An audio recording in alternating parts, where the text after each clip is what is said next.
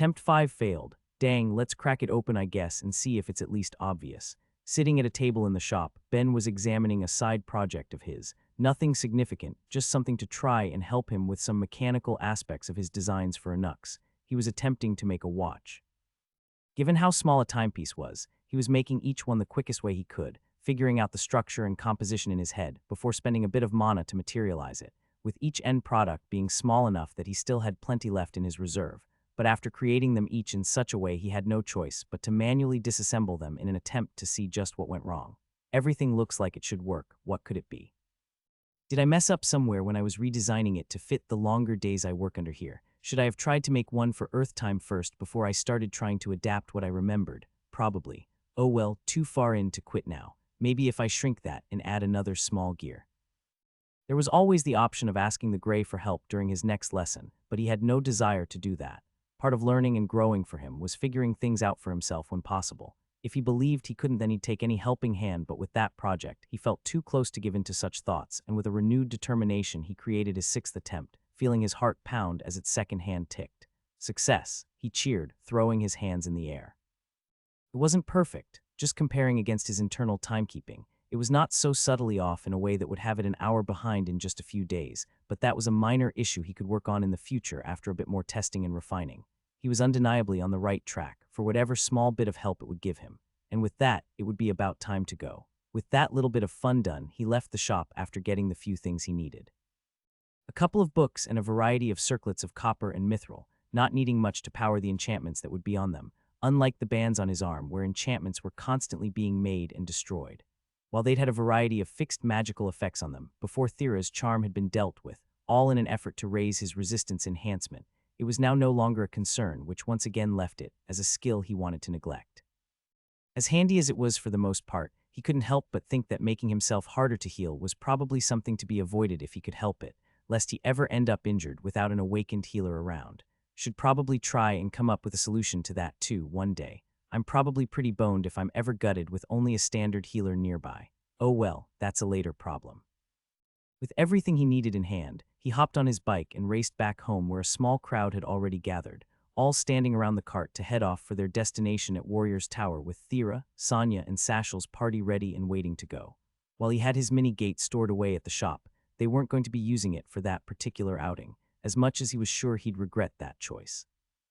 Even though Sashel was aware he'd made it given how he'd wanted to show off after his success, they were keeping the other end in the home of a nation's queen.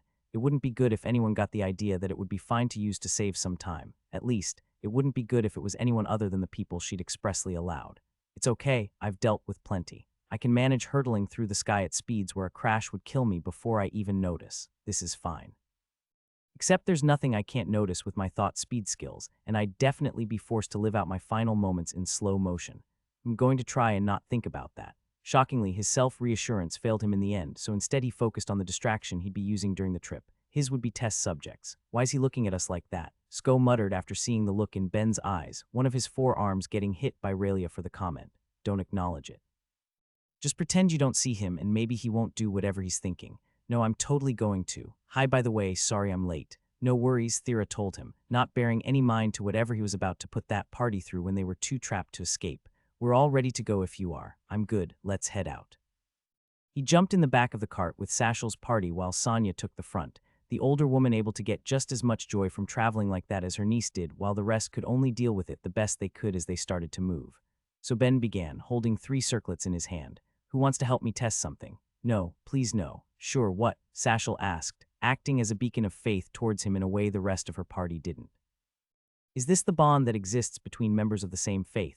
Her party doesn't deserve her. New circlets. When I'm done with this meeting, I received a request to help teach someone in a different god's faith, so these are just designed to speed up the process. Come on, it will be fine. And by come on, what I actually mean is I'm providing you guys with strengthening potions, so put them on already. So what do they do then? Raelia asked, at least wanting a solid answer before she wore it. If I made the enchantment correctly, it should split your mind to give you a second one while at the same time boosting your reading speed and ability to retain information. At least that's the hope. But I actually need to test them before I get there to be sure, so on with it. It was an enchantment made with both unnatural mind and knowledge after Ben had a certain epiphany. Had there ever been someone with both an awakened enchanting and the knowledge skill before? From what he could tell, the answer seemed to be a firm no. meaning there was lots of room to put that particular combination to work. He just needed to see if he could make it happen. He saw a few faces scrunch up when they heard their minds would split, but obediently put them on from there, and he reached into his bag to pull out a book each, with Satchel getting a book on the more complex plant spells he had found during his reading in the library, making her eyes light up in excitement, while the other two got something more generic since he didn't know enough about their interests to care when all he needed to see was how well they'd learn. And to do that he reached out and connected to them, experiencing each of their minds to see how well the information was absorbed and retained, along with finding a terrible little idea in one of their thoughts as Sko leaned back, trying to let the circlet fall from his head, off the edge of the flying cart. Can't have that. The moment it slipped, Ben reached out with his magic to catch it and push it down firmly onto the man's skull, giving him a silent look as he did while the other knew he'd been caught and meekly went to his assigned reading. Good. With nothing but time from there, he examined both their minds and their memories while they read, looking at how well they absorbed the information and comparing it against how well they seemed to learn in the past, with results seeming promising. They aren't retaining it with perfect accuracy the same way a proper holder of the skill would, but it looks like they're properly taking in the important concepts. It's possible they'd even be able to completely memorize some passages given either a few rereads or tweaks to the enchantment itself. Maybe lowering the speed reading aspect could help them take in more, or better yet, split their minds a couple more times. I'm sure they'd each be able to handle 5 without any problems well. They should all be finished with their first book soon enough, and I can make my modifications from there. After all, it's a long ride. With those thoughts and more ideas forming in his head on how to improve the design, 2 of his test subjects couldn't escape the small shiver running down their spines as their journey went on. The next couple hours of flying were relatively peaceful, at least for himself. He tweaked and modified the enchantments as he went, getting them to the perfect balance of both comfortable for the user while still accomplishing their design task, ending up with a final product just a little better than it started, with the main change being the mind split it caused became a bit more bearable for those feeling its effects, even if he couldn't keep himself from thinking that 2 of his test subjects were just being unreasonably whiny by the end. Especially compared to the motivation Satchel gave him when they finally reached the gate. "Whenever you get back, is this something I could afford if I wanted to buy one?" she asked, not seeing her companion's surprised looks at wanting something they couldn't help but find extremely unpleasant, even after the improvements to it. "I feel like I just learned more in the last few hours than I have after weeks of reading in the past." Ben put a hand on her shoulder, a warm yet serious look in his eyes when he spoke. "Satchel, I just want you to know that stuff like this is why you're my favorite in your party, by a large margin. You can keep the one you're wearing, free of charge. I only need 2 anyway, so since the others don't seem like they're going to want them, you're good. Hope it helps you with your practice." While the material cost for it might have been expensive for a normal person, compared to other things he'd make it really wasn't that much, incorporating just a bit of mithril for powering the relatively mono-light enchantment placed upon it. For him, it was nothing hard to give up, especially considering who he was giving it to. Probably for the best to let Myriad's Oracle have something that will help her learn new spells and ideally live a little longer depending on how the next wave ends up. Hell, it might be a good idea to send them to all of his believers. He only has a few hundred still, right? Nothing wrong with giving them a tool that can help their growth a bit. "Excuse you, you're a god. Tell them to wear them if they're ever in a learning environment and explain how it will help them in the long run. Hell, sprinkle in a bit about how you'd like them too because you just want the best for them and you're worried given the troubling times. If I'm going to go out of my way to try and help these guys, that's literally the least you could do." "Are you kidding me?" "Of course it does, it's integral to the design. Actually, you're totally right about it being useful to the world as a whole too. Screw it. Myriad, give me the quest. I'll talk to Killy later and donate a bunch of these in your name for the library to use. If I make a couple hundred, I should be able to help a bunch of mages learn new spells which helps the world as a whole, right?" Of course, he laughed to himself. Thera's flying through this one, and it's not like I'm going to take it for the easy bit of experience on the next one, right? Hey, careful what you're saying. I still remember you accidentally giving me the maniac title. Before he could retort, they ended up at their destination, and the city where the meeting would be held to see where the world wanted them to fight. They'd arrived at Warrior's Tower. It was a place he didn't have too much interest in, at least not compared to the Magic Towers or Craftsman's Tower before the city had fallen to ruins, for the simple fact that there wasn't much there to stroke his interest. While he had some curiosity about the tower that gave the place its name stretching into the sky, he doubted he'd be seeing any design choices on the enchantments that powered it that he wouldn't be seeing on any of the others. But I guess the architecture is interesting at least. Unlike other places where people would live, Warrior's Tower was a city built from the ground up for a single purpose: for people to come and train to fight. Everywhere he looked, Ben was seeing buildings and rings dedicated to letting people hone their combat skills, with the only shops in sight being ones that sold either equipment or potions. More eye-catching than any of that, though, was what sat near the heart of the city, right beside the tower that gave it its name. A giant stone coliseum was there, ready to host any extravagant event the city might hold, or in their case, the meeting spot to learn where they'd be ending up. With their destination in sight, even from afar, they first found the embassy for Analia to drop the cart off before walking the streets, aiming for that landmark as everyone took in the sights that came with a new place, with Ben using the location as a chance to make new skill rings. With a crowded city like that, there was always a good chance he'd find a handful of rare ones he didn't already have in his library, and he had no issue taking them as he reached out with deep connection, happy to see just what was on offer. Oh sweet, someone with a Tier 1 analysis. Or at least it would be sweet if I didn't have verbum to abuse now. Still, might as well grab a copy in case there's anything I can do with it. And other than that, oh crap, Thera, come with me. The rest of you just wait here for a bit, would you? He didn't give them time to respond, instead taking his girlfriend's hand and dragging her off, turning around to follow another person walking the streets. An unassuming man of some mix of races he couldn't begin to guess at. It was someone who would never have caught his eye if it weren't for the murmurs going through his head when Ben had connected to him, and after using his power to dig through his memories to confirm, it wasn't just a silly thought he had no choice but to act in the face of what he was seeing. The man had someone locked in their basement.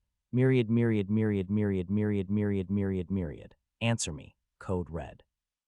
I'm about to do something rash, and I need you around to help out.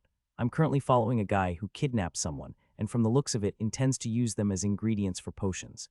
Do me a favor and get any guards or Templars around to capture him after I flee the scene, he said, leaving his god to process what he'd heard as he connected to Thera to discreetly pass on a different message. Hey, I need you to trust me and trap that guy in something thick enough that any passersby probably won't be able to help him escape, and preferably do it discreetly so we can just slip away after. I know this probably sounds crazy, but see, the thing is, he didn't get the chance to try and explain. She was already casting her spell before he could finish, and he watched as the ground rose up around the man, gently pushing others away as the kidnapper was left encased in walls that were meters thick, blocking a good portion of the street in order to keep him trapped. And that's why you're the best. Okay, and are you still listening, Myriad? I'll give you the guy's address, so send someone to help there too, please, and I'll go back to deal with my day. There was a group gathering to see what happened, but as far as he was concerned, it wasn't remotely his problem, so he and Thera slipped away from the growing crowd, back to their companions, who were all well aware of whose fault that was. So what the hell was that? Sko was the first to ask, giving voice to what the rest of them wanted to know, with Thera also casting her eyes to Ben, more than willing to trust him at the time, but wanting an explanation now given that she just very publicly committed a crime. Nobody worry, Myriad's aware of what happened, but long story short, that guy has someone chained up in his basement to turn into potions. Given that that's, bad, I just stepped in to stop it. How could you possibly know that? Relia asked, giving him a confused look. In case you forgot, I have this handy-dandy mind-reading skill as a perk for believing in Myriad. I'd personally recommend it if you feel like converting. Don't you need to touch someone to use that? Ah yeah, guess I have been at least a little successful keeping that a secret in town. At least until now, that is. I awakened it and increased the range, he admitted with a shrug. Do me a favor and keep that to yourself. Wait, so you just casually read people's minds? Sko recoiled, getting a blank stare in return. Yeah, it's part of my skill, so I need to practice, and as long as I'm just doing it to passing strangers, then it typically doesn't matter. People usually aren't thinking anything interesting enough for it to matter if some guy knows what's going on in their heads. Would you rather I didn't and some guy got turned into juice? That's not the point. I know it's not, but it's too handy of a skill to not try and raise, and if I find out you're going to spread this around Stonewall and cost me any business, then we really will be having problems. Ben spoke firmly, making the implied threat clear as the other backed down. And that's an issue squashed before it could become a problem too. Okay, think that's all set. Anyway, that's done now, so can we hurry up and get on our way? He asked them, forcefully changing the subject. We don't want to be late, do we? He didn't give them time to answer, instead moving to lead the way and forcing the rest to follow as he went on, heading to the giant coliseum at the heart of the city. It was crowded when they got there, unsurprising given what was happening, but what was more shocking was both the number of people he recognized, as well as the amount who recognized him in return as eyes turned his way and small whispers went up, with the size of the crowd making even more sense as something clicked. It was full of people he'd helped awaken. After the first wave, he directly helped raise the level of over 1,000 mages, and of them, not all of them were directly tied to a nation that was saddled with an invasion point, meaning there were plenty in the world who needed to find the place they'd be of most use for what was to come. He thought there were around 100 in the crowd he recognized from his work, speaking of just how many were already tied down to a place, and it was as he was looking around he was able to see how they were to learn where they were being sent. So I guess we're just searching signs for our names, huh? Ben muttered, seeing the roughly 170 signs around the Colosseum, each with a collection of names listed under them. Not the fanciest of methods, but probably the easiest to let them group up quickly as the 6 of them went around, looking at signs until their names came up. I think something's wrong here, Relia muttered through narrowed eyes. Why have we been split? She was referring to her party specifically given they'd found their names first, or at least 2 of them with both her and Sko at one location, while Satchel's was nowhere to be seen, and Ben couldn't deny it was weird. The 3 of them were registered as an official party through the guild. There was no good reason they should have been split up, especially not when the missing person was the one who was a major factor in elevating them to a rank 3 party. It was obvious the 2 of them weren't happy with seeing that either, even as Satchel tried to calm them down. It's fine, guys. I'll find where I'm supposed to be and ask about what happened. It's probably just a mistake.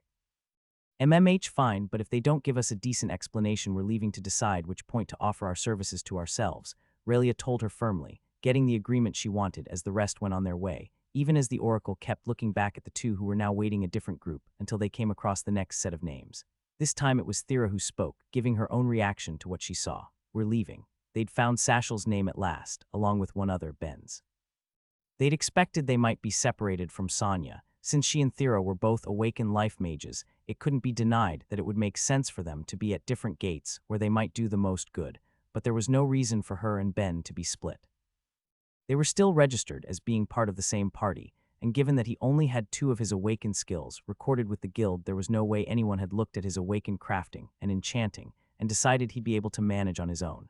Seeing it gave him the same gut instinct too, but the fact it happened to both himself and Satchel left him wanting answers. We will leave, but first I want to figure out why they tried to split us.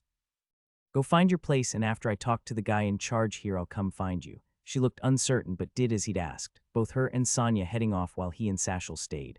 Well, let's get to the bottom of this, shall we? He started pushing his way through the crowd, Satchel close behind him, with the 2 only stopping when Ben heard something. A small voice calling a familiar nickname. Legs, is that you?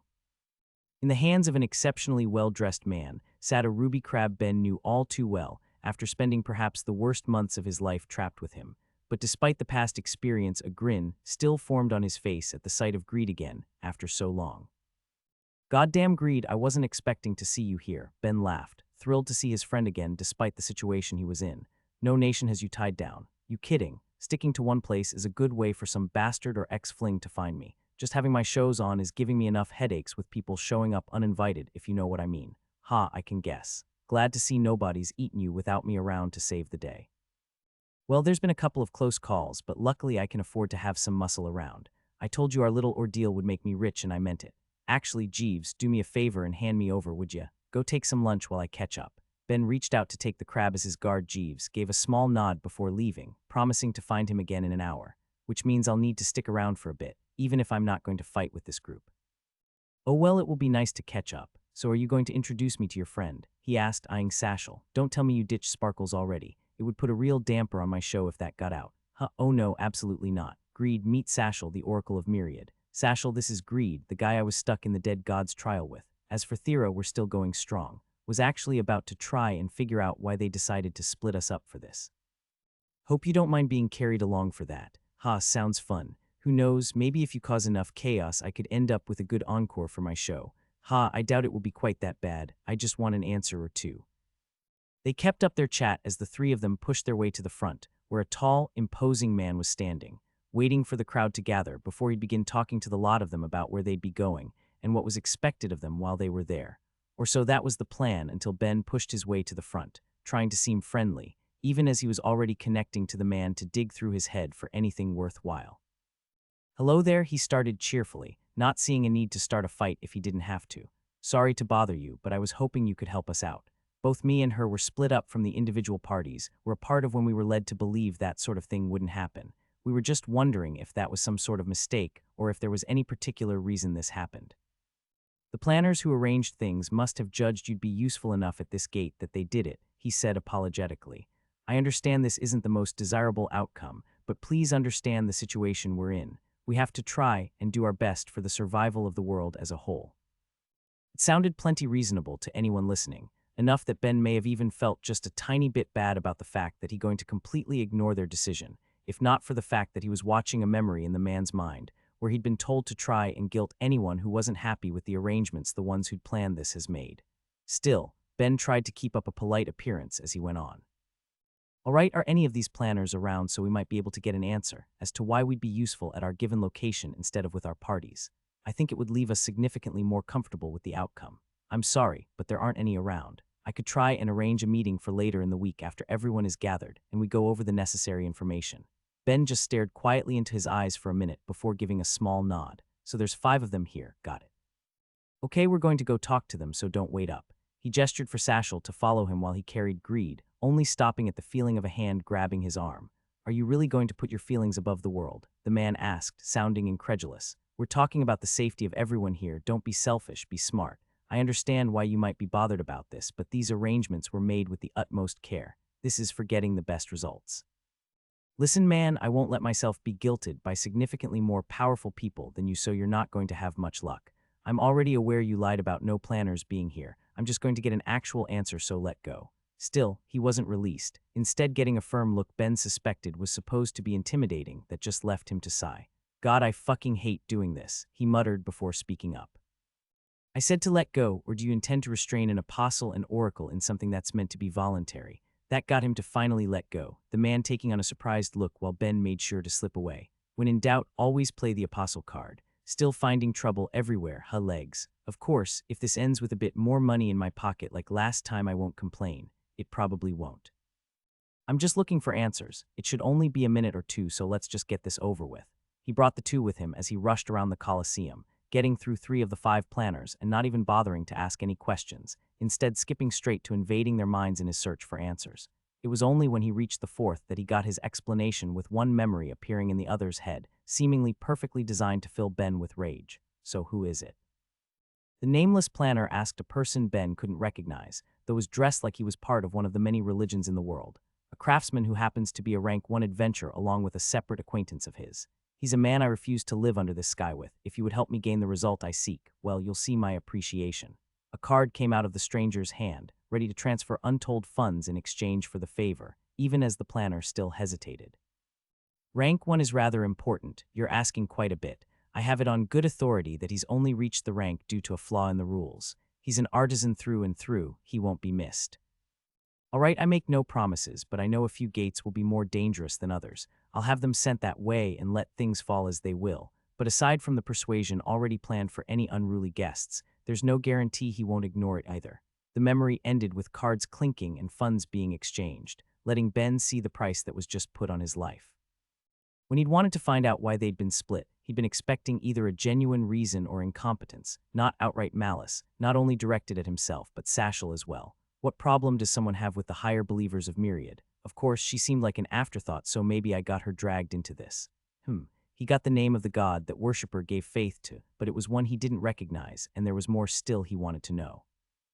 It needed more investigating, and he didn't hesitate to plunge deeper, seeing others who had had bribes placed against them to lower their chances of survival, including an ex-lover of Greed's landing him in the same group by coincidence, with each memory building up inside of him to create a single feeling: rage. Ben didn't think himself a great person. Even if they had a real reason for dividing him and Thera, he would have ignored it, but that wasn't true of everyone there. These were people who were going to knowingly put their lives on the line. For a single one to die due to that sort of corruption would be beyond outrageous by any reasonable standard, let alone to line someone's pockets. He didn't need to think about what came next. Every mind in his head was unified in a single action, materializing thick chains around the corrupt planner. When he was finally beginning to notice the look Ben was giving him before Ben used nearly the rest of his mana to raise the ground beneath him to stand above the crowd and apply an enchantment to one of the bands on his arm, holding it up to his face to let it act like a microphone. Warriors and mages who have come to fight for the world, may I have your attention, he yelled out, drawing all eyes to him with his volume. I am Ben, apostle of the god Myriad and holder of the Awakener title, after helping many of you rise to greater heights, and I'm here to tell you you're being deceived. The crowd's eyes pulled to him, with the many he'd help awaken listening carefully, fully feeling the debt to the one who'd helped them achieve more power than they'd ever hoped, with their serious looks only raising the focus of those who didn't know him, aided by the initial trust that came with the fact that he was an apostle. Some of you have been separated from your parties. I'm sure they told you it was for the world, but that's a lie. It was all to make this bastard richer." He yelled out, hoisting the terrified planner to the air as murderous eyes assaulted the man. He at least has been arranging for people to end up at more dangerous points to lower your chances of overcoming this battle. One of the people paying him was even the representative of another god. The air filled with bloodlust at his words, the people there seeing his rage and being pulled into it, letting him rile them up further into the anger they wanted to feel for that sort of betrayal. "Tell me, is this what you're prepared to fight for?" "No," the scream went up, Ben having their feelings in his hands the second he'd gained their trust with his credentials. "Is this what you're prepared to die for?" "No." "Good, then come with me and let's get someone to answer for this." With the crowd fully behind him, he marched out of the Colosseum, the trapped planner at the edge of panic for having been discovered, while those he came with had their own reactions. Thera and Sonia were both enraged enough hearing everything that they were happy to join along, while Greed found himself faced with a potential bit of inspiration for some new material, just like he joked about.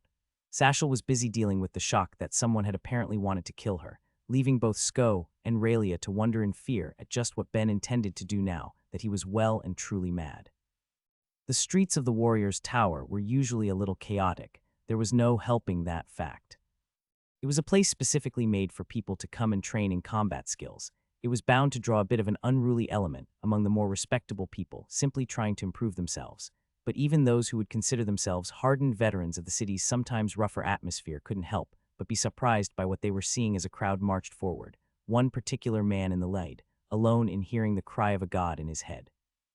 "Of course I'm having fun. I've never started a riot before." It wasn't like he'd lost his rage. Someone in another faith had just tried to kill him, and he didn't even know why, along with more than a few others who had been put in a worse spot because one unscrupulous individual had been willing to take some bribes instead of being willing to focus on prioritizing the world as a whole. But Ben was a man who contained multitudes. His mind was complex enough that even if only a couple of dozen thoughts in his head had calmed down, it was still more than enough to enjoy the thrill that came with leading an angry mob all the way to the city's communal church, where it looked like some watching gods had already notified the priests within as a group stood outside to greet the crowd. "Calm down, please, all of you calm down," the oldest of them, and likely the church head, yelled out. "We've already been informed of what has happened. The gods will take charge of readjusting who will be sent to each point, and the one who abused his authority in this situation will be properly punished to the fullest extent of the law for his crimes. There is no need to go further than this. You say the man will be punished, but what about those who paid him to begin with?" Ben yelled back. "Make no mistake, this was attempted murder. Will they all see the same punishment such a crime deserves?" "Yes." "Yes, of course, so there's no need to go on with this any longer. Even the Oracle of Olencia." It was the identity of the one who tried to arrange both Ben and Sashel's demise, ripped from the mind of the planner, and it was a bold enough reveal that the priest hesitated, just long enough that Ben took hold of the conversation, turning again to face the crowd. "I thought not. We can't stand for this just because they're an oracle. We are all equal in this world, unified by our shared threat. A priest, an oracle, an apostle, no life stands as more valuable than your own, not even that of the gods. Why should anyone get slapped with a light sentence for a crime against another because of the position they hold? A crime that specifically tried to take advantage of the danger the world's in. A crime that ignored proper need in order to cull a few, with the potential to leave the entire planet worse off in the process. I ask you all, are you satisfied letting that stand?" "No." The crowd screamed, the mob mentality breaking even the bread in reverence for the gods. "I thought not. We demand real justice, not whatever slap on the wrist his god wants to provide. In a relationship where they feed off our faith and give so little in return, it's time they realize the value we have." "Maybe." Fine. As the apostle of Myriad, I tell the gods this. Punish the ones who attempted these crimes against the world's fighting force, or we'll make sure you see firsthand how much more you need us than we you." A cheer went up amongst them, both those he'd lead from the Colosseum and those who'd joined along the way, their curiosity or destructive desires bringing them into the crowd to hear his proclamation, with their feelings made clear from the notification going off in his head. "Oh, I kind of get the first one. I'm definitely making a scene, but what the heck is title holder? An achievement-type title again." Myriad sighed. "Sounds good, just a sec." He ran ahead, greed still in hand, before turning back to address those with him as he went to take a seat in preparation for what was going to come next. "It looks as though the gods are calling me up to talk about the Oracle, who'd been attempting to assassinate both myself and the Oracle of Myriad. Just let it be known here and now, I plan on taking them for all they're worth." He gave a manic smile with the statement that the crowd ate up, much to his satisfaction. Realistically, there was only so much he could get out of the gods for what happened. He wouldn't be able to get the benefits he wanted for hundreds of people, but it was important to have them on his side beforehand, so the gods couldn't try and run a smear campaign for it after the fact, should one be so inclined. With as much dealt with as he could, he put his enchanted band down for greed, asking him to work the crowd as Ben closed his eyes and brought himself to his god's realm, seeing 7 others there and waiting for him. As per usual, there was both Myriad and Helori, the two by his side given what happened, along with the golem like God Fixed who had led the last meeting he'd been a part of, with 2 other gods who'd been a part of the negotiations as well. As for the last 2, he was seeing the Oracle of Olencia, the very one who tried to lower his odds of survival, looking deeply uncomfortable and ashamed to be there, as well as the one who must have been his god, giving an explanation as to why they'd wanted him dead to begin with, leaving Ben to give him a deep smile. Hello again, Ropey. A god shaped like a wolf that by all appearances looked made from strands of rope. It was the same god who had threatened him in the last meeting he'd been in. The same one whom Ben had punished by denying each of his believers the chance to awaken, losing him more than a few in the process. Mortal, he acknowledged with a snarl, leaving Fixed to raise a hand, trying to calm him. Apostle Ben, the stone god, nodded, getting the same in return. I suppose it's obvious what brought us here, so what do you say we cut to the chase and discuss how to handle this in a way that can leave all parties satisfied? I think I can tell you straight out the gates that there's no conceivable future where everyone leaves satisfied. Who, maybe so, but I'd still like to try. The planner who'd been accepting bribes, Tutu, along with all of the mortals who'd given them in the hopes of having their enemies injured or killed, will all be appropriately punished, with the first facing execution, and the others looking at the same or a split between varying years of imprisonment, or serving in the future waves if they have the skills to make it work depending on the circumstances that lead to their crimes. The issue is what to do with the Oracle Qwent, execution. Ben didn't blink saying it, staring at the man he would happily condemn to death. The Oracle had tried to not only kill him but had even dragged Sashel into it, likely only due to the fact that they shared the same faith. He saw no reason he should be merciful, nor any reason he shouldn't get that punishment, even if Olencia wanted to argue. How dare you? Qwent is a proud member of my faith. One little lapse in judgment does not demand a death sentence. If he's a proud member, then I wonder how garbage the rest of them are. Ben laughed in his face and got to see the gods contort into a deeper rage as a reward. This is no lapse in judgment. You don't just happen to stumble upon one of the guys in charge of helping plan for the invasion and do that as a spur-of-the-moment thing. This was premeditated, and frankly, I want to know if you're involved. It was all me. Qwent shouted now that accusations were being tossed at his god. Olencia has done nothing wrong. I'd heard how his worshippers were being denied by you, and... That's enough, his god silenced him. It doesn't matter how it happened, my people need their oracle. He's trusted among them, and this is a delicate time, you all know that here. Which gets to the heart of the issue. Fixed nodded before directing his gaze back at Ben. So tell us, Apostle of Myriad, how can we resolve this in a way that doesn't leave Oracle Qwent dead or imprisoned? You mean how do we solve this without this asshole being punished? He asked sarcastically, getting a weary response. I'm sure you're able to think of plenty that might satisfy you. Well, that's true. He could see on Qwent's face a look of relief growing that annoyed him to no end, and he was fairly sure he knew where Fixed thought he was going to go with this anyway, especially after his past dealings with Enith. Fine, if you don't want to actually punish the main perpetrator, then I suppose it will be up to his guardian to bear the cost. Ropey, give both me and Sashel your full blessings and open up your church coffers. You'll be treating the rest of those in the crowd to dinner and drinks tonight.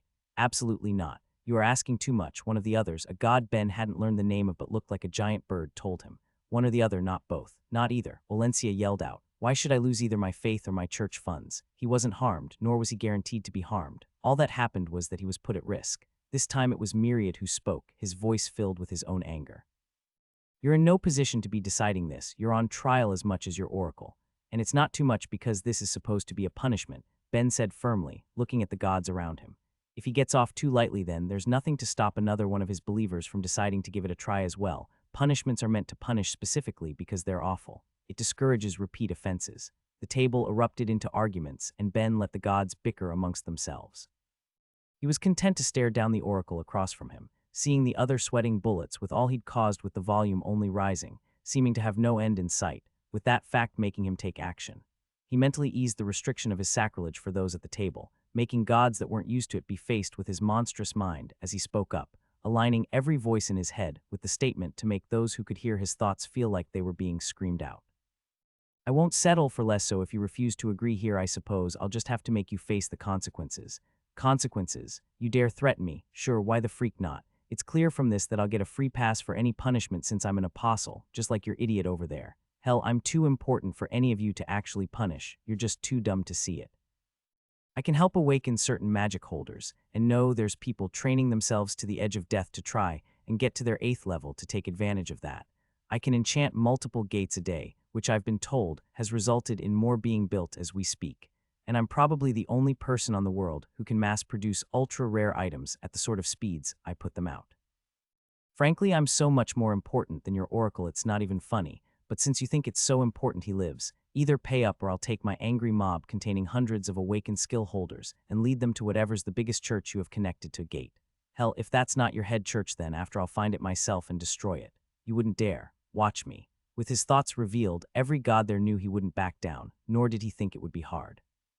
It was just a building, albeit one strengthened with a god's divinity, but he was sure there was no end of things that he could materialize and enchant his sacrilege on to give him the destructive power he needed.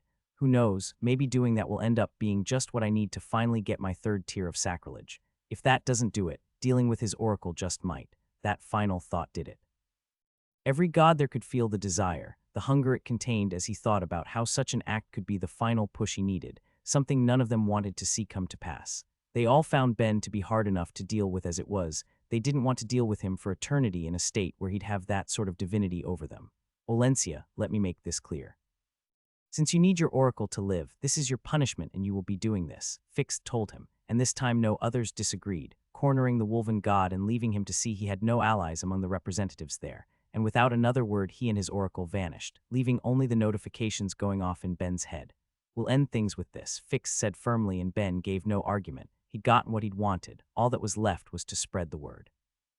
Giving one last nod to the gathered gods, Ben went back down, hearing as Greed kept yelling through the mic and catching a look at Sashel's confused face at gaining a new blessing, but decided that could be left for later. He had something else to say as he got up, bringing the crowd's eyes back to him. Eat, drink, and be merry, cuz tonight everything's on the Church of Olencia. A roar of excitement went up with the announcement, and with it, a party broke out. In their realm, the gods gathered for a meeting. It was the sort of thing that had been happening frequently since the invasion points had been marked, an unavoidable consequence of their increased workload when they were all doing their best to keep the world and the lives of their mortals from ending. But more and more often they found the topic coming back to one particular mortal who'd been leaving his mark. I trust no one else here has anyone in their faith aiming to end the life of Apostle Ben, Fix said as he looked around the room, many complicated expressions to be found in the crowd. It wasn't because they had worshippers attempting the same outrageous goal as some of those who gave their faith to gods like Olencia or Enith, but for a different matter. They were gods, they stood above mortals as guides and rulers, but more and more they were finding themselves having to bend to Ben's desires, at least when any event came to bring such a thing up. And it might only get worse since he seems to be realizing just how valuable he's become, one god muttered, prompting a laugh from another in the crowd as Nair spoke up. Ben is still heavily undervaluing himself. You don't need to worry about that, he said. It's actually shockingly hard to make him see the full scope of his worth, though at least the fact that he's begun to notice the depths of his accomplishments is progress. And what exactly is he not aware of? Fix asked, already envisioning a future where he'd have to act as a mediator between Ben and the gods again sometime soon, ignoring a few of his other projects and discoveries, his potential. With all of the awakened skills he has, he finally understands that he's good, but he still doesn't properly appreciate how good. Nair laughed again, seeing that those who didn't keep an eye on the boy wanted more, while those who did could only shake their heads or equivalent body parts. Since the last time it's come up, he's gained a dozen more jobs, with half of them being a master branch or farther, and that's not even counting the blessings he's gained or his skill levels. There's some bets going on amongst the crafting gods keeping an eye on him, with the odds being in favor of him having either his crafting or enchanting at the 9th awakened level in the next 5 years, assuming we win. Is this true? The stone god asked the question that many wanted to know, hearing that, with the various crafters agreeing while Nair went on. That's nothing. We're placing the odds of him getting to the 3rd tier of either skill within his lifespan at around 60%. 60. A number of those there felt headaches growing at the thought. Those were high odds, too high. Even when aided by a soul mage, the few contenders across the world would likely only get an estimate of 40 at the very best. For a mortal to be appraised so optimistically by so many gods, it was unprecedented. Of course, I personally put both estimates higher. He's an interesting one. I find myself hoping he ends up among our ranks, Nair said, expressing a sentiment that so many disagreed with. Who knows, maybe it won't even be specifically as a crafting god. So many there thought it was in reference to Ben's sacrilege, but Fix had known Nair too long to believe the magma-like god could be hinting at anything so simple, and instead directed his eyes to the one the boy gave his faith, with Myriad looking tired from the talk going back to his apostle. I can't personally comment on his chances as a crafting god, but if we're to look at his odds of becoming a mind one, I would place them at a minimum of 80%. AD. An eruption went up at the words. How could it not? Mortals were meant to struggle for godhood. The fact that the crafters thought his odds were so good was already outrageous, but for his odds of becoming a mind god to be that much better. There were some in the crowd who didn't believe it, but their voices were few. Whether they liked it or not, many were beginning to believe in the potential Ben possessed after the accomplishments they'd seen, and with his mind like that. Fix thought to himself, looking back at the shape of the mind that he and the others had been shown just a little earlier. It was actually worse that Ben wasn't already at the third tier when one considered the structure his mind had already taken. Just what would become of it if it grew more? It spoke of a future bearing a mind god like no other, at least until Hilary spoke. I disagree. You think he won't achieve it? He asked, her voice relieving more than a few. It was well known she gave the mortal plenty of her time as well, and as a goddess of knowledge, if she was to argue it then, it would give some peace to more than a few of the other gods there. Unfortunately for them, it appeared that wasn't what she was doing.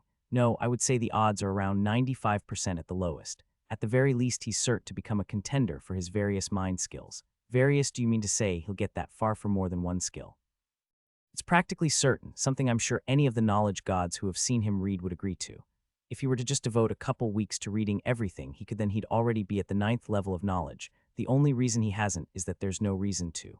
Beyond that, he has other mind skills that seem to be growing on their own, with every mind job giving him levels and acting in a feedback loop to raise each other up. The faster he thinks, the more he can increase his number of minds, and the more minds he has to practice his thought speed skill, with the faster he can level it up. It would actually be more shocking if he doesn't become a mind god. The fact that all of the gods close to him seemed so sure could only be a point of stress. If it was just Myriad, it could have been chalked up to the god having too much faith in a promising believer it happened. With others being just as confident, or even more so, that meant they needed to be genuinely prepared for him to enter their ranks. The potential to have multiple third-tier skills, that would place him third in history, wouldn't it? One muttered, a god who just happened to be the first who'd accomplished such a thing, being one of the sole gods who had used all of their free time as a mortal focusing on raising themselves when not trying to raise others. Which is still a problem, another pointed out. It's not like his sacrilege will go away, even if he does rise up without awakening it again. It was an issue on many minds. There were a few differences between those born to godhood and those who achieved it, with one of the key ones being the nature of their divinities. Natural gods would find themselves with 2 or 3, such as how Nair was a god of challenge and craft, or how Hilary was one of magic and knowledge, but ascended mortals were different. When a mortal rose to godhood, they'd have their main divinity, their tier 3 skill, which would be as powerful as any other gods, but instead of having a second, they'd have a variety of lesser divinities as well that matched the skills they'd had in life, all at varying levels of power. The 2 types of godhood had their own strengths and weaknesses, of course, with the first usually having slightly more power overall so long as they were working within the aspects they represented. But when it came to the mortal gods, they were typically better at acting outside of their main divinity without having to spend as much faith. Overall, there were differences, but not enough to cause issues or create any sort of class structure within their ranks, but it still meant there was a problem they'd have to face. If Ben really were to become a god of anything, be it crafting or knowledge or some other mind skill, he'd still have a divinity that had sprouted from King of Sacrilege, no matter how much weaker it would be for not awakening. If it doesn't awaken, Fix couldn't help but notice that no god the boy was close to commented on the odds of him achieving that particular skill, not that he intended to pry. While he personally didn't enjoy the prospect, he wasn't going to be as negative and fearful of it as some others were, and he decided to call the meeting to a close before anyone could get to bringing it up. It sounds like all expectations don't see him achieving the 3rd tier soon enough for us to be concerned about these what-ifs, he told them all. If the world survives, we can worry about how we'll be welcoming Apostle Ben to our ranks then to ensure things will be smooth in the future, and if not, then it will no longer be a concern. For now, I believe we've finished all we needed to, so it's about time to bring this to an end. I'll see you all again in 2 days. They each began to slowly leave at that, clearing the realm until he was eventually alone, and I suppose I should prepare for a future where I'm forced to mediate more and more. He thought with a tired sigh, looking forward to the day he could get a break. The sounds of partying could still be heard filling the streets by the time Ben woke up the next day. His usual trip to Myriad's realm canceled that night due to a sudden meeting that he had no problem guessing the cause of. Still, it was early enough in the day that he didn't feel the need to wake Thera up quite yet for them to go off to fulfill Nair's request, so he instead spoke in his head, trying to get his god's attention. Myriad, myriad, myriad. Answer me, Myriad. I'm so in need of a conversation partner right now. I got 3 new titles yesterday. What do you think I want? Okay, fair, but I was more curious about the one weird one. Title holder. Sounds kind of redundant, doesn't it? Either when I have some free time while teaching Nair's grandkid or after I'm done, yeah, but I at least have a pretty good idea for its acquisition condition in the meantime. I gained it immediately after my 20th title. I'm thinking that the system might have given it because of that the same way I got Skill Learner for the 3 new skills. Any way you could check for me. Wait, really? They don't seem that hard to get. Myriad said dryly, being dismissed with a snort. I'll have you know I'm super low-key. The average person has no idea who I am. Okay, ignoring that, since I'm probably right about how I got this title, and I know there are titles for skills too, what do you think the odds are that there's one for jobs I could snag? I'm at 31 currently, 32 if you count the one I'm working through. What do you think I'd need to reach to be able to get that cheeky little bonus? Because it can't be anything bad, duh. And since it can't be anything bad, it might be worth getting. So is there one? Myriad told him. Wait, I might be able to break a world record by getting 50 jobs then. Easy. It's not like I'm going for it soon. I already know what my next job is going to be, but it doesn't hurt to think ahead. When I look at all of the options I know I have, I'm pretty sure there's 9 that are low enough that I could finish them in a week, maybe 14 if I give myself a month. And I already know some of the ones I'm thinking of would give me advanced options that are still well below anything an awakened skill holder would normally take, so it would actually be even more than that too. I don't actually think it would take that long if I put my mind to it. Never. If anyone else wants it, then they can also take the time to plan out how to efficiently level their jobs and spend the hours and hours of each day putting it into practice until they're done and move on to the next one. I'm efficient. Not really. I guess I should stop putting it off and wake Thera up so you can let Nair know we'll be there later. No, wait. Actually, one kind of crazy important thing I forgot to ask about after everything else that happened yesterday. What happened to the kidnapped dude? How did that turn out? Better too much than too little. And the guy who was going to be made into potions. Why would I? You can actually use that gratitude, so this worked out for the best. And any word on why he was going to be turned into potions? I pulled out after I was sure I was right about the kidnapping and didn't realize I would be curious later, but now that I am, tell me. Wait, seriously, any chance I can see it?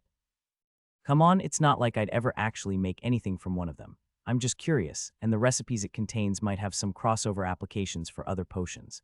Boo, I would take everything I'd learn and put it towards some super ethical uses that would change the world. Fine, can you at least tell me what the potion was supposed to do?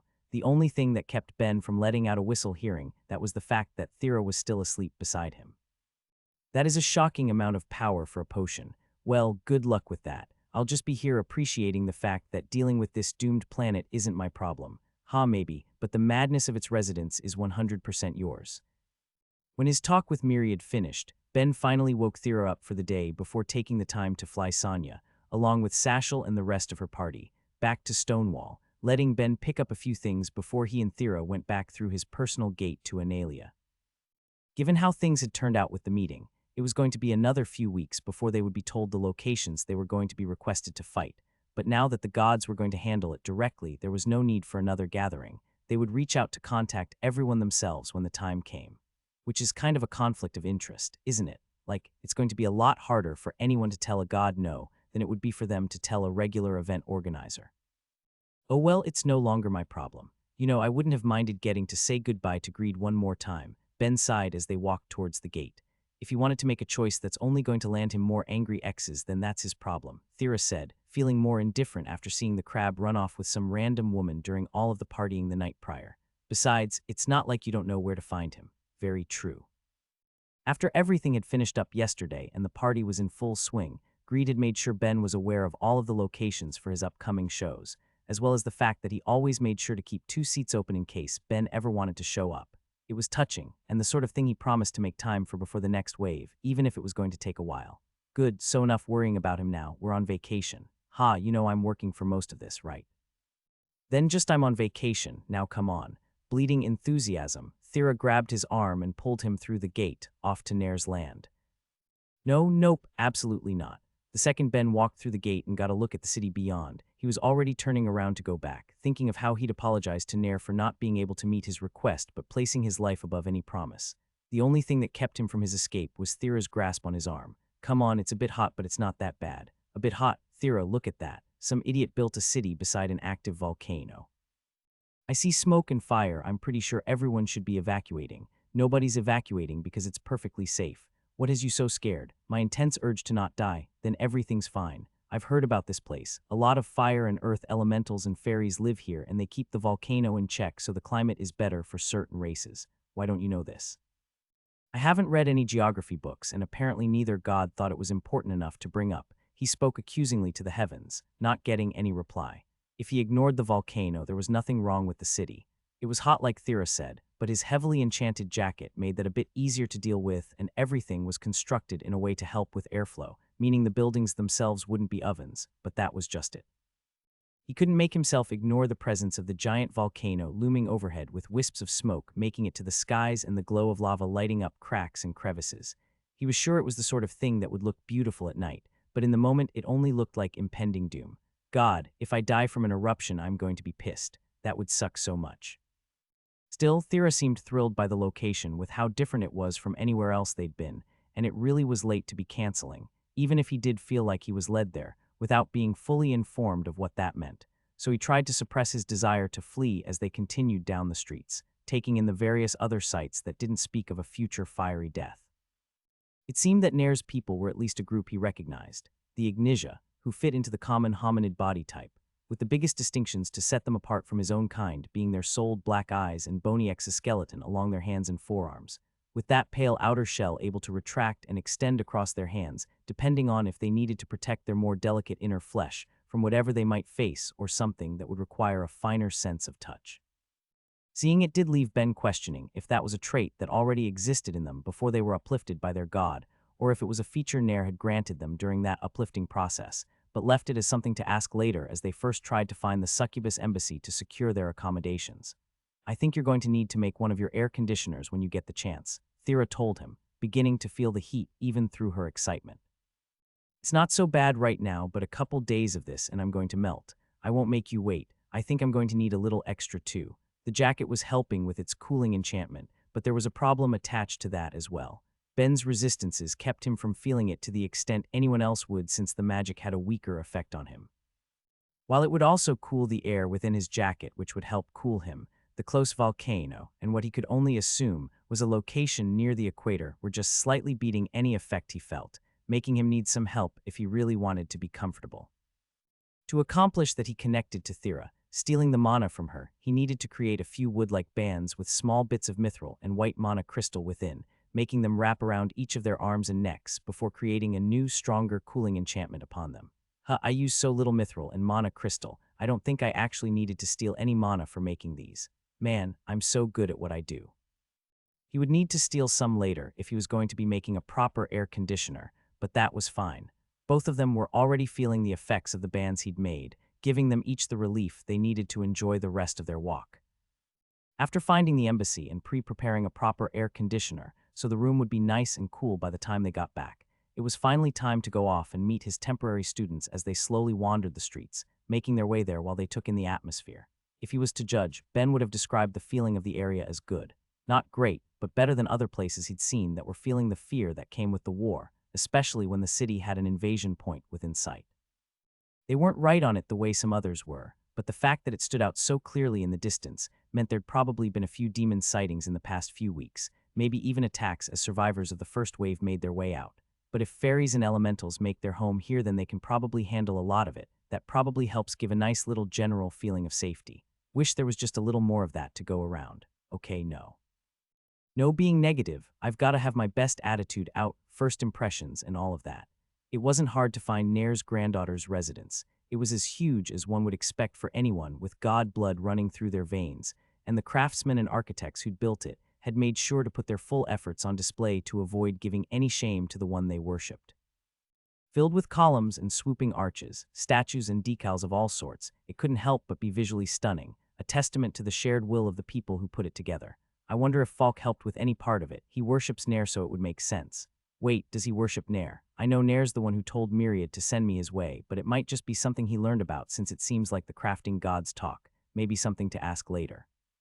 He didn't have a set time to get there that day, but didn't want to be too late, so he put off admiring the structure for another time, and instead the two of them made their way to the front gate, introducing himself as the Apostle of Myriad and proving it by showing his card before the two of them were led inside.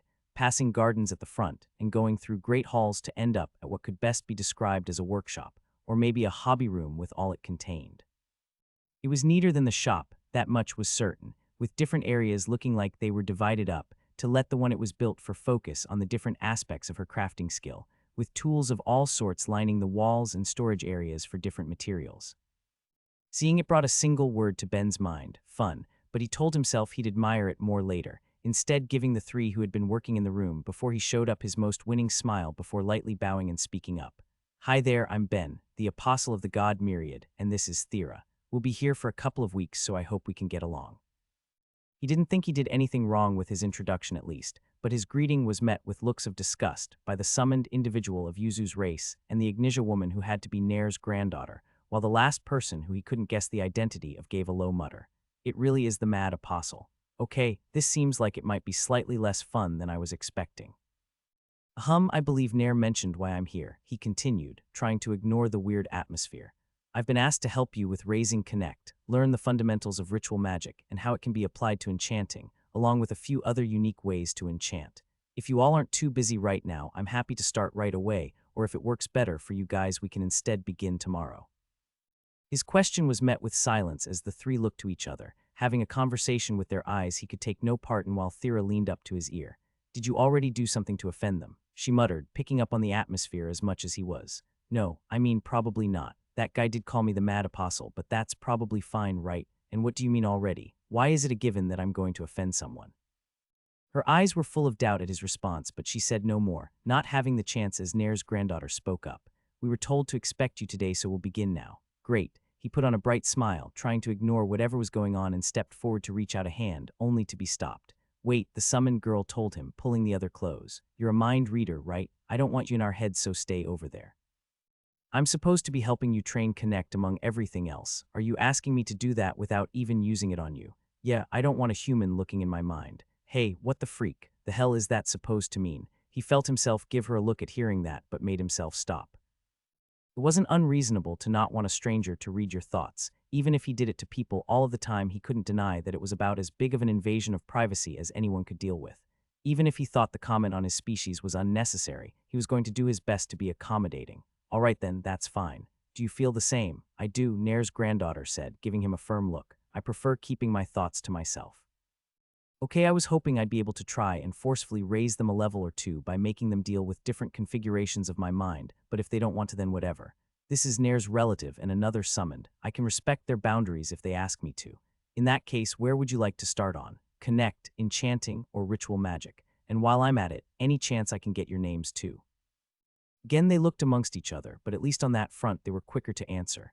"Natty, Zilly, and I am the high priest of Nair, Zalith. And that answers why he called me the mad apostle. The guy must have seen me spit on Enith. Not cool, Nair. Tell your priest that I'm really a sweet little guy and that I've been being bullied by that big mean god. Still, that might explain the attitude I'm feeling from them all." He wasn't sure about the culture Zilly grew up in before she was summoned, but the other two were certain to have grown up in a society that showed gods a deep level of respect. Hell, it was possible Natty was even on the receiving end of plenty of that respect. He may not have known how the grandchildren of gods were usually treated, but he'd seen some of how the demigod Ather lived, and given the accommodations he was in, he couldn't help but think Natty's treatment was comparable, maybe even better. "All right then, Natty and Zilly, shall we start? And Zalith, will you be joining us?" Nair only mentioned the other two, but I have no problem teaching one more. "I'm no enchanter, so I won't be able to participate, however. I'll be working in here while you're giving your lessons."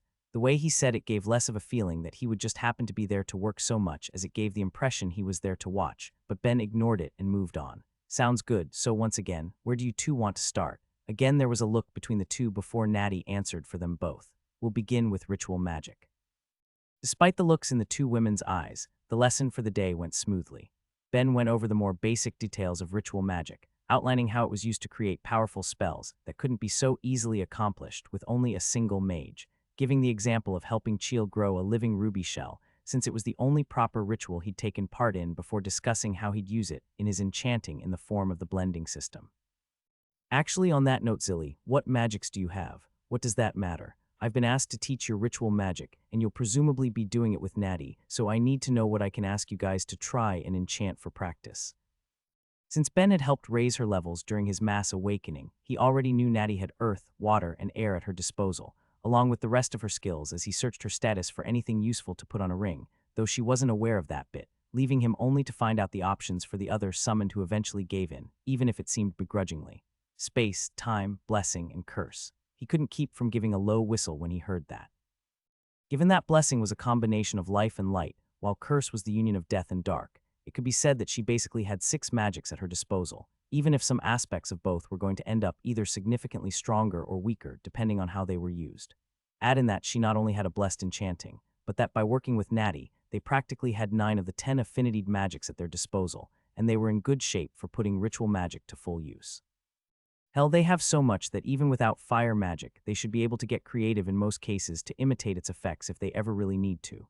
Plus, the two of them both have 5 blessed skills. Damn it, I'm jealous. Still, he couldn't help the condition of his soul. All he could do was make use of what he had, and began trying to decide just what he'd be making them do for their practice.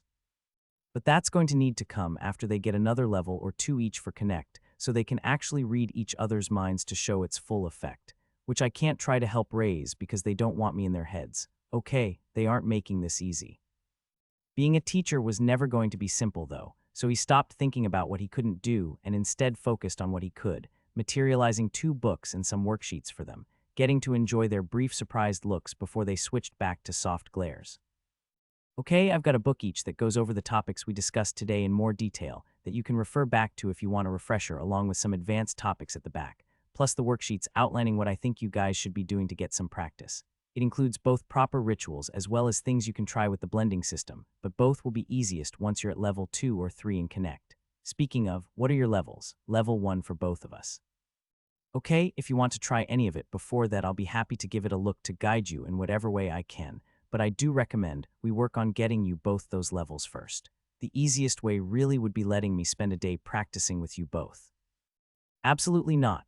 And in that case, I can only recommend getting practice by doing it with everyone and everything you can, he sighed, not wanting to push them when they both so clearly didn't want to. If this city has any tamers, I'd recommend hiring them to practice with their beasts, or maybe go talk to a zoo or something to see if they'd let you get up close and personal with some of the exhibits. Otherwise, maybe try and swing any authority you have as Nair's granddaughter to pull whatever volunteers you can. All right, I'll try and have something arranged in a couple days, Natty said with a nod. In that case, will that be all for the day? Yeah, it's getting late, so let's end things here. I'll be back again in the morning. If you're all done here as well, any chance any of you would want to join me in Thera for dinner? He put the offer out to be friendly, even if he knew their answer before he even asked, and was given disgust-filled looks in return for the attempt. Be it because he could read minds, or because he spat on Enith, it was obvious he wasn't going to be liked in his time there. But Nair is paying super well, so I'm going to be the most pleasant teacher these jerks could hope for. It was only once his invite was firmly rejected that he and Thera left, the latter of which had decided to hang out purely due to curiosity and couldn't help but regret it. Sorry, Ben, but I think I'm going to go off and explore the city while you're dealing with all of that. Don't blame you. Enith isn't even a nice god. Why the hell is spitting on him such a big deal? His question was met with a silent yet pointed look, leaving him to raise his hands in resignation. Fine, spitting on gods is wrong or something. That still doesn't explain whatever they have against mind reading. Even if it's at low levels, they're both training to raise Connect. They're both training to become mind readers. Literally, all they're doing is making my job harder. Just do your best. This is only going to be a couple of weeks. A couple weeks of this is going to feel like months if they don't warm up at least a little. The room was quiet when the two left, all of them waiting for the sounds of more doors closing before anyone decided to speak their thoughts, with Zilly being the one to break the silence. Yeah, I don't like him. Unfortunately, I agree, Zalith said. He seems a competent enough teacher, but I simply can't make myself like anyone who would treat a god like that. That's not the problem, you religious nut. Did you see his face when I said he could read our minds? He was definitely not happy, plus he tried to talk us into it again later, and that's not even mentioning trying to invite us to dinner. I knew it. Humans are the worst. While Natty tried to remain neutral, she couldn't deny a bit of distaste from the final offer as well. As one of the few on the world who could say they were a close relative of a god, she had had plenty of people try to warm up to her in the past. She didn't want to deal with more, even if they were being sent by her grandfather. Especially if Zilly is right about what else he might be here for. Still, even if that was the case, they would just have to make things clear that he wasn't welcome. As long as he left after teaching them everything they were supposed to learn, then it would be fine. Whatever else there is to say about him, there's no denying that he's well educated, she told them, trying to be positive as she walked over and flipped through the books. Skilled too, given that small display. Don't remind me. Showing off to get our attention. Gross. I think calling this showing off is a bit of an understatement, Natty told her with a thin smile, still thinking about what she'd just witnessed.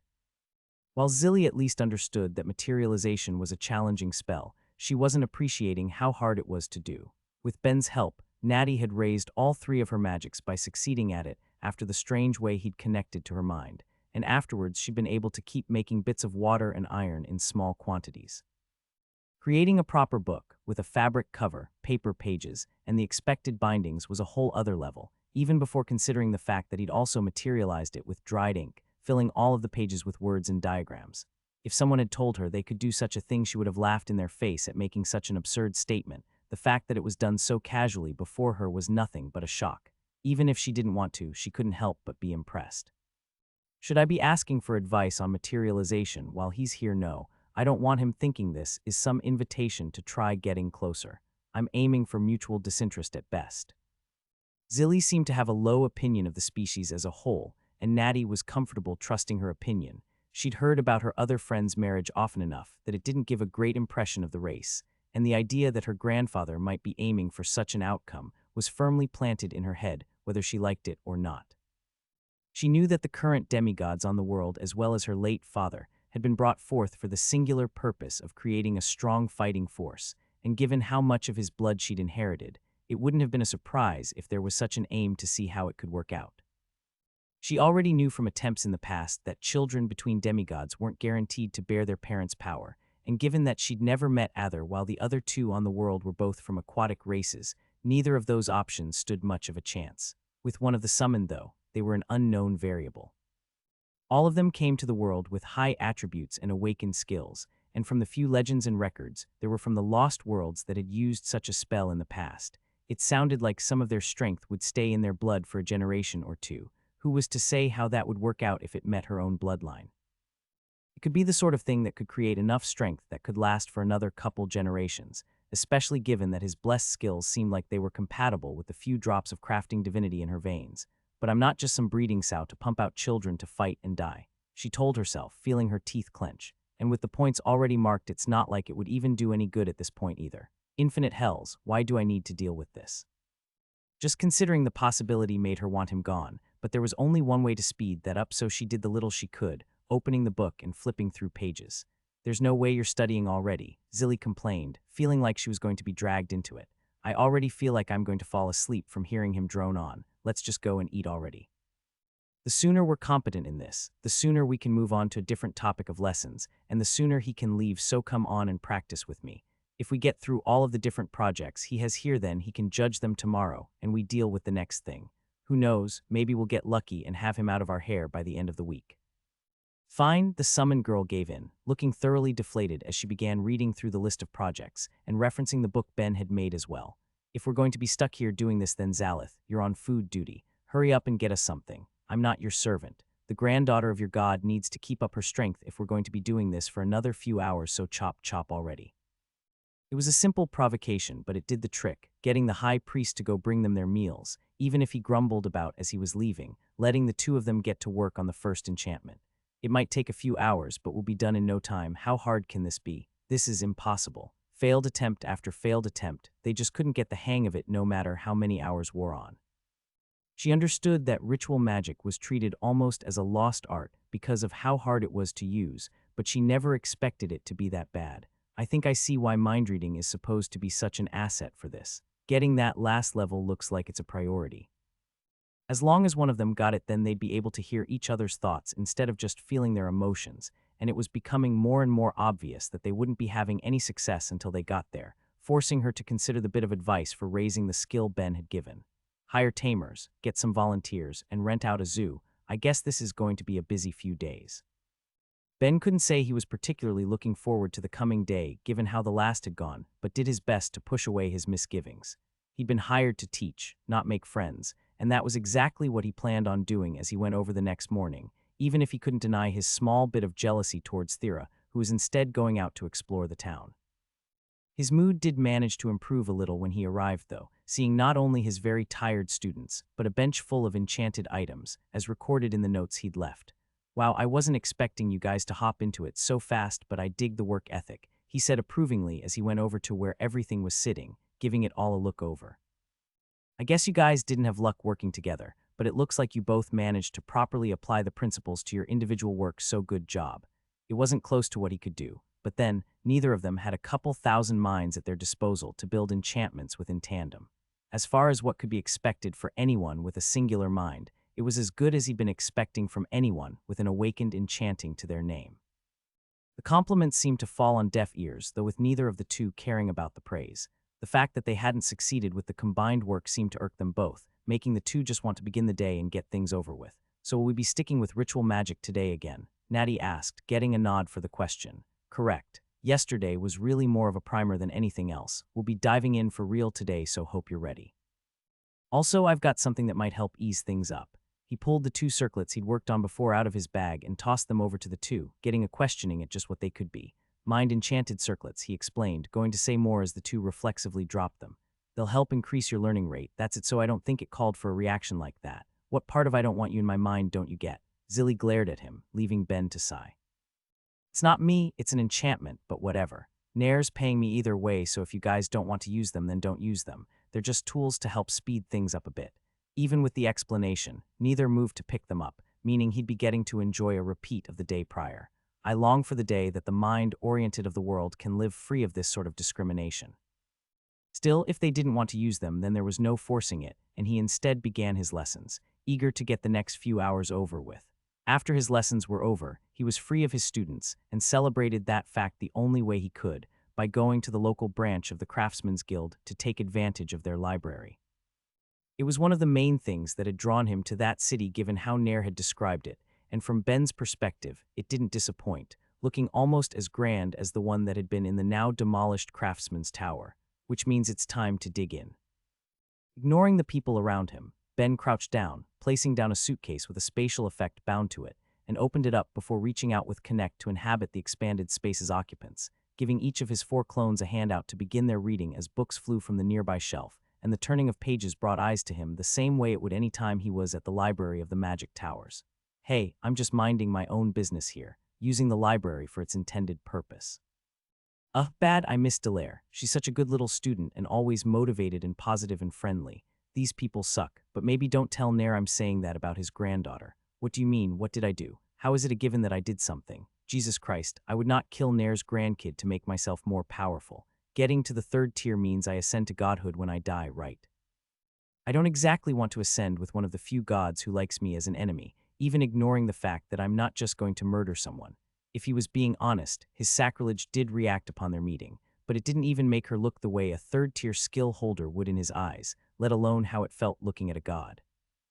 If he'd passed her while walking down the street, it might have been enough to scratch at his curiosity, but as things where he already had an answer as to what was causing the differences he was sensing between her and any baseline mortal, it wasn't something he was going to cause a fuss over. Myriad encouraged. It wasn't the solution he'd been hoping for to make the time a bit more tolerable, but in the end, it would only be a few weeks. He would live and, more importantly, not dwell on it while he was making use of the resource that was the giant library before him. "You'll be fine, I know I will, but it's still going to be a pain in the ass," Ben sighed as they walked out for the day, him off to go on with his lessons while Thera had her own plans. "You're seeing museums and art galleries, I'm seeing glares and dirty looks. We can go to an art gallery together if you end up with any free time during all of this. I'll make sure to fill at least some of my days with stuff you wouldn't care about. I'm pretty sure anything else would be more fun." "Really?" she teased. "In that case, I had booked a tour up the volcano today, but if you want to go with me." "Nope, no, absolutely not. I'll take my grumpy students. You have fun when the volcano erupts with you on it. I'm pretty sure that would only have happened if you took me up on my offer," she laughed. "But try not to let them get to you, Ben, and I'll see you later, okay?" "Okay, sounds good, just be safe." He leaned down and kissed her cheek before they parted, with Thera taking in the city as she went on her way. Exploring a new place was always fun, taking in the sights and enjoying what the place had to offer, along with its history and culture, and being a city that worshipped a crafting god, there was plenty of that to be seen. While the architecture was made largely to focus on keeping a good airflow within the buildings, there were plenty of unique artistic flourishes to make what she was seeing interesting and distinct, along with a steady stream of statues to be looked at wherever she went, with something constantly catching her eye. The place felt different and beautiful, but despite her outing the prior day, she really did want to enjoy some of it with Ben, which had led her to picking something she knew he'd have no interest in for that one. But that's fine because this is going to be so fun. I bet the view is great up there. Didn't take her long to find the group she was going to be a part of either, with a couple dozen people slowly gathering as the tour guide finally began, leading them up a safe path and explaining some of the more unusual sights along the way, the first of which wasn't far from the base. The more squeamish of you might want to keep your eyes on the trail, but for the rest, this is something our city is quite proud of. Along the mountains grows our Telthaki fields, a crop brought from the Ignitia home world. A difficult yet important one to grow, it requires rather specific conditions that can only be found here, at least for growing at the sort of scale we need to keep up with potion demands, but given the location it obviously has its dangers, hence the workers you can see in the fields. All of them, proud members of the city who chose to donate their remains after they passed to be put to work. Depending on where you're from, you're bound to have your own opinions on the practice, but for the people here it's considered to be a noble act, so we ask you treat them with proper respect, though I can see why it's necessary here. The regions where the fields were growing were obviously a lot more dangerous than the path they were along, with the glow of lava peeking through and whatever gases it contained floating off, while the occasional red and yellow fire fairies flew among them, drawing plenty of eyes as well due to being the only one of the mana-based races to have physical bodies. Being made of the element they represented as much as they were the mana that gave them life. All in all, it was a unique scene, one she doubted she'd get to see anywhere else, and listened as the tour guide went on as they continued their walk up. The fairies are a well-known feature of our little city as well, and an important one. Otherwise, I'd sure be a lot less comfortable standing up here, but thankfully they enjoy the environment as much as we do and keep us safe from any unplanned eruptions. If we're lucky, some might even fly by, but mind your hands if any get close. They can control their temperature, but it's important to remember that despite the differences, they're people just like any of you. If they want to touch you, then they'll cool down a bit, but if they don't want to be touched, you can expect quite the burn. Given how things had gone the last time she'd been to the Life Valley, Thera was a bit surprised she wasn't immediately swarmed, even if it made sense after a little thought. The life fairies were so drawn to her at that time because of her ridiculous volume of life. If there were any earth or dark fairies around then, she could probably expect the same result, but her fire affinity was terrible. Without having that magic, there was nothing to draw them in. Well, probably for the best so we don't get swarmed, she thought with a smile. I think the reaction that would cause is a little more excitement than I'm looking for. The tour went on as they spent the next couple hours making their way to the top, the guide talking about different geological structures along with the history of the area as they went until they reached the peak, letting them both take in the view, as well as stare into the molten pit that opened into the sky. All of it was breathtaking, too much so for how few were up there with them. Even though Thera had decided to do a tour, it wasn't like the volcano was closed to the public. The trail they went up was one of a few that were known to be safe so long as people properly followed the markings, but aside from their group, many of whom were tired after the climb, there were only a couple of others taking it all in as well. Oh well, everyone else's loss, except Ben's. I think I'm going to have to try and drag him up here if I can. Once he sees this, he's going to want to draw or paint it. She chalked that down as a potential date so long as she could help him past his fear of the place, but from there went back to admiring it. There was no place else like it in any of the lands she traveled to. She wanted to sear it in her memory, even as the tour guide called out to them all in a time that felt far too soon. All right, we'll be heading back down now, so everyone coming please gather up. While some people choose to stay a while, just keep in mind that the moment you decide that, I'm no longer liable. He said it with a laugh, though Thera didn't actually think he was joking, but that made her choice easier. She hadn't actually found the guide too engaging for what they'd seen on the way up. She doubted there'd be enough new material on the way down that could make things better than taking her time to experience it, as she wanted, so she stayed behind, as did a few others, letting her enjoy it all at her own pace as she walked around the volcano's open mouth, feeling the heat and enjoying the view as another hour passed before she finally decided to head back down, choosing to take a different route from the first. The safe paths were clearly marked. There was no danger in the one she chose, even if it looked a little less traveled than the first, and I don't know where the bottom is going to end up. Oh well, it's not like I don't have time. What's that? She heard something on the way down, specifically two somethings, a faint sound that was almost like crying, along with something else. Something not picking at her ears like regular noise, but instead interacting with her mind and mana, the same way as when a spirit would speak. Both were picking at her, almost calling out in a way she couldn't ignore. The spirits thought of her as their princess, and whether she liked it or not, that left her feeling a sense of responsibility to them, not to mention the fact that she was a healer. If someone really was crying at the top of a volcano, that meant they might be injured. She couldn't just not check. Except it's not coming from anywhere on the path. Gods above, if I end up getting a limb burned off while taking a wrong step, I have no clue how Ben's going to react. The thought didn't stop her, though. She was already moving, leaving the trail to head towards the sounds coming from just a little ways away, trying to narrow it down as she trusted her ears and watched her feet, doing her best to avoid anything that looked like it might start bubbling to the surface, until she found where she thought she needed to be, a crack in the volcano's side, maybe barely big enough for her to crawl through if she squeezed. On second thought, I'm probably hearing things. I'm sure this is fine, so I should head back. Even if she didn't mind the presence of the volcano the way Ben did, forcing herself into a dark crack in its side to see whatever it was that she'd heard wasn't exactly an appealing prospect, especially when she didn't think she could make it easier for herself to get there. One wrong use of earth magic could have lava pouring out in a flood. She didn't want to be responsible for that.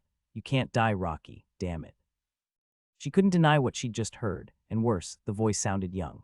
If some kids had gotten stuck while playing somewhere they shouldn't have and she just left, then she'd never forgive herself. So instead she sucked in her stomach and released as much air from her lungs as she could before squeezing her way into the space, into the dark within. The stones scraping her skin were hot, unpleasantly so, but not enough to leave burns as she forced herself deeper, trying to call to whoever was there as she went. Hello, can you hear me? I'm a healer, I'm coming to help, so try not to move if you're hurt. Unless this gets any tighter, then I might need you coming to me.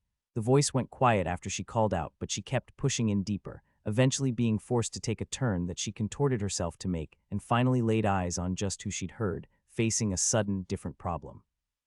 The one who'd spoken was by all appearances a young fire fairy, blue in color unlike the others she'd seen that day, who was looking at her with a mixture of fear and hope, along with the very different being by her side of a race she'd heard of but never actually seen in person. She was seeing an elemental. Unlike spirits that were like small balls of mana, elementals were larger but less dense. Their mana spread out a little farther than what she'd see in her paternal race, with the one before her looking more so than she'd heard, its state obviously neither healthy nor natural. It's earth affinitied, it looks like, but how was it injured? No, more important, is there even anything I can do to help? How do you heal an elemental? By all accounts, it looked like she'd forced her way there for something she wasn't even equipped to help treat and had no clue what she was supposed to do from there. But in her hesitation, the fairy made up her mind and found her own confidence, calling out to Thera, "Please save Rocky, please." "I'll do what I can. What happened?" It was obvious the fairy wasn't sure, which didn't help things at all, but the elemental had just enough awareness to get two small words out. "Demon bite." Okay, I don't think an elemental would go down to a physical attack, which means this is probably a result of its soul being damaged then.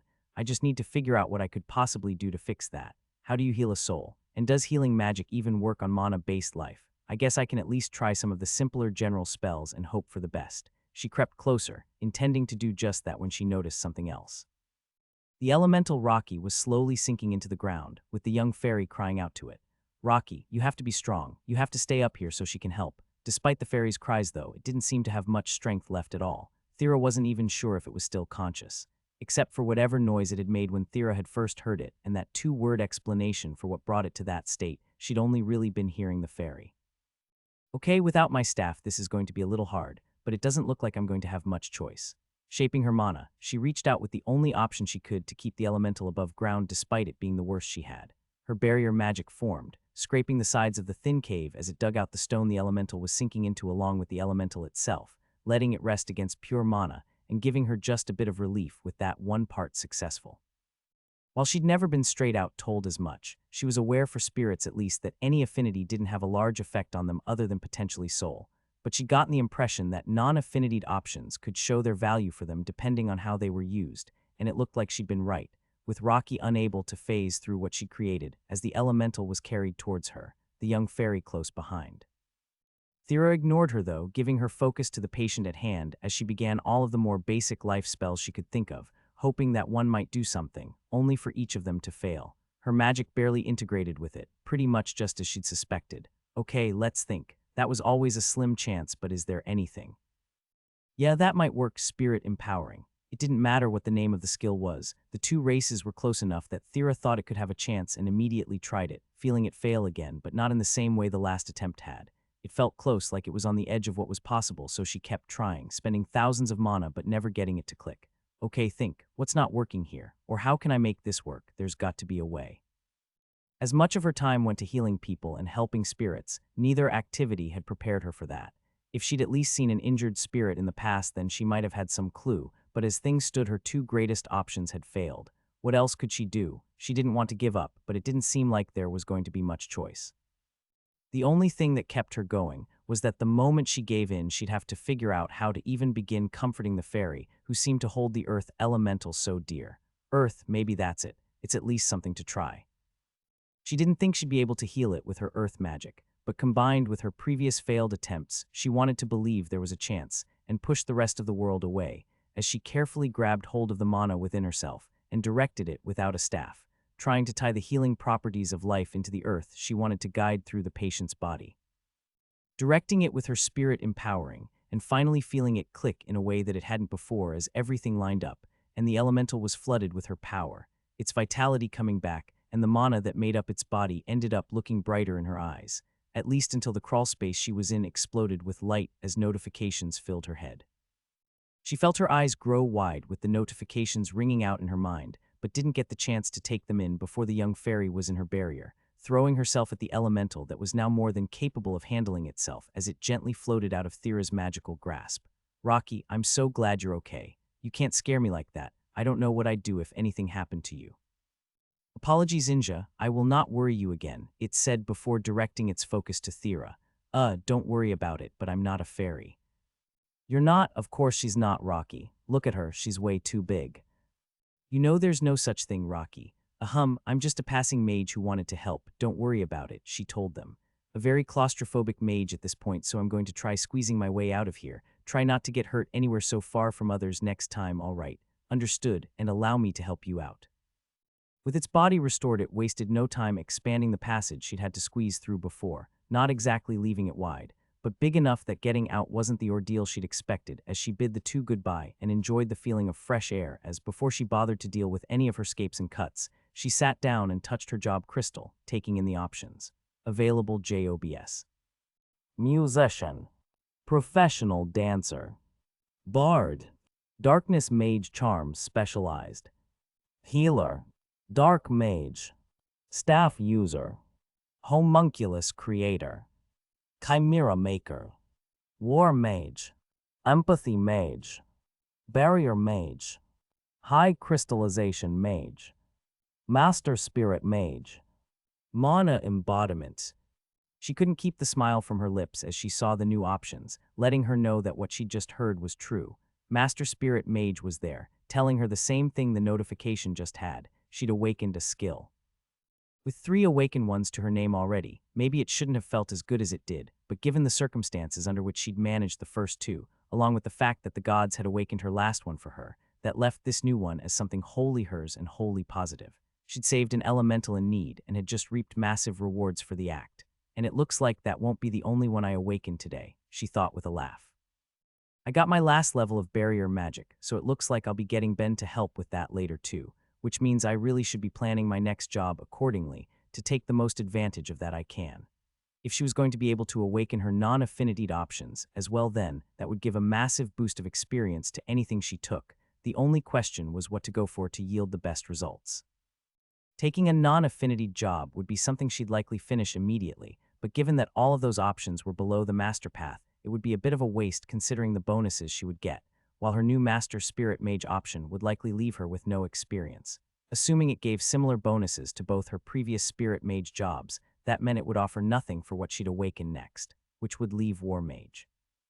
I'm admittedly a bit curious about that one too, but it looks like I have another option I've never even heard of before, mana embodiment. From the name, it was presumably an advanced variant of her last job, and given how much mana she'd gained from awakening a skill, even if it was going to be her 5th, there was a decent chance she'd finish it immediately. And I don't really need more mana, but at the same time, this is probably too good to pass up, right?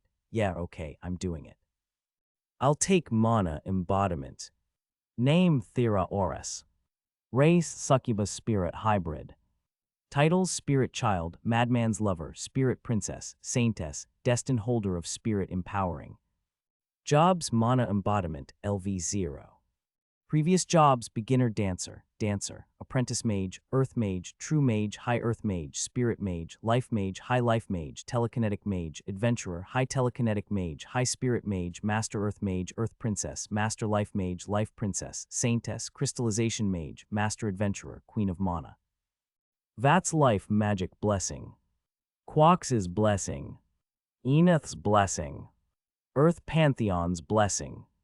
Life Pantheon's blessing. Dark Pantheon's blessing. Trials Trial of Analia and Telona. Earth Tower. Life Tower. Dark Tower. She quickly scrolled through her card, seeing all of the changes and only growing in her elation as she got to see how much stronger she was becoming. She wanted to run off to share her good news with Ben that instant. It was getting late anyway, what with her hanging out at the top of the volcano longer than she'd expected along with her detour, so she wanted to get back soon anyway, so she began the small bit of healing she needed on herself before she went to rush off, only stopping when she noticed the two at her side, the fairy and the elemental, both waiting patiently for her to finish up before the more fiery of the two spoke up. Hi. Huh, that's surprising, Ben muttered as the notification went off in his head, drawing the eyes of his two students while he watched them work. What, did we do something wrong? Natty asked as she looked at what she'd been enchanting, trying to spy any issue. No, I just finished my job. I wasn't expecting to have it done for another couple weeks. Do you have a teaching-themed one? No, Master Adventurer. Thera must have gained a lot of experience today. Good for both of us. Wait, you're making your girlfriend get experience for you while you're here? Zilly asked him, judgment clear on her face. I'm not making her do anything. This was just convenient for the both of us. When she had the job, I was the one who got the experience for the two of us, so now she was taking a turn at it. We're a team. We raise one another up when we can. He could see neither believed him, both having the impression he was stealing growth off of his girlfriend's work, and it was enough for him to decide to end things for the day. All right, it looks like I need to go change my job, so why don't we finish things here for now? I'll be back tomorrow at the same time, and we can start looking at one of the other topics a bit now that you're getting the foundations of ritual magic. I've had arrangements made for practicing Connect tomorrow, so let's worry about it the next day instead. All right, in that case, do you want me to join you to give whatever advice I can? Both women looked at each other, with Natty giving in at the end. Even if she didn't like it, this was a request from her grandfather. She couldn't just brush him off entirely. If you'd meet us at my grandfather's church in the afternoon, then I'll take what advice you can give. Sounds like a plan. In that case, you guys have a good night. He slipped off with that, happy to have the excuse to leave as he did, not going to find a job crystal like he'd implied, instead reaching down to pull out the one on his necklace while making his way back to where he was staying, letting the options fill his mind to decide what to take next. Available JOBS. Trap User. Craftsman Alchemy Path. Craftsman Artistic Path. Craftsman Blacksmith Path. Craftsman Cooking Path. Craftsman Stonecraft's Path. Craftsman Sewing Path. Holy Craftsman. Mathematician. Cursed Item Maker. High Tank. Otherworldly Craftsman. Destructive Craftsman. Soul-defiling Gardener.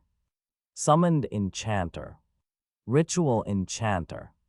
Divine Enchanter. High Marksman. High Destruction Main. World Killer. Material Creator. Beginner Puppeteer. Freak Mind User. Unholy Thinker. Connect Master. Polymath. Holy Adversary. Title Master. Master of All. 3 new ones, huh, neat. Not just 3 new ones, 3 strange new ones, with only one he was already aware of, leaving the other 2 to be guessed at. Master of All is gained from finishing 5 master jobs and gives bonuses to everything, so that's great to get. I didn't actually think Master Adventure counted, but it's cool to see it there. Then obviously Title Master has to be related to either all of the titles I've gained or because of the title holder title specifically, not that there's really a difference between the two, which just leaves the last one. Holy Adversary. Despite the name, Ben didn't think he was the holy one it was referring to, with him far more likely taking the role of adversary. He had enough titles that could contribute to it, with the 2 most likely culprits being both of his enemy titles, essentially already placing him as an adversary to 2 gods, but he wasn't going to doubt that King of Sacrilege might have played a role in it as well.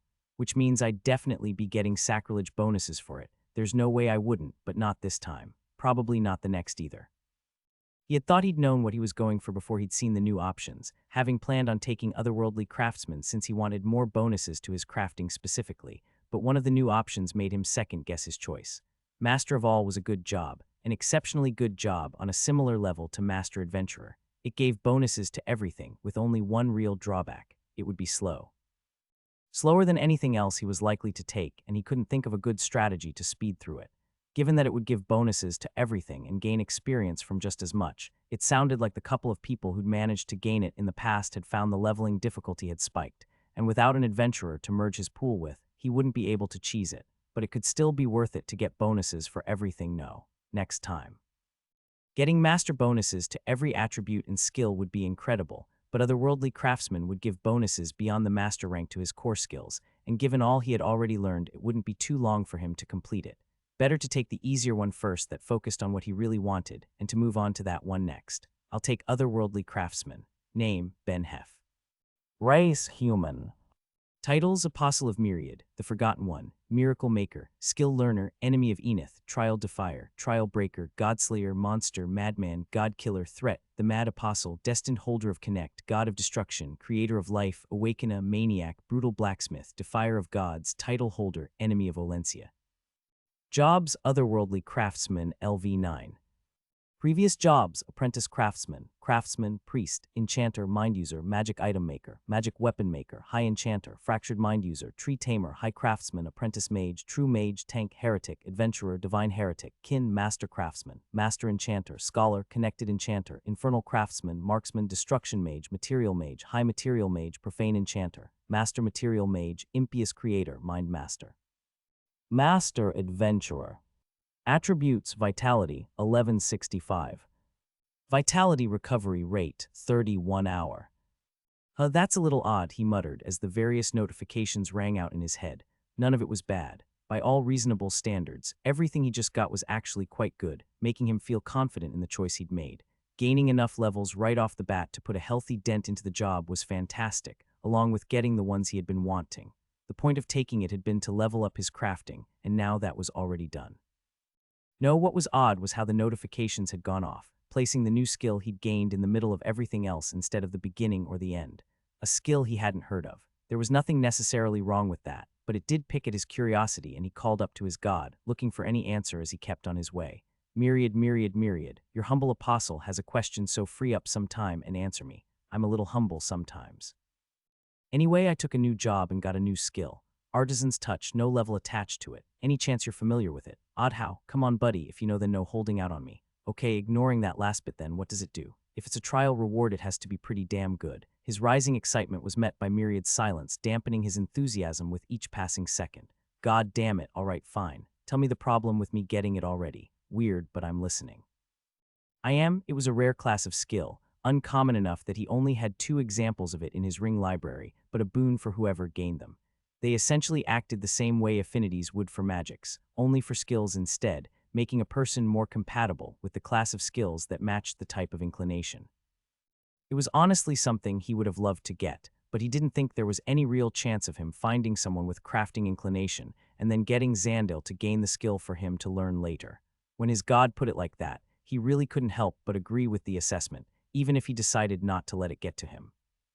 Unleveled skills were an order of magnitude harder to awaken, essentially already being in their perfect form, so there wasn't much chance of growing it farther, but given how good it already was, and that it had likely just pushed both unending crafting and material manipulation to the next level, he wasn't going to complain and look that gift horse in the mouth.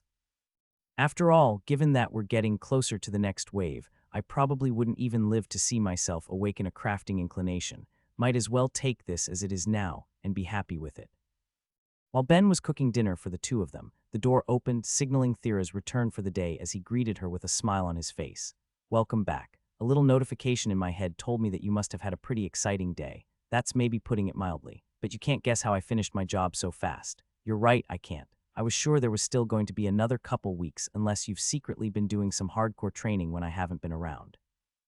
As much as I enjoy practicing, I'm not you. I awaken spirit empowering. She was looking exceptionally proud as she'd said it, and he had no issue in sharing her joy as he lifted her up and spun her around, smiling brightly at her good fortune.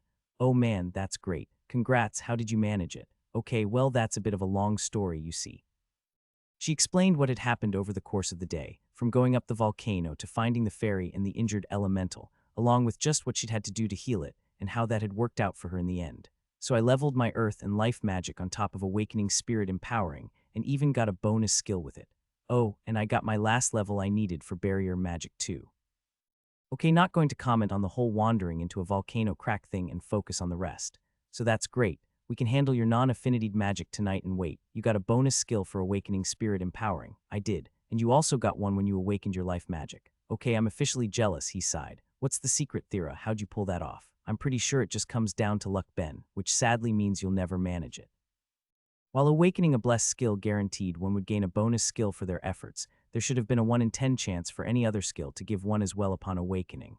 The fact that he hadn't managed it at all despite having awakened 5 beyond crafting, enchanting, and focus really did just speak of his terrible luck. Still, it's a 1 in 10 chance. Maybe share a little of that luck with your poor boyfriend, huh? He joked, materializing a small 10-sided die for effect and gave it a roll, only for it to land on 1.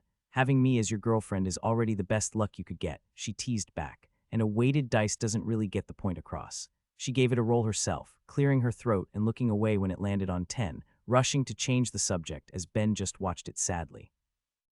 Anyway, do you think you could help me with my non-affinitied magics now, or do you want to wait till after dinner? We have time now, so let's do it. I'm curious about what bonus skill you'll get this time anyway. Please, even if I've been a little lucky with that sort of thing, I'm not that lucky. Whatever you say. Having already forcefully awakened 2 other non-affinitied mages, he knew how it was done and wasn't expecting any issues given how simple it was. All she'd need to do was use those collective magics to do something outside of any of their specializations, making materialization a perfect fit. Without him, any normal mage who wanted to achieve such a thing was bound to face years of practice and struggle, but by carrying the mental load of the act, he was making it a breeze in comparison, and he connected with her to get the task done, disassembling his minds to help Thera create something she had no way to with her affinityed options. He was going to help her make water. You know what? Why don't we do this outside the window to keep from making a mess? Yeah, probably a good idea. There was no doubt she'd create a lot, and they didn't want to flood the room they were using, so they moved to make sure anything created would land outside, making sure there was nobody below to get drenched as they finally started, Thera's thoughts being filled with everything that made water what it was, and she put her mana into action, leaving notifications to ring out in her thoughts and an embarrassed look to come to her face while Ben could only shake his head. Okay, this actually has to be the system teasing me. Me and Myriad were literally just talking about this. Aside from hearing that she'd completed her new job, mana embodiment, immediately, along with hearing her non-affinitied options combine into a unique variant of the skill instead of the common one, leaving her with overwhelming non-affinity magic, what really stood out was the bonus skill she'd managed to get despite her earlier protests. Magic Inclination, a rare skill of the same class that he and Myriad had spoken about only a few hours. Even if it could only be a coincidence based on everything he knew about souls in the system, he still couldn't help but feel like it was actively having fun with him at that point. Alright, maybe I'm a little lucky when it comes to awakening skills, she admitted. That makes 2 I know nothing about though. I can at least tell you about your new one, Ben said, giving her the rundown on how it would help her. He couldn't deny that it was the perfect skill for her too, something that would help her raise all of her magics, practically acting as a second affinity to them, and he got to enjoy seeing her eyes practically glow by the end of it. But whatever spirit comprehension is sounds like it's probably another that didn't exist before you got it. You'll probably need to figure that out yourself. Probably, I just don't know where to start, she sighed while subtly touching the job crystal around her neck to replace the one she'd just finished. I can already understand spirits, so that's not much to go off of and no new ones, okay. I guess I'll take Dark Mage. This time no surprises came with the notifications ringing in her mind, only telling her that she'd taken the job and gotten the expected bonuses for such a thing, even if it drew a surprised eye from Ben. Even with your charm sorted, I honestly didn't expect you to take that when you still have other options. Well, as much as I don't like the name, I'm pretty much guaranteed to get Dark Princess after I pass the Master Branch, and honestly it's too good to pass up. It's not like it will take too long either. I'm basically guaranteed to have it before the next wave if I'm focusing on it. True. Hell, at your current level, you should be able to finish it after what? An hour or 2 of work at most. You might as well knock that out tomorrow if you have time. Well, we'll see. I already made some plans actually, but maybe I can work around them. There was a question in Ben's eyes, obviously asking her to go on, so she did. The fairy and elemental I met today wanted to spend some time together, so I'm going to meet up with them again. Oh cool, in that case, have fun. But please don't die going caving. I'm the last person you need to worry about dying like that. Of course, the city probably wouldn't be thrilled about any lava that ends up spewing if I crack their volcano, so don't worry. The one time today was enough. Hey Myriad, any chance you can grab Nair? Not currently, he's busy. I'm training his granddaughter. Can't he make some time? He can't, it's important. Why, what's the issue? Same as before. I don't know why, but my two students freaking hate me and it's making it difficult to get them to learn as much as I'd planned. They aren't doing bad, I just know I could get them to do better if they didn't insist on being so standoffish. He still had over a week and a half of teaching them, and he wanted to do the best he could in that time, but with them being so clearly against both having him or his tools in their minds, all he could do was train them the way anyone else in the world would teach another. It was already showing issues for teaching the two ritual magic, and it had completely messed up his plans for helping the two raise their connect levels, and he had no doubt it would make it harder for them to learn the enchanting modifier as well. It wasn't like it couldn't be learned without connecting to them. That's how it had to have spread amongst Galwax's race, but it was a very precise movement of mana. If he was able to connect to them to let them feel how he did it, and let him feel what they were doing in their attempts, then he had no doubt that they'd be able to get it in a day. Trying to explain it in words, though. He'd write the technique down, but there wasn't much doubt in his mind that they wouldn't get it till weeks after he was gone. There was a reason that only a single person had discovered it by accident across thousands of worlds. Well, you're not going to have much luck for a few days at least. Just do your best, even if it's not ideal. You're making progress, right? I just don't want Nair feeling ripped off by the end of this. Oh well, hopefully I can get him before my time teaching is up, but if not, I'm tossing full blame on the two of them. And maybe complaining about his priest too. The guy keeps giving me the stink eye, whatever you say, and you'll be doing more reading tonight, I take it, if you don't mind. A pile of books appeared around Ben where he sat, letting him keep up his learning speed, even if it didn't match what he could do in a library. He didn't have the homunculi to use in Myriad's realm, nor was he able to raise them up in the air with his mana. He was confined to picking up two at a time with his hands to flip through, with the entire process feeling so much slower, even if there was one small benefit that sped things up. It wasn't his body he was using, but instead some combination of his mind and soul when he was seeing his god, meaning it wasn't confined to the same limits. He could flip through pages as fast as he could think, ending with him still going through a few hundreds or thousands of books a night depending on how invested he got in what he was reading, a level of investment he wasn't currently feeling. As fun as it is reading about the nonsensical political structures of your world, couldn't you give me something, I don't know, a little more stimulating? Excuse you, amphithemocracy was only done once in my world's history, but I'll have you know it actually worked out quite well until the pool of potential leaders threw an open revolt to keep from having to rule, and this is good for your knowledge skill. You've been able to level it a lot with just information on magic and crafting because of the sheer volume you can read, but by this point you know too much to keep up the same pace. If you don't branch out, it's going to be hard to get your next couple levels. Sure, but it's not one I really need to level for the sake of leveling it. If I could get a solid idea of how to awaken it, then it would be worthwhile, but as it stands, the skill is doing its job fine. It's helping me learn the stuff I'm interested in. I think your real reason for the strange choice in reading materials is more to do with wanting me to memorize the entire history of your race. Well, would that be so bad? Not if you're going to be honest about it. Ben laughed as he got back to his study before a fun idea struck him. He needed a break from what the trip had thrown at him so far. Why not test another limit of some of his skills? He already knew he could read quickly in his god's realm. Would he be able to move fast enough to pull a prank? The answer was an immediate no. As soon as he stood up while he thought Myriad was distracted with his own work, he pumped most of his minds up to their maximum speed as he got to enjoy the feeling of his body keeping up in a way it never would anywhere else, and tried to sneak around the cube to give a surprise, only to get his own as his god quickly rotated to keep up. What are you doing? Aw man, you could still see me. I had to be moving so fast. You were, but despite what you may think I am a god, Ben. You might be able to surprise me occasionally when you appear unannounced in my realm, but you're not losing my eye when I already know you're there, even if that was only going to be true for the time. Unnatural was the right word to add to his thought speed skill when Ben had awakened it.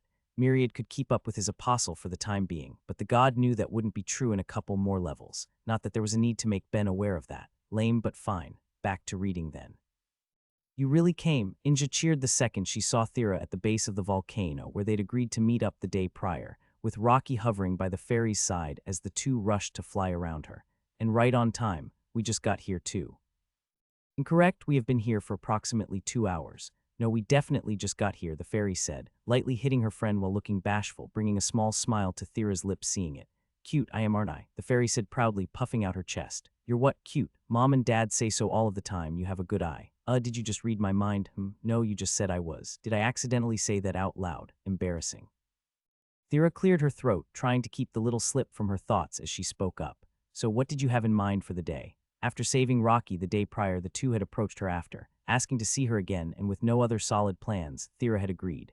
She couldn't deny herself the chance to learn a little more about the two other mana-based races in the world, and it was a chance to practice her socializing, something she was sorely lacking.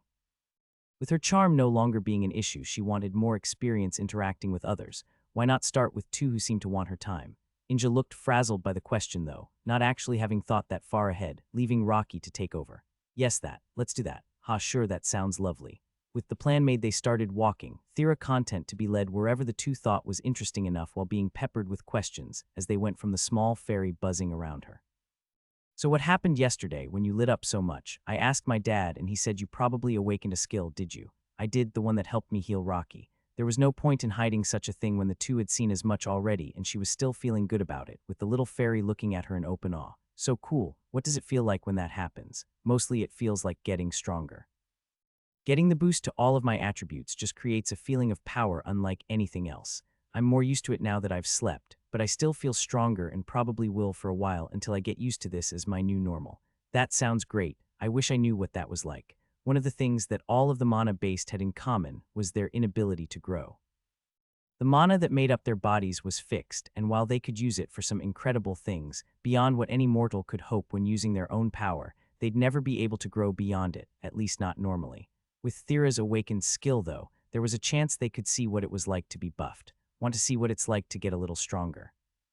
She asked, holding out her hand to let Inja land in it, giving her palm a subtle warmth as the fairy looked at her with curiosity and excitement. Okay, what do I have to do? Just let me know if you feel at all uncomfortable. If you do, you should be able to fix it by spending some of your mana. From there, all that was left was to try as Thera opened up a path, empowering the young fairy with her mana, as the name of the skill implied she could. She was a little worried that it might be unpleasant. Ben always complained about having his soul overfilled when he used his own skill, but either because of the difference between mana empowering and deep connection, or because of the difference between mana-based beings and the more common forms of mortal life, Inja felt no pain, only power as her little form grew brighter, the fire that made her up becoming all the more radiant as Thera transferred over tens of thousands of points of power. Okay, how are you feeling? Incredible. She practically buzzed, leaving Thera's hand to dart around faster than the other could see. Is this what being buffed is like? Why don't people get buffed all of the time? It kills growth rates, so it's important to know when it's an appropriate time to get a buff, that's all. She doubted the fairy heard her explanation, too enraptured by the experience as she enjoyed playing with her new level of power, leaving her with Rocky. Apologies, she's still young, gets easily distracted. That's okay, I assumed as much. How old is she? She knew from past experiences that fairies would give a typically playful and innocent impression that she'd expect more from youth than the untold centuries many of them had, but the girl she was with seemed even more so, with her elemental friend confirming as much. She approaches her 13th year, so still a child then. Probably. I don't actually know what fairies consider adulthood. Still, she's sweet, so how do you know her then, Rocky? Originally, her parents requested I watch her. Originally, I care for the child, no need for the request to give her my time when it makes her happy. That's sweet. It's what it is. They kept walking as Inja slowly burned her newfound energy until they made it to what seemed to be their first destination, another crack in the volcano, different from the one she'd crawled in yesterday, but looking equally as tight. Oh, is this where we're doing first? Good choice, Rocky. This is a great spot. The two were already going in, only stopping as Thera spoke up. I think I'm probably going to struggle getting in there. Ah, yes, you still aren't an earth fairy despite how you look. 1 second. Using his power and knowledge of the environment, Rocky gently widened the path for her, smoothing out the edges to give her room to squeeze in, even if it was still going to be tight. Okay, I think I won't immediately tell Ben I'm doing this again. Her curiosity was getting the better of her, and she followed along, squeezing through the cramped path, and trusting the two at least understood that she wasn't fireproof until finding herself within a far more spacious cavern, lit by a glowing pond of magma and filled with other fire fairies. Wow, stalactites and stalagmites filled the area where the fairies played as a crowd of them raced around, stopping only briefly to look at the three of them before going back to their fun. Friends of yours here. No. But it's a popular spot for us that others can't really get to, so I wanted you to see it. Isn't it great? It's beautiful. For Thera's continued safety, we shouldn't stay long. The heat and atmosphere can prove harmful to mortals. Other sights to see. You're right, Rocky, come on. I know plenty of places other than this that are nice, let's go. The little fairy rushed out, looking in a hurry as she went now that she'd shown off the area, leaving Rocky with Thera as the latter squeezed her way out. Please do not ask that again. What friends? Delicate issue. Does Inja not get along with them? She has family and myself. Other fairies don't know how to approach her because of her differences, nor she them. Differences, because she's blue. Hearing that made her heart go out for the girl as she empathized. It was easy for her to understand how differences could leave one separated from others. It just wasn't fair for a child to have to go through that, especially one that seemed so full of energy and warmth to give. Is that why she wanted to see me again then? Well, I'll see if she wants to meet up again after today. It would be nice to make another friend while I'm here and it's only a gate away. Thera, Rocky, come on. There's still plenty of things to see. Coming, so lead the way. Hey, can you stop being a show-off while we're trying to work? It's called practicing and focus on your own instead of mine. Ben shot back to Zilly, losing more and more of his patience when it came to putting up with her attitude. Ever since Ben had awakened to King of Sacrilege, he'd never once stepped foot into a church other than the ones that worshipped Myriad, but now he was sitting in the first one of a far more powerful god, and he was feeling every bit of it. It was like the air was thick with divinity and faith. Even if he closed his eyes, he could still make out the surroundings while he was trying to suppress the instinctual response that came with the skill, constantly pointing out what was the most fragile, the most easy to break. It wasn't like he couldn't ignore it, but it was all acting as a distraction as he felt the faith moving about, making him need whatever he could get to not have to deal with it if he could. And the constant attitude isn't making it any easier, you know. God, Nair, finish up whatever you're doing already that has you so busy so I can complain. When I see you next, wait. Nair may not have been able to make time to answer him, but Ben was never the type to quit so easily, and being in the God's church offered a solution to that problem. Sure, he could try praying like anyone else and hoping for an answer, but he wasn't anyone else. He could feel the movement of the faith his worshippers were giving off that filled the building. Faith that had to be going to the god, creating the same sort of path he'd used to both see Myriad and go back to any realm other gods had seen fit to drag him off to, and with little else to do and plenty of time, Ben closed his eyes and followed it, finding his mind in an empty realm. That was actually a lot easier than I expected. I've gotten good at this. Leaving just the small problem that Nair isn't even freaking here. Unlike Myriad's realm, it looked like Nair enjoyed decorating, having displays of art out, and about that filled the spaces Ben killed some time to admire it all, hoping that if he waited the god would return as he looked but not having the luck. It had been a good idea and he now knew the way for the future, but he couldn't keep dawdling there in the hopes he would show up, and with that Ben forced his mind back down, his body waking to see Natty giving him a dirty look. What, did you need a hand with something? Did you seriously just fall asleep while we're doing this? Okay, first off, no, but second, and just as importantly, it wouldn't even matter much if I did. You guys don't want me in your minds, so I can't see how I'd help you improve beyond the advice I've already given at this point. It's just mind reading. I don't see how having yours mixed in all of that is going to help at all. I'm literally the best Connect user on the planet, and it's not even close, Ben told them blankly, unable to believe he was having to have this conversation. If you can't imagine that I can help, then that's a problem with your imagination. Zilly rolled her eyes, neither of them won over by that. Humble too, it sounds like. Okay, that was maybe a little uncalled for on my part, no. Freak these people, I need a break. Okay, I'm going to be distracted for approximately 10 seconds, so try not to have an emergency in that time. He didn't wait for an answer as he reached into his bag and pulled out the archive, deciding that a multi-week change of pace was exactly what the doctor ordered.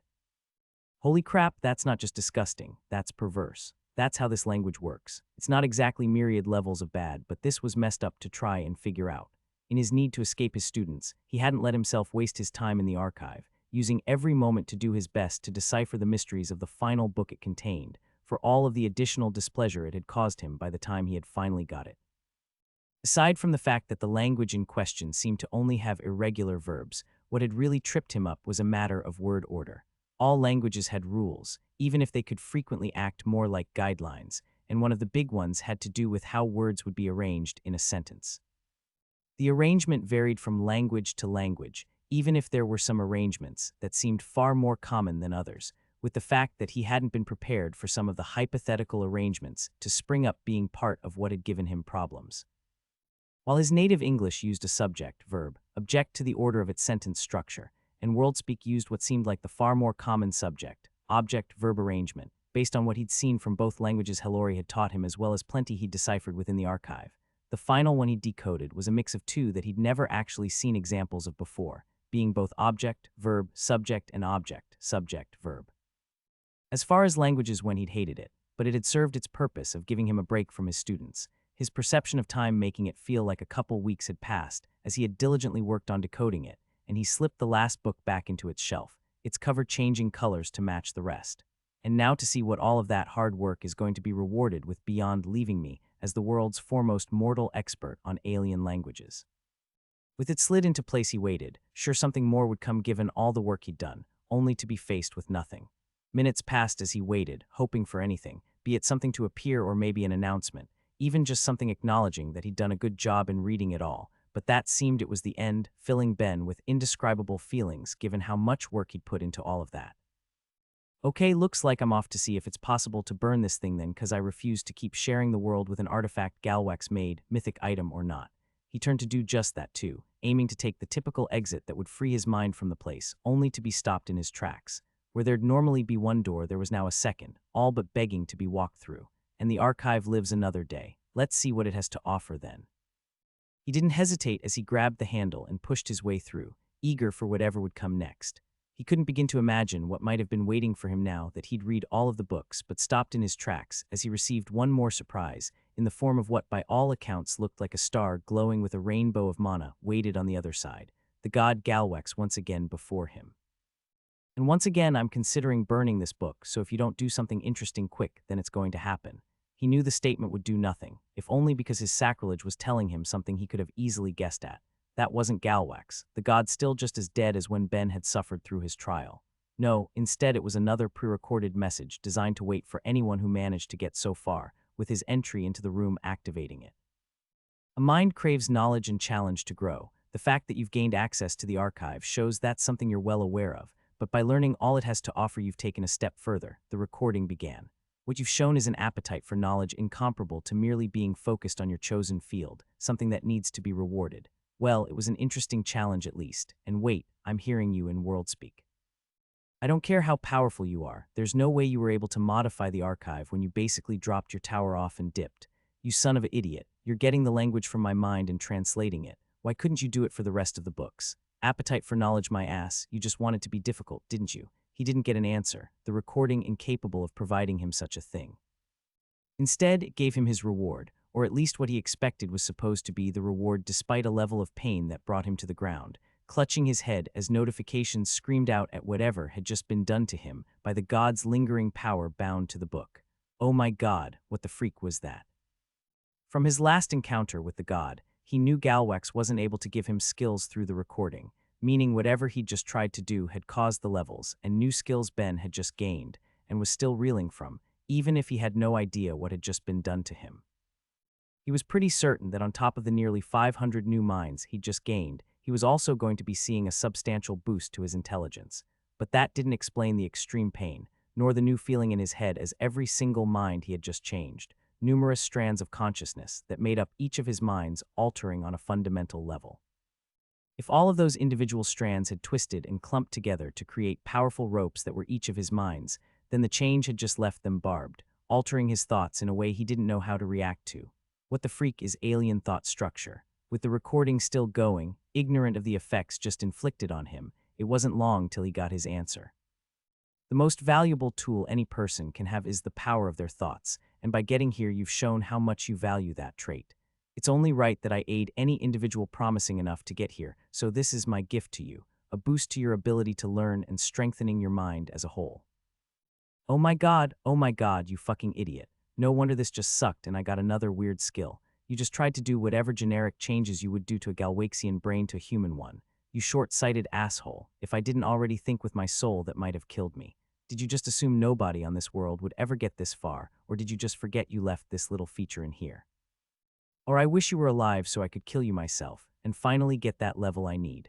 His head and soul were both pounding from the change as he pushed his mind speed skill to its new maximum and took stock, examining the way he thought in full and comparing it to the way he did in the past based on his memories. He was fairly sure whatever just happened to him hadn't driven him insane, a small blessing that he'd still confirm with myriad the moment he got out of there, but there were no doubt changes in the way he thought that couldn't help annoy him, not because it had fundamentally altered who he was as a person. He still loved Thera and the friends and companions he had on the world. He still wanted to go out and make things. He was still generally annoyed with any interaction he'd had to have with Natty, Zilly, and Zalith, and he couldn't immediately see any thought or opinion that had been altered due to the change, even with each of the nearly 3,000 minds in his head acting to check.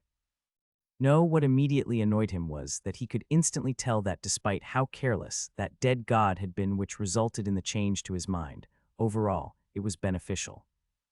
As he was examining his thoughts, the way he viewed the world hadn't changed. It was more like it had allowed him to look at things from different angles than he had in the past, letting him re-examine the projects he was working on, or thought he had already finished to see how he might do things to improve or find things to test that could have had some payoff so long as some rather hypothetical alteration would work as he expected, with the pain he was under already beginning to fade. Okay, this is fine. I'm just annoyed because I hate the guy, but it looks like this worked out for me, so I'll take this as a win. The better I can think, the better I can advance my projects. Plus, I can still destroy the archive if Myriad or Helori says anything's gone wrong in my head, and maybe destroying the last record of this god will give me the little push I want, or it will at least be cathartic. But that's just the beginning of your rewards. The recording went on. The real one begins now. There was already a snide comment on Ben's lips, but he never got it out, with the area behind Galwax lighting up as shapes and pathways appeared where there'd been none before to create a complex structure, comparable to only one other thing he'd seen during his time on that world, along with a far smaller collection of new books to be read, only reaching 10 piled up on a table, along with another one to the side with a different cover, and a pen, clearly meant for him to record his own thoughts on. Oh, holy shit, Ben knew what he was seeing, even if he couldn't believe it. Something that he'd never have expected to find in the archive, something that's very existence had the potential to change so much of his work, with Galwax having plenty to say on what had just appeared.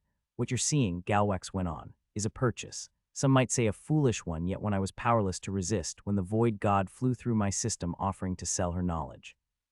A spell that was supposedly found engraved on the embering remains of a dead star, its purpose unknown.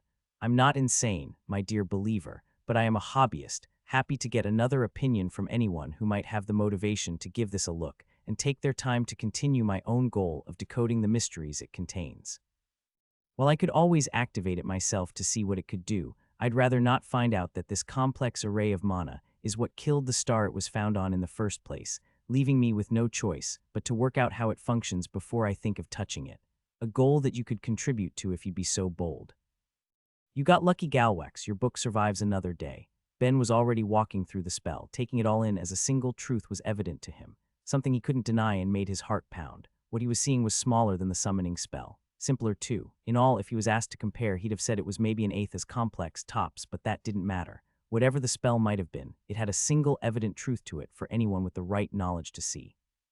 Whatever mysterious god or race had created it in some long-gone age, it was the same one who'd created the summoning spell that had brought him to that reality, with new things to be learned within it. Of the 10 books that were there, just begging to be studied, 5 of them were the notes of other people like himself who had gone through the first part of the archive to make it there, with the other 5 being the notes of Galwax and his theories on the spell's structure, being presented by the god himself as new recordings sprung up with the turning pages. Ben didn't hesitate to look at it all to get the opinions of both mortals and the divine, even temporarily forgetting his hatred of Galwax as he listened to the dead god's ideas before finally leaving the archive, even if he knew he was going to be back. With his mind as good as it was, he didn't really need to return to the book. Everything was memorized already, but that was something he wanted to see again with his own eyes, meaning the mythic item was spared his wrath as he returned to the real world, seeing barely any time has passed with his students continuing their practice. You know, after being in there for practically a month, it's not actually that bad to see them. Hey, can you not stare at us while we work, Zilly said, barely giving him a glance. It feels gross. Maybe I could spend just one more month in there. The temptation for the idea ran deep, but he forced himself to suppress it. There was somewhere else he needed to go. Something came up, so I need to talk to my god for a bit. It might be a while, so if you need anything, then just shake me or something. He didn't wait for an answer. He was in too much of a rush when he closed his eyes, pushing his mind up to Myriad's realm where 2 of the gods he wanted to see already were, both hard at work with whatever tasks would take up their time. Hey guys, emergency, or the opposite of an emergency, whatever an urgent but good thing is. Either way, stop what you're doing and give me your attention. Also, grab Nair. I don't care what he's doing. He's going to want to be here for this. Ben, I already told you, Nair's wait. What in all that's good happened to your mind? An evil god forcefully changed its structure a bit, so now it's like this. It's probably fine. What? Both screamed in unison, going into a panic, each of them believing without a shadow of a doubt that Ben's terrible luck could leave him running into an evil god. Of course someone, my unlucky bastard of an apostle, ran into an evil god. Of course he did. Myriad stressed, collapsing to the ground as Hillary jumped off of him and rushed before Ben, shoving her arms into his chest as she did to look at his soul. You really do have the worst luck in all of reality. Did a stray void god end up on world? There's been a few instances of invasions like that in the past, but… Whoa, guys, don't panic. That was a bit of an exaggeration. Sorry, didn't think you'd both take it that seriously. The god's probably not evil, just a careless asshole, and more importantly, he's already dead. He could practically see the stress melting off both of them as he said it, with his god sounding far calmer the next time he spoke, while Hillary kept examining his soul. Ben, take us through exactly whatever happened to cause the change I'm feeling in your mental structure. To make the long story short, I finished the last book in the archive and met another recording of Galwax that tried to reward me by strengthening my mind. My working theory for the changes is that he specifically tried to change a Galwaxian mind, which I clearly don't have, and I got to suffer the consequences for it. Namely, that it really hurt. You're lucky it only hurt, Hillary told him, staring into him with narrowed eyes. From what I'm seeing, I guess you're right, and we can only count ourselves lucky it happened to you of all people. These sort of modifications happening to a thinking soul is a lot better than it happening to a meaty brain. Not to say your brain didn't receive any damage, but it's nothing that should kill you. Just get your lover to give you a quick look over when you see her later to deal with the minor damage. Empty skies, the level of carelessness to leave something like that on world. Certainly the sort of thing he should have properly altered before he went off to die, Myriad agreed, sounding none too happy that his apostle had just been hurt from the carelessness of a dead god. So just to be clear though, I'm going to be fine. Not going to go insane or not currently insane and just don't realize it. You've been insane since I've known you, Myriad scoffed. I just couldn't see it at first because you were too busy dealing with your trauma at the time to really show it. I'm going to choose to take that as a yeah, you'll be fine, Ben, and I love what a wonderful and caring apostle you are too, despite the fact I tricked you into the role. You will be fine, Hillary clarified. It doesn't look like it's changed the way you think, so much as maybe added a new dimension to it. I believe if you chose to, you might be able to approach problems the way a Galwaxian would, but that would always take a backseat to your normal the way of thinking that's normal for you. I don't feel like I needed that clarification at the end, but okay. Anything else? That depends. What was your intelligence value before this happened? A bit over 5,100. Why? You just grew by over 2,000. The mental power at your disposal is frankly impressive for any mortal to hold, Hillary told him, her voice carrying approval as she looked at the difference in his mind. Yeah, that would track. Galwax specifically tried to grow my intelligence, and given that in his tower he raised my mana and vitality by 30%, it looks like he was able to keep up that level of growth. Plus my unnatural mind leveled up too, and I always get a few hundred more points when that happens. Okay, so with that out of the way, just what is this good emergency? Myriad asked, bringing them back to the matter that had been rushing up there. Read my thoughts and find out. He directed every mind in his head to perfectly recreate what he'd seen in the archive, every bit of the massive spell being ordered in the exact way he memorized, leaving the two gods breathless. Is that really? There's no denying it, Hillary muttered, exerting just a bit of her power to create a model of what they were seeing in Myriad's realm, instead of leaving Ben to keep it up. Another example from the creators of the summoning spell, or potentially from another group who'd seen it and were able to learn from it to create this, but I doubt that. It's beautiful you found this in the archive. Yep, it looks like the first part of it was kind of a test to see if the person holding it had the drive to learn everything they could, and then they'd unlock a different section after containing the spell's structure, along with Galwax's thoughts on it and anyone else's who made it that far. And as much as I hate the bastard, I think some of his theorizing may have just pushed my own research ahead by a few years. Maybe even more if I can find anything useful in this too.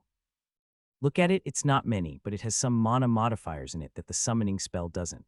If you're trying to modify the spell, then having more tools will only help, the goddess muttered, barely noticing him as she looked at it. So what does this one do? Don't know, neither did Galwax. I guess he bought the info from a void god, same way others did for the summoning spell, but he never tested it. From what the recording said, it sounds like it was found in the ashes of a dead star, and he didn't want to try and power it, only to find out that the spell is what killed it in the first place. MMH, probably a good choice, Hillary agreed, even if she looked physically pained to not be able to grasp its purpose. But if his race had already lost, then he could have at least tried using this before getting himself killed while he still had the power for it. Maybe he did, Myriad sighed. How would we know? He spent so little time here when he dropped off his tower, he should have at least told us about this spell as well.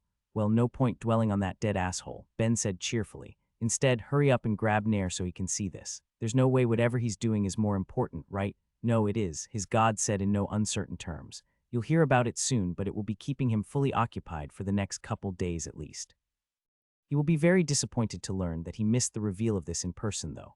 Plenty will be, Hellori laughed. I can only imagine every other knowledge and magic god grinding their teeth. The summoning spell was a masterpiece we always assumed was a one-off. We'd never heard of anything else like it from any other void god. The fact there's been another example right under our noses this entire time is going to drive Plenty insane. Glad to see you're excited because the rest of the day is going to examining and cataloging this, Ben told them, his grin saying they wouldn't be able to avoid it. I'll have to pop back down a couple times to see how the students are doing, but other than that you can expect this to take up the rest of the night. Ben, as exciting as this is, we do have other work to be doing, you know. Don't be a killjoy myriad that can always wait another day or two, Hellori argued, her eyes still glued to the spell, and showing the cube had no ally there when it came to staying on top of his real work. The sooner we give this a look, the sooner we can go back to that. Now come on already. Facing the enthusiasm of both his apostle and fellow god, Myriad was left no choice but to give in and examine Ben's discovery, discussing and theory crafting as they pored over all they were seeing as the hours went by. The next day, Ben woke up early for one single reason: testing. After a night of examining the new spell with the two gods, he was left to actually see what all of the new mana modifiers would do, and he wasted no time doing exactly that, creating simple enchantments to attach them to and recording the changes the modifications made, making enough progress that he made a mental note to go visit Killy later in the day to update the books on them he'd already produced, hoping that getting more eyes on them could result in new routes to discovery and progress. Really, he wanted to go that second. As far as discoveries went, what he'd gotten from the archive had been huge, but he forced himself to hold back. As much as he didn't like it, he had people to teach, so as the day began and he parted with Thera, he found himself back at Natty's residence, ready to face whatever the day was going to throw at him. Actually going to stay awake and do your job today, Zilly said in place of greeting. And hello to all of you too. Let's make this quick. Did either of you have any questions from what you were doing yesterday? No, Natty told him, at least coming off as a bit more polite, even if she herself didn't seem impressed with how he'd slept through the latter half of their practice yesterday, only waking up occasionally to check on them. Is there anything else we can be doing to try and raise it? From my experience, I'd say life and death situations can help, but other than that, just keep practicing with each other and others. Finding a strange mind would probably help as well, but where you'd get access to something like that is another question. He wasn't even going to bother trying to offer his own again, even if he thought he might be able to configure his mental structure in a way to raise their level after a few attempts, leaving him with the last thing he was there to teach them on the agenda, the enchanting modifier. While he still had over a week of practicing with them left, after he gave that last explanation, all he'd be able to do to help from there would be to judge how their enchantments looked and give them what advice he could as they worked to put the information he'd already supplied into practice, along with the potential for a few more lessons on ritual magic, so long as either of the two managed to raise their connect level or else became proficient at the technique without it, though he wasn't holding his breath. Both were complicated, not the sort of thing so easily mastered in such a short time, least of all when they'd also be trying to learn that complex mana movement at the same time. Oh well, I can say that I'm at least doing the best I can here. We'll see how Nair feels about the other two, plus him. He could feel the eyes of Nair's high priest on him, filled with an obvious judgment, and before starting anything else Ben turned to stare him down in return, waiting for him to give voice to whatever was on his mind until he finally broke.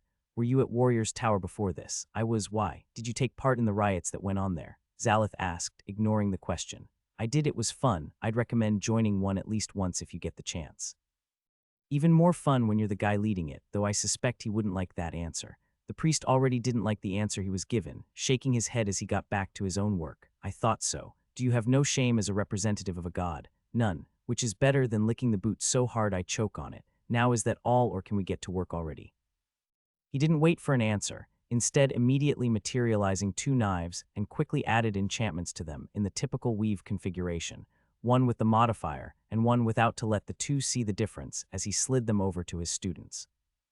Now this is going to be both hard and unintuitive to do, but try and follow what I say, and I'll give you as many examples as I can because if you don't manage to learn anything else I'm trying to teach you both, learn this and the items you make with it will have a good chance to go up at least one rank in quality, along with either an equivalent boost in power or reduction in the mana cost to match.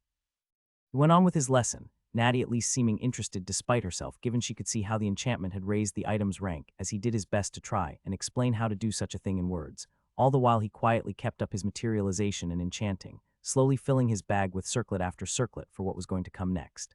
Killy, how do I deal with some problematic students? If you ever learn then, I'd be happy to get that answer as well, she chuckled. Who have you begun teaching? One of the summoned, and I guess she'd be a grand demigod. A demigod. Doesn't matter either way, I hate them but I'm being paid well. Grand, I suppose that would be Nair's descendant. They do say the mortal children of gods can be a handful, just do your best. But I assume that isn't the reason you came here, is it? No, I have a couple, one being these. He opened his bag, pulling out circlets of all sizes and explaining their purpose before Killy had to ask. They're enchanted with knowledge and a few other helpful skills that will let anyone who wears them learn quicker and faster. Given how important it is to have powerful mages in the world right now, I'd like to officially donate these to the library as the Apostle of Myriad. Interesting, she muttered as she picked one up to look over. Such an obvious application of both a knowledge skill and an awakened enchanting, but have we really never had someone who held both at one time before? I suppose that makes sense. Enchanters usually just raise a magic with that skill for their work and make use of whatever else exists in their status as a bonus. Well, a lot of interesting options become available if you branch out a little. I'll bet, I'll take them. I'm assuming you want it to be known there from the Church of Myriad. If that's no problem. A small price to pay for so many items that have to be in the ultra rare. I'll happily put these out for rentals. Oh cool, I had thought I'd need to wait a bit for word to really go around, but I guess the confirmation of a third-tier skill holder is good enough. Either way, I'll take it. He'd originally planned on dropping them off later to take full advantage of the quest reward, but decided not to in the end, no matter how useful it could have been to him, for the simple reason that he was forced to admit to himself that holding off could have cost lives. Surely there would be mages who would be fighting in the next wave who used the library, and surely many would have close calls where the difference in what they knew could be the difference in life or death. It was unfortunate, but when he thought about it like that, he couldn't really wait another month to hand them over, especially with how dangerous the next battle was sure to be. And I have one more thing while I'm here too, he said, reaching into his bag for the last of his items he needed to hand over, a book containing the structure of each new mana modifier he just found, along with tests on how they impacted certain spells and how they would interact with each other to a certain extent, with Killy's eyes lighting up as she flipped through it. My, you have been busy. But then so have I, she said with a smile, reaching into her desk and pulling out a thick stack of paper, handing it over to Ben and watching him speed through it all in seconds, a grin breaking out on his own face. So this is why you're the embodiment of knowledge. It's all just theories, I can't exactly test it myself. What she'd given him was something she'd worked on in her spare time, going through the information on mana modifiers Ben had provided in the library. One of the bigger roadblocks to his work there was seeing how modifiers would act when stacked with other modifiers, and given the sheer volume he was seeing examples of, it was a Herculean task that could take years to finish, but she wasn't the smarted person on the world for nothing. In a fit of genius, she had discovered something that had the potential to erase even more years of work to his research on top of those already lost from the studies of Galwax. She'd found a formula to predict the outcome of staking modifiers. Even if I'm right, it's not perfect, she told him, trying to temper expectations. I've seen what you're trying to understand. With this, results should become predictable up to the 10th stacked modifier, but the structure of what you're looking at might have dozens or hundreds stacked and interacting. Yeah, but it's a start. You're incredible, Killy. More and more this is actually starting to look like it might be possible.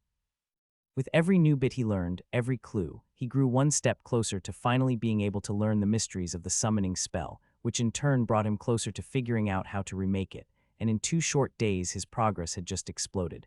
Now more than ever it felt within his grasp. Well, it's nice to be appreciated.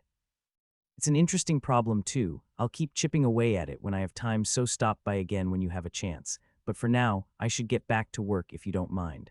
Top floor as always. If he tries to avoid answering your questions, then tell him he needs to come down to talk to me. Letting Killy get back to her work, he happily rushed up to the 5th floor, finding that very friend deep in a book as Ben lightly tapped his shoulder, getting to watch him almost jump out of his skin when he saw Ben's cheerful smile. Whatever you want, go away. Verbum, no yelling in the library, man. Also, I'm just here to say hi and ask for a teeny tiny little favor. No, and wait, how did you get 5 new titles since I last saw you? You hit the nail on the head, that's actually what I'm here to ask you about. I was just hoping you'd look at the weird one so I can figure out what it does for me. They're all weird. Okay, the really weird one, title holder. Just let me see it through our eyes and I'll get out of your hair and let you get back to your reading. Well, fine. It was obvious that was going to be the quickest way to get rid of Ben, so he stopped putting up a fight and did as he was asked, using his Akashic Records skill to see all of the information the system had on that one unusual title, and doing his best to narrow it down to a reasonable amount before he began to mentally scroll through it, moving faster than he himself could read to get Ben out of his hair just slightly quicker. With the holder of that particular title doing his best to keep his face neutral with what he was seeing. The title had two main effects, both of which were fantastic, even if one was going to doom him to more strange titles in the future. By having it, not only were the effects of all of his other titles increased, meaning a bit of a boost to his growth rates and skills, but he'd also have an easier time gaining titles. He wasn't exactly clear how much easier, but that part didn't matter. Having it at all was a boon, one he was going to happily take advantage of, even as a new question popped into his head.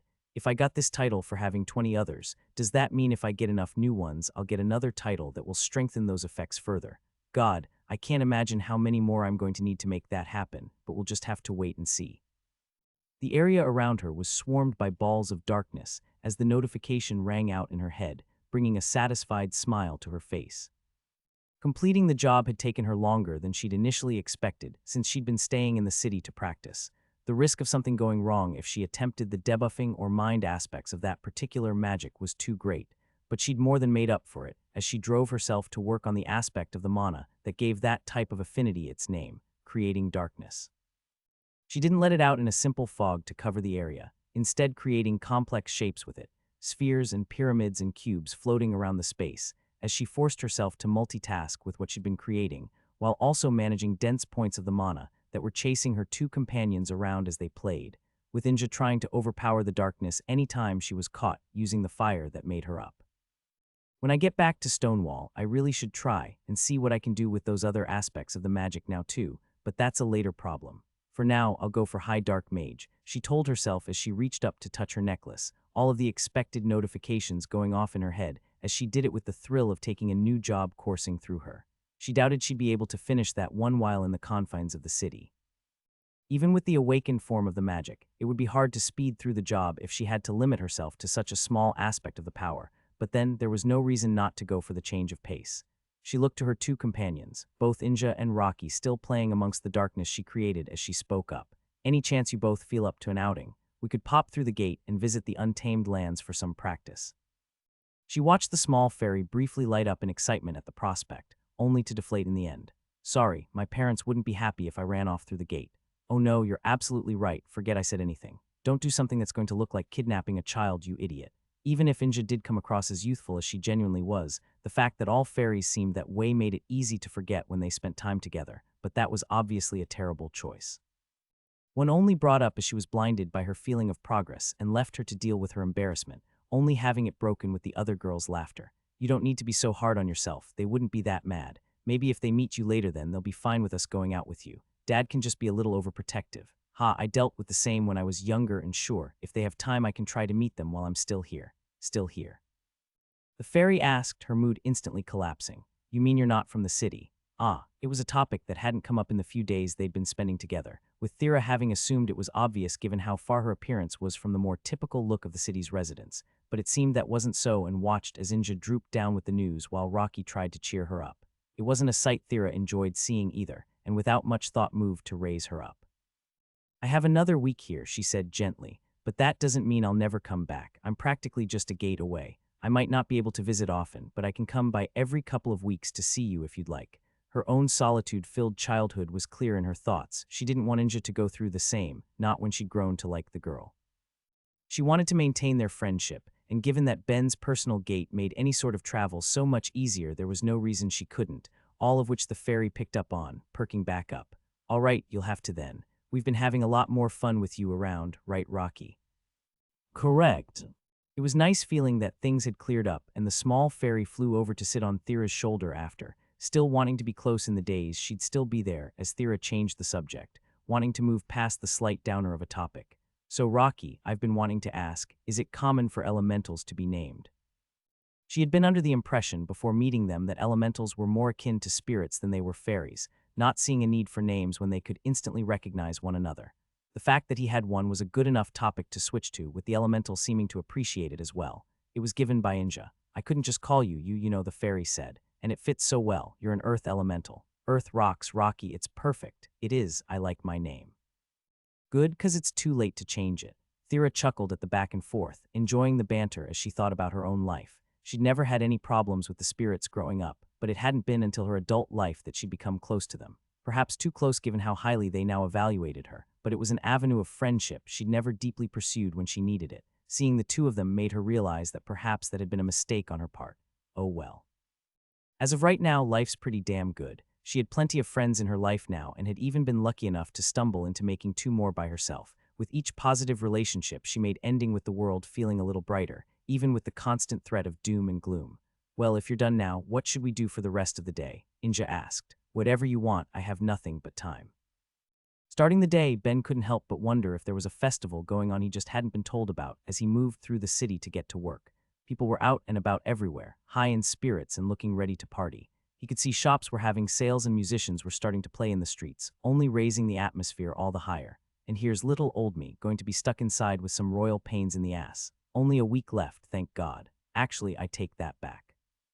No God bothered warning me that the people they wanted me to teach sucked so much. They've all earned my wrath.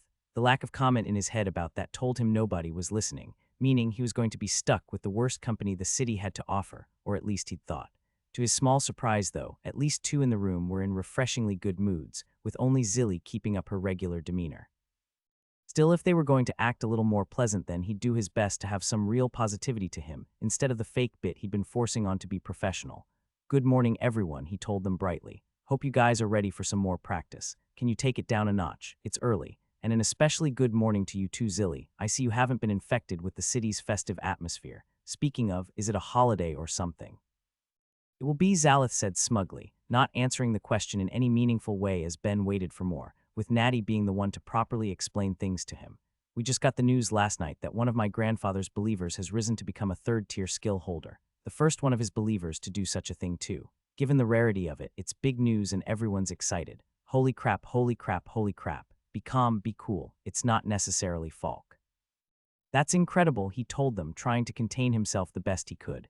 And is there any word on the person's name, or what skill this guy's awakened to? We don't know the name, but it's actually a skill someone else has managed in the past, she explained, feeling proud enough of the mystery person who shared her faith that she was feeling agreeable. Soul smithing.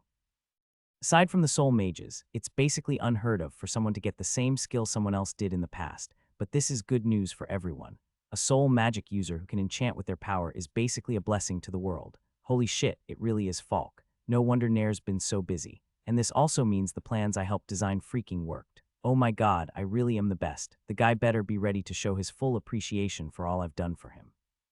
And also be ready to go talk to Sanya, cuz if I get back to Stonewall, and that hasn't happened, I am going to ruin my fantastic teacher's life. Try not to look on with too much jealousy, Zalith laughed. Not every faith has what it takes to have someone who's capable of such a thing, least of all a smaller god. Okay, that was super unnecessary, but whatever. This is great news, and I'm sure you guys don't want to be stuck with me all day, so why don't we keep the lesson to an hour, and then you all can run off to enjoy the celebration. He got no argument for his suggestion, not that he'd been expecting one, and was happy to move through teaching them to the best of his power to finish up for the day as fast as he could.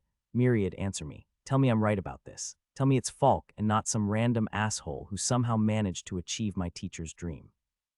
Ben thought in tandem with all of his minds to try and make sure he was getting his god's attention, with a swift answer coming for the act. You know you love the attention, so the weapon works then, so why didn't you guys tell me Falk awakened? He did it days ago, right? Come on, I'm his sweet, sweet, precious student he want me to know. Oops. Okay, fine. So has he spoken to Sanya yet? How'd it go? Should I be expecting a baby or a broken heart by the time I'm back in Stonewall? I just have my priorities. Trust me, now that Falk's managed that, he's never going to know peace again so long as I'm around, but we're putting a pin in that for now. You say he'll be back in a few hours. In that case, I have a favor to ask. Do me a solid and grab Analia. He took some time to wander the city a bit, enjoying the celebratory atmosphere all of the more since it was for someone he cared about so deeply, before heading back to the embassy to wait until Thera flew into the room, ecstatic in her feelings and making it clear to the world as she jumped into Ben's arms in her excitement. I can't believe it. I really can't believe it. She laughed. He actually did it. This is incredible.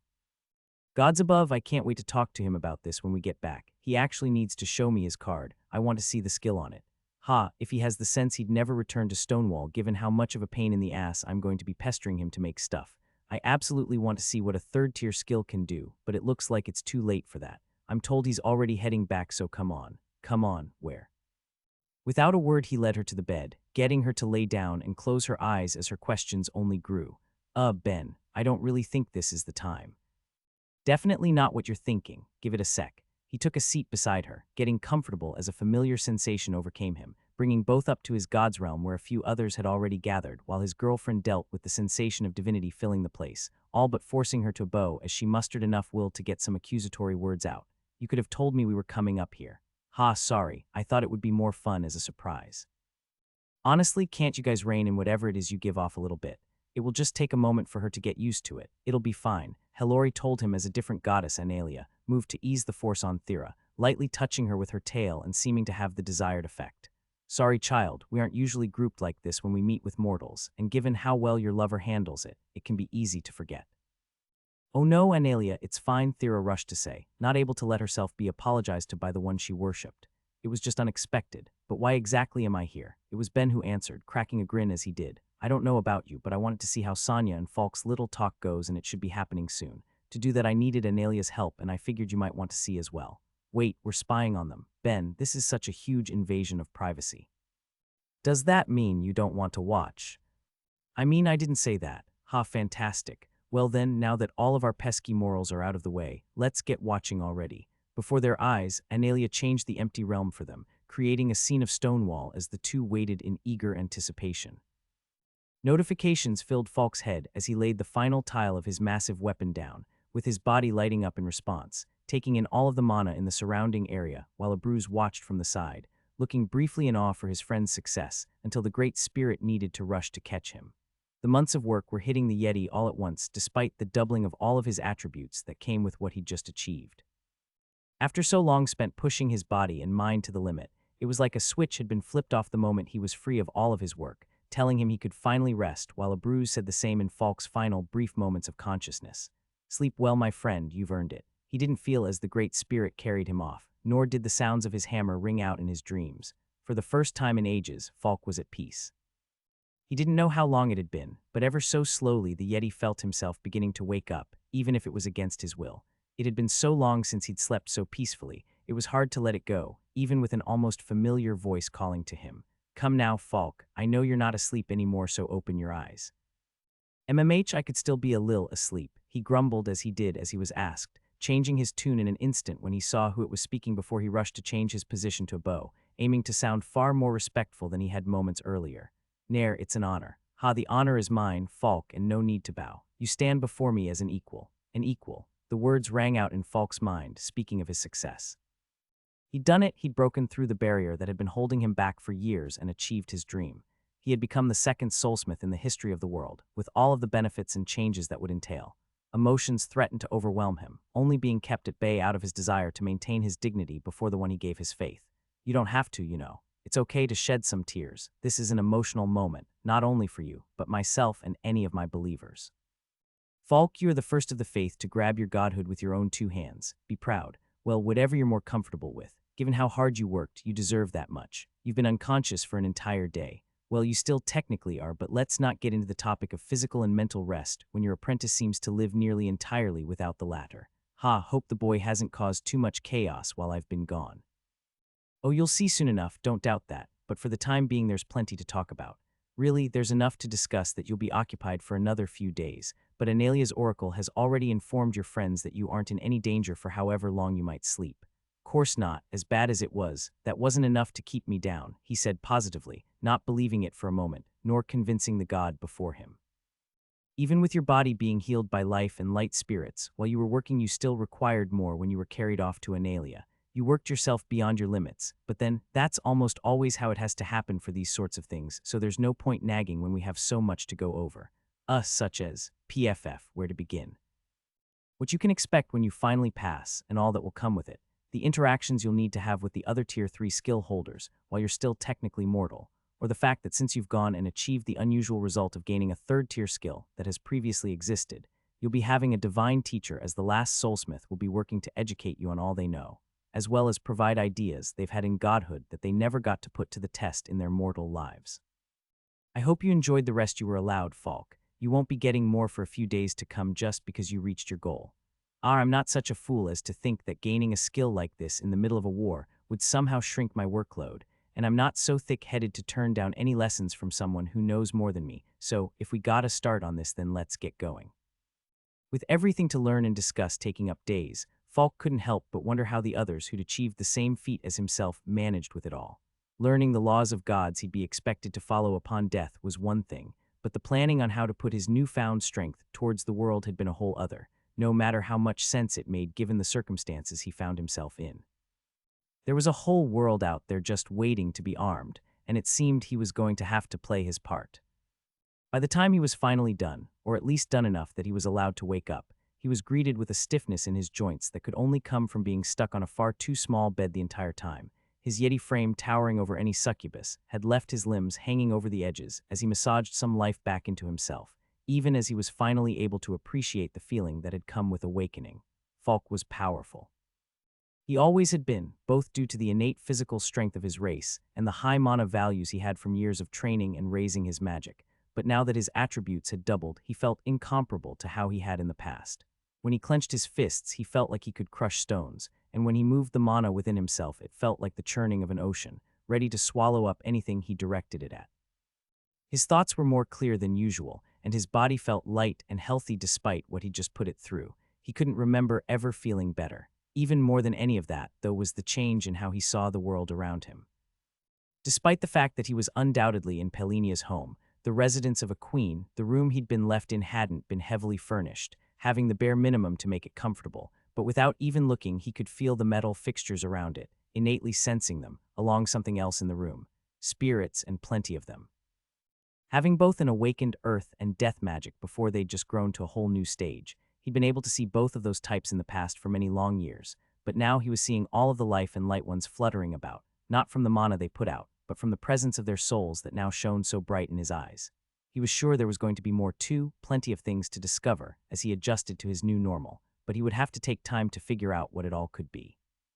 Time he wasn't going to get then as an old friend of his kicked open the door. "Falk, you sleepy bastard," Pelinia yelled, carrying a paper in hand. "Good to finally have you up. Here's your bill for taking care of you this entire time, so make sure you pay it in full, okay?" Before he could get a word in, it was shoved into his hand, simply saying, 100 items of the highest rank you can create, leaving him to sigh as he exerted just the barest bit of his newfound power, making the sheet decay in his grasp. "And ain't it lovely to see you too, Pel? Been a minute, you been well." "As well as I can be now that I have a lovely friend with more power than I could ever dream of," she laughed, not minding Falk destroying the note since she'd scribbled it out quickly in jest, even if she was fully planning on taking advantage of him. "It's good to see you up, though. We were getting worried." "Ah, looks like since I passed out anyway, the gods decided to keep me knocked out to deal with some of the fine print that comes with getting so high. Looks like I'm not getting any real peace till the war ends, one way or another." "Ha, well, unfortunately for you, there is one small thing you need to do first," she told him, pulling out a different sheet of paper. One he immediately recognized as the letter the boy had written up for him to hand over, getting him fully supplied in a way that had finally let him reach the third tier and instantly left a lump in his stomach. He hadn't given it much thought at the time, too deep in the idea of finally completing his dream, but it looked like he was going to have to face whatever he'd been offered up to do as he took it and read it over, feeling his eyes squint at the few short lines. "You both really are a couple of bastards, you know that?" Falk sighed. "I already told the boy I'd do it, even if I forgot." Between his exhaustion and the talks with various gods, he didn't have time to think about what reaching his goal had meant until it was thrown so bluntly in his face. He actually needed to talk with Sonya. "Just be aware, if you try to back out, I'll be killing both you and your little student for raising my hopes like this. I don't care how important either of you might be." "Damnable woman, I said I'd do it." "Infinite hells, at least let me get myself together a bit and washed up. If you think you were allowed to be placed on my sheets before you were washed given the state you were in, when a bruise brought you back, then you're insane. We've had a couple water spirits around to keep you clean, you're fine." He gave himself a quick glance hearing that. His fur was back to a beautiful snow white, free of the gunk and grime that had covered him in his unending weeks of smithing and construction, and leaving him in the best state he could be in. "Not sure how I feel about that, Pel. Don't be a baby, it's fine. Now come on, off with you already. Can't believe you're kicking me out minutes after I've woken up. At least I'll have however long it takes to get back to properly think on what to say." Pelinia gave him a curious look before breaking into a deep grin. "You're thinking that you'll have some time before you get back, aren't you? We really have known each other too long." "Ah, well, sorry to burst your bubble, but you'll have a lot less time than you'd expected." "Damn it all, are you really going to have your hubby carry me back to Stonewall?" He could easily imagine it, even if he didn't want to, and it would be the sort of thing that would instantly kill any dignity that his newfound power carried, but at least it would leave him a little time to think. Not the days he'd been expecting, but at least a few good hours, along with a conversation partner to bounce thoughts off of. In the face of his question, though, the queen's eyes sparkled. "Oh, you'll see in a minute. After all, you're not the only person who's grown while you've been gone, you know." It was with those mysterious words she led him out of the room. Gods above, Falk gasped as he was led to Thera's old room, where one unusual feature now stood. Something he would have thought impossible if not for the fact that he was touching it himself, his senses screaming out the details of it to him. "I knew the boy was bound to do one or two interesting things while I was gone, but I never imagined this. A gate, one as big as a standard doorway, just waiting to be passed through to get to his shop on the other side. Seeing it took his breath away and left him wishing he'd been there for its construction, if only to help celebrate Ben's success." His apprentice had finally broken into making legendary items, and had kicked off what was sure to be a ridiculous string of them with an absolute bang, all while Pelinia enjoyed the reaction.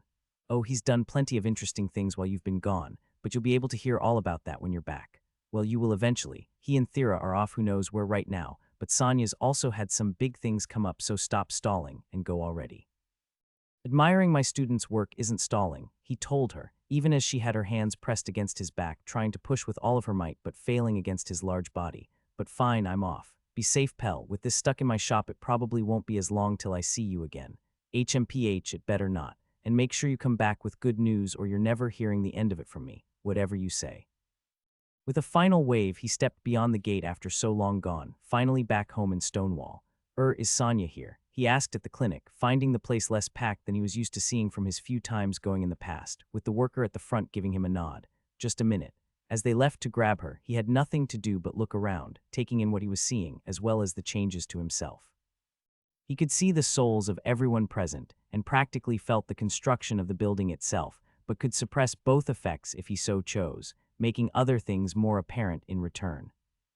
While his soul-smithing had sprouted partially from his death magic, at its pinnacle it should have been more than capable of doing anything life magic could as well, and though he didn't know many of the spells for it beyond a purely academic sense, he could sense the bodies of the people around him, how they were put together, and things that seemed like might be wrong, all of which were just more aspects for him to learn and develop with the time he had, pointing to just how busy he'd be. His work wasn't ending.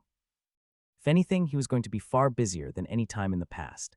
Adding that on top of the ever-present feeling of impending doom, could he really give Sonya what she wanted? It was something he'd only just begun asking himself as she came out the back, smiling wide as she saw him and rushing over to pull him into her embrace.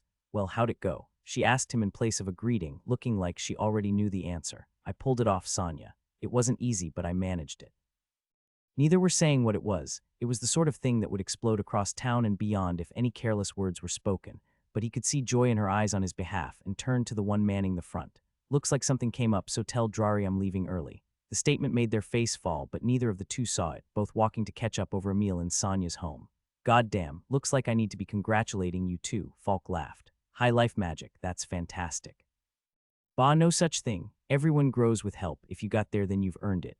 I know how much the clinic would struggle without you, Sonya. This is well deserved." He watched her lips gently curl up at that as they fell into a comfortable silence, having mostly caught up on everything that had happened in their months apart, both of them starting to think about what to say next. He'd told both Ben and Pelinia he'd actually talked to Sonya about her feelings, but how was he even supposed to begin? How did he start that? Just thinking about it made him wish he had the boy in town. As shameful as it would have felt, he could have used the advice for how to broach the topic, but it seemed he didn't need to. Keeping her small smile, Sonya spoke up. "I love you, you know." Given he'd been told this was something she'd been holding on to for years, her coming out with it was the last thing he'd expected, and whatever look his face was wearing was rewarded with a laugh. "I have for decades at this point. You've just been too dense to see it this entire time. Although that's not really fair to you either, is it? I should have just told you when it became obvious you were never going to catch on yourself." Awakening a skill had come with a new level of confidence for Sonya, one she enjoyed feeling in herself, and now that Falk had reached his dream, she couldn't deny her desire to get that out there, for whatever the consequences would be. There was no denying she was nervous. A part of her wished she'd taken him out for a round of drinks first, so she could have blamed whatever she said on that. But she wanted the words out of her while she knew she had the courage. All that was left was seeing how he'd respond. "Sonya, you deserve a better man than me," he told her. "You don't want to be with a fella who's too blind to notice your feelings, or one who's going to be as stuck with as much work as I am. Now that I've reached my goal, I'm going to be slaving away till the end of the war, however it turns out, and neither of us are dumb. How it turns out is likely going to be a solid bad. You should be spending that time with someone who can give you all of the attention you deserve."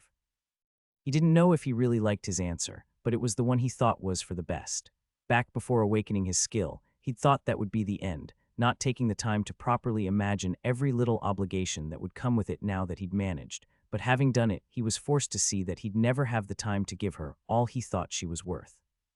Sonia was the most important person in his life, even if it ruined their friendship. He didn't want to leave the last few years of her life on someone who was never going to have the time for her, but she didn't back down. "Falk, I'm the only one who gets to decide what I deserve," she told him, flicking his nose as she did. "And I think I deserve you. However much or little time you have for me doesn't matter. I told you how I feel knowing that. The only thing that's important here and now is how you feel about me. So how do I feel? There's plenty of people who matter to me, but only one who does the most. I think you know where you stack. Maybe, but I want to hear you say it. If you'd really be fine having someone like me for whatever time we've got left, then I can't imagine giving it to anyone but you." The embarrassment coursing through him as he said it was enough to leave him feeling like a bashful kid, and he was thanking his lucky stars that neither the boy nor Thera were around to overhear them, with the thought only cut off by Sonia making her move, leaning forward and pushing her lips against his before pulling back with a satisfied expression. "Well then, I guess you'll just have to make sure the time we have together is even more special to make up for how busy you're going to be." With the kiss, the scene closed as Analia removed the little window into the two's lives she'd created, ending with Thera practically cheering over how it ended. "Yes, go Auntie. This is so great. Mom's going to be destroyed if she ever finds out I got to see it happen and she didn't, which I guess she can never know because then they'd both die of embarrassment. Ben, we're taking the fact we saw this to our graves. Yeah, that's reasonable. But excuse me, Analia, it looks like you just cut off as things were getting exciting. I want to see Falk embarrassed more. The guy never looks like that. Ha, it was the appropriate time. Sonia was just about to show that she's my child as much as any other succubus. It's not good to have prying eyes. Her child. Ah, love and seduction, right. Probably best not to watch whatever's coming next then." There were still hours left in the day that he wanted to spend now that they'd gotten the main event out of the way, letting him celebrate his teacher's success with an even lighter heart now that he'd gotten closure on how things had worked out. So he gave his goodbyes to the gods as he and Thera both woke up, going out into town where the atmosphere was keeping up. Even if impromptu, it was without a doubt a festival in full swing at that point, with street vendors hawking their wares and performers and musicians taking to the city, showing off their skills as crowds came and went, enjoying it all as they each celebrated Falk's success without even knowing his name. The two of them were just as excited as the rest, with both of them already planning on grilling the man when they got back, Thera wanting to know everything about the experience while Ben wanted to see a third-tier skill in action. As interesting as Killy, Verbum, and the two soul mages he knew were, he finally had someone in his life whose awakening matched his personal interests. There was no way he wasn't going to take him for all he was worth. "I wonder if I can force him into helping with my summoning research now, and I'm going to have to make sure he learns the enchanting modifier when I get back, and maybe I can even drag him into helping with making Anux a body too. I'm trying to make a robot I can shove a soul into. This should basically be Falk's specialty at this point." He could already envision all of his work getting easier with this new resource to take advantage of, no matter how little his teacher would like to be thought of as such, with the only thing holding him back being the work he still had to do. "There's only a week left. I can deal with this. I'll finish teaching these jerks, grab my free blessing, and then go back to cause enough chaos in Falk's life that he'll wish he was still away trying to awaken his skill. I'll finally get all of my major projects finished, and then the rest of my life will be filled with nothing but peace." Okay, maybe that last bit is a touch too optimistic. His thoughts were broken as Thera tugged on his arm, pulling him along to a growing crowd. "Looks like something fun must be going on, come on." Ha, sure. He let himself be led along to the next sight amongst everything else they'd seen. Less grand overall, but entertaining nonetheless, at least for those who didn't know what it was, even if seeing it excited Ben to no end. Something that was so obviously a scam he couldn't believe it was happening right there in front of him. Oh no way, I've never seen three-card Monty in real life, or whatever it's called when it's using balls and cups. Still, very. He trailed off as his eyes locked on the scammer's mark. Natty, sitting in front of the man, swiftly moving cups around with both Zalith and Zilly to the side, cheering her on. "You've got to be kidding. Why would anyone willingly let themselves participate in such a well-known scam? Wait, don't tell me. Thera, have you ever seen or heard of anyone doing this sort of trick before?" "What sort of trick?" "Yeah, that answers that. Earth had both a vast information and entertainment network that I'd be shocked if a single other human on the planet couldn't recognize it, but this world doesn't.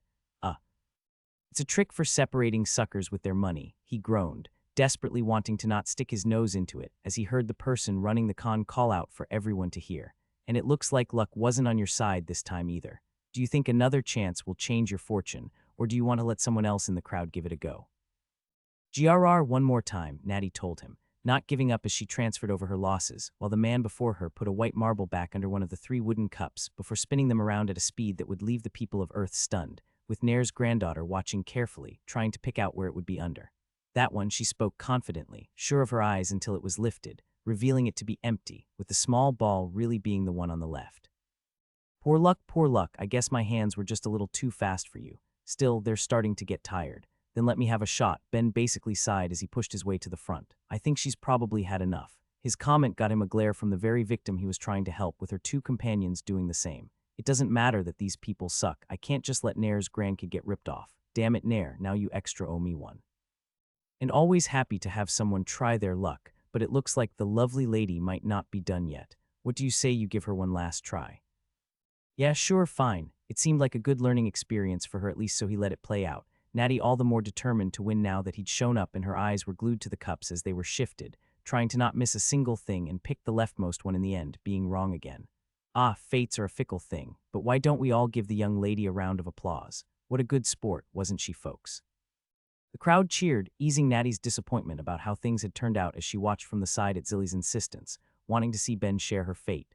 So how much do you want to put down? The conman asked. Life's a gamble, big risk can equal big reward, I'm sure. However much she lost altogether, put that down as my bet. Ben was already rustling through the man's status and memories, making him sympathetic enough with his plight that he didn't intend to take him for all he was worth. A performer with mouths to feed, he'd lost his job due to the war when the population of his city never fully bounced back after the evacuation, and was resorting to his sleight of hand skill to earn what he could. Maybe I should just let him keep all of the money. I'm sure Natty doesn't need it, and anything I lose isn't going to put a dent in what I earn. If it wasn't for her grandfather. The conman's eyes lit up with the giant bet as the game began, with the result clear the moment it started.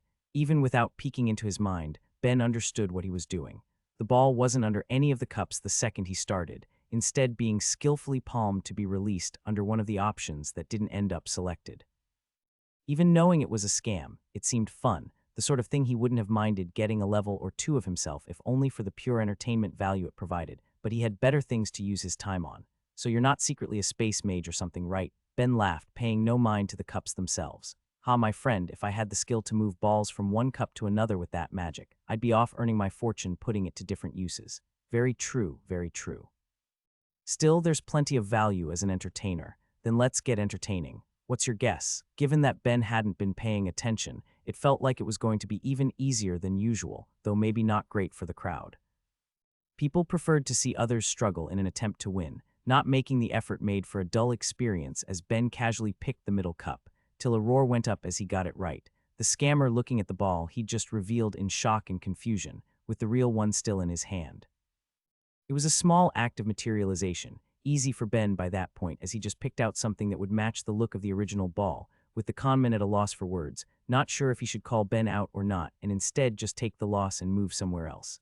Take the loss. Ben thought at him through the connection, making the man jump. You just tried to pull a fast one on the descendant of the city's main god. If she catches on before you're through the gate, it could spell trouble for you, so grab your wife and go. He could feel the fear in the man's thoughts for not only having been caught, along with the fact that Ben knew his wife was working the crowd and the identity of who he'd been tricking earlier, but none of it showed on his face, more than happy to take the out Ben gave him. Well, looks like we have a big winner today, so I think that will be all for me right now, folks. Hope you each enjoyed. The crowd dispersed with that, both the man and his wife walking off till they were out of sight, no doubt breaking into a run the moment they felt free of any eyes who may have been watching the show, leaving only he and Thera at the end, along with 3 angry looks. Show off, Zilly muttered, with Natty having her own thoughts. Did you just materialize that? Her mana sense was excellent, and despite the control over his power that Ben possessed, she had still picked up on it, earning an approving nod. Good eye, yes I did, see. What? Zalith demanded, disgust in his voice as he cut off Ben before he could explain. To scam someone like that, that's no way for the representative of a god to act. We need to find them and apologize immediately. No need to apologize, I've already done him a solid by giving him enough time to get away. I would recommend you all try to be a little more aware of when you're being played though. That entire routine is a trick that you fell for, hook, line, and sinker. Speaking of. He held out his card, trying to return Natty's money to her as she looked at it through narrowed eyes. What makes you so sure it was a trick? I didn't feel any mana from a spell, and like he said, If he was that good, then he wouldn't need to be out there doing that, because he didn't use a spell. It's all sleight of hand. The moment he started, there wasn't even a ball under the cups. It's popular enough on my homeworld that it's actually crazy that it wasn't recognized here. Of course, your entire race would know how to scam people. It took a second, but eventually she tapped her card against his, taking back the funds she'd lost, even if she had to comment in the end. It's not that much, I didn't need you to come save the day. Well, unfortunately, you're my friend's family, so I couldn't do nothing. Now have fun with the rest of this, 'cause I'd really. Wait, Zalith cut him off, not willing to let things end there. Ben hadn't given it much thought when he'd said it, but by claiming Nair as a friend, he'd positioned himself as someone capable of having friendship with a god, either elevating himself to an outrageous height or dragging Nair down, neither of which his priest could accept, and made him pick at what he'd been told. But if you're telling the truth, why did you just let him go? The man was obviously a criminal if Ben was correct.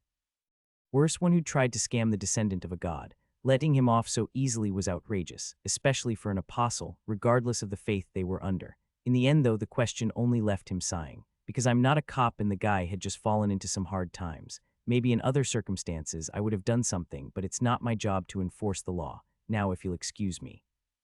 He grabbed Thera's hand and dragged her off before anyone else could get another word in, with her feeling more than a little shocked at the exchange she'd just seen. So they still really don't like you, huh? Forget about it. There's still a couple of hours left before we should turn in. Let's just aim for a nice little night where I don't have to think about all of the days I'm still stuck here, if I can avoid that.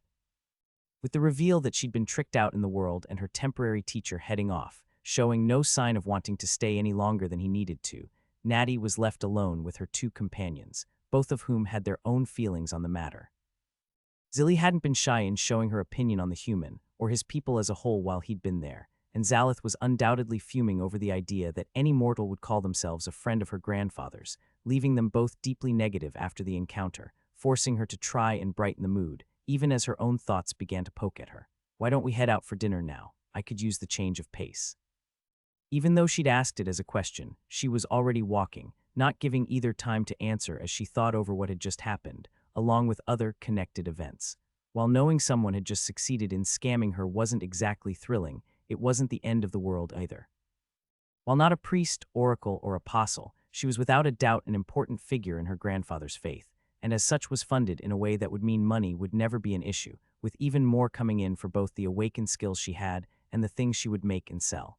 Anything she lost wasn't going to be some major blow, instead ending as just a bit embarrassing. The fact that someone had to swoop in to help only made it worse, with the final nail in the coffin being just who had been the one to do it. She wouldn't deny that she had not been showing Ben the kindness she should have as someone who had been invited to teach her by a god. Both Zilly and Zalith had strong opinions about him before he'd even arrived, and as her two trusted, if not a bit troublesome, friends, she'd accepted their opinions, letting herself get infected by them, with it only made worse once the idea was put in her head that he and her grandfather might have been hoping she'd become his lover. But how true was that really? During his time there, Ben had been what she would best describe politely professional, friendly for the most part, with only a few times where he'd let any annoyance slip through. But if she were to be honest with herself, it would be unfair to hold that against him. There were definitely times that they'd taken the least charitable stance on what he'd say or do, and while she wasn't sure how much of what he'd done should have been interpreted through the lens of her memories, she couldn't deny that much of her reactions had come from a desire to keep him at a distance, lest she learn her concerns had been true, and maybe that had worked. Maybe the reason she hadn't felt him trying anything was entirely because her actions had made things abundantly clear, stopping that problem before it could sprout. Or maybe she'd misread the situation, taking in the biases of her companions and letting them keep her from making her own opinions, leaving them mistreating someone who had just been trying to do the teaching he'd been sent to. She couldn't help but sigh thinking about it, with the only other opinions she could get on the topic coming from those who had already made up their minds. So he's been here for a week, what do you both think? She tried over dinner, wanting to see if either were second-guessing themselves the way she was, only to find opinions largely unchanged. What's there to think about? Zilly asked. He clearly doesn't like it when we don't do what he wants no matter how much he tries to hide it. He's a huge show off the way he constantly materializes everything, plus he just came to play hero. It's gross. For all we know, he was lying about what happened anyway, or maybe arranged it from the start. I think that last bit is a little too paranoid. Nobody had made her take a turn against the cup spinner. She'd done it willingly since it had seemed fun. Even if any other problems they had with him were true, she couldn't justify dumping that on him as well. Doesn't matter. In the end, he's still human. They're gross and I don't like them. All right, what about you then? She asked Zalith. Even if you're not learning from him, you're around, so what do you think? Also firmly in the negatives. How could it be anything but, ignoring the casual attitude he's shown about his own faith when he's supposed to represent it? We know he took part in a riot against one of the communal churches before coming here, since he admitted as much, and nobody goes from good believer to that sort of thing immediately.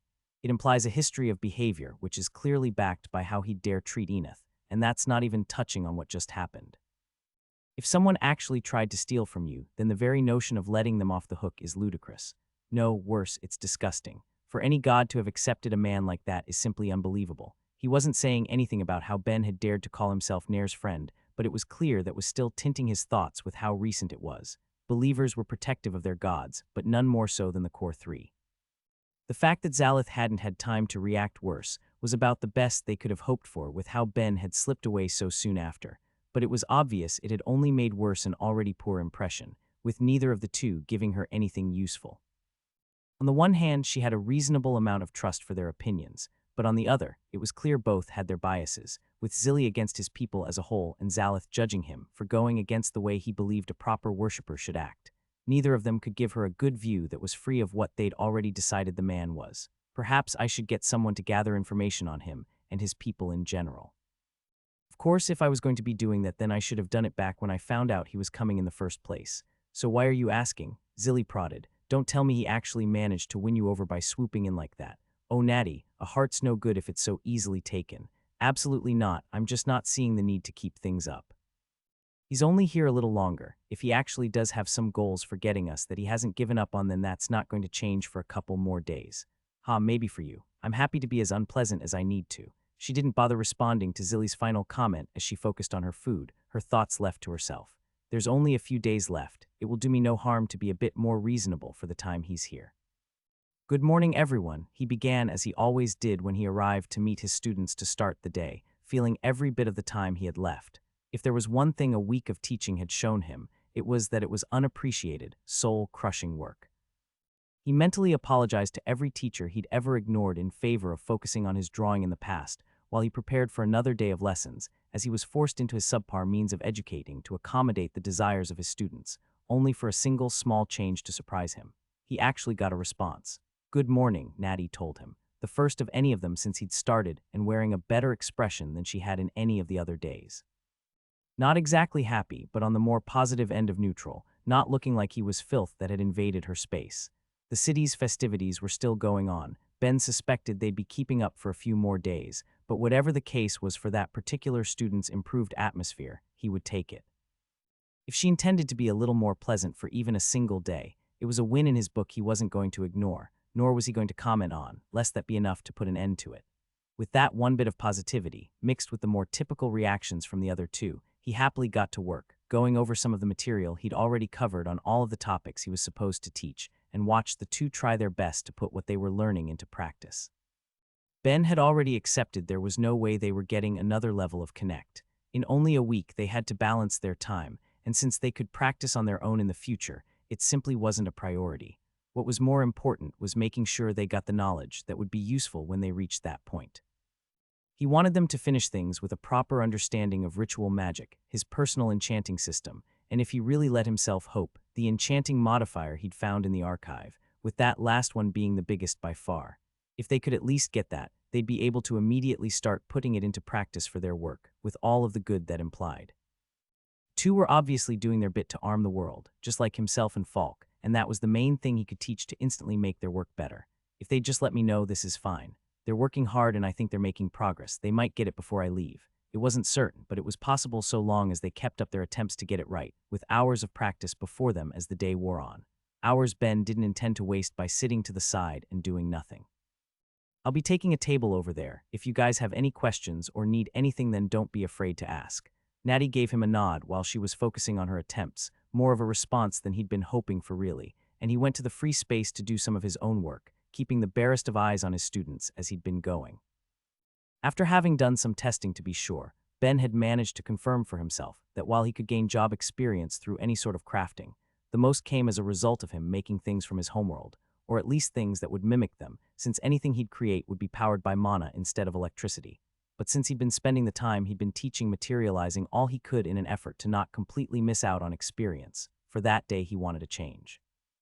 After all, while he was getting good experience with the things he could replicate, it wasn't hard to imagine another way he could pull it off, making a legendary item. All he'd need to do was test if the idea he had in mind was even possible. What he was envisioning was a sword, one unlike any other on the planet that would not only take all of his skills as a craftsman, but all of the power of his magic to make as well. Something with ice enchantments that would freeze anything it would touch to an extent that normal enchantments wouldn't. But to make the idea a reality, he needed to start by doing something unconventional. He needed to create the thing to act as its core. While some swords would arguably have a different core material based on how the metal was forged, he wasn't going to make it in a normal sense, nor was he going to make it out of metal. He was going to create something that he'd only be capable of handling with his magic, as he pushed his thought speed skill to its maximum potential and materialized what he needed, a mithril powder evenly suspended in a solid gas, its temperature so low that it had frozen solid. A part of Ben was annoyed that he still couldn't use his magic to alter the temperature of a substance. As far as he could see it, temperature was just a matter of how atoms moved. Since his magic let him move matter, it really seemed like it should have been possible for him, but even though it wasn't, he still had a workaround. He'd known since he'd had his disastrous awakening that he could create ice. All he'd done was taken it a step further, picking a gas that had no earthen equivalent but had the lowest freezing temperature in his new world's periodic table, and brought it into the form he needed, not touching it for the instant harm that would cause him, but instead letting it come into being on the table before him as he worked his mana immediately to enchant upon it. Making it not only colder by forcing the material to give up the energy with it, but also hold its shape to prevent it from melting, and to give it strength enough that it wouldn't break when used, at least not after the next part was complete. Before he got to that next stage of his creation, though he took a second to look it over, letting his mind move at the pace that a normal mortal's would to check for any signs of melt, finding nothing had gone wrong. Okay, excellent, the bit of mithril throughout is powering the enchantment like I'd wanted. Now just for the slightly difficult part. What he had there was a core, plain and simple, but he wanted it to be properly hugged by a metal shell to have the blade do all one needed of that sort of weapon, as well as the handle to deal with heat.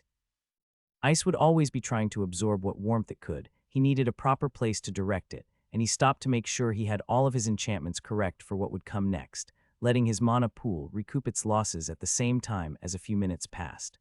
The second he felt ready, he got back to work, envisioning the condition of the metal he'd be making. Since he wasn't properly forging it, he needed to know the exact state he wanted it in as he brought it forth into reality, wrapped around the frozen core like it had always been there, and ready to be enchanted to keep it in the state he needed, only for an unexpected noise to pull his eyes. Unlike so often when he worked, Ben couldn't give his full attention to what he was creating. He had students to teach, and when a loud noise filled the room, drawn out all the more by his thought speed skill, it made his eyes flicker to them, letting him see that Zalith had knocked a bowl off a table during his own work, with that brief mistake setting off a small chain reaction for what Ben had been doing. Only fractions of a second late, it was still too long for placing his enchantments down.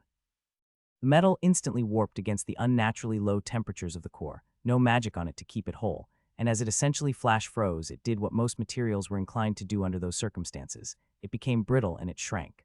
Or at least it tried to. The core that was freezing it was solid and strong from the enchantments keeping it cold, resulting in a buildup of pressure that shouldn't have been there, and in an instant the metal shell didn't just shatter, it exploded. For those in the room without a way of speeding up their thoughts, it happened practically simultaneously as Zalith's mistake, but Ben felt the gap in time as his innate luck showed that it was going to continue to swing to the negative. Shards of metal didn't go everywhere, but the biggest one ended up going into him, digging into his flesh and hitting a region he was far too familiar with after his time watching his body be reconstructed in the Life Tower. As it tore through the skin and muscle of his thigh, Ben was left with no doubt it had cut into his femoral artery. God damn it, why do my defensive skills suck so much? It wasn't the most fair of assessments of his abilities. With the force it had just broken at, he was fairly sure it would have passed through his leg instead of getting stuck within it if he didn't have those skills, but in that moment he had bigger problems and turned to one of his students to get it solved. Pardon me, Zilly, I could use a little help. She pulled her eyes off Zalith, only looking at him since his accident had made the biggest noise, to find Ben inexplicably bleeding from her perspective. A few small cuts flecked across his face, but nothing compared to the gouge in his pants. How did you manage this? Perils of letting yourself get distracted, I suppose, but if I could please have a little healing. If you're going to do something stupid to get yourself hurt, then go find a healer. Wait, what? You're a blessing mage that's literally right here. And not to put too fine of a point on it, but I'm pretty sure I'm actually going to die in like 3 minutes so I don't have time to find someone else. So pretty please. Zilly, I think you should help him, Natty told her, raising Ben's hopes that he wasn't going to be left to bleed out when someone who could probably help was literally right there, only for his only option of a healer to be firm in her rejection. Don't want to. I'm not touching a human, especially not when he's just looking for attention. Looking for attention. I'm bleeding all over the floor. Please, who's ever died from a leg wound? The girl asked, rolling her eyes and telling him plenty about the robustness of her people's biology that his own kind lacked. Humans do. Evolution's kind of shit like that. He cast his eyes to Zalith, hoping that the priest might say something, but he was happy to ignore the situation and focus on his work, while Natty looked like she didn't know what to do. With however long it would be for her to decide to force the issue with the other summon likely meaning, it would be too late for Ben given how his body would resist light and life magics, giving him only a single choice. Myriad, he screamed in his head with every mind at his disposal. Code Red Man, literally. I am bleeding and probably gonna die. You're the best. 5 minutes might have been asking a lot, though. He was fairly sure humans typically only lived a couple when an artery was damaged, but with both his demon body skill and his high vitality, there was a chance he'd manage a little longer. All he needed to do was extend that with the bits of useful knowledge he had. The first thing he did was materialize a new metal ring around his thigh, tightening it for all he could to make a tourniquet of sorts to slow the blood flow, leaving him with only a little mana left to work with that he did what he could with, creating thin metal pins from the mithril bands on his arm that he enchanted on using life, death, and time magic before shoving them into different points in his leg, ignoring the additional pain it was causing to let the effects they'd have take place. Those quick enchantments had been made to do two things: slow down his blood flow and slow down the way time would act on his leg, giving him a bit longer to work with, even if it was going to cause different issues later with blood starting to pile up there as it tried and failed to move through his body, but that was something that would sort itself out so long as he lived. With everything on that front done, he let himself sit down and used everything he knew about meditating to bring his heart rate as low as he could and contented himself to wait. See, it's clearly not a problem if he's not even leaving, Zilly said before getting back to work, even as Natty still looked worried. As long as I live a couple more minutes, I can use the mana I regain to make a bullet to shoot at her as a final act. It will be my little treat to myself for dealing with these assholes for so long. If I live, note to self, never make anything risky around people who hate me again. Zilly, he's kind of not looking good. I really think he might be serious here. He just wants attention. Playing hero yesterday didn't work, so now he's playing the injured victim. Her words were cut off as the front of the mansion they were in was torn away, letting Ben see the help Myriad had got him. He'd assumed his favorite cube was going to go to Nair to tell him to tell Zilly to actually do something, but it seemed he'd chosen another god instead, getting Analia to reach out to the best healer Ben knew as Thera flew through the giant entrance she created on a pillar of stone, landing beside him, while his 3 students were struggling to react after that entrance. She didn't say a word as she looked at him, but Ben could tell she was fuming as she reached down and began her treatment, pouring out her mana as the metal in his leg was pulled out and his wounds closed in minutes, leaving him back in an almost normal shape, even if lacking a little in blood. In that entire time, she'd been quiet, focusing on her breathing as she tried to figure out where to begin when Zalith was the first to speak up. Do you have any idea what you've just done? This mansion is a masterpiece. To destroy it instead of just using the... His words were cut off as Thera looked at him and the others, murder in her eyes as she used her magic to entrap them, with the stone floors rising up around them and squeezing each one tight. You all have exactly 1 minute to give me a good reason as to why you were leaving Ben to bleed out on the ground before I crush you. She wasn't even trying to hide her rage, and they could tell she was serious, the stone constricting around them and leaving each barely able to breathe. Natty was the only one with earth magic herself, and in the first level of its awakened form too, so she tried to use it to free herself, but no matter how much mana she put in, she got nothing. She hadn't known about the almost unlimited supply Thera had before, but trying to fight against it was making it perfectly clear. Thera, for her part, couldn't actually imagine any sort of explanation that they could give that would keep her from killing them, with just who they were completely ignored. Even with one of them being a priest, even with one of them potentially being someone Yuzu might have known, and even as a notification entered her head to tell her she'd just gained the sacrilege skill, she couldn't have cared less. Ben had been lying there hurt. If they were content to leave him like that, then she saw absolutely nothing that should have made her feel merciful, until a god she didn't recognize, but Ben did spoke into the mind of everyone in the room. Spoke Nair, letting Ben hear the god he'd been wanting to reach for the first time since he'd arrived. The voice of the god left Thera loosening her hold on her magic, just a little enough to let some gratitude be heard in the one speaking. With those last words, Nair did as he'd said, bringing not only his granddaughter and 2 believers to his realm, but Ben as well, who was momentarily confused to be there without the system asking if he'd allowed it till he noticed his god there as well. Myriad, my favorite buddy, you're a lifesaver. Technically a 2 lifesaver. I'd promised myself I was going to shoot Zilly between the eyes if it looked like I was gonna die as a final treat to myself. Well, it's nice to see we made it on time, even if Thera's reaction ended up being a little stronger than we'd hoped. Yeah, she really is the best, isn't she? God, I love her. And Nair, you've been a very tough guy to get in touch with, buddy. As I'm sure you can imagine, I'd ended up unexpectedly busy. Of course, if I'd expected any issue then, I would have made sure to make at least a couple minutes of time a day, but none of you will speak until spoken to, he ordered, dropping the apologetic tone he'd been just using on Ben to order the 3 off to the side. All but being crushed by the feeling of divinity the god was giving off amongst his barely contained rage, before going back to focus on Ben from what I'm seeing in their minds, and combined with the state Myriad found you in. I can't ask you to stay a second longer. I'm sorry your time with my people was so poor, Ben. It seems I was a fool to think well of them. Your work is done. The notification went off in Ben's mind, telling him he'd been paid what he'd been expecting, even as complicated feelings were left lingering within him. So is there any reason these guys decided to be miserable during my time here? At that, Nair sighed, looking like he was dealing with a headache that Ben wasn't even sure gods could experience. Because my priest is a fool who decided to value a different god above the feelings of his own, and Zilly's poor impression of humans somehow led her to come to the conclusion that you were brought here to try and win both her and my granddaughter's hearts, with both of them acting as advisors to Natty and shaping her opinions. What? You know, I'm monogamous, you hear me. Mo-naga M-O-U-S. I literally came here with my girlfriend. Plus, both Enith and Olencia are assholes. He yelled at them, getting no hint they'd actually heard anything as they all continued to struggle with the feelings of divinity. Where do you even get that sort of misunderstanding? No, this is definitely Jake's fault, isn't it? Damn it, man, this is why everyone that wants to take me in starts with trying seduction, isn't it? Definitely complaining to him about how he's ruined the reputation of the human race next time I see him.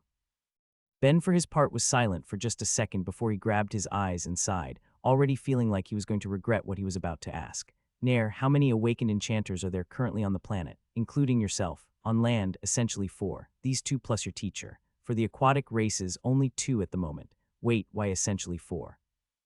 The old head of the crafting guild has not been allowed to die yet, but while he technically possesses the skill, he won't be allowed to use it. Okay, damn it, Nair, we both know how important the enchanting modifier is. If these guys will actually let me teach them it the way I want, then I'll make sure they learn it. Are you sure? They each keep thinking on how they treated you, and for someone I invited as a guest, their actions are frankly inexcusable.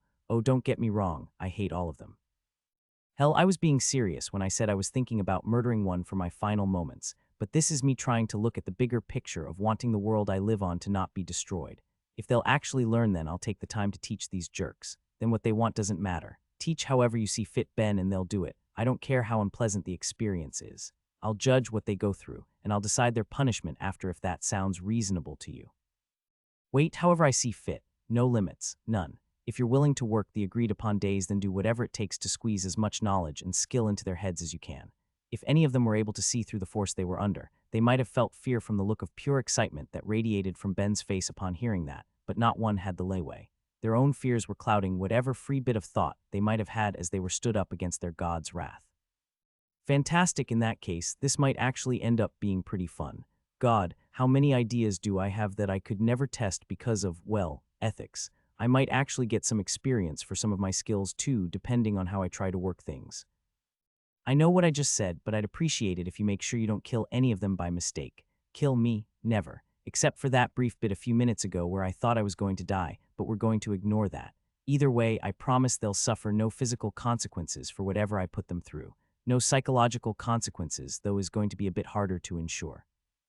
Nair seemed to pick up on that subtle implication but decided to say nothing on it, trusting Ben wouldn't go too far with any tests he intended to run.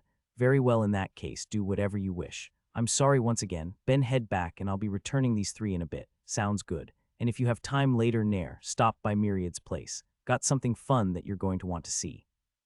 With those final words, he left the god's realm, going back to his body as he opened his eyes, finding Thera at his side as she continued on healing any injury she could see on him before she pulled him into her embrace. Thank goodness. You would not believe how worried I was when Analia spoke to me out of the blue and said you were dying.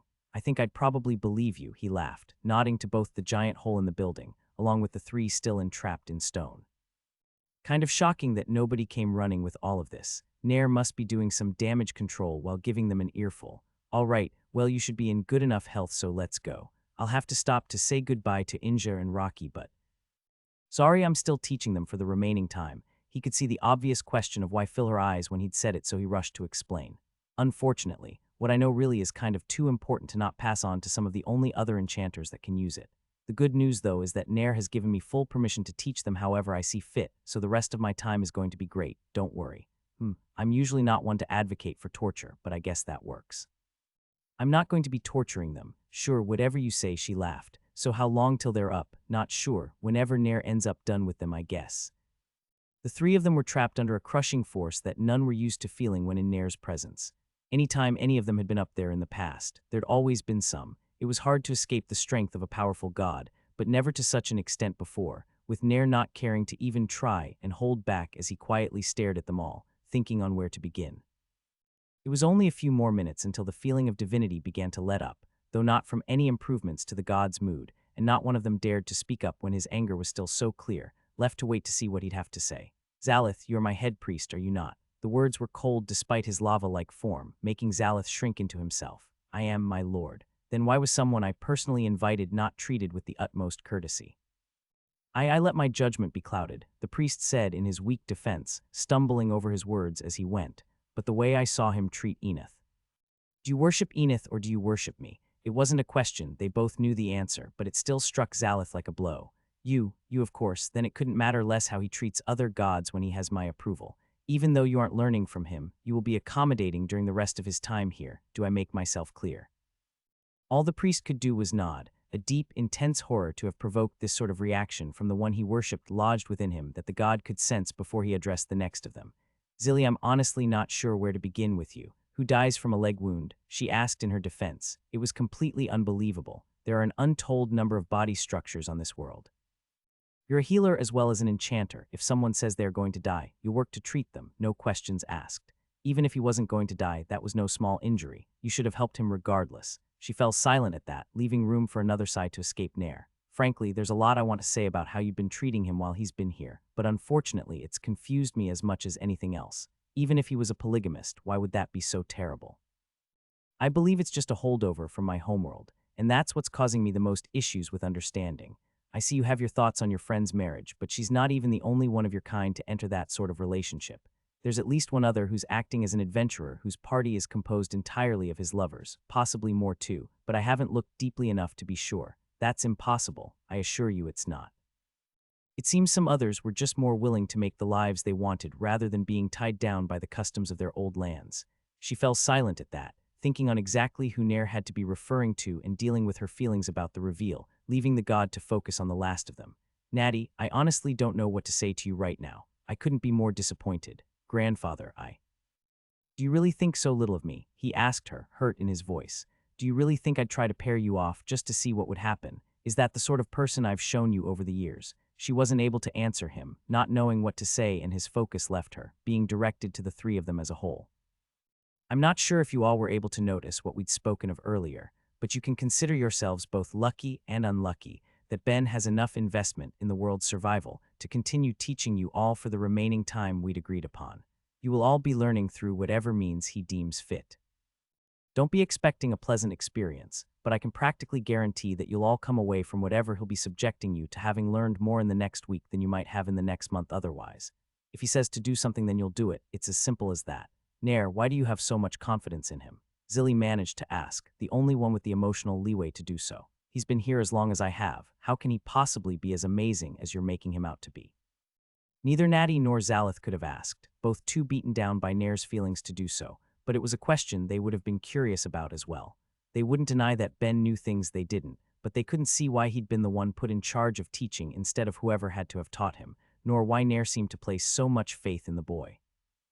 Perhaps things would have gone smoother if I'd explained the boy's history when I'd first given word that he'd be arriving, but then why would I think I'd even need to? He asked himself.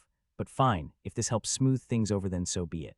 Zilly, while I don't personally like to rank people myself, I don't believe it's a secret amongst the various summoned that some are considered to be more powerful than others. Obviously, of the 200 we got, 5 are undoubtedly at the top as third-tier skill holders, but where do you think you'd compare to the rest of them? Somewhere in the middle, I'd guess. Too modest in this case. With 5 awakened blessed skills, all of them being a wide range of magics that could have various applications for the war, any god that was to judge you would place you near the top when you arrived. Your current teacher, on the other hand, came to this world dead last amongst the summoned. There's no need to compare, it was an undeniable fact. Then why? The difference, Nair said as he cut her off, is of a matter of skill beyond that. I will not speak of the boy's skills, nor what he's accomplished since coming to the world. If you want to know that, then ask him yourself, though given all of your actions I feel like there's a slim chance he'll tell you, but I will say that through his own efforts, he's raised himself up in a way that would change the way any god would view him when compared against the others. While I can't speak for the rest of my ilk, I would personally place him within the top 5 when compared against any of the others summoned. Getting him was a blessing to the world, that is how highly I value him. Do you all understand? Top 5. It was hard not to know what Nair meant by that given all he'd said. In the god's own estimates, that put Ben above at least one of the holders of a tier 3 skill, maybe even more. It was hard to imagine what he could have possibly done to have gained that sort of evaluation, but it made one thing even more clear. The god thought highly of Ben, ridiculously so, and none of them had been reflecting that same attitude. There's more I want to say, but it seems he's waiting to begin teaching you all in earnest, so we'll end here for now. Make no mistake, though, this is not the last we'll be talking about how you all acted. Punishments are simply pending till your lessons are over. Now go do your best and try not to bring more shame to my name. Without another word, the 3 were kicked from his realm, back into the world to be confronted by Ben's smiling face. Ben noticed them waking up and couldn't hide his excitement. He just had so many things he wanted to test, things he would have felt bad about doing to 2/3 of Satchel's party, but now there were 3 test subjects waiting in front of him to help push his skills to their limits, albeit still trapped in stone and wearing looks that were some mixture of glum, defeated, and horrified. Well, that's officially not my problem. Still, probably need to get them out of there. Thera, you mind? You sure? We could just leave them. I'm sure it would make things a bit easier on you. Nah, I'm sure Nair's already made things clear enough. All right, if you're sure. She brought down the stone that had been imprisoning them, leaving the 3 unsteady on their feet after being squeezed for so long, not that any noticed. Their eyes were on Thera for the level of power she'd just displayed, along with her next words as she addressed them.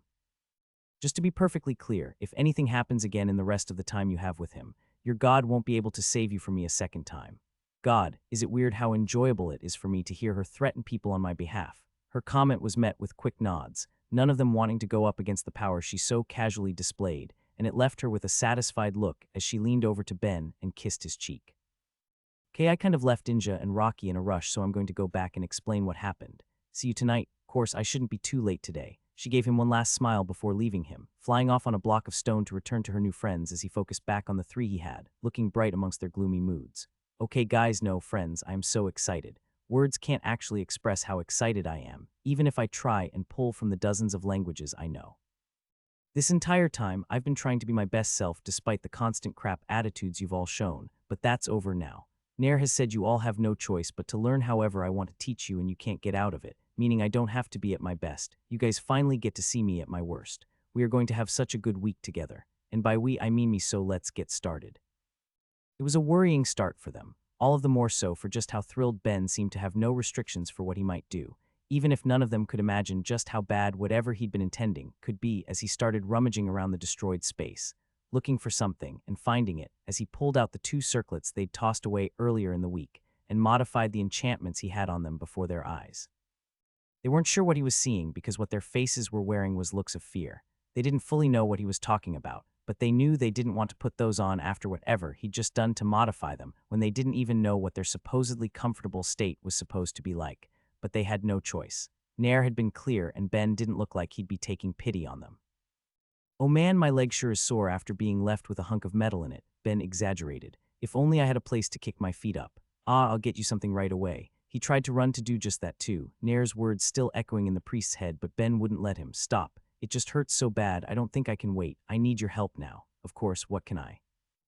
Ben pointed at the ground in front of him, and the priest finally got the message as he rushed forward, rested on his hands and knees, letting Ben kick his feet up on his back. Myriad, I'm going to be enjoying this infinitely more during the rest of the week. Just watch, by the time I'm done, these 3 will think twice before ever being rude to anyone ever again. Look at me, teaching a lesson on manners with everything else I'm doing. I really am such a great teacher. I deserve a title for how great I am. He ignored the comment from his god, going back to focus on the lesson at hand. All right, now you two, before you put the circlets on, just a small warning. Try not to vomit. I'm not going to say you're absolutely going to want to, but the odds are honestly good, and poor Zalith is in the splash zone, so hold it in, and without further ado, let's get started. He connected to the two of them for the first time since arriving and felt what they did as the circlets touched their heads, their minds growing and splitting into 10 new and powerful ones, as an intense migraine and feeling of nausea assaulted them, but felt both doing their best to hang on to their stomachs, taking just a minute to breath before diving into the practice he already had them doing in the days prior as they attempted to get the enchanting modifier. With the benefits of finally being connected to them, though, Ben was able to feel where they were going wrong with how they moved their mana. Neither was actually far from success, but since it would basically be a matter of flailing around till they felt something click, he could already see how this new avenue of teaching would help them, and he stopped them both in their work before revealing just a couple of the minds in his head, letting them feel how he put a simple enchantment with the modifier down and seeing an instantaneous improvement on their part as a result. By feeling what he'd done, they now had something to replicate, and combined with the circlets that were not only splitting their minds, but increasing their learning speed by a large margin. Immediately they were doing better in their own practice, something they felt as well as they kept going. By the end, it only took another hour until they both managed it, with no feeling of success to come with the goal, only shame. They'd both been keeping him from teaching the way he'd wanted to, and as deeply unpleasant as the experience had been, they'd just had the most success in their learning that they had in the entire week. Natty especially wanted to try and express that sentiment to begin working to make things right, and tried to take the circlet off now that they were done to return her mind to a more normal state, but Ben stopped her. He could hear her thoughts and he didn't care, and more importantly, he wasn't yet done. Leave it on, there's still plenty more hours in the day, and what you just learned is officially the easy bit. What's the hard bit then? Zilly asked, already worried when she'd been spending the entire time doing her best to not vomit. For her question, Ben grinned. Well, we'll need to work on your guy's ritual magic and how it relates to enchanting, but to really get the most out of that, there's something else we need to do first, plus something I'm a little curious about. With the days we have left, we're going to see just how many levels of connect I can squeeze out of the two of you. It's going to be great. Now do me a favor and try not to struggle against what I'm about to attempt. The raw enthusiasm he showed filled their hearts with doubt about how great it was going to be for them, which only grew with his final statement, but they got no chance to voice even a single concern, as Ben decided to test his skills, and only a moment later they found themselves somewhere else, trapped with whatever he intended to do. Looks like that worked, and as a healthy plus it looks like I didn't accidentally destroy any of your minds doing it either. Man, I really am so great at using mind skills, and now we have so much time for lessons too. In an empty space there stood 4 of them, or at least it looked like it, with Natty, Zilly, and Zalith all there and confused about what had happened, with the answer being a small experiment. Connect was a two-way skill, letting the target into his mind the same way he could enter theirs, with the only reason everyone he connected to wasn't assaulted by the full force of what he was due entirely to the fact that he was able to perfectly hide away his thoughts. Sure, he'd expose a bit of what he was when he needed to in order to convey information or speak without being overheard, but what he'd done was something entirely different.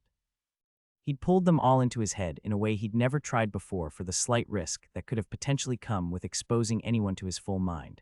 He still wasn't doing that either, instead in essence pulling them into his imagination so fully that in the real world it looked like they'd entered a daze, powered in part by his mental symbiosis as well.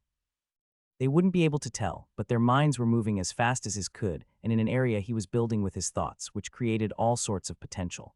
Potential he was more than prepared to exploit for his tests as 3 new Bens appeared, one for each of them and making them shrink back in fear. What's happening? Natty asked, having no way to understand where she was or how he'd managed to duplicate himself.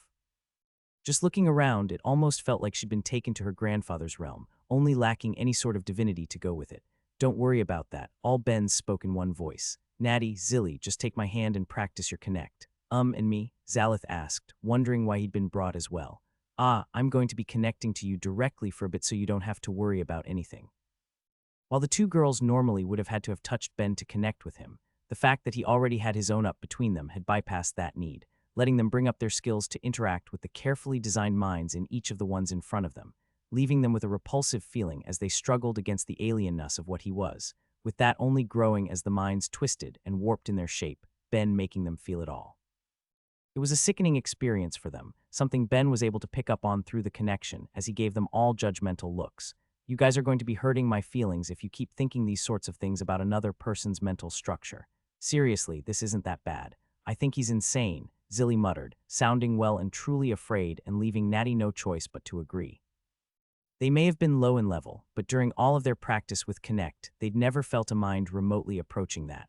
How could he be anything but insane? Wow, rude. Keep the negativity to yourself and work on splitting your focus because we're doing lessons while we're here.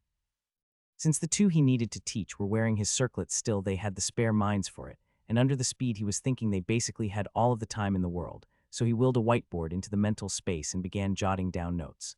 Now, we're going to be having a lot of time together. Like an absolute ton, so why don't we raise the scope that you'll all be learning at? The better you are at your work, the slightly better the odds become for the world. Let's see, I think I'll first aim to leave you all as masters of ritual magic, or at least the theory, before moving on to more individually focused lessons. There's plenty of ways that you'll be able to apply your magic, Zilly, so I'll teach you all I can on that. Natty, we'll work on improving anything you need to understand for materialization. Zalith, you'll continue to be my little brain buddy, so I can see if I can squeeze a level of anything out of myself. Now let's do our best team and make Nair proud. None felt the enthusiasm he showed, but with nowhere to escape, all they could do was deal with it. Oh, no way. That was not the skill I'd been expecting to raise. Absolutely taking that, though. Of any option, he'd thought he might manage to awaken mental symbiosis. It had been at the 9th level for a while, and combining the fact that he was not only putting it to a lot of use with his students, but that he also had his Awaken a title, it was the one he'd been expecting to get a little more out of, even if he wasn't exactly sure what sort of push it might need or what it could grow further into. Not that it matters, it can be handy, but another level of deep connection is worth so much more to me. I'm going to need to see if I can somehow get all of the world's awakened skill holders again. It had been a few levels since he'd made rings from them all, and while many of them had been at only the 0th and 1st levels in the skills they possessed, there had been more than a few who had raised what they had to greater heights, even if he hadn't seen any that would rank them as contenders. Still, by getting their skills on rings, it would let him do even more, meaning the next time he had to do anything for the gods, that was what he was going to be asking for, which probably won't be too long. I think a couple months before the next wave starts, they'll probably be having me enchant on any gate they manage to get set up in that time, and then I'll also likely have another handful of people I can help awaken MMH. I think I'll take the hit on the gates and just ask them to give me everyone I could use for enchanting instead of any payment, since that's more important. I don't want to lose out on getting them to up my mana a bit with anyone I awaken. Okay, that feels like a plan. Comfortable with his expectations for the future, he carried on with his various tasks, both internally teaching and externally practicing other things. Since he had the mental leeway, while the three of them were dealing with all of the lessons in his head, he was working on his other core skills, being his enchanting, crafting, and material manipulation. Teaching them was taking him no mana, and not using it would have been a waste, so instead he was altering the consistency of a hunk of metal he'd created, molding it like clay under his hands, until it had taken a shape he was pleased with before he piled on enough enchantments that it crumbled to dust, leaving him to catch each particle with his magic, and re-merge them into a solid whole to be shaped into something else, creating a constant loop where each skill was cycled through. It was proving to not only be a good way to kill time, but also a good way to practice while he was busy trying to teach his students, and he only stopped when some long-awaited notifications rang out, not in his mind but in theirs, telling him that both of them finally gained their new levels of Connect, even if it created a new problem he hadn't been anticipating, no matter how much he should have. As he looked within himself, both girls were looking at him with a newfound horror. From their perspective, the three of them had been stuck in some mysterious area for what felt like a couple of weeks by that point, not allowed to rest as they constantly worked. How they were managing without food or sleep they couldn't say, but as terrible as it was, they had been able to tell themselves that it was almost over, that soon Ben's time with them would be up when they got their level. What they hadn't been prepared for upon getting it was how it started to interact with another skill of theirs. Their enchanting, letting them both see the skills Ben had bound to his soul. While they couldn't see his titles, jobs, or various blessings, seeing his skills was worrying enough. He'd been on the world just as long as Zilly. As far as they knew, that meant the only awakened skills he had should have been whatever blessed ones he'd come with, but they weren't seeing that. He didn't have 5 awakened skills, the maximum that any of the summons should have had, but 8, all above the 0th level and high levels of many others. That was enough to be shocking, but wasn't the main issue. What was a problem were the 2 that stood out the most. A 9th-leveled awakened sacrilege and a skill that named him as a demon, one of the hated creatures that were in the process of destroying the world, with the worst bit of all being that as soon as they saw it, they knew that he knew they had, with Ben able to see into their minds better than they could into his. Okay, both of you stop feeling so panicky about this. Geez, Nair knows about the skills, so it's nothing to worry about. but if you go and spread them around then I will be slightly less nice. Understand? We won't say anything, Natty managed to get out, answering for them both while Zilly was lost in her worries. Okay, good. In that case, since you both got your levels, why don't we take a break for now to stretch our legs a bit? It wasn't really a question. Without waiting for a response, he broke off the connection between them, letting them all find themselves back where they'd started, even if they felt drained in a way they never had before from the experience. As they readjusted back to the real world, Ben got up and stretched, enjoying the feeling after having sat a while. Okay, what do you say we do about 10 minutes for you guys to get a snack if you need it, and then we'll get back to practicing? I'm sorry, aren't we done? Natty hesitantly asked, getting a confused look for her question. Done? Why would we be done? You were just going to stay your original remaining time, right? I think that's past so. Oh no, you've made a pretty severe mistake. You saw I have a thought speed skill, right? You were all brought under its effects. It's been like an hour tops. The statement changed their expressions from ones of exhaustion to horror, but Ben didn't particularly care. He'd seen excellent progress in all they'd learned in that time, and it was shaping his plans for the days ahead. I can't exactly let them practice while in my mind, but I can turn these assholes into magic experts by the end of this. God, I really am such a good teacher. Nair made the right choice asking me to come. With their lessons looking bright, Ben was happy to indulge himself thinking on the job well done. It's done, plus no explosions and impending death this time. God, I really am so good at what I do. What Ben was holding in his hand was the newest legendary item he'd made, being the sword that had turned out so poorly only the day before. A masterpiece that would put any other application of ice or temperature manipulating spells to shame as he held it forth, watching what anyone would think looked like snow fall from its blade, even if it was something far scarier. Frozen air turning back to gas when it got a couple inches away, but still something nobody should risk coming in contact with. The enchantments on the blade had to be specially made with a level of care that would be hard to replicate. With every bit of energy, the chilled sword tried to absorb being directed to the handle, creating something that would at least be warm enough for a normal person to hold to keep the weapon from being some useless curiosity. There were in fact numerous enchantments that had gone down to make something like that even possible, from all of the strengthening and stabilizing ones to a few specifically designed to keep anything from sticking to the blade, both to ensure it wouldn't freeze to the first thing it cut into, as well as prevent all of the air it froze from sticking to it, to make sure it wouldn't look like an ice club after a few minutes. Just having it in the room was slowly lowering the surrounding temperature, even with the massive hole in the side of the building that had only been covered up with some tarps allowing for plenty of airflow, and by all means he thought he'd created a masterpiece, which just leaves testing it. He briefly eyed the three he was teaching and practicing with, all of them trapped within his mind and essentially defenseless, before shaking away the thought that would have had his god calling him out for his evil inclination, and turning instead to a table just a little to the side, swinging the blade and watching it rip all of the heat it contained the second it sliced through, leaving the two halves to shatter when they hit the ground. Oh yeah, this will do. Myriad asked, making his presence known but thankfully seeming to have missed any of the thoughts he'd had about his students.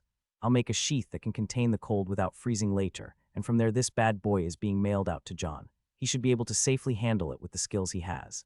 After the reunion he'd had with the other humans on the planet, Ben had promised himself he'd be sending the man a fortune in equipment, and technically he already had, and not just him, but all of them.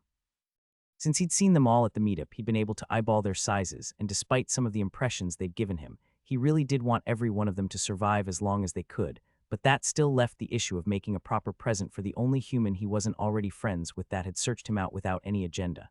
No need for that, I'm sure my footstool can double as a mailman. And Nair was also mad at him. This is fine. He would have been happy to keep up the back and forth between Apostle and God, but found himself having to stop for the progress that had been made by his students, with the notifications going off in one of their heads. Zilly had finally managed to get to the third level of Connect, putting her in the same place as Natty, who had achieved the same only a little bit earlier, and he released the three from his mind. All right, guys, good work and take 10. Also, I can't take this anymore. You really are insane, Zilly yelled at him, with both her and Natty looking beaten down by how long they'd spent in his head. I don't care if you were never really trying to seduce us, I was still right. Humans are the worst. I see. Without giving them a chance to say more, he brought all three of them back into his mind to practice more, as he used those spare minutes to both steal their mana to refill his own, letting him materialize and enchant the sheath for his sword, while at the same time think on how he wanted to approach Zilly. He didn't know why she had such a disdain for his kind, and while he could have spent some time going through her memories till he found the truth, finding whatever event had caused it, that sounded like a pain. He didn't want to search through literally years of history at this point, leaving him little choice but to actually talk about it. In one smooth motion, he put the swords safely away before once again releasing them from his thoughts, with two looking disoriented from the experience while the third looked mad. "You bastard," Zilly spat at him, looking like she wanted to say more but was stopped by Ben's own cold attitude. "Enough. Let's get this over with already. What the hell do you have against my kind, and why have you been taking it out on me? Why do I need a reason? Humans are gross, and you in particular are an absolute slave driver. What other reason do I need? Sure, but you've been taking this out on me since day one when I was much, much nicer. It can't just be because you thought my entire species was polyamorous, so what the hell is your damage? Oh no, no fucking way. This is not about that. I already told you were wrong. It's just Jake and maybe a couple others, so why are you still being so shit about this?" "Fine, Jake's the problem, all right," she yelled back at him. How could he take advantage of Yuzu to get her when she was vulnerable and he already had a partner? He was just some manipulative jerk. On my world, she was loved by the land itself. You can't even begin to imagine how important she was. Then enlighten me. How big was she that you hate my entire race just because one of them is with her? Fine, it's not like it even matters. This world may be different, but she was basically destined to be the wife of a god, not some lowly nobody. What? You heard me. The fact that she's been reduced to the tag-along in a relationship is ridiculous, both for what she was in our old world and what she is on this one. While both Natty and Zalith were shocked to hear that, Ben was mostly confused as he processed what she'd said. "I thought all summoned worlds didn't have mana. What the hell are you talking about? I'm saying you didn't have magic in your old world, right? Obviously. But you're saying you had a god, many of them. So when you're saying Yuzu was supposed to marry one, you mean she was going to be sacrificed or something, right? Disgusting. Is that what your people would do?" Okay, we're getting nowhere here. 1 second. His curiosity had been raised in a way that removed his earlier hesitation to read Zilly's memories, and he went through as much as he could to the best of his abilities, all while she squirmed, feeling the weight of his gaze as a minute passed by. "What? If you have something to say, then just say it. Just that I'm never going to get over the differences throughout the multiverse," he muttered, reflecting on what he'd just seen. While Ben knew for sure that the Grey had no gods, and he was fairly confident in both his old world's lack of them, as well as the fact that the Pleiadians didn't even have them as a concept, let alone in the flesh, it seemed that Zilly's kind was different. Without meaning to, Ben had let himself fall under the assumption that the existence of gods was at least partially dependent on the presence of magic. There was no real reason he had that misconception other than the correlation he'd seen till that point. All worlds without mana seemed to lack gods. The only world he'd known of that possessed the stuff had them. It was as simple as that, but it was proven wrong in a spectacular fashion. Looking in her memories, Ben had seen a world different from the two he'd now lived on, with a far more complex culture and a level of technology he'd have placed at roughly 18th century if he was going to make an equivalent for Earth, even if that wasn't a perfect comparison, since whatever differences in physics had let air travel proliferate. But the biggest shock was seeing that there were in fact gods walking among them. Unlike in his current world, they didn't exist in some higher realm, but it didn't look like they were some separate ruling race like the Pleiadians had been secretly dealing with either. Instead, the gods of Zilly's world were born from the existence of community. With the bigger the community, the more powerful a god would result, springing forth from the world itself. It was a blatantly different system from how the gods he was used to came about, but that was nothing next to the shock of just what Zilly had told him. When she'd said that Yuzu was loved by the land, she hadn't been exaggerating. She wasn't to be wed to the god of some town or city or even a kingdom. Before her untimely death, she'd been the bride of a continent. Okay, that's a bit of a shocking reveal I hadn't expected. I wonder if that had any influence on the level of power she got when she arrived here. No wonder Zilly has at least a few opinions on her current marriage, but didn't she say something kind of blatantly wrong about how it happened now that I think about it? Like very, very wrong. I could try to clear that up myself, but whatever the reason, she'd been taking out her feelings on me, so I've got a better idea. All right, Ben began, looking uncomfortably happy all of a sudden in a way that put the three on edge, forcing them to remember just how thrilled he'd looked when he found out he could teach them without restrictions. Good news for you all. I need to step out for about an hour, so I want you guys practicing everything I've taught you in that time till I get back. Make sure you behave yourselves. He ran off at that, giving the three what should have felt like a bit of peace, but ultimately trapped them in their worry as they tried to use their bit of time appropriately. So to make a long story short, after I proposed to him and we all talked, this is how it turned out. Yuzu told her friend happily, the only one among them all to not see the mental damage she was doing with what she had said. I can't believe I never told you before. Of course, with everything moving so fast, I guess it just kind of happened. I can't believe it either, Zilly spoke, her blank face and empty voice conveying her broken spirit as she was forced to listen to Yuzu's account of how she'd ended up in the relationship she had, that not only was she the instigator of the proposal, but that Jake had technically been single when it had happened, the man being too dumb to notice Amy's feelings, till everyone around him made that fact clear afterwards. God, catharsis really is the greatest feeling in the world, isn't it? And now you're learning from Ben. The world really is small, isn't it? Yuzu laughed. This is really a great opportunity for you, you're so lucky. The comment was met with the shocked looks of the three victims of Ben's teaching practice, with Amy at the side looking like she was inclined to agree with them. That's a misconception. This only looks like a person, it's a footstool through and through. Really? It wasn't hard to imagine that Ben might have the skill to make a piece of furniture that looked so deeply like a man, but that very footstool speaking to its defense killed that brief bit of belief.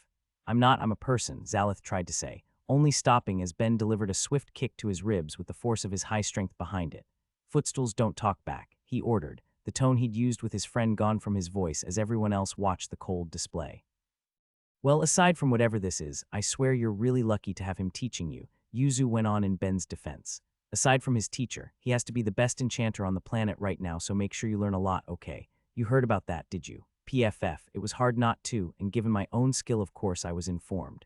He'll be stopping by to learn some soul spells with me to help him get used to applying them.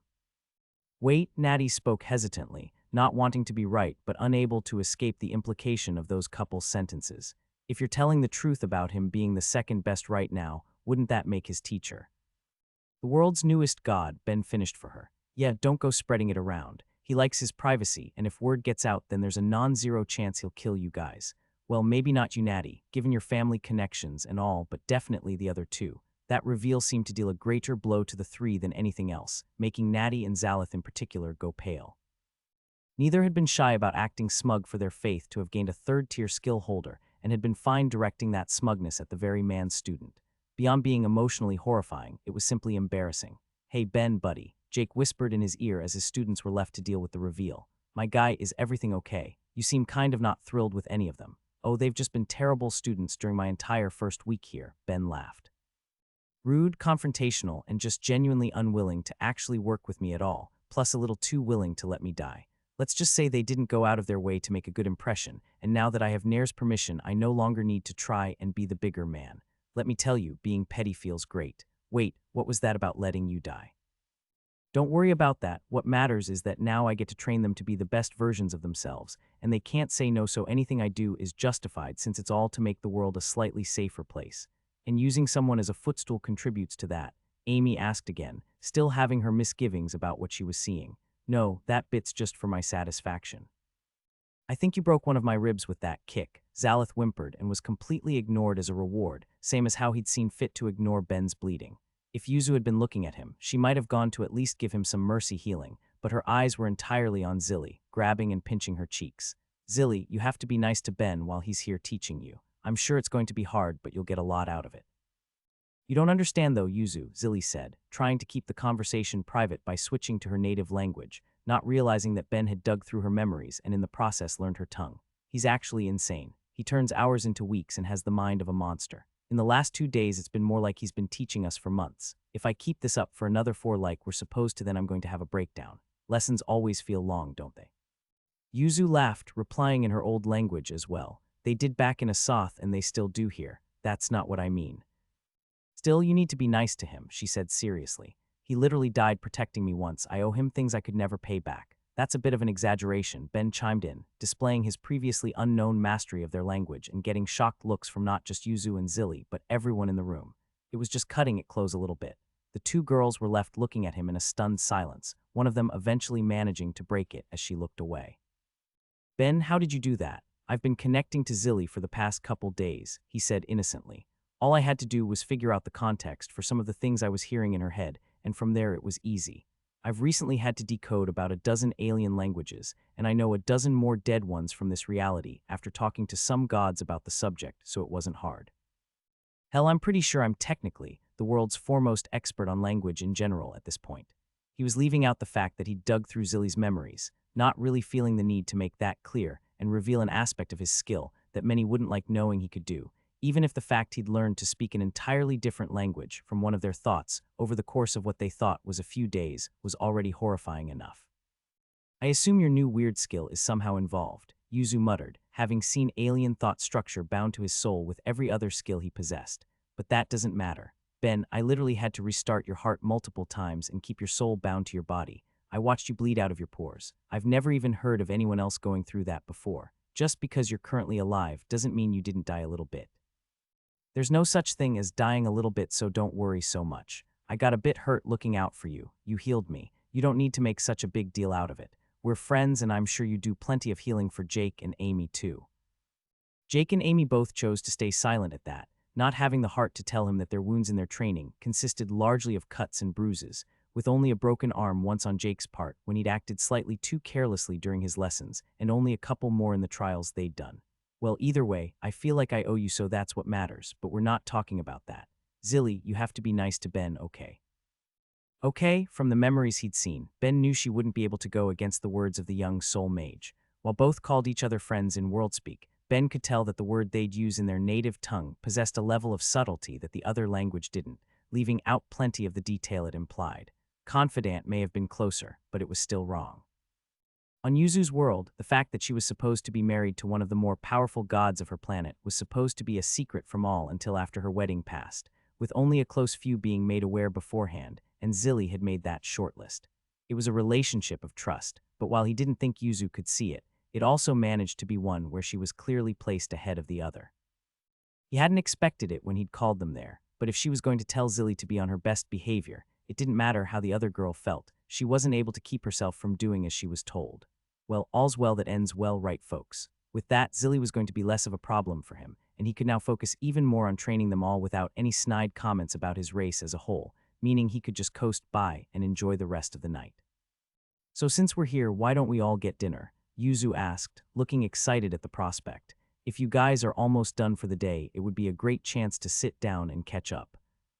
Yeah, okay, Zilly told her, agreeing not only for herself, but on behalf of Natty and Zalith too, leaving Ben to be looked at with hopeful eyes by the young soul mage. And it looks like Zilly isn't the only one getting sucked in by feelings of obligation.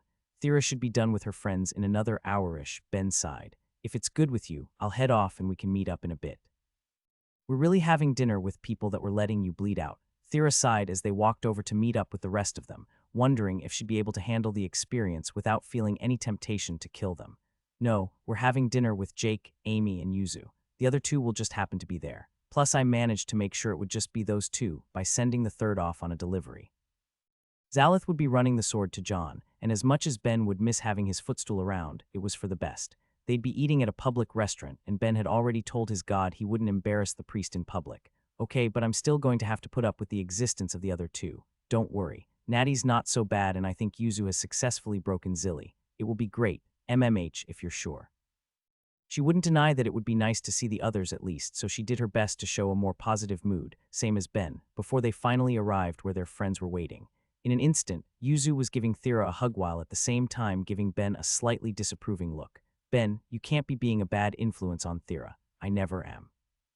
That feels a little unbelievable, Amy muttered, thinking back to what she'd seen him doing only a bit earlier in the day but not being heard as Yuzu voiced her objections. Then why does she suddenly have that skill, huh? Ah, that's not his fault, Thera said in his defense as she nodded to the other two at the table. I came pretty close to killing them earlier, and since one's related to a god, this is just how it turned out. Honestly, it's fine. Although I guess I am a bit more numb to it than I would have been if I didn't have Ben in my life. It actually surprised her how little she cared about getting a level of sacrilege once she had it. It wasn't something she would ever actually work to raise like Ben occasionally seemed to aim for, but her goddess wasn't one to care about such a thing. In fact, since she gained it as a direct result of her anger over the mistreatment of her partner, it was far more likely that Analia would specifically approve of her having it. If it somehow did end up causing her issues down the line, she'd just deal with it using as much brute force as she'd need to. Her comment did get some surprised looks from the other three, all of them wishing they'd gotten a bit more context for whatever had happened between Ben and his students before dinner started, while Zilly and Natty couldn't help but look at Thera with a bit of fear, both of them remembering being basically powerless before her. It's not exactly shocking, is it? Still, just going to put up with it.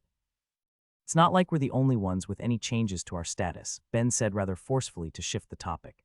It looks like all of you have done pretty damn well on the towers. Since you guys are contenders now, should I take it that you've finished the affinitied ones at least? You got it, Jake said brightly, just a level away from making it big. Who knows, maybe by the next time you see us you'll be lucky enough to say you know yet another future god. It wouldn't have been shocking. The soul mages could supposedly lower the difficulty in leveling and awakening skills, and Jake and Amy both knew the planet had. Since they now each had a skill at the 9th awakened level, there wasn't much doubt that even more resources would be going into them both. Did you guys finish the other 2 towers then too? Thera asked, referring to both the non-affinity tower and warrior's tower. All of the blessings you guys must have, I can't even imagine. Not yet, Amy told them. We'll be doing both sometime after the second wave. The goal is for both of us to hopefully get one more level before then by ourselves for those skills, so we can reap the most benefits from completing them. Of course, as to whether we'll actually manage that. You'll be fine, Ben told them with a wave of his hand. You guys each have 10 tower blessings. Getting another level or 2 in the next year should be easy peasy. Leveling doesn't exactly come as easy to most people as it does to you, Amy told him while wearing a complicated expression, thinking about how much she knew he worked from their casual friendship, and was left assuming there was more she wasn't seeing, something others at the table were curious about as well. How have you leveled your skills so much since you got here? Natty hesitantly asked. Not just your blessed ones, you had to have raised around half from level 0, right? What my grandfather said about you wouldn't make sense if you came with other awakened skills too. And what exactly did Nair say about me? Ben asked through narrowed eyes, making her think she'd said something wrong as she rushed to explain. Nothing bad. He said when you arrived you would probably have been viewed as the least powerful of the summoned, but now he considers you one of the most valuable and a blessing to the world. Okay, Nair stays in my good books. As for how I've leveled everything so fast, well, I'm not sure what to tell you. I'm talented, I work hard, and I've gotten very, very lucky on a lot of occasions, that's all. I think you're not putting way too much faith in your luck and not nearly enough of a point on how hard you work, Thera told him, seeming fairly amused to hear his assessment of himself. I mean, I won't deny I put a lot of effort into my stuff, and I strategize on how to finish jobs quickly, but that's something anyone can do. Why don't you show your arms to the table? Okay. He did as his girlfriend asked and raised his arms for them to see, rolling up his sleeves to reveal the numerous metal bands he was wearing, and more importantly, the way they seemed to constantly flicker in everyone's mana sense as he continued what he was always doing, making and breaking enchantments multiple times a second across all of them for the practice it would give him. Can I stop now? In a second. What else are you doing while you're doing that? I'm pretty sure nothing. Whatever you're definitely doing with your material magic, she specified, almost rolling her eyes at how what she was sure had to be something overly complex ended up being forgettable in his eyes. Oh, that, just the usual. He reached into his pocket and pulled out a small piece of rainbow monocrystal, about the size of a die, but was ever so slightly growing as he materialized a bit more every time he had the spare points of mana for it, while at the same time was constantly transmuting the shape, making it flicker across animals from his current world and his last, as well as creatures of both fiction and mythology, all for the practice it would give his crafting and material manipulation. Leaving the people who knew him to look on in resignation as they compared what he considered working hard against their own standard, while his 2 students were left more stunned than anything else. You're doing that all the time? Natty asked him, not really believing it. No, of course not, Ben denied, leaving her relieved by the answer. Yeah, that would obviously be ridiculous. Only when I'm awake and aren't doing something better for training my skills. Sure, only when you really do this every waking hour. Hey, it keeps my thoughts occupied, he said in his defense, which is not exactly the easiest thing in the world. Besides, if I want to improve, I have to practice. It's as simple as that. Ah, but I can think of one other way you can improve, Jake told him. Challenge Craftsman's tower, and while you're at it, carry the rest of us through. I want that complete set of tower blessings. Pass, I'm not desperate enough. The only time I considered it was when I was struggling to push Connect over the edge. Now that I've done it, there's no point. The point would be to get you that blessing, Jake tempted. Come on, man, you know it's good. Don't you love hearing all of the levels that come with it, plus the way your attributes grow after? Ben couldn't deny it. He did love that bit. He loved it a lot, in fact, but who wouldn't? Feeling that instant hit of growth that came with a powerful enough blessing was always going to be incredible, but as good as it was, there was one key reason it wasn't worth going to the tower, at least not then. I don't feel like I'm anywhere close to hitting a wall yet, Ben said with a shrug. For the 3 skills I have that I could put a free level towards, I think I can still grow them all under my own efforts. Maybe once I'm at a place where it doesn't feel like I'll be able to manage any of them anymore, or else it seems like it will take too long, then I'll give in, but as it stands that would probably be a few years away. Boo. In that case, if you ever do go for it, make sure you grab us. I really want that complete set. MMH, maybe I'll give in after they do the other 2 towers if they don't manage to get to the 3rd tier by then. Ben could easily see the value that either of the 2 becoming gods would add to the war efforts, with Jake having the sort of magic that meant he'd be able to cast any tier 3 spell for any affinity, and likely non-affinity too, since Ben didn't have much doubt the magics would merge into each other at that point, while Amy would be left as some sort of god of augmentations or combat, depending on what happened with her skills. Realistically, if letting them tag along while he took on a tower could get them there, then it would be more than worth it, but it would be something he'd think on later. After all, there were some easier ways he could think of to help them get a quick bit of extra power. It's not a tower, but if you guys sign up with the Adventurers Guild, then I can offer you one or two pretty quick paths to power, Ben mused, getting an instantaneous response. Already done, what's the trick? You guys are already signed up to be adventurers. Why, as soon as this idiot heard about the place, do you think he was able to stop himself? Amy asked Ben, looking tired as she remembered being dragged along. We're basically members in name only though, even if we are rank 1. But you still have the job show up as an option for you, right? We do. Good, in that case, next time one of you guys finishes whatever you're currently on, make sure you take the adventurer's job and send a message to Thera's mom that you took it. The moment I'm able to, I'll come and cheat you to the sort of job levels you can't even imagine, even if it might take a month or so depending on where I'm at with my own job at the time. He was getting curious looks for how exactly he'd do that, with only Thera already knowing as she remembered the way he'd pulled things only a few weeks before. Ben had plenty of mind options now after having finished Mind Master, and more than a couple were sure to still be quick for him. He could easily push Jake, Amy, and Thera through a few more jobs, maybe even Yuzu depending on the one she was on and how far along it she was. So good thing I didn't just rush through those mind options. Knew keeping them would come in handy. Jake was visibly excited at the prospect too. You know, we could just change now. Absolutely not, Amy told him, acting as the voice of reason and responsibility. I'm over halfway through mine and you're almost 2/3 for yours. You aren't throwing away all of the experience you've gotten by changing your job part way through. That really would defeat the point, Ben agreed. Just work hard and do your best. Whenever you finish up, I'll still be around. He couldn't imagine it taking that long for them to finish, so as long as they got it done before he was going to end up taking Master of All, it would be fine. Better than fine even, since it meant he'd be squeezing a bit of free strength into his friends. Let's see, given how many people can be in a party, maybe it would be better to leave Yuzu out so we could get both Will and Steph in too. Sorry Yuzu, since you're already at the 3rd tier you don't really need that little extra, do you? Excuse you, I'm not bending or manipulating anything. I'm using it fully as intended to get as much growth for myself as possible. That's literally what it's there for, which is good for the world as a whole. Hell, I'm practically doing a service by doing this. I deserve a reward like a medal or a trophy or a big wad of cash. Admittedly, that's pretty good too. His back and forth with Myriad was broken by a flick to his nose, with Thera giving him an amused look. You know, with everything going on in your head, it really shouldn't be so obvious when you're talking to someone else, she chuckled. Gonna let the rest of us in on what's going on. Myriad just had some comments about how incredibly fantastic I am at finishing up jobs. He says I'm a prodigy, deserving of rewards and trophies and titles that aren't going to freak anyone out when they see them. Okay, maybe you didn't say that, but I'm pretty sure I picked it up through subtext. Ben laughed before focusing back on the table for the night. Since he had his friends there, they really were the ones who deserved his full attention. When compared against the god he spent every night with, so he tried to make sure he gave it to them, all of the while ignoring the strange look he was getting from one at the table from that small exchange. Okay, I wasn't expecting to have to deal with anything like this in my last couple days here. Dinner with everyone had ended smoother than he'd been expecting. It had been nice enough to see his friends, and in the end, Yuzu had managed the conversation with his students enough that he didn't really have to talk to them and make nice outside of one or two questions. But in the following day, he was being forced to deal with the small change in all of them. Zalith was adapting well to his life as a footstool, considering it penance for his poor behavior when Ben had first arrived, while Zilly was just quietly doing the assigned work, too beaten down by Yuzu's reveals to keep up her confrontational attitude, nor could she keep holding his species against him. As far as he was concerned, it had created a far nicer environment overall, but that did leave just one last person on his mind.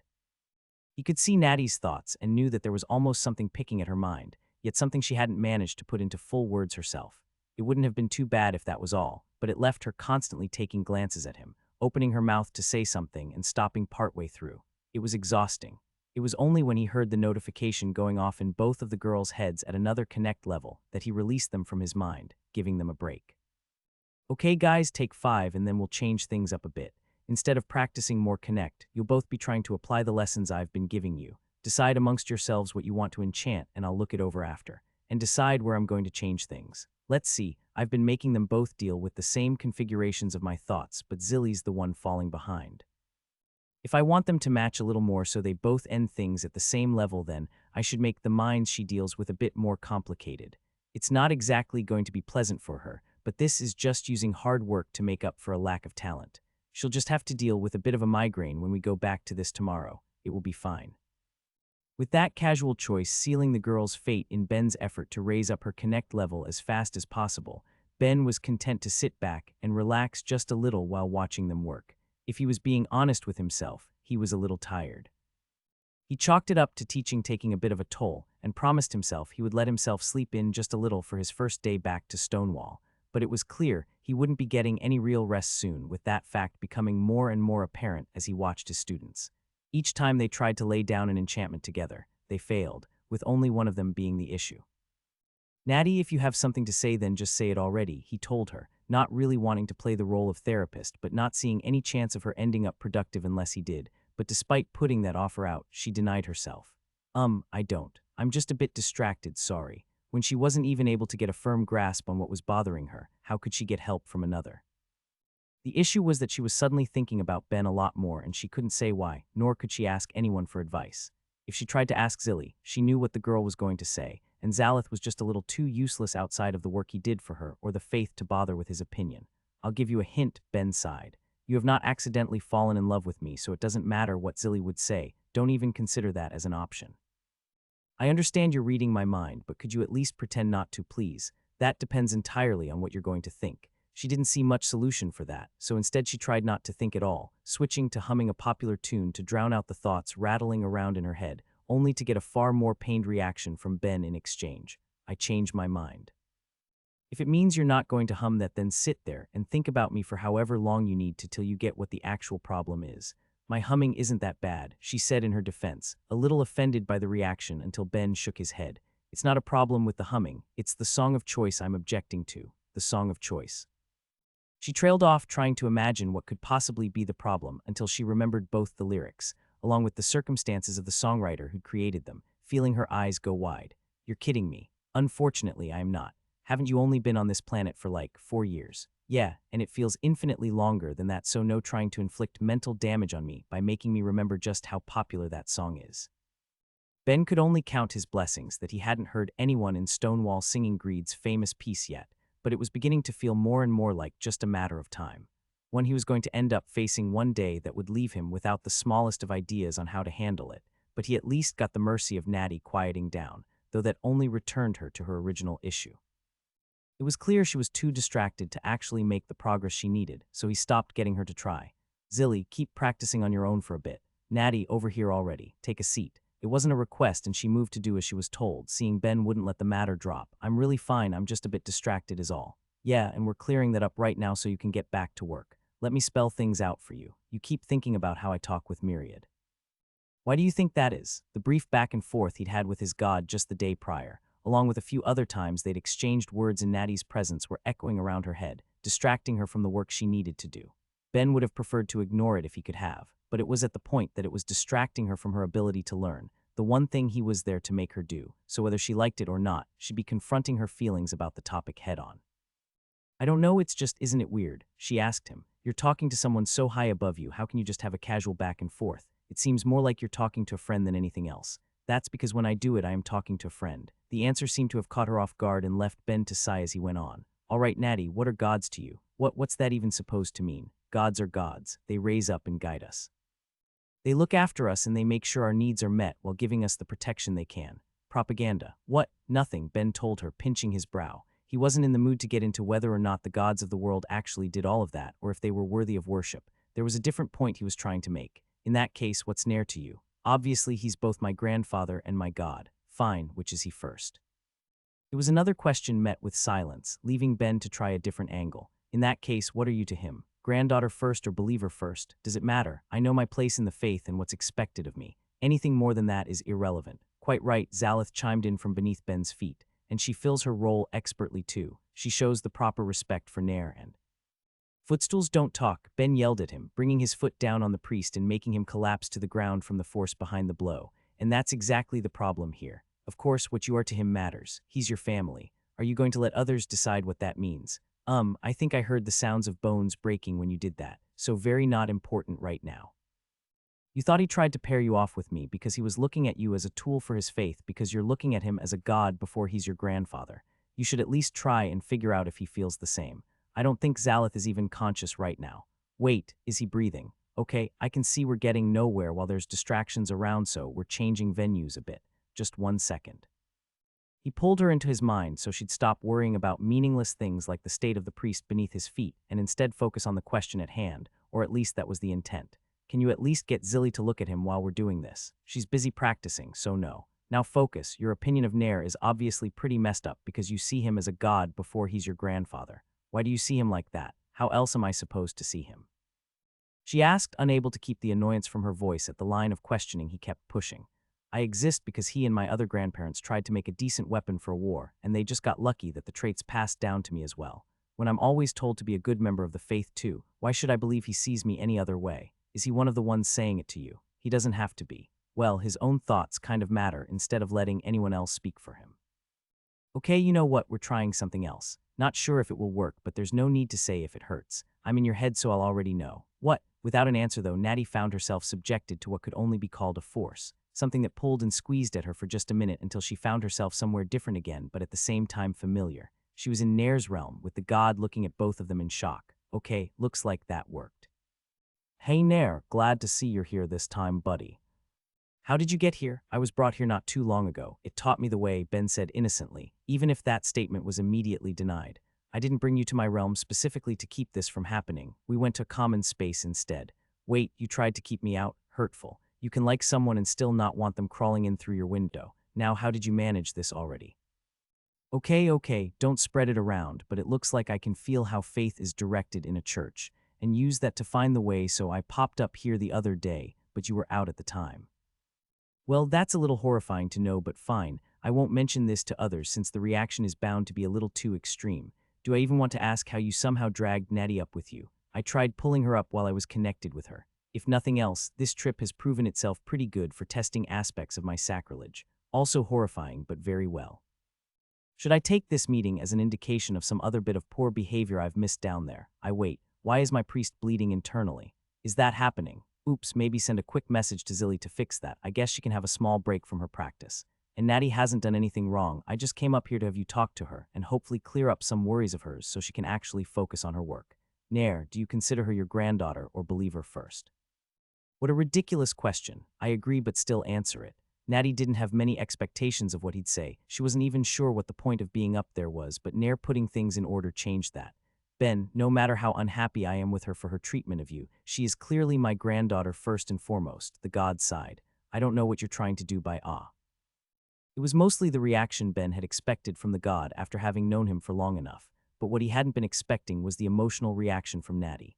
She was crying and Nair could see in her head exactly why, how firm he was in his statement having been completely unexpected to her, as she'd subconsciously let her relationship with him be defined by others.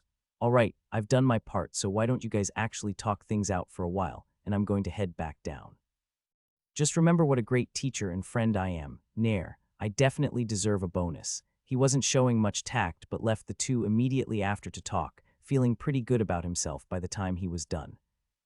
Come on, Ben, I don't want to make them wait. I'm coming. You're dragging your feet a bit, Thera laughed at him. Do you really object to even getting this close to it? No, maybe. I'm just going to do my best to not look at the volcano while we're eating. I'll probably manage. How are you still not used to it yet? It's not going to erupt. When I'm inside, I can pretend I'm literally anywhere else. It's a lot better for my mental health. Your friends couldn't have met us in the city. She doesn't want to worry her parents by running off. It's fine. If something happens, then I'll protect you. He still seemed less than confident, but Thera took his hand and dragged him along a bit farther up from the volcano's base for a small activity. A picnic to let Inja and Rocky meet Ben since he'd been spending so much time working. There hadn't been a chance for the three to be introduced, but she wanted it to happen. Thera had pretty firmly decided she wanted to maintain her relationship with them at that point, and since Inja didn't seem to have many friends amongst the fairies, introducing her to Ben felt like a solid choice to help broaden the girl's social circle. It wasn't hard to find her either. The little blue fairy stood out in the distance from the light she gave off, and Thera waved her down, ending with her and Rocky racing over and flying around Thera's head before landing on her shoulders and giving Ben a curious look. Hi there, you must be Inja. Thera's told me a lot about you, he said brightly, hiding whatever discomfort the volcano was giving him to prioritize making a good impression. And you must be Rocky. I'm Ben, it's nice to meet you both. So you can see me as well, unusual. I have a couple of skills that can work in tandem to let me manage, he explained, not going into the specifics of which ones. Telling anyone that he had such a high level of sacrilege that he could see the bits of faith within them was bound to create an odd impression at best. Same with revealing he was a mind reader who was using that ability to know what Rocky was trying to say. Anyway, I brought food for us, but now that I'm here, sorry if this is a dumb question, but do you guys need to eat or do you live off of mana like spirits do? I can eat depending on what it is. Inja spoke up, looking interested as he reached into his bag and pulled out sandwiches, 2 regular-sized ones for him and Thera, and a smaller one for the fairy, and watched as she tried it, or what he took to be her trying it. She didn't bite into it the way that he or Thera were eating theirs, instead, ripping off small chunks and burning them with her body heat, making each bit combust as she took in the flames it produced before dropping the remaining ash to the ground. Delicious, the girl said happily. No wonder Thera was talking up your cooking so much. Glad you like it, he told her, even if on the inside he was suddenly filled with questions about the finer details of fairy biology, keeping them to himself in an effort to show any amount of tact. So Thera's been telling me you've been keeping her pretty busy, showing her all kinds of cool stuff in the area. Oh, there's tons. There's a beautiful crystal cave pretty close to here if you want to see anything too. It just might be a bit of a squeeze for you. Maybe another day, he laughed, desperately trying to hide how much he didn't want to go anywhere on a volcano that could be described as a squeeze. I guess you know this area pretty well, huh? Well, it's my home after all. Of course I know it, she said proudly. Anywhere you want to see, I can show it off. Well, maybe I'll take you up on that the next time I'm in the city.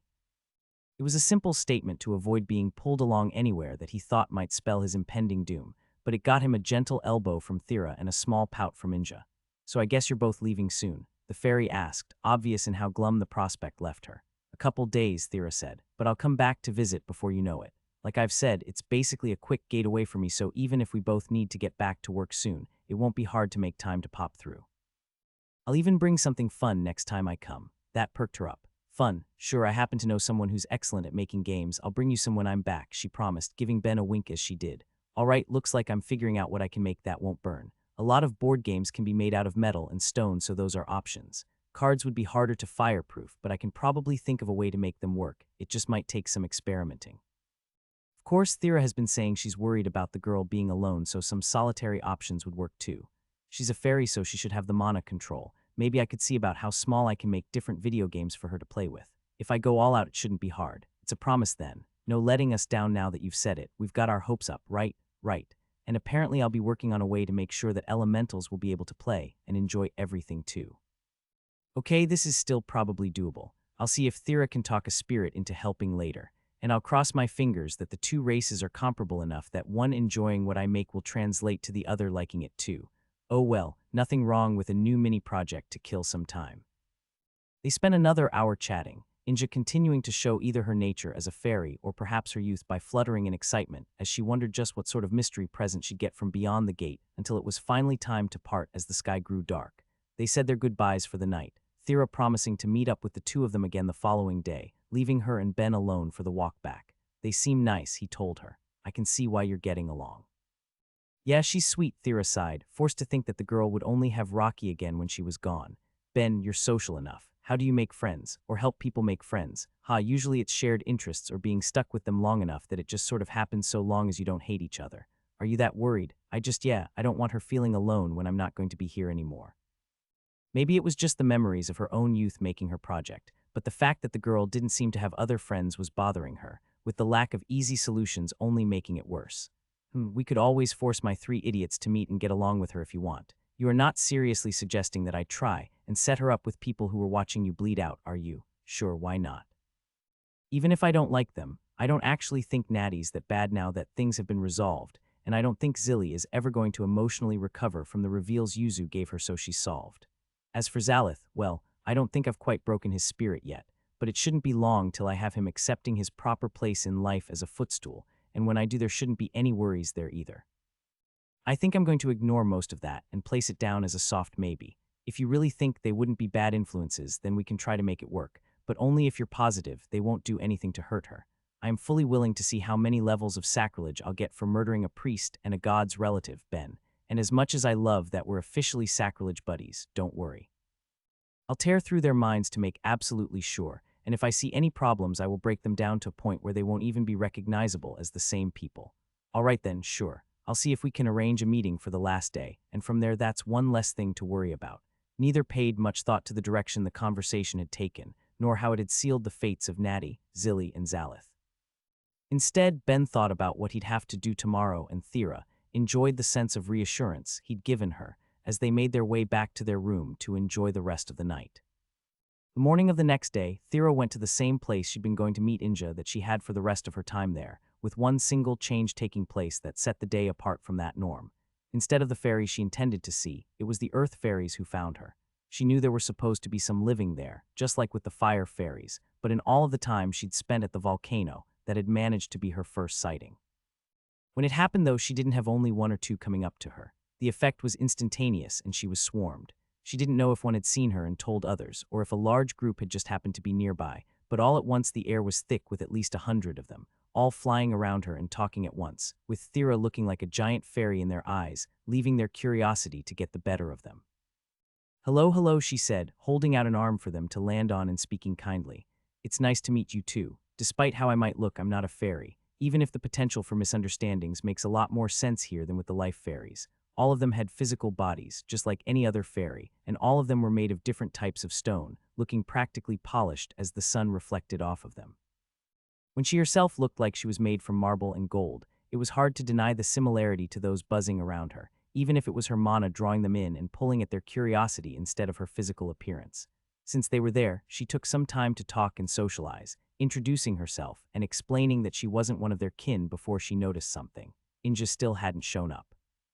The young fire fairy had never been late when they'd promised to meet. In fact, most of the time she was early, but as minutes passed she still hadn't made herself known, leaving Thera to look around. "Found you." A gentle blue glow was peeking out from behind a rock, telling her where the girl was hiding and letting her know it was time to bring her light chat with all of the others to an end. "I'm sorry, I can't talk more right now. I have somewhere I need to be if you all don't mind." They were all polite enough and flew off at her request, though a few made a point to flutter through her hair before they went, leaving Thera with the leeway to make her way to her friend.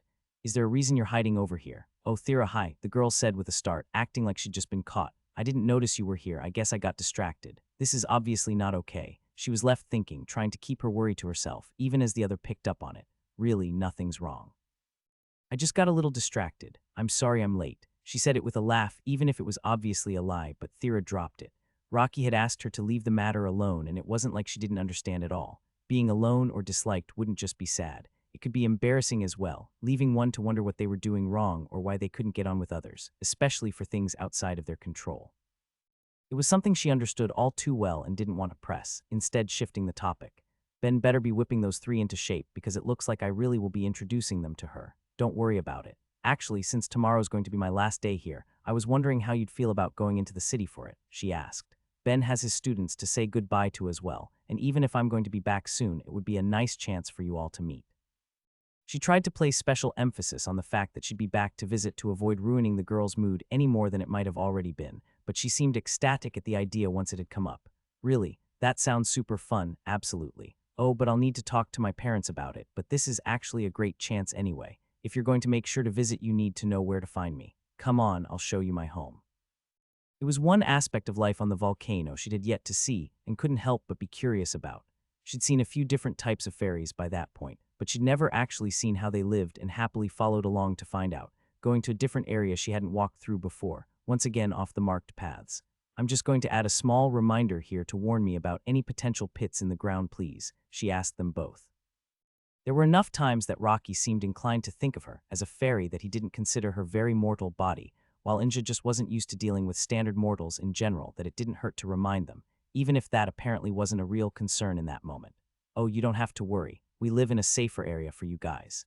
Every now and then people from the city come through. We just don't let it be marked to keep anyone from casually making their way over. When you're so big, all it takes is one accident to break our home. I'll do my best to be careful." She wasn't seeing anything that looked like a home, though, or other fairies in the area. If anything, it seemed unusually quiet, but Rocky came in to answer her thoughts without her needing to ask. "Other fairies live in a different area," he explained quietly. "It's just how it is. So visitors come specifically to see her family," Thera wondered. "I'm not actually sure if they have a hierarchical structure. I wonder if her parents are important in their society." It was a question she didn't get to ask. With Inja flying ahead, she rushed over to what by all accounts looked like a woven mat of grasses before peeling it back. "This is my home. I can't exactly invite you in, but oh, Dad, good you're here. Come out and meet my friend." "Oh, is it the one you were talking about before?" A nervous, yet strangely familiar voice called from within. Maybe another time, little flame, I'm a little." Whatever he was going to say was cut off as the fairy was dragged outside by his daughter, revealing him to the world. Thera wasn't really sure what she'd been expecting, but by all accounts, he seemed to be just a normal fairy, not sharing Inja's blue coloring, and instead being a more standard red, even if he seemed to grow a touch paler when he laid eyes on Thera. She wasn't sure what the problem was, but she still wanted to do her best to make a good impression, giving a gentle nod and a friendly greeting. "Hello there, I'm a friend of your daughter. It's nice to meet you." What? "It's great you're here right now, Dad," Inja told him as the other fairy was busy looking flustered. Tomorrow's Thera's last day in the city, and she was wondering if I could go down with her for the day to say goodbye, and I know you don't want me going alone, but I'll have Rocky, so can I please go? Gosh, little flame, I think I'll need to talk to your friend for a little first, okay? Do you think you could go find your mother for a few minutes while we chat? Dad, it will be fine." "I'm sure it will, but please." "It's okay, Inja," Thera told her. "If he's not happy with the idea after talking with me, then we'll just come back here instead, all right? Well, I guess. But Dad, no being mean to Thera. Come on, Rocky." The two raced off into the distance, wanting to find her mom, both so she could get back quicker, as well as to have someone to argue with her father in the event he was still against her going to the city, leaving the two of them quickly alone for Thera to do her best to make a good impression, even as the fairy seemed unusually fumbly. "He really seems a bit too nervous. Is it from my mana?" "Oh no, I'm fine," he said, confusing Thera to no end and only making it worse as he went on. But it really has been a while, hasn't it?" You sure have grown, haven't you, Thera? I'm sorry, have we met before?" She felt like she'd have remembered it if she had, if for the simple fact that she didn't think she'd ever come across a fire fairy before ending up at that volcano. But his voice is a little familiar. There was always the possibility that he'd come to Analia sometime in the past when she was too young to remember. Even if it wasn't to the extent of her mother, her father still got plenty of visitors himself, and as a fellow member of a mana-based species, it wasn't unreasonable that they might meet, especially if she was right about him or Inja's mother being important figures among the fairies. But all of those questions came crashing down as a look of understanding dawned on him. "Right, of course you haven't seen me like this," he told her, right before his form changed, shifting and growing, maintaining the color of his flames but having them applied to a body that looked like a powerful incubus, the new shape filling Thera's eyes with shock and rage to see. "Hello again, Thera," spoke her uncle, the great fire spirit Insetis. "Have you been well?" She didn't answer his question, leaving the two standing in silence as she struggled to take everything in. Why was her uncle there? It had been years since she'd seen him, and she'd preferred it that way, but why was he pretending to be a fairy? Why was he Inja's father? Inja's father. The thought made her blood run cold and filled her with a single desire: to kill. She remembered one of the last times she'd seen him, far back in her childhood when he'd been discussing plans with a few of the other great spirits.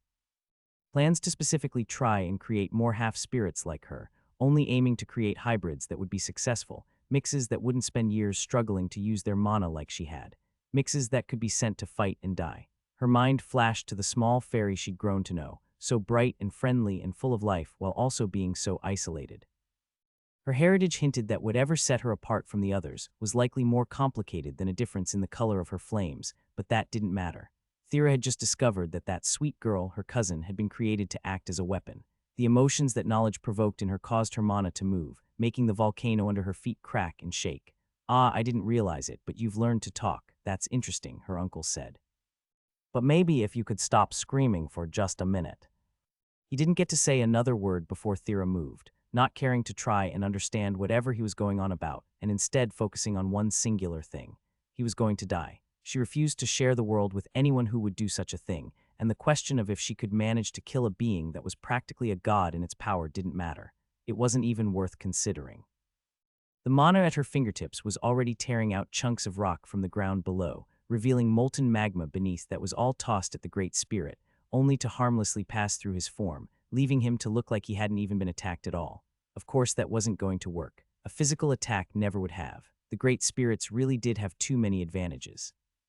Without physical bodies, they were hard to damage, and not only did they each have almost double Thera's insane mana pool, their regeneration rates were shockingly fast as well. It was obviously a fight she was at a disadvantage for even before she took into account the skill they had for their natural affinities. But compared to the Great Spirits, she did actually have some advantages to make up for the fact that she couldn't match them in skill or mana, namely variety. Each spirit was tightly bound to a single option, while she had 4 magics at her disposal. If she had to ask herself how to really kill a great spirit, only 2 options came to mind. There was soul magic, the variety that came so naturally to demons that had likely caused the spirit's downfall in the first place, along with a second she couldn't help but think had potential: non-affinitied magic, specifically used in the form of magic nullification. Spirits were akin to living spells. That particular application should have been perfect, with the only drawback being her lack of experience with its application. But now's the perfect time to get some practice. She saw her uncle attempt to say something but moved to act before he could, using her newest awakened skill to make a barrier around him and trapped him within, with that application of magic being leagues stronger now that it had grown so much before she attempted something she'd at that point only read about. The principles of magic nullification were simple enough, even if putting them to practice was a whole other issue. It was a matter of using the mana within her to directly counteract an opposing mana, with the spell having a greater effect when one knew what they were going to be hit with. That last part was usually the catch. Predicting what a different mage might do typically wasn't so easy. If a person had even two magics, then they could use them both or combine them into different configurations to try and overpower the effect. But against someone she knew could only use fire, predicting the sort of mana she'd be up against became significantly easier. I can see you're mad, but rather than pointlessly throwing away your mana, why don't you try to calm down a bit? She didn't bother answering, instead flooding the barrier that encased him with the spell, and for the first time, getting a reaction. It looked like the fire spirit didn't even understand what was happening at first, experiencing something almost foreign to it: pain. But when he understood that Thera was actually injuring him, he made his first move, attempting to smash through the barrier she created to free himself, only to fail. As his fist flew forward, Thera concentrated her spell there, destroying his arm in the process for just a second before reforming a new one, and was forced to face just how powerful Thera had become since he'd last seen her. Thera, I understand you're a little unhappy right now, but why don't we all just relax a little bit here? I'll be calm when you're dead, even if this isn't going to do the job. She had him trapped, every blow he tried to strike to free himself ending with the attack being destroyed, as she poured out an untold volume of mana to repel it, but keeping things up like that was destined to be a losing fight for her. As things stood, she was putting up her mana against Inseti's, and the math wasn't going to fall in her favor, not that her uncle knew that. Worse, the fact that her regeneration rate couldn't keep up meant that the gap was only becoming worse with each attack. For the first time in her life, she was succeeding in scaring a great spirit at least, but she didn't have the power to finish the job. So what can I maybe that? If she had more time, she felt like she could have thought of more options to do what she needed to, but in the split second the first idea that came to mind was an application she'd seen once before from a demon during the first wave. Imbued the earth itself with magic nullification and used that to attack. She wasted no time attempting that either, and as her uncle's attempts to escape grew more and more desperate as a sense of fear set it, she forced herself to juggle canceling each of his attacks before filling the ground beneath his feet with her power, forcing spikes of earth upwards into his body, each spear eating away at his mana more and more, giving her just a bit of an edge she could use to think of what to do next. It still wasn't enough, but that didn't matter. It had bought her more time she could use to figure out how she would finish the job, or at least it should have. In her rage, she'd grown blind to one important detail. Inja was coming back. In an instant, the mountain around her looked like it was erupting as giant pillars of fire rose up and surrounded them, with the girl causing it flying to her imprisoned father's side and screaming at her. Thera, what are you doing? Why are you hurting my dad? Hearing that only complicated her rage. She knew Inja loved her family from the way she spoke about them. There was no way she knew that she'd been created to serve as a weapon, but she couldn't just say that and assume the small fairy would let her keep trying to finish the job, nor would she be willing to fight her friend as well, just to make sure Inseti's died, leaving her with only a single option: lying. Oh, you don't need to worry, Inseti's just wanted to test my skills a bit, she told her, giving the girl a smile as she lowered the barrier she'd created before focusing on her uncle. Isn't that right? Yes of course, the spirit said, feeling the bloodlust in the question, even if his daughter didn't believe it. Then why are you still screaming about killing him? Screaming, I'm not. Oh no, something finally clicked with the question. From the way it seemed, Inja and Rocky sometimes seemed to read her mind to the way Inseti's had answered her thoughts, and commented on the fact that she'd learned to speak, it not being some sarcastic comment, but instead a statement that pointed in a single direction. Her spirit comprehension, not a skill to let her get better at understanding spirits, but instead one that made it easier for them to understand her. It was an ability that was letting her talk with her mana, and I have no clue how to turn it off.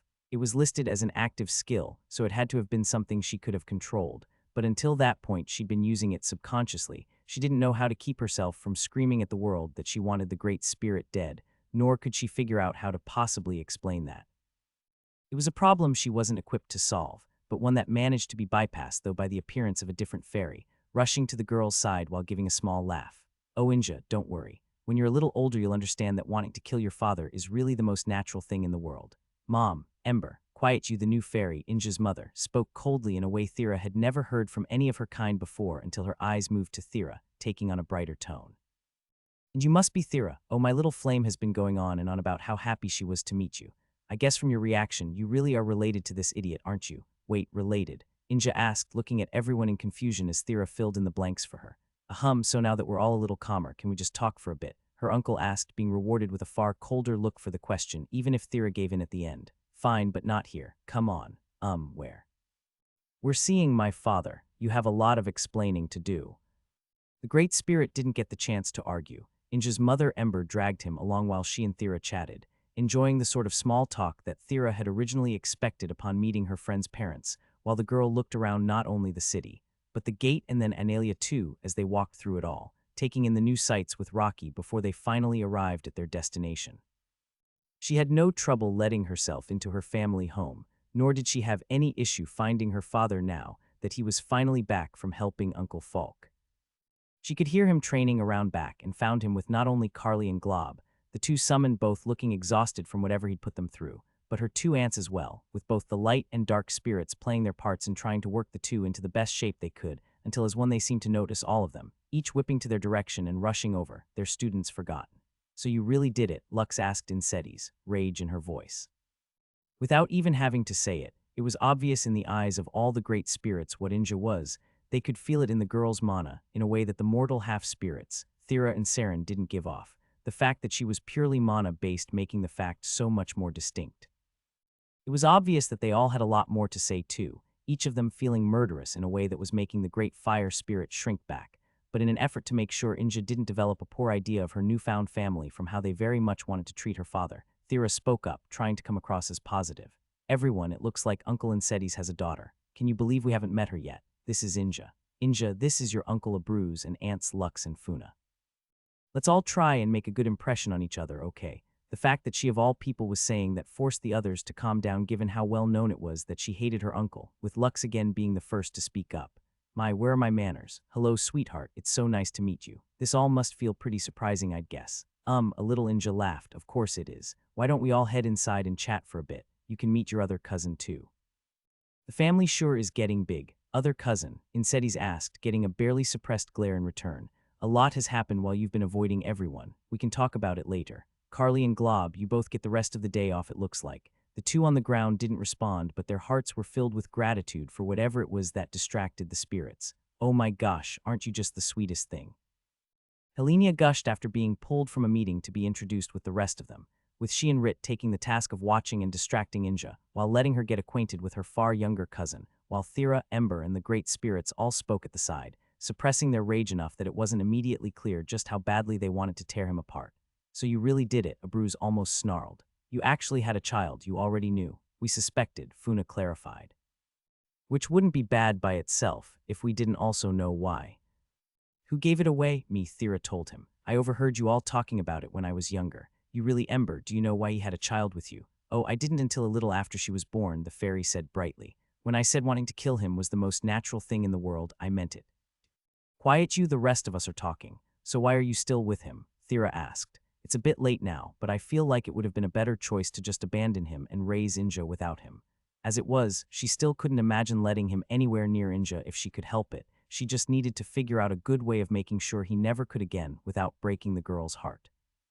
Killing him outright would be so much easier if the other great spirits helped, but that was no longer on the table.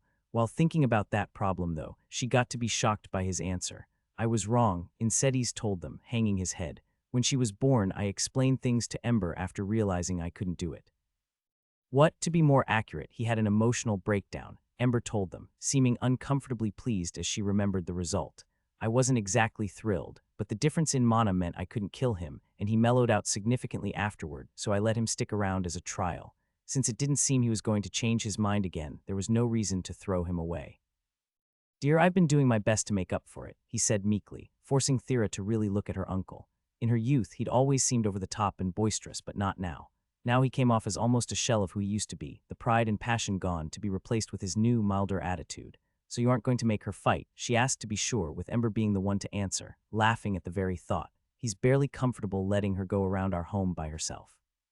The big mean spirit turned into such a softie the moment his daughter was born. Speaking of big, how long do you plan on staying like that? Ah, sorry. Before their eyes, her uncle shrunk down, returning to the state she'd first seen him in and leaving them with the question of where to go from there.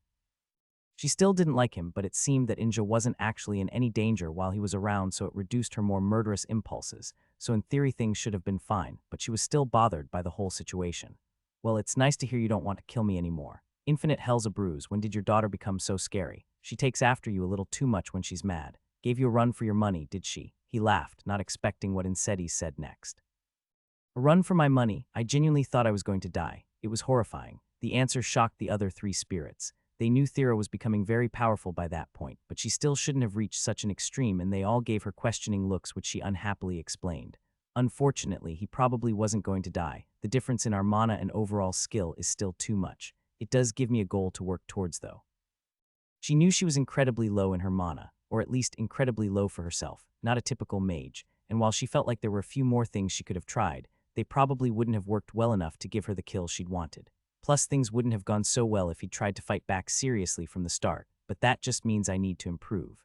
I'll need to grow my mana more, and from there raise my non-affinity magic a bit and otherwise. Look, I apologized. Can you please stop thinking about how to kill me in the future? And it looks like the top of the list for things to do is figure out how to not accidentally talk with my mana, she muttered, with her family looking surprised. Wait, you were doing that, weren't you? Her father asked, sounding excited. Not moving your lips at all. That's wonderful, sweetheart. It's really not, but I'll work on it later. Okay, so Insettis, you've managed to become slightly less of an asshole over the years, so I guess that's good, but I at least have one more question for you. Are you the reason the other fairies don't get along with your daughter? Depending on how he answered, she was prepared to spend the rest of her mana to eat into his, just to try and scare him again, but it was Ember who explained, looking sad as she did. Ah, you could say it's both our faults. Since you were surprised about him, I guess Inja hasn't mentioned her race name. No, wouldn't it just be fairy spirit hybrid or something along those lines? You'd think, but no. It's Great Fire Fairy, with her also possessing Great Fire Fairy magic. Combined with how much more mana she has compared to the rest of us, it's created a complicated situation where they don't know how to interact with her.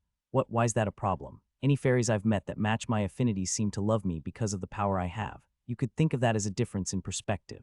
You seem like a fairy in some senses, but you're not a fairy. Inju is a fairy, but she doesn't seem like one. When the rest of our race are all equal in strength, the fact that she has so much mana and an innate level of skill that puts her above what any of the rest of us can do, it makes her seem scary to others. Thera clenched her teeth hearing that, not liking the answer, nor the fact that there wasn't some obvious solution to the girl's loneliness. It was still something she couldn't help with, even as her aunt took a far more optimistic perspective. Well, if she doesn't get along with fairies, you'll just have to bring her here, Lux basically ordered. It looks like she has plenty of family. She can enjoy our company if no one else is willing to give her some. I will try to make sure I come with her every couple of weeks, Insettis gave in. You're right, it would be good for her. Then don't be such a pain. We aren't that far off. Come by every other day at least. It would be good for Saren too if he gets to develop a nice relationship with his cousin. I can't come that much, Lux. I have work to do too, you know. Then let her visit by herself, Funa sighed. Really, what's the big deal? The big deal? What if she gets lost? Not to mention that she has a true body. I don't need to tell you what that means. She's a potential ingredient for any unscrupulous individual. If it weren't for the fact that she and Ben had only just encountered someone attempting to use a person to make potions, she would have thought her uncle was being a bit too worried, but now she couldn't say that. Even if the girl had an overwhelming level of fire magic to her name, Thera would be worried about her passing through the gate network by herself, but those same thoughts gave her an answer to work with. Okay, so we just need to make sure that she doesn't have to go so far. Easy. Dad, come with me, we'll be right back. Without waiting for an answer, she pulled her father along and went back to the gate to grab the person who she knew would be able to put together a simple solution to her problems. When Ben arrived to see his students for the day, he decided to start off strong, if only to make them all more agreeable for when he planned on forcing them to befriend Inja. All it was going to take was beating them down a little first. Guys, I'm honestly so proud of all of you, he told them, really putting his heart into it. Natty and Zilly, we may have gotten off on the wrong foot, but through constant effort you've both taken in more than I'd expected to teach, even getting all the way to the 6th level of Connect. To raise the skills so high in such a short amount of time, it brings a tear to my eye. And then there's Zalith, who's adapted well to what he was always meant to be, becoming one of the best footstools the world has ever seen. I'm not. His words were cut off with a sharp kick while his two students just looked tired. Even if it had only been days, it had felt like Ben had been pushing them beyond their limits for months by that point while he made them suffer under his unnatural thought speed, but they could see a light at the end of the tunnel finally approaching. They'd finish up that day and the next before finally being free, or so they thought until Ben continued. Now, obviously, I'm going to do my best to get you guys up to the 7th level by the time I leave tomorrow. It would be a shame not to, but it would be an even greater shame to stop there, don't you think? What do you mean? Natty asked, her blood running cold at what he was implying. Exactly what I said. You guys have made so much progress, why leave it at that? I really believe that with enough time, I'd be able to help you awaken connect, and I'm basically just a gate away. So considering how much closer we've all grown and how good it would be for the world as a whole, I've decided. I'm talking to Nair later. I'm going to come back 3 or 4 times a week to keep training you all. Now, I'm not sure how long it will take to get you guys there, but don't worry. One way or another, I'll make sure to push you both over that edge by the beginning of the next wave, no matter what it takes. Zilly fell to her knees and Zalith let out a low whimper, with Natty wearing a look of despair. None of them really doubted that Nair would agree if Ben put out that offer. It was just a question of if any of them would still be sane by the end of all that. What he'd already put them through had been beyond mentally taxing. The only thing they'd been holding on to was the fact that they were so close to their freedom. Losing that would all but break their minds. While Ben was a little offended to see the reactions, they were essentially what he'd been hoping for, even if they fell on the extreme end of things, and from there, he offered them the potential out they all so desperately wanted. Of course, if you guys had some sort of good reason you couldn't do it, I suppose I'd just have to be satisfied with wherever you end it tomorrow, and hope you all manage to keep practicing by yourselves. If we keep going then, I'm going to have a full-on mental breakdown, Zilly offered, hoping for mercy but getting none. Not a good reason. Your mind can probably be reconstructed if need be. Next. I have priestly duties and I don't even have connect to learn from you, so I should probably be excused. Zalith tried, getting betrayed looks from the other two as he did his best to abandon them. Then who am I going to practice things with for my own training? And more importantly, where would I kick up my feet? Denied next. It was Natty who seemed to pick up where this was going, cutting to the heart of things. What can we do to get out of this then? An excellent question, Natty. How does it feel being the clever one in your group? Don't answer that, it doesn't matter. Maybe you guys could get out of more lessons if you could show that you're actually capable of being good friends to others. Please stop beating around the bush and just tell us what you want us to do, Zilly muttered, still imagining the worst. Fine. Tomorrow you 3 will be meeting a young fairy. You will do your best to form a real, genuine friendship with the girl while also being good influences.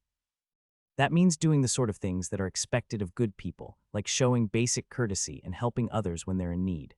You will continue to be friends with her after I'm gone. I will be checking on this, and if I find you lacking in any way, you will all live to regret it.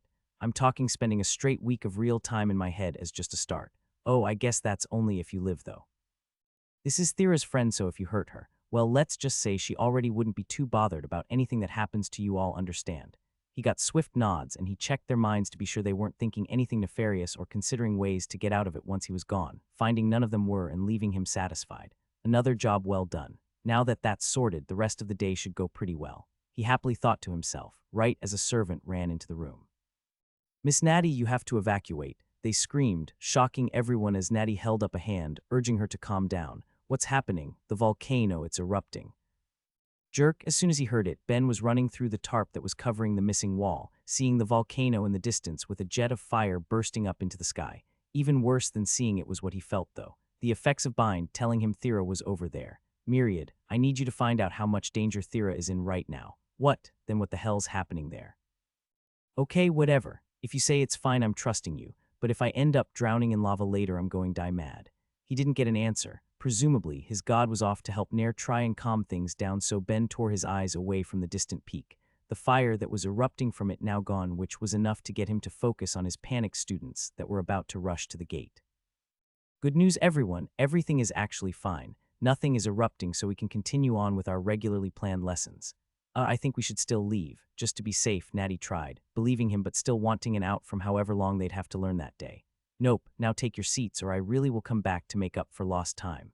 That threat was enough, and the 3 sadly made their way back to him, all of them holding a small hope in their hearts that the mountain really would explode. I'm a bit slower than the way I was leveling my thought speed skills, but probably comparable to the way I've leveled lesser inspiration. I guess this is going to be another skill that benefits from the way I think, Ben mused to himself as he kept up his usual practice, letting out a long yawn while his students were suffering under the effects of his mind. he was really pushing them too. While he'd said that he wanted them at the 7th level by the time he was leaving, he was really hoping he could squeeze the 8th out of them just to see if he could. Getting them so far in just a week had already managed to stroke his imagination about just what else he could manage. With my Awaken a title in the shape of my mind, I might actually be able to make them awaken connect, rather easily so even if I don't make these guys deal with me. For a few more months, I really should pop by again once or twice, just to see if I can push them over the edge. Plus, there's all of the rest of Myriad's believers. Here I am training up these two who don't even worship the guy. I really should hold a day in Analia or something where I do my best to forcibly raise everyone a couple levels. His god begged, please, I would only do it to anyone that wanted to, plus I wouldn't hold them if they want to leave. All it would be is a training session. It's just an idea for now, so don't go spreading the word yet anyway. In the meantime, I take it since you're talking that things are good now, you know what? That's probably fair. Hey, spoke Thera, coming in through the hole in the wall instead of the door with her father behind her. How are things? Her eyes were drawn to the three with him, all sitting in an empty daze in a way that couldn't help but create a worrying impression, even if she decided to brush past it. Probably better than you. I hear you had an interesting day. You already know everything, just that you met your uncle. Fill me in. She was quick in giving him the details, mostly focusing on the discovery of her relationship with Inja, and glossing over the murderous rage she'd flown into, not knowing that Ben was at least partially aware of that bit already, before getting to the heart of why she found him. So anyway, I was really hoping you could do me a favor and make more personal gates, just so she can see the rest of the family without my ass of an uncle worrying, and maybe for popping down here too if you got those three in line. Oh, they're super in line, don't worry. And of course, give me just a minute. I guess this is why you brought your dad down. Hey, by the way, long time no see, a bruise. Ready to make me a buttload of materials. I'm well practiced after spending so much time helping your teacher. Just let me know how much of everything you need. Oh, it probably won't be that much. I've learned some tricks since I last made one, and Inja isn't that big. We're going to see how small I can make this. But first, gotta handle this lot. He dropped the three from his mental prison, letting them come back to reality to find the two unexpected guests there, making them jump at the sudden sight of Thera that she and Ben both ignored, instead focusing on the new task at hand. Hey, just so you guys know, I'm going to be raiding your storage room for materials. You don't actually get a choice in this, but on the plus side, you all get a bit of a break to see what I'm going to be making, so make sure you enjoy it and learn what you can, because this is going to be a demonstration of me putting everything I've tried to teach you into practice. The fact that he was practically robbing them didn't even touch their thoughts as he went to rummage through their supplies. Each was too happy to be freed from his mind, even if it just meant a lesson in the real world. After all, the longer that took, the less time there was to drag them into his head. With all of that out of the way, he got to work, grinding up the materials that he'd taken to act as enhancers, while at the same time heating up the forge to the side, enjoying the feeling of properly working, as well as getting to take advantage of the space as a whole. When he'd first seen the room, he'd thought it looked fun, and he'd been right. It had everything he could want in a workshop, and as the home of the granddaughter of a crafting god, the place was well supplied with any tool or material he could have hoped to get his hands on. It was as he was preparing all of that he mentally worked on the enchantment, trying to determine just how small he could go. With the enchanting modifier discovered, there was no doubt that he was going to be shrinking it considerably, but as annoying as it was to admit, he felt something else helping him too. Alien thought structure, the skill that had practically been forced on his mind, was showing its effect, allowing him to approach the problem in ways he normally wouldn't, and letting him cut away some of the enchantment's total mass. It wasn't as significant as the enchanting modifier, but it was undoubtedly there, doing its bit to let him improve further. But there's still no way in hell I'm going to be thankful about it. Stupid freaking Galwex messing with my brain, so freaking glad he's dead. He restricted his grumblings to a single mind as he began the construction, carefully blending the alchemic enhancers into the magic materials and other elements Abruz had produced at his request, innately knowing he'd gotten the ratios correct as he carefully shaped everything, both with a hammer as well as his magic. Even though he was going to be making 4 of them, 4 doorways for 2 paths, it really wasn't going to take too long to complete, if only for 2 simple reasons. Compared to the first personal gate he'd made, he now was confident in how to create them, and more importantly, all of them would be small, with each doorway being a circle of only a foot in diameter. But only lower legendary still. I guess the benefits the modifier has on raising item rank must fall off a bit once you start hitting legendary. Shame, I feel like if I could have squeezed out a middle one, then I might have gotten another enchanting level. It was as he spoke those absent-minded words that he finally turned to look at his students, enjoying what he saw, shock and disbelief from all 3. Word that personal gates were even possible had yet to spread to the world. What they'd seen seemed like they should have been impossible by all accounts, and none of them were able to hide it, leaving Ben just a little smug. Bet you jerks regret wasting your first week with me a bit more now, huh? Well, now that that's done, I guess we better get back to it, he said positively, breaking them from their thoughts with a clap of his hands. We still have hours to kill, so back into my mind you all go, and maybe we'll get you guys a little closer to managing this all yourselves as well.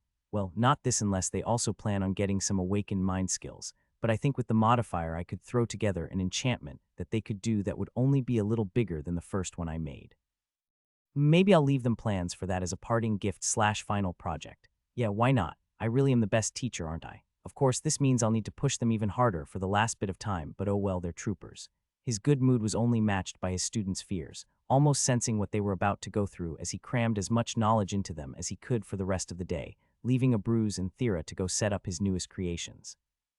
On the final day of teaching his students, Ben couldn't keep from clicking his tongue in disappointment as he finally freed them from his mind for the last time. So you guys only managed to get to the 7th level of Connect in the end, huh? A shame, but nothing we can do there. When I'm gone, make sure you all keep practicing, all right? He got nods from the two girls, but they and Zalith were all teary-eyed in their relief. After the worst week of their lives, they were finally going to be free of him. Saying it was just a week didn't even do it justice. They all felt like they'd been forced to spend at least a year in his head by the end of things, having knowledge shoved into them as they were either forced to practice Connect or stuck helping Ben with training his. But it was finally over. How could they not want to shed some tears? If you assholes keep thinking like that, I'm pulling you back into my mind for another hour of practice. An hour of real time, to be specific. When I came here, I had fully planned on being a very nice teacher, so all of you make sure you remember that for anyone you guys meet in the future, understood? Again, his question was met with swift nods while the only 3 others in the room looked on. These are your friends? Inja asked Thera, both her and Rocky feeling unsure after what they were seeing, only for her cousin to try and paint a brighter picture than what was really there. Oh, don't worry. Ben's just a bit of a tough teacher. They all get along very well otherwise, isn't that right, everyone? She shot them all a murderous look as Inja was turning to see their reactions, getting to watch all of them fall in line. He's really a great guy. He's worked really hard on teaching us this entire time, too. He's definitely a sane individual and not a danger to society. Good enough, I guess. It seemed like enough reassurance for the small fairy at least, and she went to fly around them, letting her curiosity take over as Ben continued his last lesson, handing both Natty and Zilly knives while signaling Zalith that his feet were getting tired, letting Ben enjoy his footrest one final time. Okay, you two. Your last project is going to be applying the stuff I've taught you to those knives the best you can. Both of you make something interesting for me to judge. Oh, and it's good to test your multitasking too. So Inja, do you think I could ask you to chat with them while they work? Just to be sure they can handle juggling a couple different things. Can do, the god said cautiously. I would like to remind you I literally almost died. With them only hearing half the conversation, it wasn't hard for the 3 to figure out that Ben was talking about them from that sentence alone, even if the sudden eyes on him were waved away as he tried to make them focus on their work. I still hate all of them, but on the plus side, they're all afraid of me now, and even if they sucked, only one of them was actually in a position to help me but didn't. Fine, that works, their fate is sealed. He felt Zalith clench under his feet while the other 2 froze briefly, again needing to be waved back to work after that misleading statement. You'll clear it up later, it's fine. Aside from that, any complaints with how I've done? It wasn't that sadistic. Fine, my title of monster is well earned, but my students leave fully educated. It's worth the trade. So if you're that worried about their mental state, does that mean you don't want me teaching them again in the future? It's not something I would go out of my way for, but if I'm ever in the city again, I'd do it for a couple hours to try and push them up a level. Or if they ever get to the 9th, if you let me know, I'll come back and try to awaken then. Of course, since the only way I can really think to do that would be to expose them to a significant portion of my mind, we'd need to make sure there's healers around in case that ends up being a bit too much for them. Sounds like a plan. With that done, he got up and walked over to where the 2 worked, both of them having a spirited conversation with Inja as they did, trying to put on the friendliest moods they could as they answered the girls' questions and explained what they were doing while Ben peeked at their work, pleased at what he was seeing, even without then being finished. While they weren't using his complex system to its full potential, both of them limited by the more normal way they each thought, they were making use of it, pushing their minds to place down blended weaves and rings while applying the enchanting modifier to each, giving it that extra boost of power. But they are both a little strained by it. It would be good if they could also get some mind skills, but with Zandel so busy, they might just need to hope they can gain them themselves. Nair chimed in. And that means another problem solved. Okay, everything looks good. No matter how rocky it had been, in the end he couldn't help but feel just a little satisfied at having taught them both so much, hopefully leaving the world just a little better off for it too. After the two finished their enchanting, Ben looked over the final results one last time, commenting on where he thought they could improve but largely giving praise as his last bit of teaching finally came to a close. With it done, they moved on to a bit of lighter conversation, trying to make sure Ninja opened up to them while watching to be sure they'd behave themselves. But after a few hours of that passed with things moving in the direction they wanted, it was finally time for the two to say their goodbyes and go home. While Thera focused on her cousin and Rocky, Ben looked at his three, with Natty managing to come off as genuinely sincere at the end of it all. Don't worry about it, and if any of you guys have any questions about anything, just pass them on through Nair. No matter how it turned out, I'll at least answer the best I can. It was a far less sentimental goodbye compared to what Thera got to enjoy, but it was appropriate. They weren't leaving as friends, he still didn't even particularly like them, but they had all officially learned from him, which was good enough. It was only a few words, but with that they parted, Ben and Thera walking back to the gate, one seeming a lot more depressed about it than the other. You think she's going to be okay? Thera asked him. If those three actually do anything to hurt her, then I'm going to be going to jail for murder, Ben. I hope you're prepared for that. It will be fine, he laughed. And if it's not, then she'll have the rest of your family and you too. With the two gates in your parents' place, you can visit as much as you want to make sure things are going okay. MMH, I'm going to have to, she sighed before focusing back on him. Actually, are you okay? You seem tired. I am tired. Teaching was exhausting. I'm so glad to be done. Well, you can rest when we're back home. Oh, your uncle is going to wish I'd be willing to do that, Ben told her, wearing a wide grin as he imagined everything he'd be doing soon. The man is never going to know peace from me now that I've got him as a resource, and I've got a lot of plans for him. You do remember that you're the student in your relationship, right? Of course, a fantastic, wonderful student who's ready to learn everything he can, and test everything too. There was always more to try, and with the time Ben had, he fully intended to get as much explored as he could, even if I might make time for a small nap first. He was never aware of the walls around it till they started to crumble, nor the existence of walls at all. In all it had known, there was itself and no more. Any sort of other was a shocking change to its perception of reality as a whole. Experiencing any sort of shock was a change as well, only increasing the new sensation. In all of its time, it had been aware, but it had been so long since it truly felt. When it first began to perceive itself, there had been curiosity at its own being, hints of excitement when it learned more, satisfaction when it discovered all there was to know and understand, leading to the eventual sadness at that same fact, until it reached boredom and what lied beyond, something that surpassed ennui as it faced that truth. With nothing else, it would simply carry on. Or so it had thought when it would bother to think, but the presence of an existence outside of itself had changed all of that, making it realize even more. When it first felt the walls around it begin to break, it had been confusing to make sense of as it strained against that boundary, adding another discovery to the list.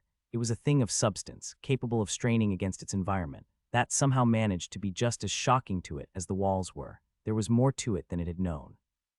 Before, there was never a sensation of being pushed against anything, without the sensation to work off of. How was it to understand that?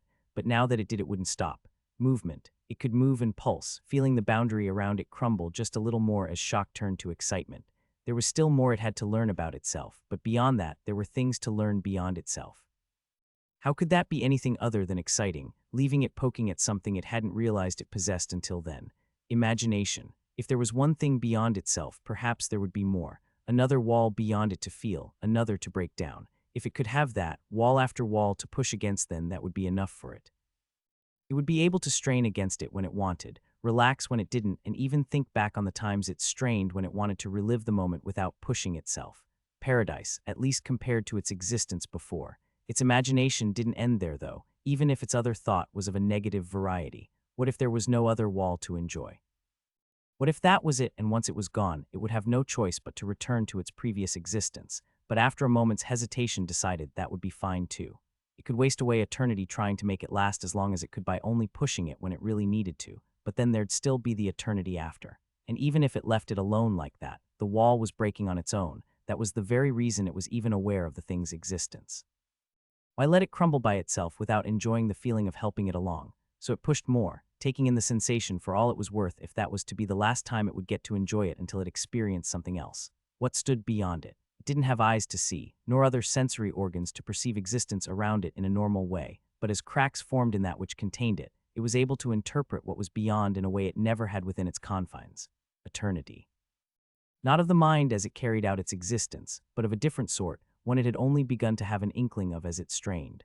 An eternity of space, stretching out forever in all directions, but not empty. This eternity was filled with more, things so far they couldn't be properly understood from where it was, but it wanted to change that. It felt a desire to change that unlike anything else in its history.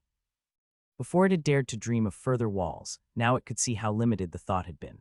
It was no longer going to be dreaming of walls, but whatever laid beyond them, mysteries it couldn't begin to imagine after the limited existence it had dealt with for so long. It was stimulated, it was enthralled, it was all but hungry to push beyond into whatever was next, and wanted nothing more than to make it happen, straining with all it had to be freed just a second quicker. The reveal of something more had just recontextualized its entire existence. For as long as it had been, suffering in its boredom, that had only been the first part of its time, and it was more than ready to move on to the second, into the great beyond that was waiting for it. Crack, whatever that had just been was also something new, but it had come with progress as more broke against it, and it found itself having to stop, just to take in that new experience. With so much new already surrounding it, it needed to appreciate every bit it could, and forced itself to wait to see if it would happen again. It was a perception of a different sort, not the touch it was learning to love, nor the not-quite sight as it peered into the infinite abyss beyond, but instead something else. Something that wasn't repeating itself no matter how long it waited, so eventually it gave up, returning to its pushing. Crack. Once more it froze, hoping for more of the new thing but not getting it, until an idea slowly began to form in its thoughts. It had experienced it as it pushed the last time and had gotten it again when it started, had the two been connected. It waited longer just to be sure before putting the idea to the test, instantly getting the result it craved as another crack came out, springing to existence with the large breaks that were beginning to fill the walls, compelling it to keep going as it pushed itself farther and farther, enjoying every second more than it had any other part of its existence until then, with it all topped off by one final change, not getting more cracks, but instead a shattering in response to its efforts. The walls of its universe crumbled, and the creature within was finally free. Evening had fallen in Stonewall by the time Ben and Thera passed through the small gate back to Falk's shop, but for both, it felt good to be home. As happy as she'd been with it, some of the reveals Thera had dealt with had proven surprising enough that having a bit of time where she could process it all was going to be a healthy positive, while Ben was just tired.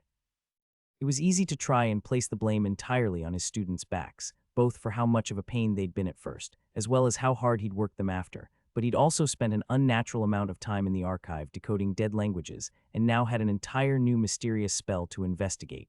Even if he'd just finished a couple tasks, his plate was still full, but this is fine. I'm home so I can bother Falk, and I guess get back to producing an insane volume of equipment for the war effort on top of all of my other projects. Okay, whatever, I can rest when I'm dead, which is probably going to be way too soon. I'm being realistic. Still, he wasn't dying in that moment, nor was he working beyond what at that point was basically passive training to him, so he let himself enjoy the cool air during their short walk home before they opened the door and let themselves in. "Auntie, we're back," Thera called out, about to walk into the living room but was stopped by Ben as he grabbed her arm and shook his head, getting a questioning look in return. He didn't say why though, trying to have just a little bit of tact and consideration for Sonia, who came rushing out just a beat later, her cheeks flushed and clothes slightly disheveled with Falk following behind. The Yeti a lot harder to judge the condition of given his thick fur hid the subtler aspects that might give away his emotional state. "Saved you guys from embarrassment this once, but we all use the living room. Have just a bit of consideration about that in the future." "Well, I guess that's fine." He'd stopped Thera because he'd picked up on the sounds of rustling, but if that was all then, he didn't particularly care, even if the two were sure to have appreciated the consideration if they had known. "Thera, Ben, welcome back," Sonia told them happily, same as she always did when they returned from a trip. "I must have lost track of the days. It's good to have you home." "It's good to be home," Thera told her, giving her aunt a warm hug. "Even better to be home to good news," Ben added, with Falk breaking into a grin. "I take it you got word. How I was training your god's granddaughter when it happened. It was hard not to, but that wasn't necessarily the news I was talking about." Ben grinned back, his head nodding to Sonia, leaving his teacher to give him a dirty look. "Not exactly fond of you pawkin' round in my head, boy. I didn't, it's just obvious. Plus, I kind of spied on you as it happened, but for my safety, I'm keeping that bit to myself." He was expecting a bit of bashfulness from Sonia about it, but instead she came off mostly as smug. Not that it didn't take some work. "I finally managed to tell him how I felt and he tried to reject me, can you believe that?" She laughed, giving Falk a teasing look that left the Yeti looking properly bashful. "Well, looks like it turned out fine in the end," Thera told her, doing her best to not give away her own part in the spying either, making a mental note to get her aunt to tell her everything by herself later so they could talk about it to her heart's content. "And does this mean I should be cooking breakfast for 4 tomorrow?" Ben asked, getting elbowed by Thera as her uncle coughed at the side. It's getting late, so I should probably head back for the night. In that case, I'll walk you, Sonia told him, taking his arm and not leaving room for him to decline. Ben, I don't think I'll be needing breakfast, so no need to worry about that in the morning, but you'll both have to tell me all about everything over dinner tomorrow, okay? Yeah, sure. Good, in that case, I'll see you both then. She pulled Falk out after that, barely giving a wave goodbye and leaving both Ben and Thera to take in that small parting. So Sonia's just eating him alive, huh? I think Auntie's just trying to make up for lost time. Anyway, I don't know about you, but I want to pretend I don't know what's about to happen, so I'm heading to bed. Coming, absolutely. He was happy to lay down and enjoy a bit of peace after all that their trip had brought them, and it was almost instantly that Thera was asleep beside him, leaving him to close his eyes, only to be left debating with himself in the end. I kind of don't want to go to Myriad's realm, but if I don't, I'm literally wasting hours being unconscious, but at the same time being properly asleep feels really, really good, and oh man, do I want it. But I'm on a planet that's going to be ending soon, so I really need to enjoy every bit of life I have and maybe try to improve myself a bit more so I can hopefully contribute just a little to making sure that doesn't actually happen. Plus, I need to keep working on deciphering those spells to help the Grey. Damn it, I guess I'll sleep when I'm dead. Resigned to that thought, he brought himself up to his god's realm, where another guest was already waiting. You know, I really wish you weren't so convinced that we're going to lose Myriad's side. It doesn't hurt to be optimistic. I'm optimistic enough that I haven't just straight up given up and am doing everything I can to raise the odds a little. That's about as positive as I can be against the face of raw data. The other in the realm, the goddess Analia, gave a small chuckle at that. Not giving up is already admirable enough, Myriad, and despite his thoughts, your apostle seems to carry a good attitude most of the time. As long as he doesn't spiral into a depression thinking about it, then we'll just have to hope the next wave works out enough to give him some real faith in the future. And speaking of, now that he's here, we can bring my child up as well. Thera appeared in the realm when she'd said that, left confused as she was pulled from her dream into the present divinity, before making sense of what happened and muttering to Ben, "You really could have given me a heads up about this. I had no clue anything was happening tonight. What's going on, guys? Nothing to be concerned about," Myriad told them. If you'll remember, after what happened in Warrior's Tower, the gods as a whole were put in charge of telling everyone what points you'd be going to, so here we are. Great, if you don't like it, just tell me you won't do it. I know you're not shy about that. You know I'm not going to do that, then no complaining about it. Analia couldn't keep a small laugh from escaping during the back and forth as she watched God and Believer bicker. Perhaps the two of you could save this for after we explain things, given the uniqueness of the request we're making them. Uniqueness, Ben asked, with his God explaining. We're asking you both to serve at multiple gates. That kind of seems like it might be less efficient than just sticking to one. It would be if you weren't a genius. Ben, for the time being, we'll be asking you to put your weapon production on hold to instead focus entirely on making mini gates. Okay, I see where this is going. How many? 100 pairs for now, though we may request more of you as we refine our plans a little more. You sure? 100 is going to be a bit much for us to handle ourselves. It won't just be you, they'll be divided amongst the great spirits as well, and possibly a couple other mages too after a bit more discussion on the matter. Makes sense. Guess I'm going to be busy for a while. What's happening? Thera finally asked, not seeing whatever Ben was and how making so many mini gates would relate to them, with her goddess giving the answer. When it came to discussing where to put everyone for each point, there were a lot of opinions, but your existence complicated things, Analia explained, seeming thoroughly pleased. Where do you put one who's arguably the most powerful mage on the planet? We could have selected a point for you and moved other troops elsewhere, but given how clever your lover is, we came up with a different option. We'll be essentially creating a small gate network of sorts, having you run across about a dozen of them by setting one end at different locations with the area they meet being a hospital to work at. It won't be easy, but we believe this is the best way to utilize you. Of course, I'd be happy to. Hearing from her own goddess that she could be considered the most powerful mage on the planet couldn't help but put her in the mood to agree to anything, even if Analia hadn't said it to sweeten her up, with the goddess seeing that in her mind and gently coiling around her. It shouldn't be so surprising, child. Calling anyone with over 600,000 mana anything less would be rather absurd, don't you think? Especially now that you have your newfound control and 4 awakened magics to go with it. We obviously won't be counting your relatives, but you're already acquainted with many of the others that could possibly lay claim to the title. The 2 soul mages, the archmage, the non-affinity mage. Jake's a contender now too, Ben added, with the goddess giving a complicated look in response. And he's doing his okayest at learning, she told them before getting back to the matter at hand. Anyway, while they may have a higher technical skill, they can't match your power, and you're managing to catch up on that front as well, so as long as you keep it up, then you might end up with that as an indisputable fact before you know it. I'll do my best to live up to those expectations. Wonderful, because we're arranging things to move you in that direction. Thera, we'd like you to start taking lessons with Ulil and Vasta. It would only be twice a week, Myriad added when he saw her surprised face. It will be good for you to talk to people with practical experience, considering the dangerous lunatic will be getting to help teach you magic theory. Excuse you? Ben asked. What do you mean you're getting her to learn from someone dangerous? Just get her to learn everything from Ulil and Vasta if there's an issue. Unfortunately, by this point, it is improbable that they know as much as who we have in mind. The good news, though, is that she'll be in no danger, considering the fact that we're talking about you. I really walked into that, didn't I? We're hoping you'll only help teach her for an hour or two a night, Analia told him, making sure to clarify. That's of perceived time if you choose to bring her into your mind. No need to go to the same extent as you did for Nair's descendant. Since I kind of enjoy having my girlfriend love me, you don't need to worry about that. Thera, you cool with this? Despite my better judgment, yeah, you really are probably the most well-read person I can imagine on the topic, so I'll do it. All right, glad that's settled then, Myriad sighed, content with how smoothly the discussion had gone till Ben ruined it by raising his hand. Not done, we still need to discuss how I'm being paid. Of course we do, you little king of avarice, Myriad muttered. Did you seriously just try to give me a greed-based title? I'm honestly surprised that didn't work when calling you a maniac did. It felt a little too forced. Maybe the system thought you were trying too hard. If it catches on with the other gods, then it'll probably stick. Fair, what sort of bonuses do you think a title like that would get me? He mused, genuinely imagining the effect it could have. Even if they weren't obvious, titles gave bonuses like so much else in his status. Maybe it would help him get some interesting new skills that could help him make more money. Myriad, hearing all of that go across his apostle's head, immediately backed down. I take it back. You're a little saint. Now how much do you want? You're going to be sending me the materials I'm using to make this stuff, obviously. Excellent. In that case, feel free to rejoice, Myriad. Your precious apostle is going to direct his greed in a way that will actually benefit the world for once. Pay by raising Thera's mana region as much as you guys can. I'll leave it to you two to try and deal with negotiating with the gods, but honestly, if they put up too much of a fight, I'm going to have to give up on the world. Ben Thera started, trying to argue the idea of his payment entirely going to her, but he took an entirely practical approach to it. Thera, your mana region is still so low compared to your total pool that you can't even completely refill it after a day's passed.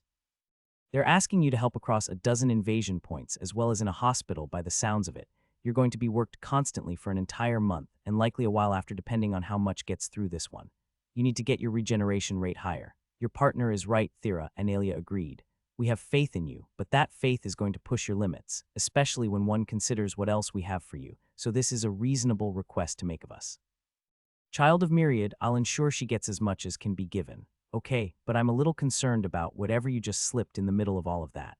Analia said nothing at that, instead just giving an amused look before kissing Thera's head, with the girl in question reacting to a notification going off in her mind. Sleep resistance, as I said, will be pushing your limits. Even if it won't be enjoyable, we're hoping you'll be able to raise that skill by a level or two by the time the next wave arrives.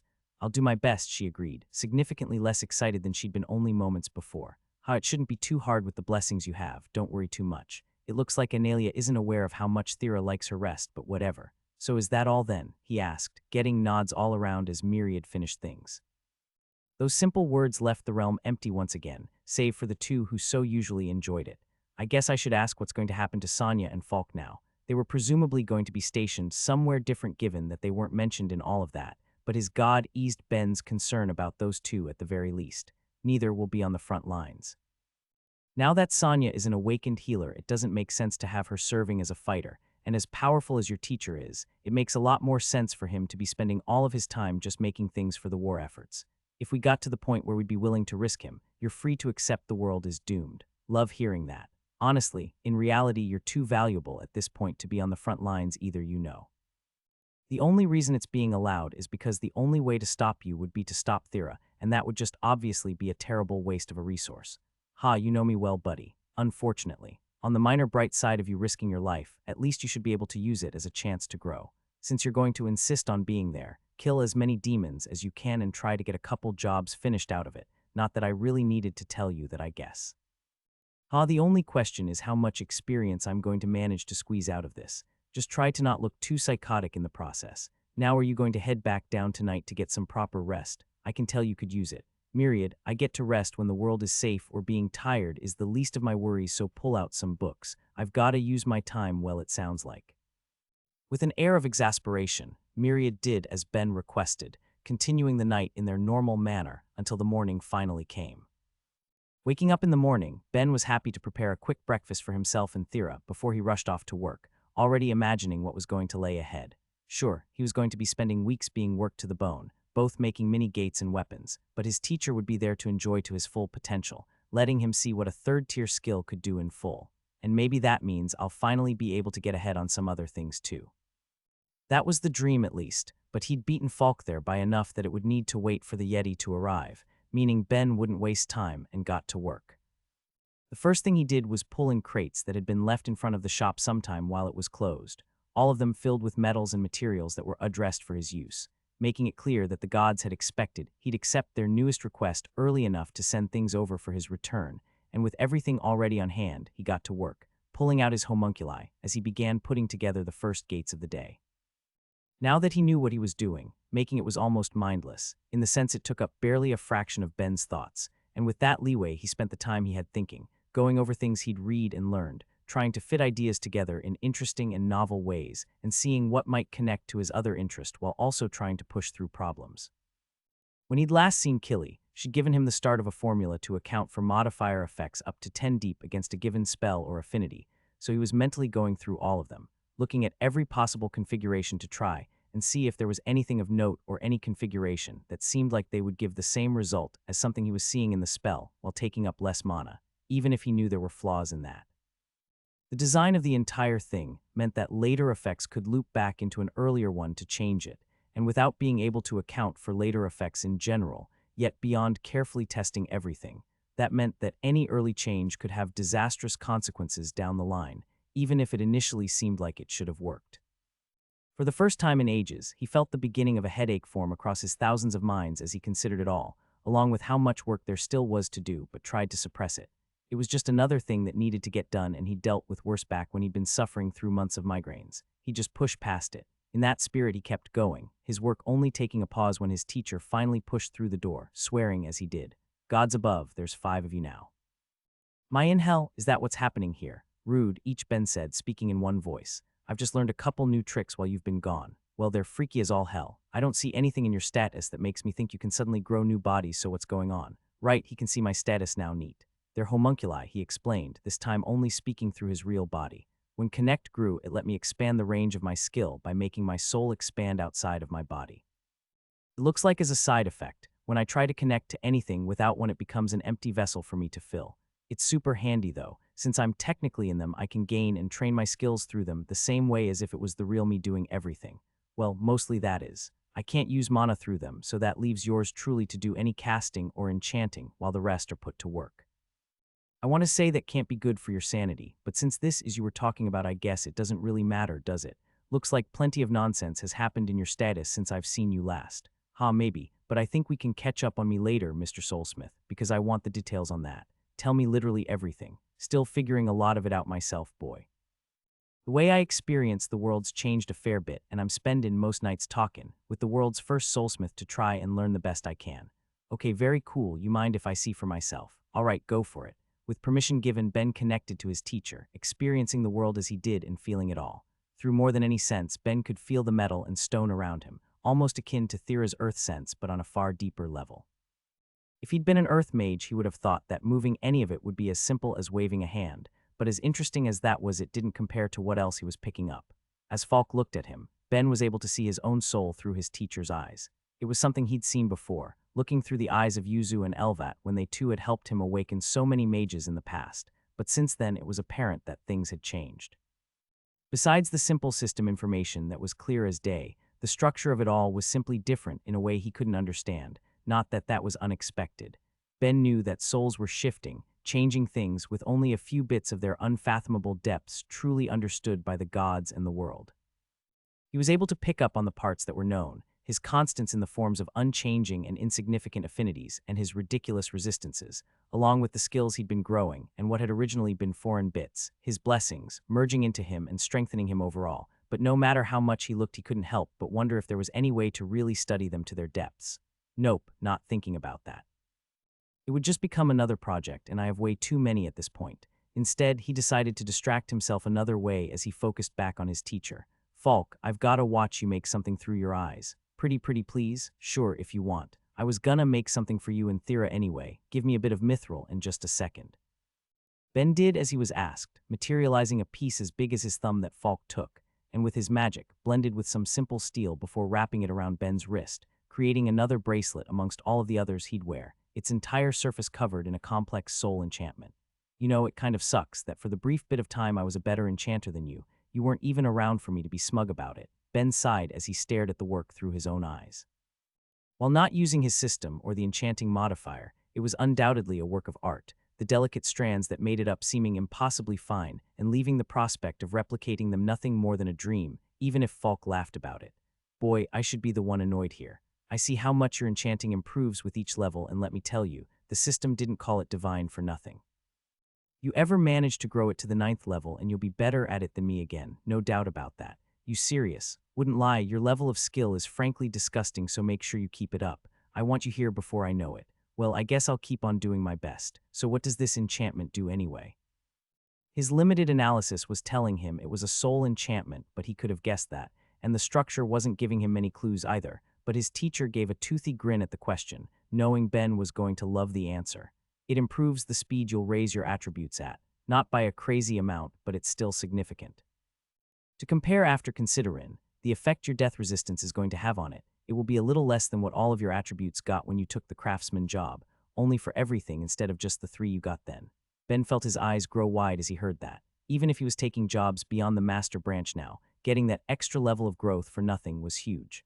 A level of growth Ben already knew could be improved with what he had to pass on to his teacher. Hate to break it to you, but it looks like you're going to need to remake this for me in a minute, because there's something I need to show you too.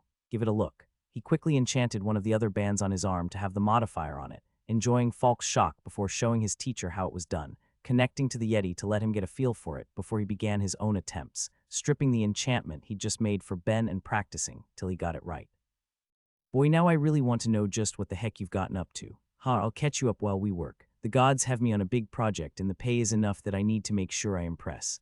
Fine then, let's get to it. As Ben tried to get back to what he was doing, he couldn't help but be stopped in his tracks with what Falk brought out next. God bones, the few remaining ones they'd been sent, or what should have been a few, but Ben couldn't help but notice the box had become unusually full. Aw man, don't tell me they're having you use the rest of those. I barely got to play with them myself. Not the rest, but most. All of the remaining ones were sent here, though, so I guess they have some expectations. Lame, it made sense.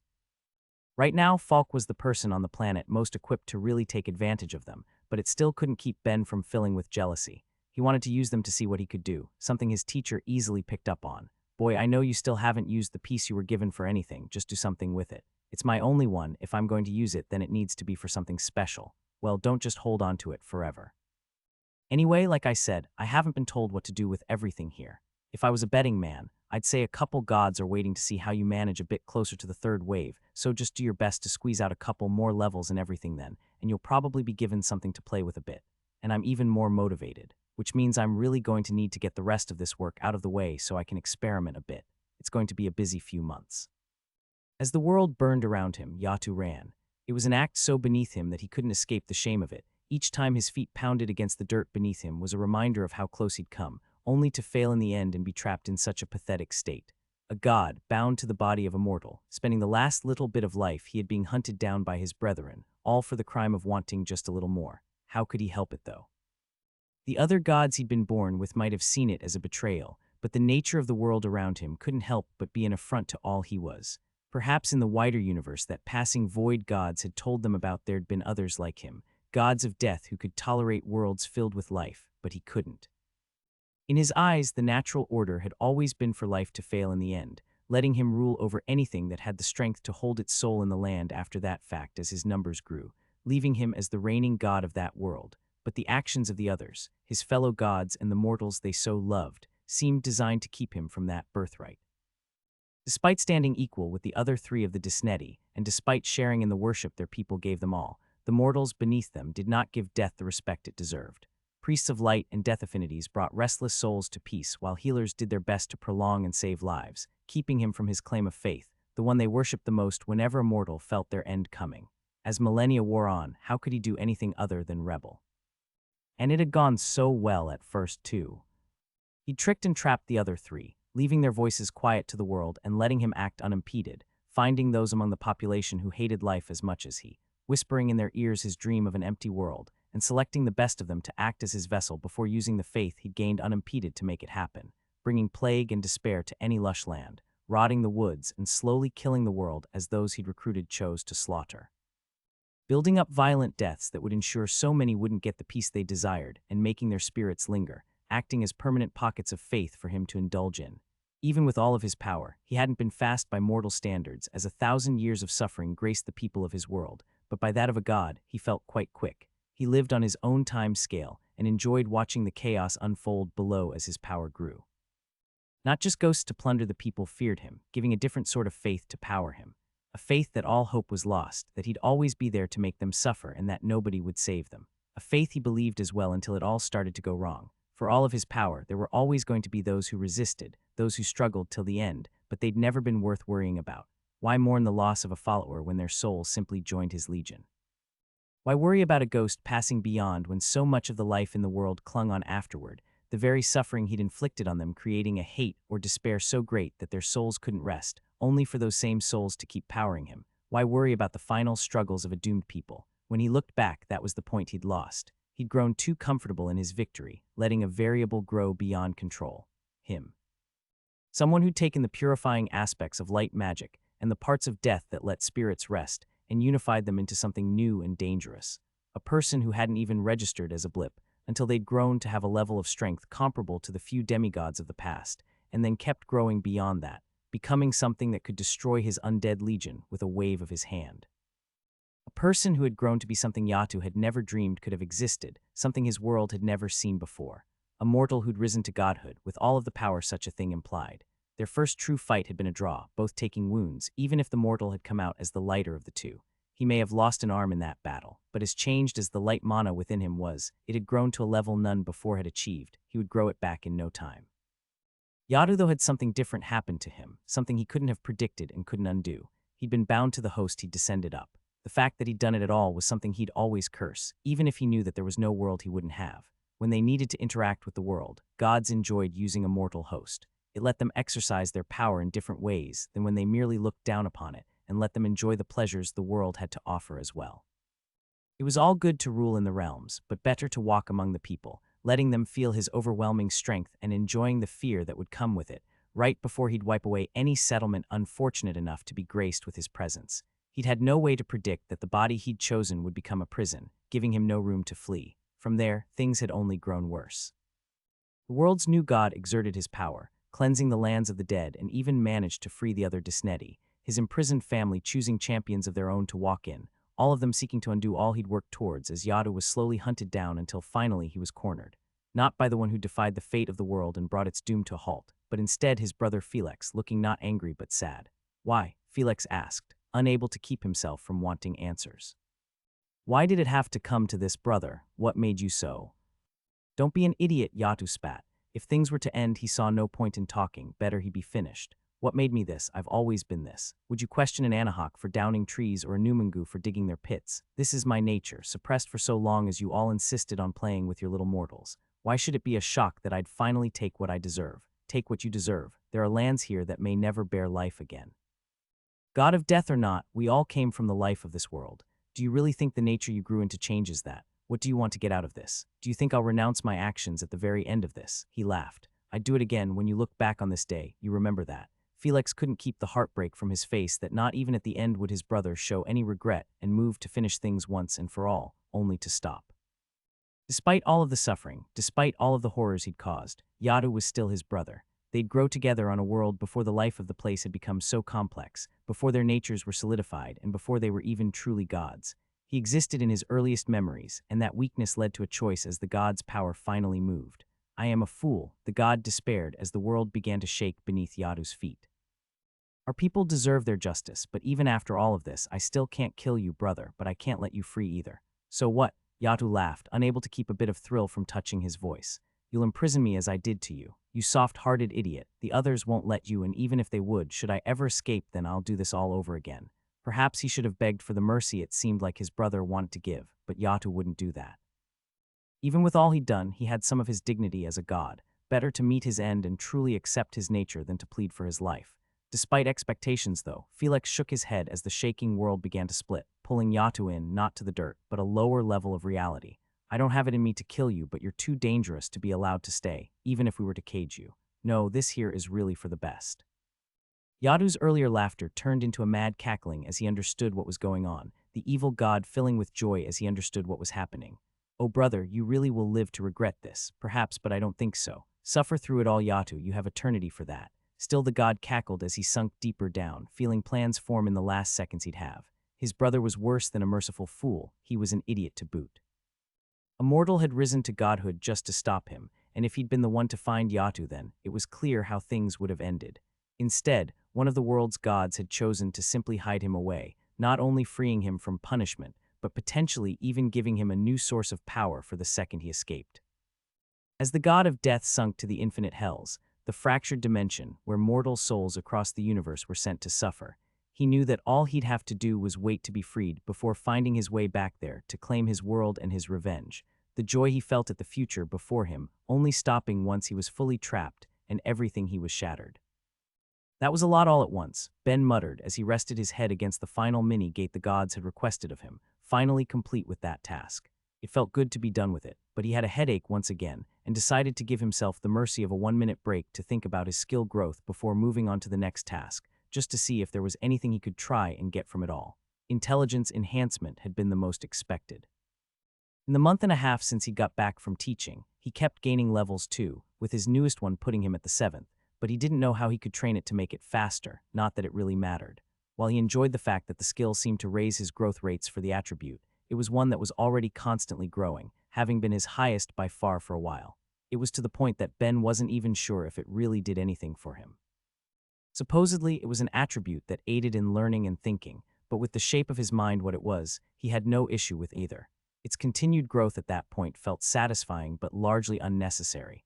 As for unnatural thought speed, Ben could already feel the minds he kept moving at their maximum potential, immediately going faster, which meant he'd be able to get even more work done. He tried to ignore the hint of dread that fact provoked in him, though to focus on the other 2 skills that had just leveled. By that point of puppetry, any time he used his homunculi just felt like he was using his body, no extra bit of focus necessary. Everything was perfectly smooth and natural, though he wasn't sure if that would be the case if he ever got the chance to try it again with something that didn't perfectly match his shape.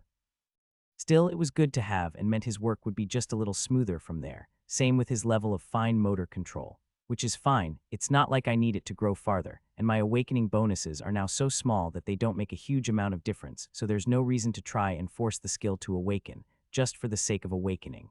Still, it's always possible it could merge into something else in the future. For a second he allowed himself to imagine what he viewed as the most likely candidate, with the skill merging into his unending crafting, should he ever get it to the 3rd tier, even if he had to admit that felt more like a dream than anything else. He'd do his best to not think on his impending doom too much, but getting to the 3rd tier was unrealistic enough even before one considered the time limit the world was on. That wasn't even considering the hurdle it would be if he somehow got his skills high enough to try in the next couple years. If it was before the war ended, Ben knew there was no chance of him getting Yuzu or Elvat's help to lower the barrier to awakening. The priority for the world was fighters, which was why Falk hadn't received the Soul Mage's help either, even if the gods and world as a whole were more than happy to take advantage of his teacher's success after he'd managed it on his own. And I'm not going to have the time to spend a decade or 2 chipping away at it to make it happen like he did. Ben sighed to himself. God, I want it so bad, but the only chance I have to get any skill there right now is only King of Sacrilege, and taking every sacrilege job just isn't doing it. What the hell is it going to take to get it over the edge then? I can't exactly attack some random god and hope it gets me there, especially since I'd lose. I guess if I tracked down Olencia's oracle then, I could just beat him up till it awakens, no matter how many hours or days it takes. Since the gods have already shown they won't punish important members of any faith right now, they'd have to let me get away with it. And even if Olencia tried to make Myriad pay up a blessing the same way I made him, I could just threat to not help anyone else awaken their magics. Easy peasy. Myriad groaned, revealing that he'd been listening in. Important classification, I'm not thinking of trying to hurt a person. I'm thinking of hurting an oracle who tried to kill me. Not to me. Besides, I'd be so much nicer than he was. No matter how many bones I need to break to get my level, I'll make sure he lives in the end. Fine, it's not like I have no other ideas. Myriad, you won't complain if I burn your church down, right? Come on, man, pretty please. I promise I'll have you a new one built after, bigger and better than before. What could be better for finally tipping my sacrilege over the edge than burning down the church of my own god? Plus, wouldn't there be a beautiful sort of symmetry to it? Making you a church got me my first levels. Destroying your church could get me my last. His god muttered in his ears. Okay, you had me at you'd be sad. I won't do it, he sighed. It's just the only thing I'm close with. I don't know how I'm supposed to get it in any way that could be considered tasteful. Myriad admitted to him. Ha, that's quite the thing to hope, isn't it? Well, as it stands, I only have 2 jobs right now that I'm sure would help with it.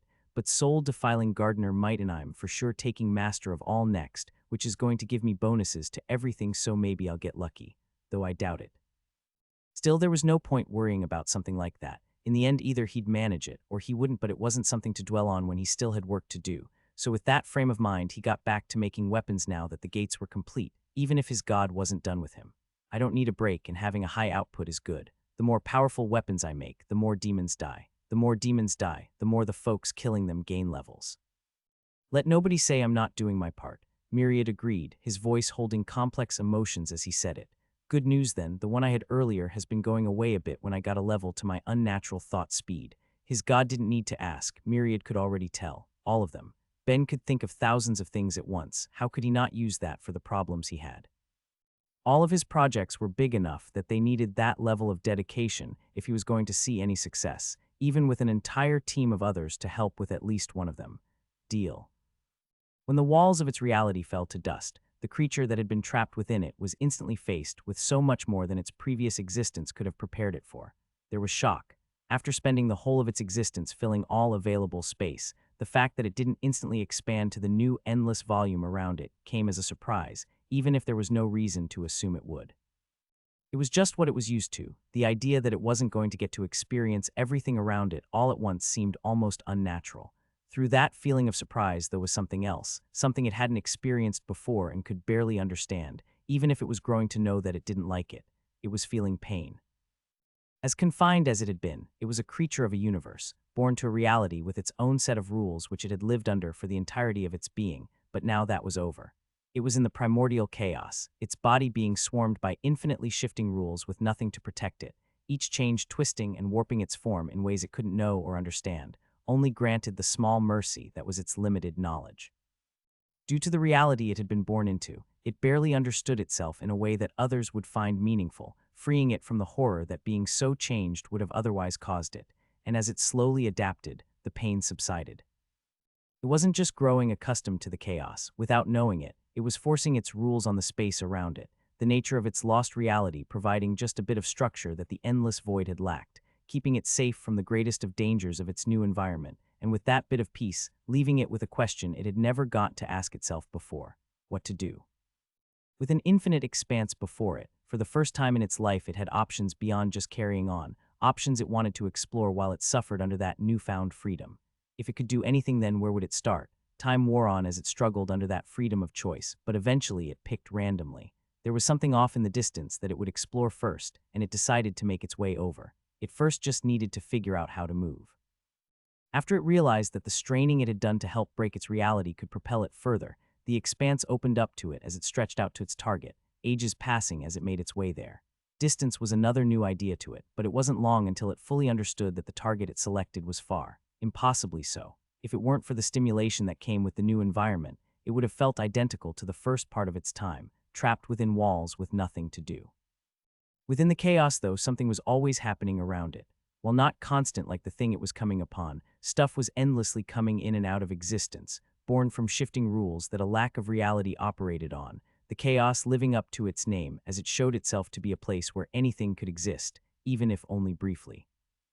Watching things flicker in and out had become a pastime on its long journey, every bit of it interesting and exciting enough to make the trip smooth until it finally arrived at a new wall. Unlike the one that had been its original home, this one was huge, endlessly so. When it was close enough to touch it, it seemed to stretch across in all directions, even if it had seemed like a dot when the journey to it had first started, but now it was finally there and pushed forward to break it down. For only a moment it had caught a glimpse, not a reality like it had been born to, nor the chaos it had traveled to get there. Instead, it found a universe that was filled with curiosity.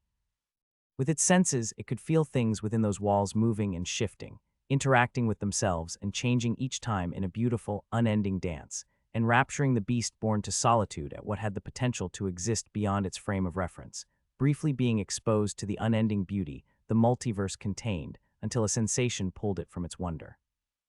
Pain, unlike anything it had felt when it first entered the chaos, assaulted it as it tried to keep pushing its way through to whatever existed on the other side of the wall as its body faced a new challenge. It had managed to adapt to the constantly shifting rules of the chaos, to an extent, but the fixed rules beyond that wall were a different matter. They were too strange, too alien compared to the reality it had been born into, or the new place it needed to call home.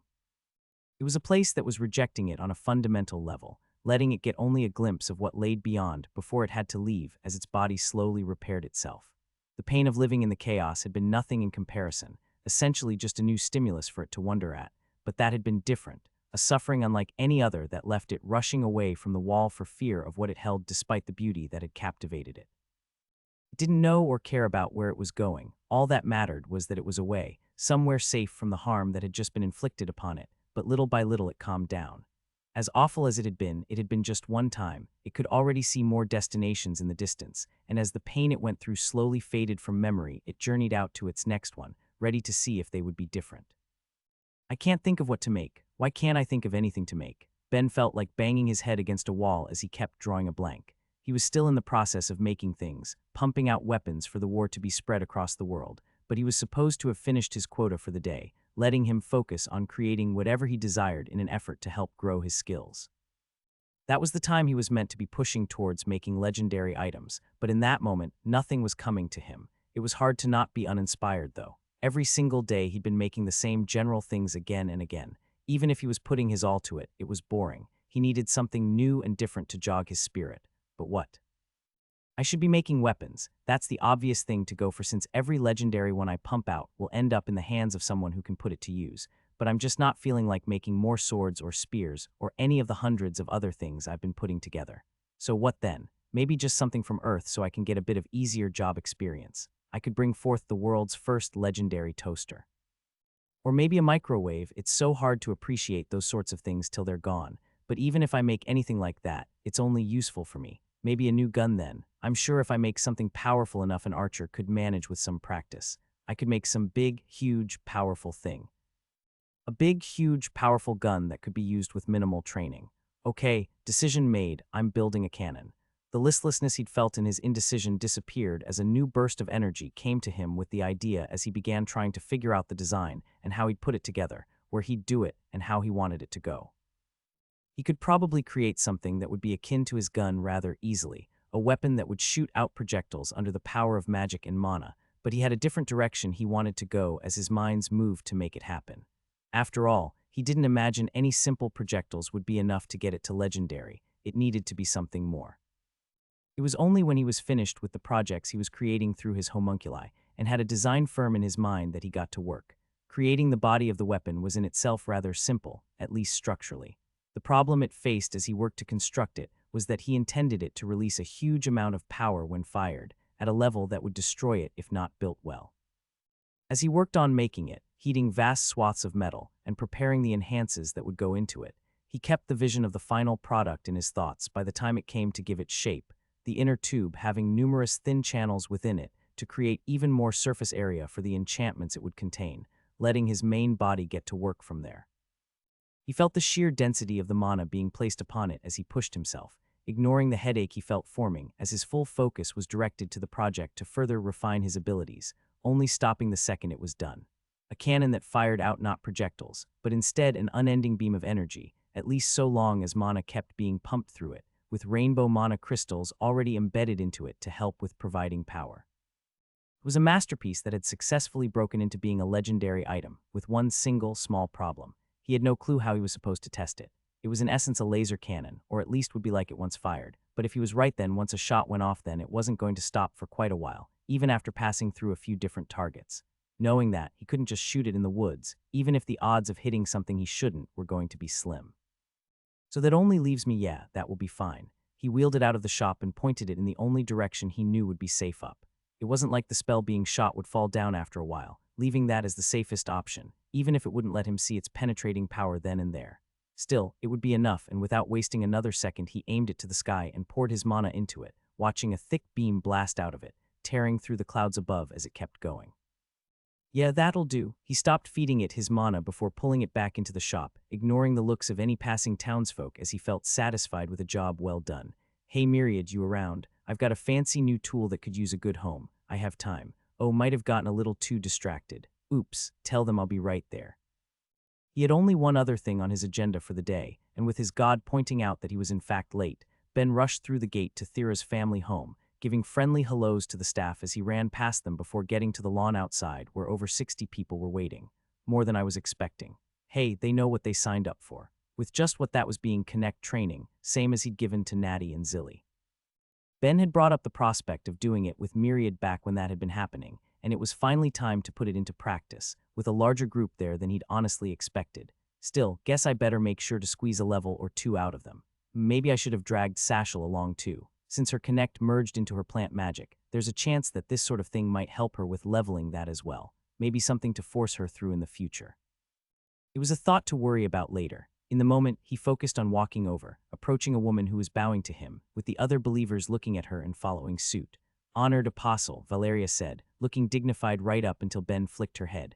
Honored priestess, what have I said before about being relaxed about these types of things? Do you suddenly care about receiving respect from everyone with your new role?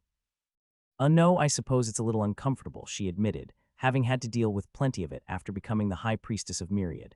Exactly, so none of you stress. Let's see, I feel like I see a couple new faces in the crowd, which is a nice surprise. So for those of you who don't know me, I'm Ben, apostle and good buddy of our favorite cube in the sky. The fact that you're all here means you're interested in gaining more experience with Connect. I'll be doing my best to get another level or two out of all of you today, but it's going to be intense. If at any point you want to quit, just do it. There's no shame, and I'll be doing this again in the future anyway. Now, with that all out of the way, everyone gather round me as close as you can and let's get started. At the 4th level of Deep Connection, that meant he could now reach out with the skill for roughly 5 meters in all directions, and he did just that, bringing all of the minds around him into his own before constructing mental versions of himself to practice on, each of them getting individually made minds that suited each person's skill level. From there, the training went on as it had for his last 2 students, with one notable exception. Each time someone decided they had enough, he simply let them go. Being told they'd feel like days were passing was one thing, but actually experiencing it was something else entirely. It was draining after the first few hours. Everyone lucky enough to get their level in that time stopped as soon as they did, while a few others who weren't having much luck eventually quit without it, at least having the new bit of experience under their belts for their continued practice in the future. By the time it felt as though 2 days had passed, there was only one left. Far less than he'd hoped, but more than 2/3 had gotten a level, so he considered the experience a win for the faith overall. All that left was to see how long the last person, Valeria, would hold on for. She'd already gotten 1 level, so all she could do was keep aiming for another, and with no reason not to let her, Ben kept restructuring the shape of the mind she was interacting with, trying to make it both strange and powerful for her practice. Valeria, I'll keep going if you really want to, but there's no reason to push yourself so hard, Ben told her gently. As much as I appreciate you trying to hide it, I can tell you aren't having a great time right now. I'm fine, I can keep going. He knew that wasn't true. Her mind was open to him. He could see exactly what was driving her so much and the part he'd played in getting her there. You shouldn't burn yourself out for this. You don't need to try and catch up to anyone. Her expression flashed for a second, trying to hide the frown that wanted to form from him, hitting the nail on the head. Among the pillars of Myriad's faith, she was now the only one without an awakened skill, and more importantly, the only one who hadn't awakened Connect in some way. Not that that's really a proper way to think about it, Ben told her. Sure, Sashel technically awakened Connect, but it was only at the 3rd level when it merged into her plant magic while it was awakening. You got the skill after her and got to the 4th level back when she was still at the 2nd. You're tremendously talented with it. You don't need to force yourself, nor do you need to worry about awakening it. Myriad doesn't care about that, and neither do I, but I do. I'm helping represent our faith now. I want to be someone the others can look at with pride. You already are. Hell, way more than I am. Even before you took the role, you were doing a better job at that than me. What, do you really believe that? She asked, unable to hide her confusion as she felt his thoughts through the connection and saw he did. Ben, you're the pride of our faith. I appreciate it, but that's a pretty damn big exaggeration. You're responsible for nearly every believer Myriad has, plus all of us that came under him to make braces know that you've basically changed the fate of our races by inventing them, and that's only the start. There's that song about you that's raising Myriad's fame as well, and you have what? 3 awakened skills. She asked, a large part of her thinking it was actually more given the way he'd pulled her into his head and sped up the flow of time.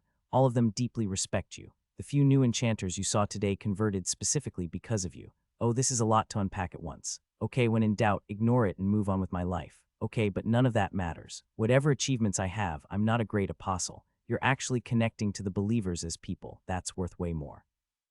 You don't need to try and live up to your idea of me. Maybe, but I want to try. He could only sigh as he broke off the connection, speaking to her once again in the real world. Fine, but we're not getting all of that done today. You need a break, and I've had my fill of torturing people with Connect. If you're really that determined, I'll come back and practice with you for a couple hours of real time each day until we get you awakened. At least that final bit shouldn't be too hard, comparatively at least. He once again felt a sense of deep gratitude for his awaken a title as he left for the day, not at all displeased with how things had turned out. Even if plenty of the believers hadn't been super enthusiastic about things, the one that mattered most for the faith was showing a good level of drive. Add in that she wanted to keep going with it, unlike his previous students, who had been forced into it, all under the command of their god, and he couldn't help but feel like it was going to be a worthwhile experience.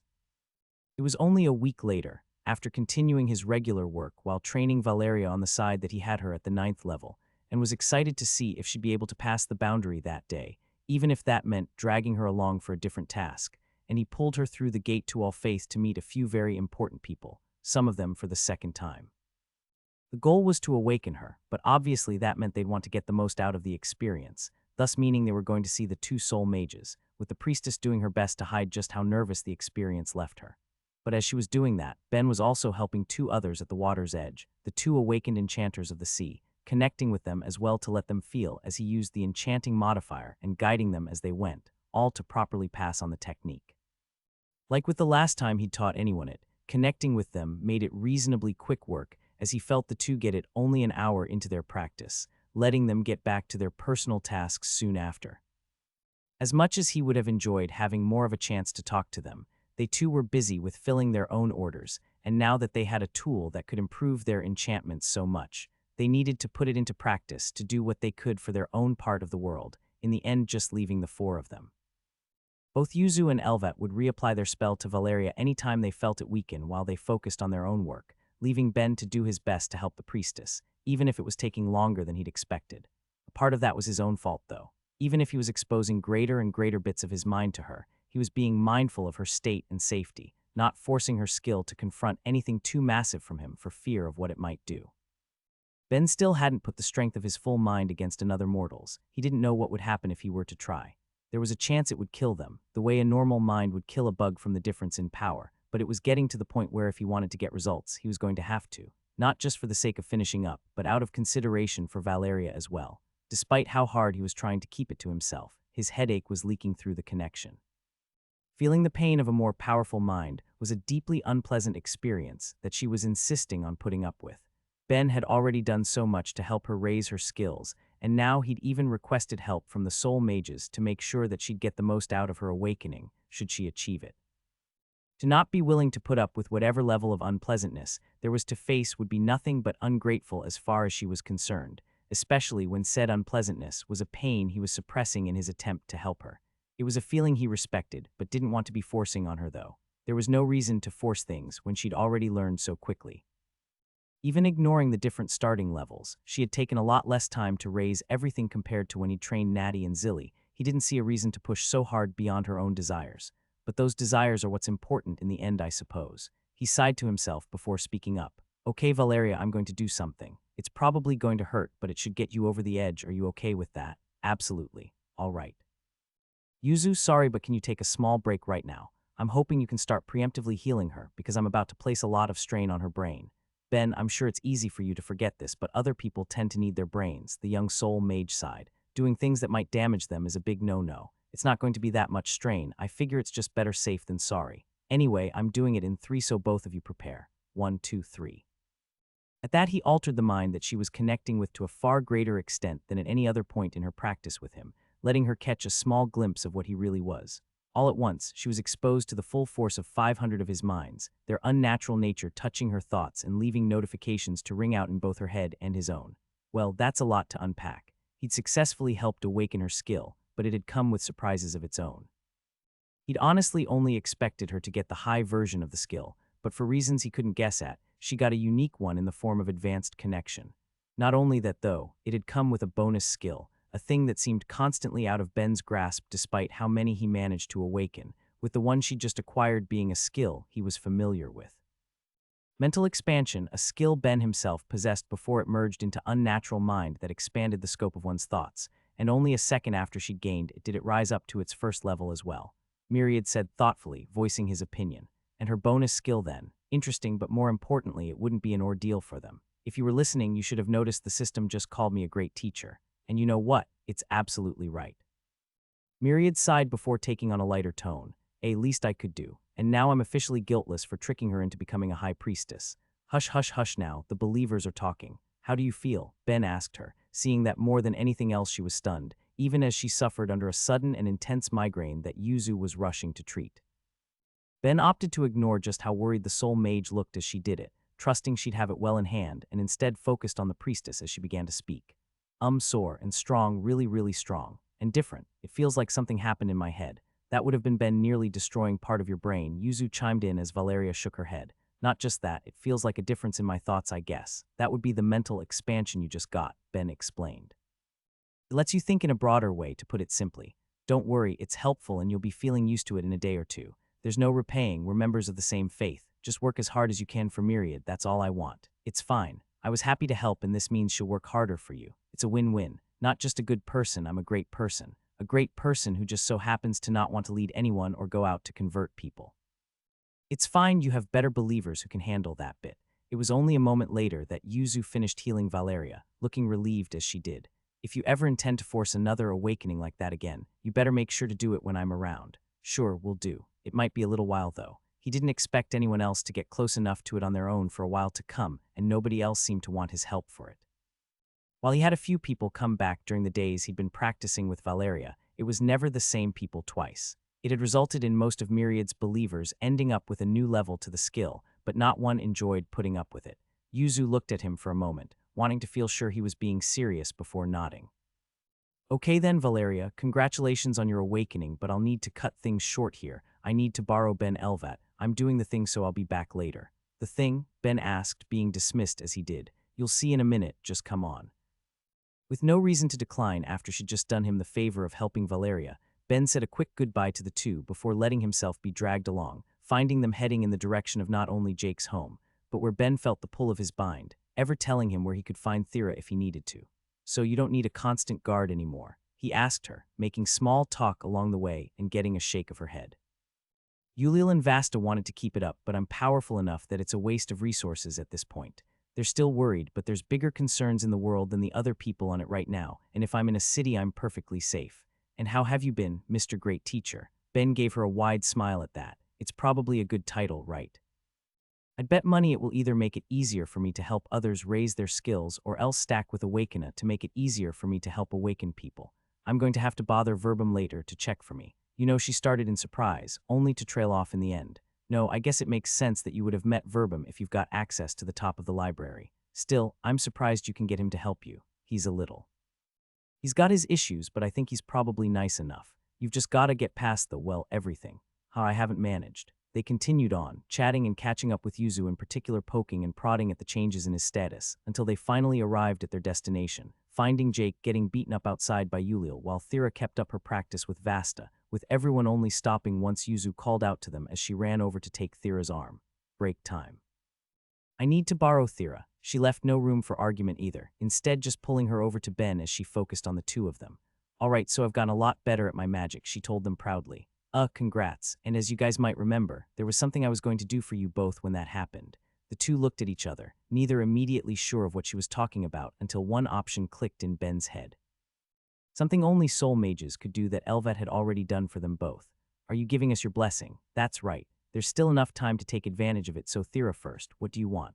The blessing of a soul mage wasn't as powerful as a proper god's, only able to be directed at one aspect of a status, so the sudden decision caught her off guard, but it was only a second before she had her answer.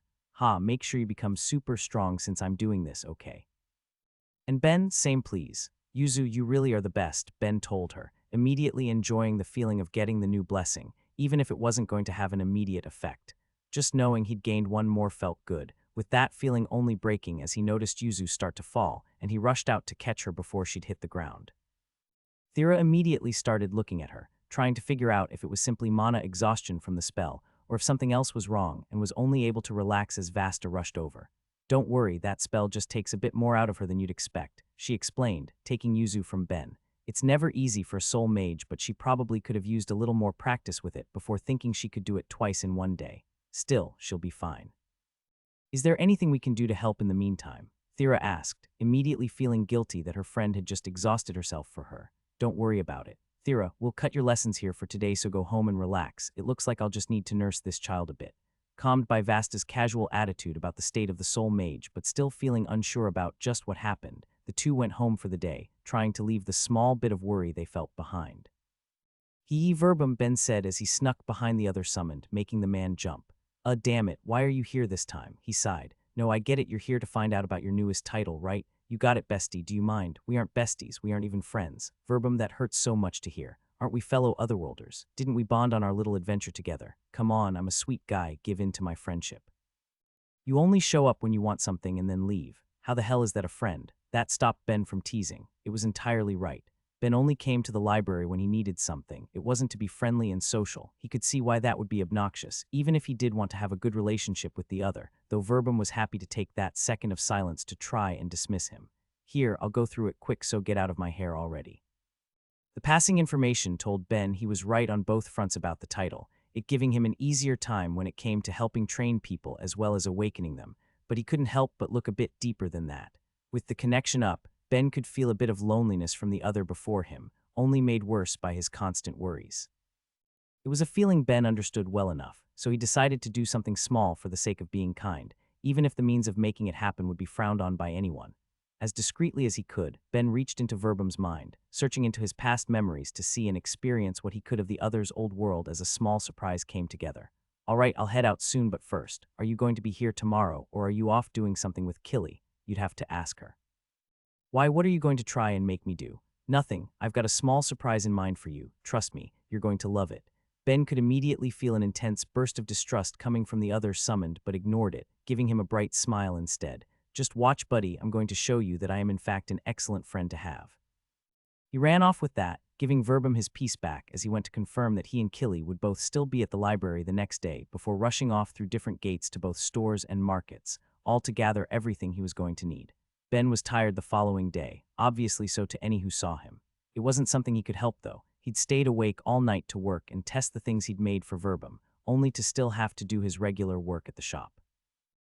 You really came back. Of course, I'm a man of my word. Now grab a bookmark and come on down. I do not trust you enough to go anywhere with you. Don't worry, we're not leaving the library. We're going to Killy's office. Now come on, it will be great. I don't want to deal with whatever you're about to put me through. I'm not putting you through anything, and your option is either come down of your own free will or I can go down and ask Killy to bring you down, which I think we both know she won't be thrilled about while still giving the same end result. So what do you say?" To that he said nothing, simply giving up. Ben was right. If his teacher were to have to go and get him then, it would just put her in a bad mood that he'd have to deal with later. It was simpler to just give in to the demand, even if it left him worried. What could Ben possibly want with him? He was already being asked to use his skill for anything that showed up on the man's insane status, and the fact that he was being kept in the dark about whatever was about to happen only made it worse, scratching at his most paranoid of delusions. Not for the first time, Verbum deeply wished that he had a better handle on getting the information he wanted from his skill. The system was everywhere in the world, and therefore contained all information that could be known on any topic so long as it existed in the minds of the people it was bound to be learned. If he could only ask it the questions he wanted in a precise enough way, he should have been able to learn anything, but the miles of text that always ended up coming with it made it a nightmare to try and parse through, not the sort of thing that would let him get some answers as he walked down a few flights of stairs. He could feel his nerves screaming at him by the time they were in front of Killy's office, but by then it was too late. Ben knocked on the door and Killy called to invite him in, letting the mystery of whatever he had in mind come to an end. "Ah, Ben, what do I owe the pleasure? Should I take it you're looking to borrow Verbum? I'm not a book to be loaned out." "Yes, but socializing more would be good for your emotional development, and Ben likes you. It's nothing but a positive for you to join him." "Ah, well, I'll keep that in mind, but that's not why I dragged him down here," Ben said cheerily, surprising Verbum and leaving him to wonder what the actual reason could have been before he went on. Killy, I know eating is generally just allowed in the cafe, but is it okay in your office? As long as you're careful, I suppose. Why, I made you guys some food. I was hoping you'd enjoy it. To Killy, it seemed like just a surprising, although lovely meal, but Verbum saw something different. Each of them was a recipe from his homeworld he had loved, looking perfect in their presentation and smelling the part as well. He felt emotions welling up inside him as he reached out to pull from the first dish to have a bite, finding the taste perfectly matching his memories when he'd never thought he'd get to have it again and felt tears welling in his eyes. How did you do this? I picked up some passing thoughts in your mind, so I decided to do my best to replicate them for you was all. After all, cooking falls under crafting, and you happen to be lucky enough to know the best craftsman on the planet. I figured it would be a nice way to show I appreciate you helping me out, so what do you think? The Pleiadian didn't say another word, instead just enjoying the food while tears fell down his face, remembering a home he had lost as his teacher just rubbed his back. Killy gave Ben an appreciative smile, and after a bit, Verbum managed to squeeze out a single word. Don't mention it, I know how nice it can be to get a taste of home.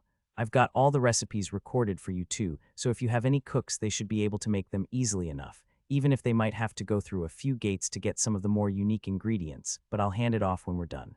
For now though, let's dig in while it's fresh. He handed a plate to Killy, letting her also sample everything before Ben took his own, and they all enjoyed just a bit of time over a peaceful meal, forgetting all of the other problems in the world for just a bit.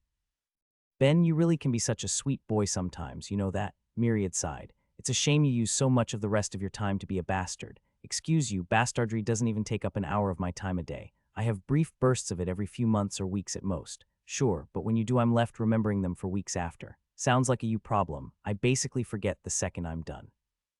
That really was a nice thing you did for Verbum, Hillary agreed, not adding her own opinion on the topic of the rest of Ben's attitude. It might be worthwhile to get you to do that for the rest of the summoned if you can. It would be good for morale. With what time? I had to skip sleeping last night to make that happen. Doing that for 200 people would break me. As if you aren't already breaking, she shot back before walking over to him to plunge her arms into her chest. You're still getting headaches, I take it. Off and on, they really aren't that bad. Except the strain to your mind is beginning to extend to your soul, which on the one hand shouldn't be that surprising since that's what you're actually thinking with, but on the other is still troubling. Okay, consider me troubled. How worried should I be?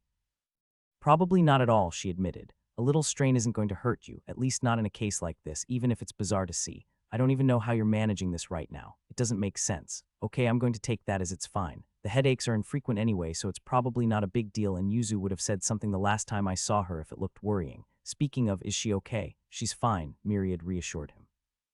Giving a blessing just creates a different type of strain compared to casting a normal spell. She'll need a few days to recover from it, but her teacher will be able to help speed things up on that front too. Okay, cool then. Something on your mind, Hillary, and if you're done, can you pull those out? I have a favor to ask, she admitted after a second's hesitation, leaving his side to go back to sitting atop Myriad. Okay, what is it then? He felt a little on guard, the fact that she was hesitating to just say it couldn't help but make him suspicious, but the actual request seemed harmless enough. With the next wave coming, I was interested in having my main church renovated to help ease the minds of any of my people who are going there to seek comfort. Obviously, you're the first name that came to mind. Wait, is that all? That's fine. Geez, with the way you were hesitating, I was worried you might have a secret grandchild too. Absolutely not. Cool, so what's the issue then? With the war efforts in full swing and given I'm a smaller goddess, I don't actually have much I can pay you for your services. It felt shameful for her to admit that, especially when what she was asking for was an entire renovation, but if she wanted it done by the best option she had available then she didn't have much choice. All she could do was hope that he'd be a bit flexible on prices if he'd be willing to do it, and waited while she watched him think, getting an answer that surprised her. Okay, you don't need to pay me, I'll do it. Wait, really? Is that so surprising? A little. Unlike some other gods, she didn't particularly hold any of Ben's greed against him, but that didn't mean she expected to be spared from it. Since she didn't have much money, she'd thought he'd try and get her to spend some of her faith to raise one of his attributes. The fact that he was going to do it without trying to negotiate was a bit of a shock. Why?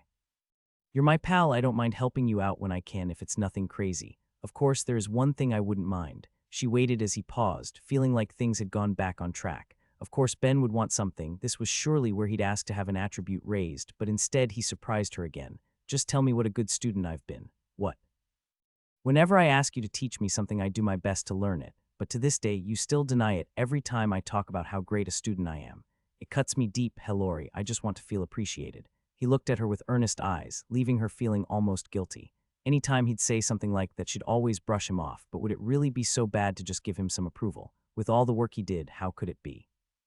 Trying her best to show her own sincerity, she once again jumped off Myriad, walking over to Ben to pat his head.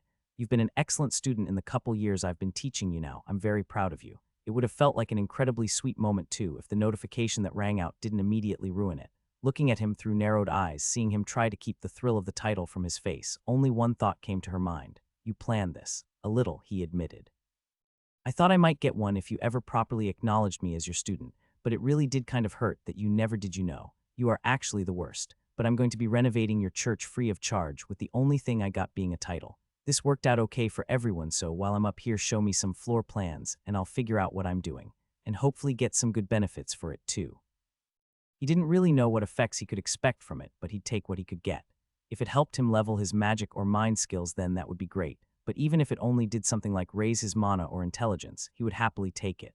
Neither was the true point in holding such a title. He'd wanted those potential benefits all the way back when he'd first got Hellori to teach him, before he had a single awakened skill to his name, but now he had a different desire for it. Name recognition. Enough parts of his status got him in trouble from people randomly finding out what he had, not just every part that was related to his sacrilege in some way, but both his enemy titles along with others that placed him as some sort of adversary to the gods, with only his apostle title to really improve his image. Now though he had another defense, no matter how small it might have been, that would hopefully make anyone who managed to get a peek at what he was to pause before acting too rashly. He was officially no longer just the apostle of the god Myriad, but also the student of the goddess Hellori. Add in all of his blessings and the few other positive titles he possessed too, and hopefully if he was ever in a bad situation again, it would be enough for anyone to give him a chance to explain himself before things came to blows. And in a pinch, this might help me if I ever need a favor from anyone in her church too.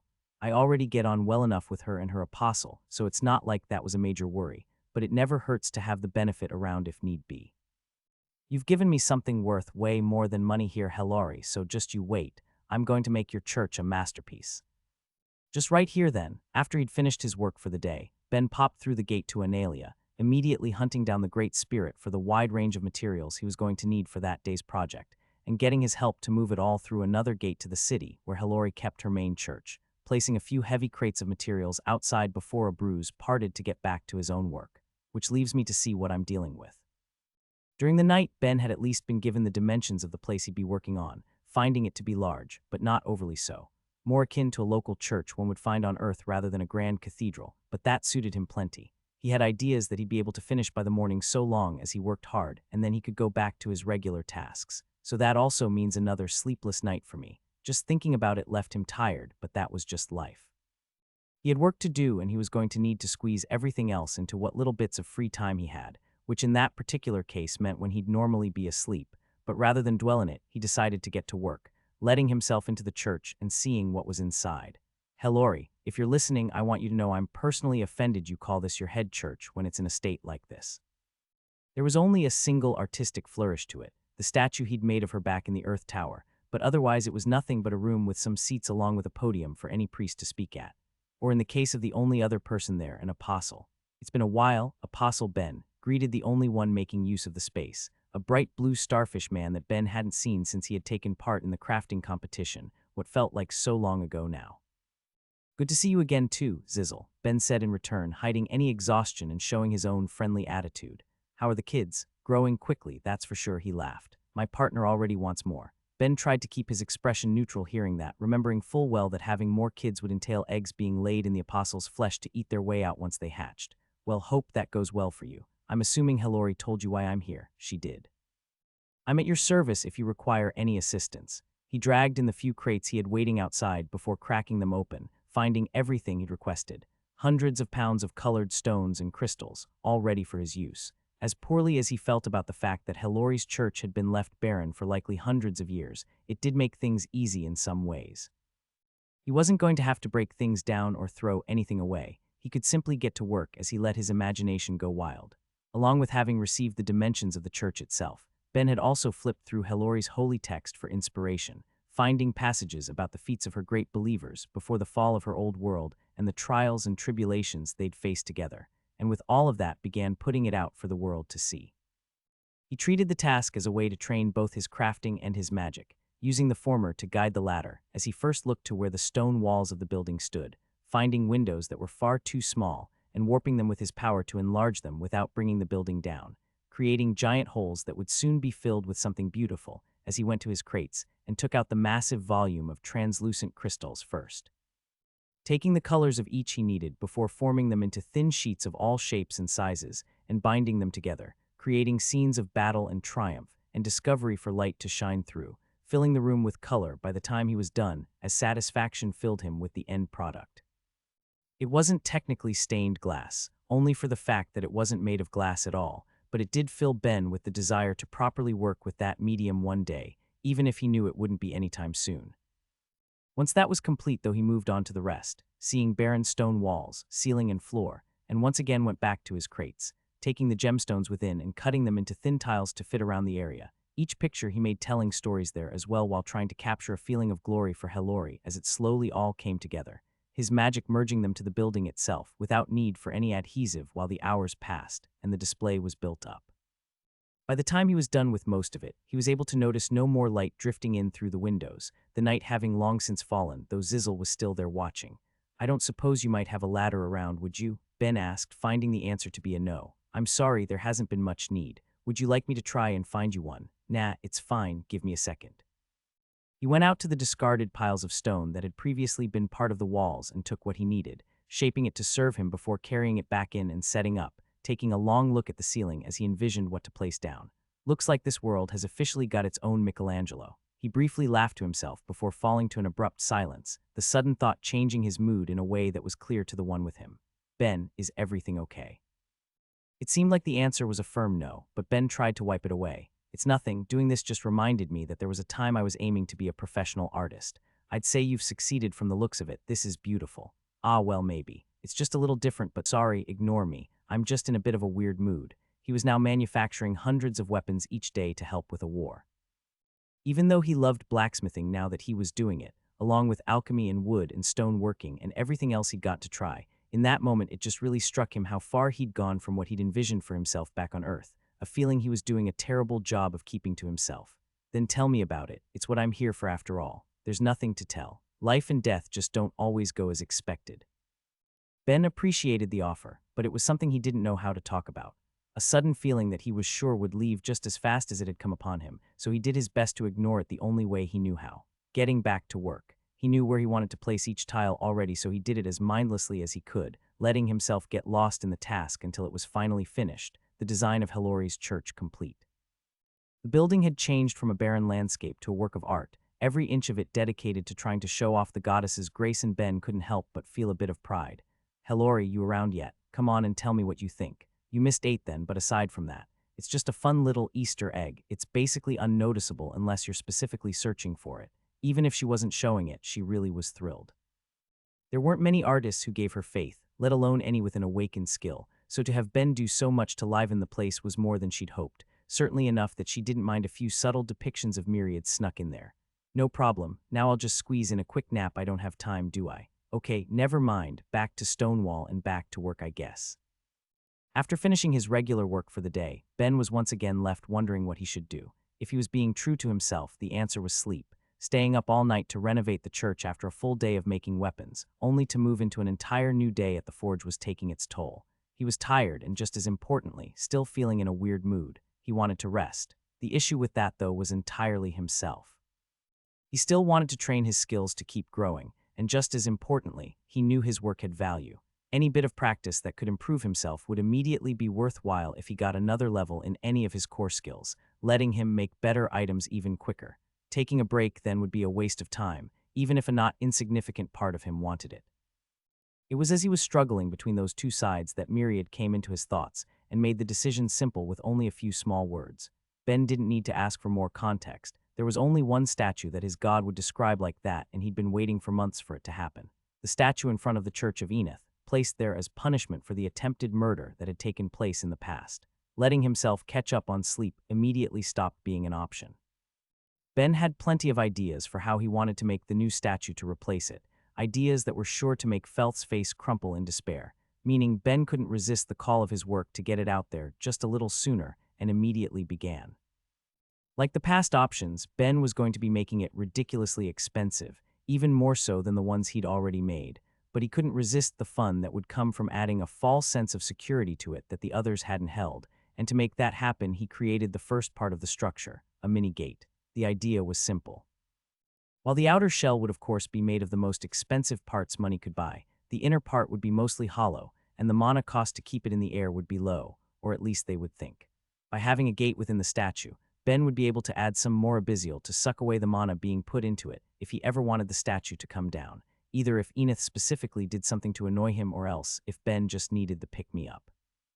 It was devious, all the more so since the presence of a gate within it would make the statue a legendary item, thereby boosting the price an astronomical amount, but Ben didn't care. All of his interactions with that god and church had been firmly in the negatives. He fully planned on getting all of the revenge he could for as long as he was alive. And if I have the gate at the top of the statue, I could technically just keep dropping stuff through on my end if I really want to. Could definitely cause some chaos if I plan this right. Wait, really? But that one wasn't even made to be as destructive as the first. This is basically not my fault. It wasn't like it would be hard to think of ways to slip past everyone either. All it came down to was the route he wanted to take, and he had plenty of time to figure out how he wanted it to happen. After getting home late that night, and asking Thera if she'd mind helping him with transport plus making sure nobody would try to murder him the next day, Ben got his usual sleep, letting his body rest but not his mind before going back to work the next day, until he and Thera were both done to fly off the newest statue, getting to the Church of Enith after a few far too short hours. Just try not to let anyone kill you, Thera sighed, remembering how the last time had ended and fully expecting a repeat. Not to worry, it will be fine. Just give me a minute. They were both parked only a little bit away and got out to approach the church, Ben going on ahead with the statue in his arms as he surveyed the damage. Myriad had been right about the level of destruction. Half the church had collapsed with the impact, leaving the space essentially unusable, with the area being swarmed by priests, each of them ready to talk to Ben in the politest tones they had to while directing him to a place the statue could go instead of letting him put it wherever he wanted.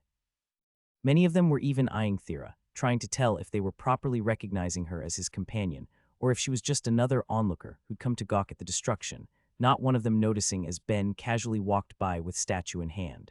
Dropping it in the same location as the last two times was no longer an option, simply because there really would have been no way for anyone to power it.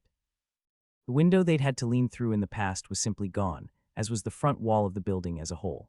That managed to create a far more unique of an opportunity, though as Ben instead went inside the church itself and placed the statue down before taking off its covering and activating the enchantments on it, letting it rise up to a new ledge for someone to stand on, the partially collapsed second floor of the church itself. None there immediately noticed, and Ben used the time to slip past them all again, trying to keep from whistling a cheery tune before deactivating the enchantments on his clothing to make it look like he'd just come from around the corner, with the eyes of the priests lighting up with fear as they locked onto him, a few instantly running off to go find Felth. Well, isn't this a royal reception? He laughed as he stood beside Thera, giving them all a wave. I see some familiar faces here too. Did you miss me?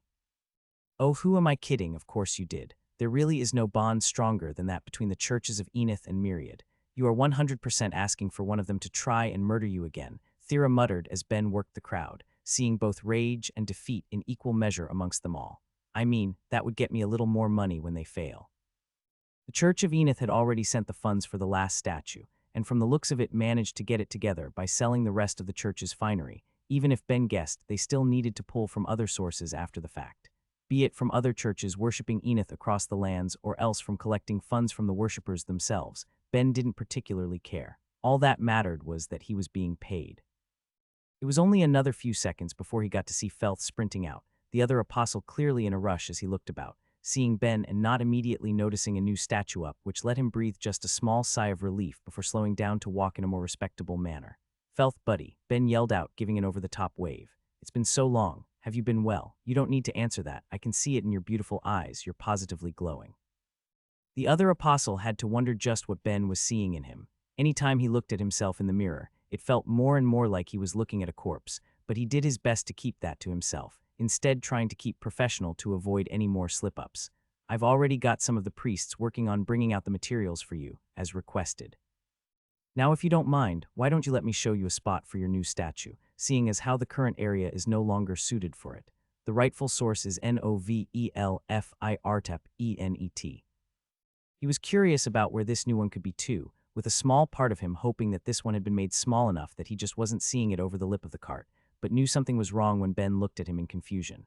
You have a spot for me already. Well, this is a little awkward, Felth, good buddy, good pal. Since none of the priests said anything, I kind of just thought I could put it anywhere. I mean, I walked right past them and everything. Felth felt his blood run cold hearing that as he whipped to look at the other priests, all of them looking confused and fearful. They'd only just seen him. Where could he have put that new, horrendous statue? With the answer coming as the apostle cast his eyes only a little farther back behind those standing guard, with the new statue in the church itself. He didn't even feel himself fall to his knees. All he could sense within himself was despair. Ben intended to destroy the church. Another fall like the last one, and the structure would come down entirely, bringing what little wealth they had left with it. Ben felt all of that and more through the subtle connection he was making with the man, unable to keep the joy of it from leaking through to his face.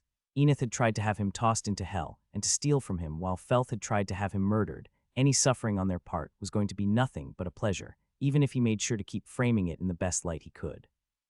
Honestly, I think this works out pretty well there, though, don't you? It really helps bring the room together, and now nobody is going to need to stay outside to face the elements. Of course, someone should probably get to it already. There's only so much power in those enchantments before it's going to run out. His words were met with a group of priests breaking into a sprint to get to the second floor, no matter how structurally unstable it might have been, while Felth said nothing. What was there to say? Nothing he could do would get him or his god out of that. His only option was to wait for Ben to go on.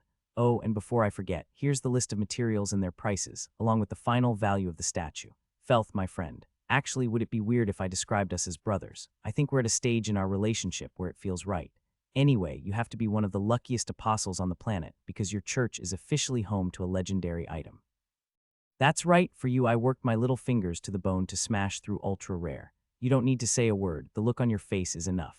The tears the apostle was shedding were not ones of joy. He was doing everything he could to keep from being sick then and there as he cursed the priest who accidentally let the last one fall down, swearing to himself that there'd be 6 people watching it at all times from then on. As long as the world didn't end, Felth would do all he could to ensure that the new statue of Myriad stood for all eternity. The smallest blessing of all was that they were at least almost done. As soon as he got the shattered remains of the old statue, Ben would leave them in peace for as long as they fulfilled their end of the agreement, but much like last time, someone moved to make things worse. Thera, he's coming from above, Ben said calmly, not taking his eyes off Felth and leaving the man to briefly wonder what he was talking about until he saw his son, the demigod Ather, jump from the roof, spear in hand to impale Ben, only to be stopped instantly as Thera caught him with her non-affinitied magic and brought him down, smacking him against the ground a few good times before once again encasing him in stone, leaving only his head free. The quick, violent beating had left the demigod injured and unconscious, but this was the least of Felth's concerns as he instead turned to the priests, screaming at all of them in a breakdown. Who among you was dumb enough to let my son learn he's here again after what happened last time? Which of you idiots? Felth, relax, friendo. I can see you have a lot of feelings, but isn't there something else you should be worrying about first? Ben wiggled his card at him as he said it, the implication clear. Ather had once again tried to murder Ben, and once again he was seeking compensation. With nothing else he could do, Felth took out his card and tapped it against the other, with Ben being left entirely unsatisfied. Felth, I'm not having a sale here. This is a lot less than last time. That's everything I have. There's nothing left to my name. Aw shucks, buddy. I'm sorry to hear you're having a bit of a rough time, but in moments like this it's important to have friends you can rely on. Isn't that right, everyone? He addressed the rest of the priests as he said it, once more waving his card for them, and making what he expected obvious as one by one they came over and transferred some of their own funds, fearing just what would happen if they didn't, as many of them swore in their hearts they would find out who let news of Ben's arrival slip and get their money back from them. By the time the last bit of money was transferred over, a few of the priests had loaded the remains of the last statue into the cart, ready to be taken away after everything that had just gone down. Well, I guess that's everything, Ben told them, sounding almost sad. Saying goodbye really is so hard, isn't it? It doesn't feel right, so I think instead I'll leave you all with a heartfelt until we meet again. Leaving those words like a curse, he walked over and gently patted the unconscious Ather's cheeks before he and Thera flew off, returning home after a successful little outing. Another job well done, Ben sighed contently as he laid down in bed, everything he needed to do finished as Thera moved to lay beside him. I think you enjoyed that a little too much. What are you going to do if anyone from that church comes to try and assassinate you again? Because I'd be willing to bet money on that happening. I'll be fine, and even if I'm not, I'll just beg my lovely girlfriend to protect me. This lovely girlfriend would much prefer it if people stopped wanting you dead instead. Ah, but why wish for what will never happen? I don't have it in me to try and make peace with Enith, and by this point I'm pretty sure it's impossible anyway. Better to take all I can from them and come out on top. And every other god that hates you, hey, they leave me alone and I'll do the same for them. I'm a real peaceful guy like that. Well, except for maybe Olencia. He gave me an enemy title, so he's fair game. Myriad sighed in his head with Helori joining in. Lame. All right, Thera said, ignorant of the gods speaking in his head. Well, I don't know about you, but I need some sleep. Try to get some rest, Ben will do. Sleep well, Thera. He closed his eyes, fully prepared to let himself drift off after everything he'd been doing, only for the sounds of a cough in the room to make them both jerk up to see their unexpected visitor, a gray casually standing by their bed. So should I take it you don't want your lesson tonight? Quillith asked, giving Ben more of an amused look than anything else. That's tonight. Of course it's tonight. How did I forget this? My bad, I'm up for the usual Quillith. Give me a second to move to another room. Sorry about that, Thera. It's okay. I'll just be here pretending there isn't an entire planet watching us in bed. There usually isn't, Quillith tried to reassure. We extend enough courtesy to allow your lover at least a bit of private time from the prying eyes of my world. Ben wasn't sure he actually believed that, but Thera decided to accept the answer, if only for the benefits it gave her overall peace of mind, and wished them the best as the two moved to Ben's old room where they began their study. The way Ben learned had shifted from its original form to take advantage of his unique mental structure.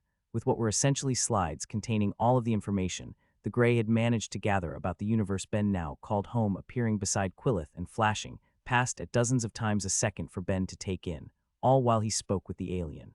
The beginning of the conversation was focused on what he'd seen the prior time they'd had their lessons. If Ben had any questions or comments about the slides he saw, they moved too fast to ask about immediately, unless something really managed to catch his interest, so he'd instead speak them out as he worked the next day, whichever alien or program was in charge of watching him, recording it all to give him answers during the next lesson. After that was done, the two mostly chatted about whatever managed to catch Ben's interest as they bounced ideas off one another, discussing different aspects of the universe that interested them. Genuine question, you guys are looking across the whole of reality. How have you not discovered who invented the summoning spell? I feel like that would make my work a lot easier, especially if they have more. Well, one, we haven't studied the whole of this reality yet. It should go without saying that's unreasonably big. Two, it seems whoever they were existed so long ago that basically no records of them exist since across 1,000 some odd planets, only 2 of their spells have been recovered.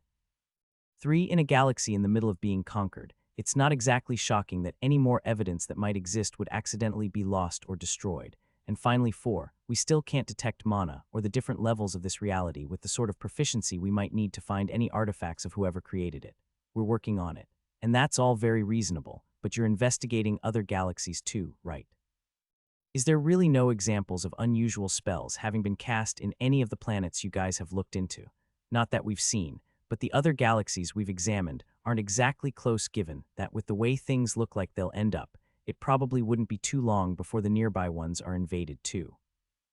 If you don't come through for us, then we want to get whatever space we can to either let your demon problem eradicate itself, or for us to build up the sort of force that would be needed to deal with it, even if we are still having issues on all fronts. Okay, fair I guess. Don't suppose any of the other worlds you're investigating have anything immediately useful then? Some sort of galactic superweapon that we can recreate and use here. If there was, then we'd have already told you all. It's actually a rather interesting paradox. By all accounts, this reality seems relatively young, and that fact is reflected in the advancements of the many examples of different intelligent species we see in it. But if that's really the case, who was it that made these ancient spells? We have a few theories about life that may have been birthed either the moment the conditions for it allowed, or else during the rapid growth period of this universe. But to make that second option work, we'd have to assume the flow of time was different then as well, and without solid evidence of that we can't be sure. Either way, a combination of young worlds and different doctrines from the gods that rule them has led to this being one of the more advanced worlds we've seen so far. Wait, really? That's kind of depressing. There's admittedly plenty that are better off in a few different ways, but it's not applications you couldn't immediately pull off here, if not for just how savage this world seems compared to plenty of others. You can't have rail systems here, yet because the megafauna would be a constant danger, and certain agricultural advancements would have similar issues to give just 2 examples. Still, despite the circumstances that caused it, the fact that this world has so many gods seems to work in its favor. By being forced to work together, they can't one-sidedly impose their will on the people in ways that might slow or prevent their technological development. Does that happen a lot out there? You'd be shocked. That's an entire other issue we're facing when looking for potential alternative worlds to help us. Sure, we have candidates who we believe we could get to assist, but then we'd be trapped on their planet living under their rules. Not necessarily bad rules, mind you, but limiting. And then there's all the other issues with this universe. You may not have any examples here, but you've been told about more than a few worlds that have suffered under evil gods, correct? It's come up once or twice, yeah. Seems like they play a pretty big part in shaping any planet they're a part of. Yes, but that's only if they're defeated. There's plenty of worlds out there where it looks like they've won, so we don't want to be too close to any of them either in case they start trying to expand out, the same as you're currently dealing with here. The search for the perfect world is a long one. Well, you know what they say, sometimes it's not about what's perfect, it's about what's good enough. And I feel that in whatever sort of soul I hold. Well, anyway, while on the topic, wait, go back 12 slides. Ben was suddenly deeply focused on the pages that had been flashing before him, not because of anything interesting, but instead because of his own knowledge on a topic. From what he could see, the gray had a piece of obviously incorrect information down. Since any other time Ben had asked him to go deeper on a topic, rather than saving it as questions to list off after his lessons always tended to end with some sort of in-depth discussion, Quillith was prepared to spend another hour or so on diving into whatever caught Ben's eye, with it seeming like an obvious attraction for any craftsman of that universe. The magic materials of your reality and the mysteries they contain, not an unreasonable place to focus on for the night. Mysteries, my ass. Quillith, it says here where they come from is still uncertain. Yes, there's no record of how they form, but they don't fit in with the normal periodic table we've managed to construct outlining this universe's elements. Hellori chimed in as she listened. Myriad asked, just as confused before he and his apostles spoke in one voice. Pure elements are altered if they're exposed to mana for long enough. The gray was silent for a second, looking at Ben curiously, while Hellori was demanding in her desire. Ben, Quillith began as an entirely separate conversation was taking place in his head. How sure of you are this? Pretty certain. I got the info from my god who watched it in action, at least for Mithril. When iron's exposed to pure mana for long enough, it's warped by it and changes to its new form. Okay, but how certain are you that your god is actually correct? Quillith demanded, seeming unusually impatient. Pretty certain given that Myriad's people were partially made of the stuff. From how I understand it, he was from an unusually iron-rich world, and after a bit of it changed, the properties of Mithril would give off more mana from a concentrated region, making more Mithril form around it, and so on and so forth as it slowly spread in a way he was able to watch over the course of thousands of years. Plus, the biology of his world looks like it could take iron into its cells and convert it to Mithril too if there was none available for use. Hellori yelled at Ben's god, sounding betrayed with slaps coming between each word. Quillith seemed to have his own reaction to the news, looking as though he was on the receiving end of a massive headache. You good buddy. No, he sighed. Ben, do you remember what I told you once about how mana seems to act on both matter and antimatter in this universe? I believe you said it doesn't. Yes, but if you're right, that means our strongest models on the nature of your reality are fundamentally wrong. It's not like we didn't look into that possibility at all ourselves. You have 9 elements that can exist in a pure, solid form in this universe, at least under the most common environments you'd find in life bearing terrestrial worlds. The fact that there's 9 magic materials to match made it obvious to look into, but that would break some of our fundamental understanding of the nature of your current reality. This is a big deal. Okay, but mana's always had some interaction with the greater universe. Anytime I cast a spell to move something, mana is doing it. That's you acting on mana, not mana acting by itself. This is almost like saying the universe can cast spells by itself without an ensouled wielder of it. If you can verify this is right, then our physicists are going to have a breakdown. Verify it's right, huh? How would I even do that? He was already using that knowledge to reduce the materialization cost of Mithril, but he wasn't sure that acted as proof. It did put him on the right track, though, as he decided to test something out. Holding out his hand, Ben attempted to create one of the elements he knew could be found in a pure form in the world, carbon, but he tried to add a new trick to it to see if he could change the end product. While trying to create a small bead of the stuff, he poured in more mana than he needed to. Significantly more, nearly draining his entire pool of the stuff to try and alter the result, ending with a success after the first time as something very much not carbon was created instead for Quillith to see.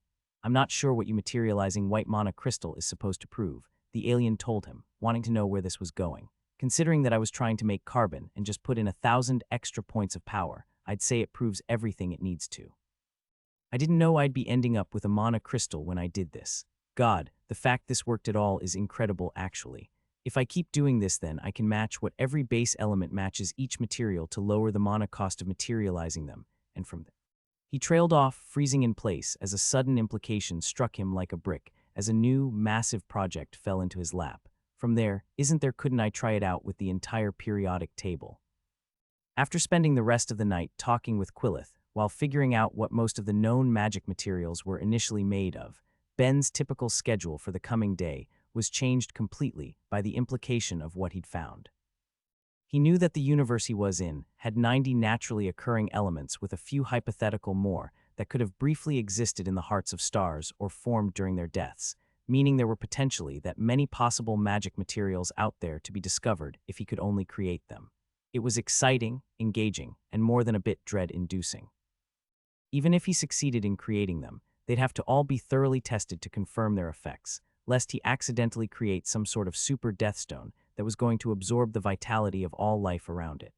That meant he'd need to set up an entirely new research institution to study them all, unless he wanted to be spending years of his life going through them one by one.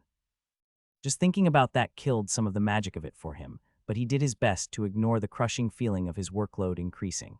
This was too important to ignore, so after thinking of the best way to do it safely, he and Thera went to her family after breakfast, his girlfriend too curious about such a potentially major discovery to not want to see where it would lead with him.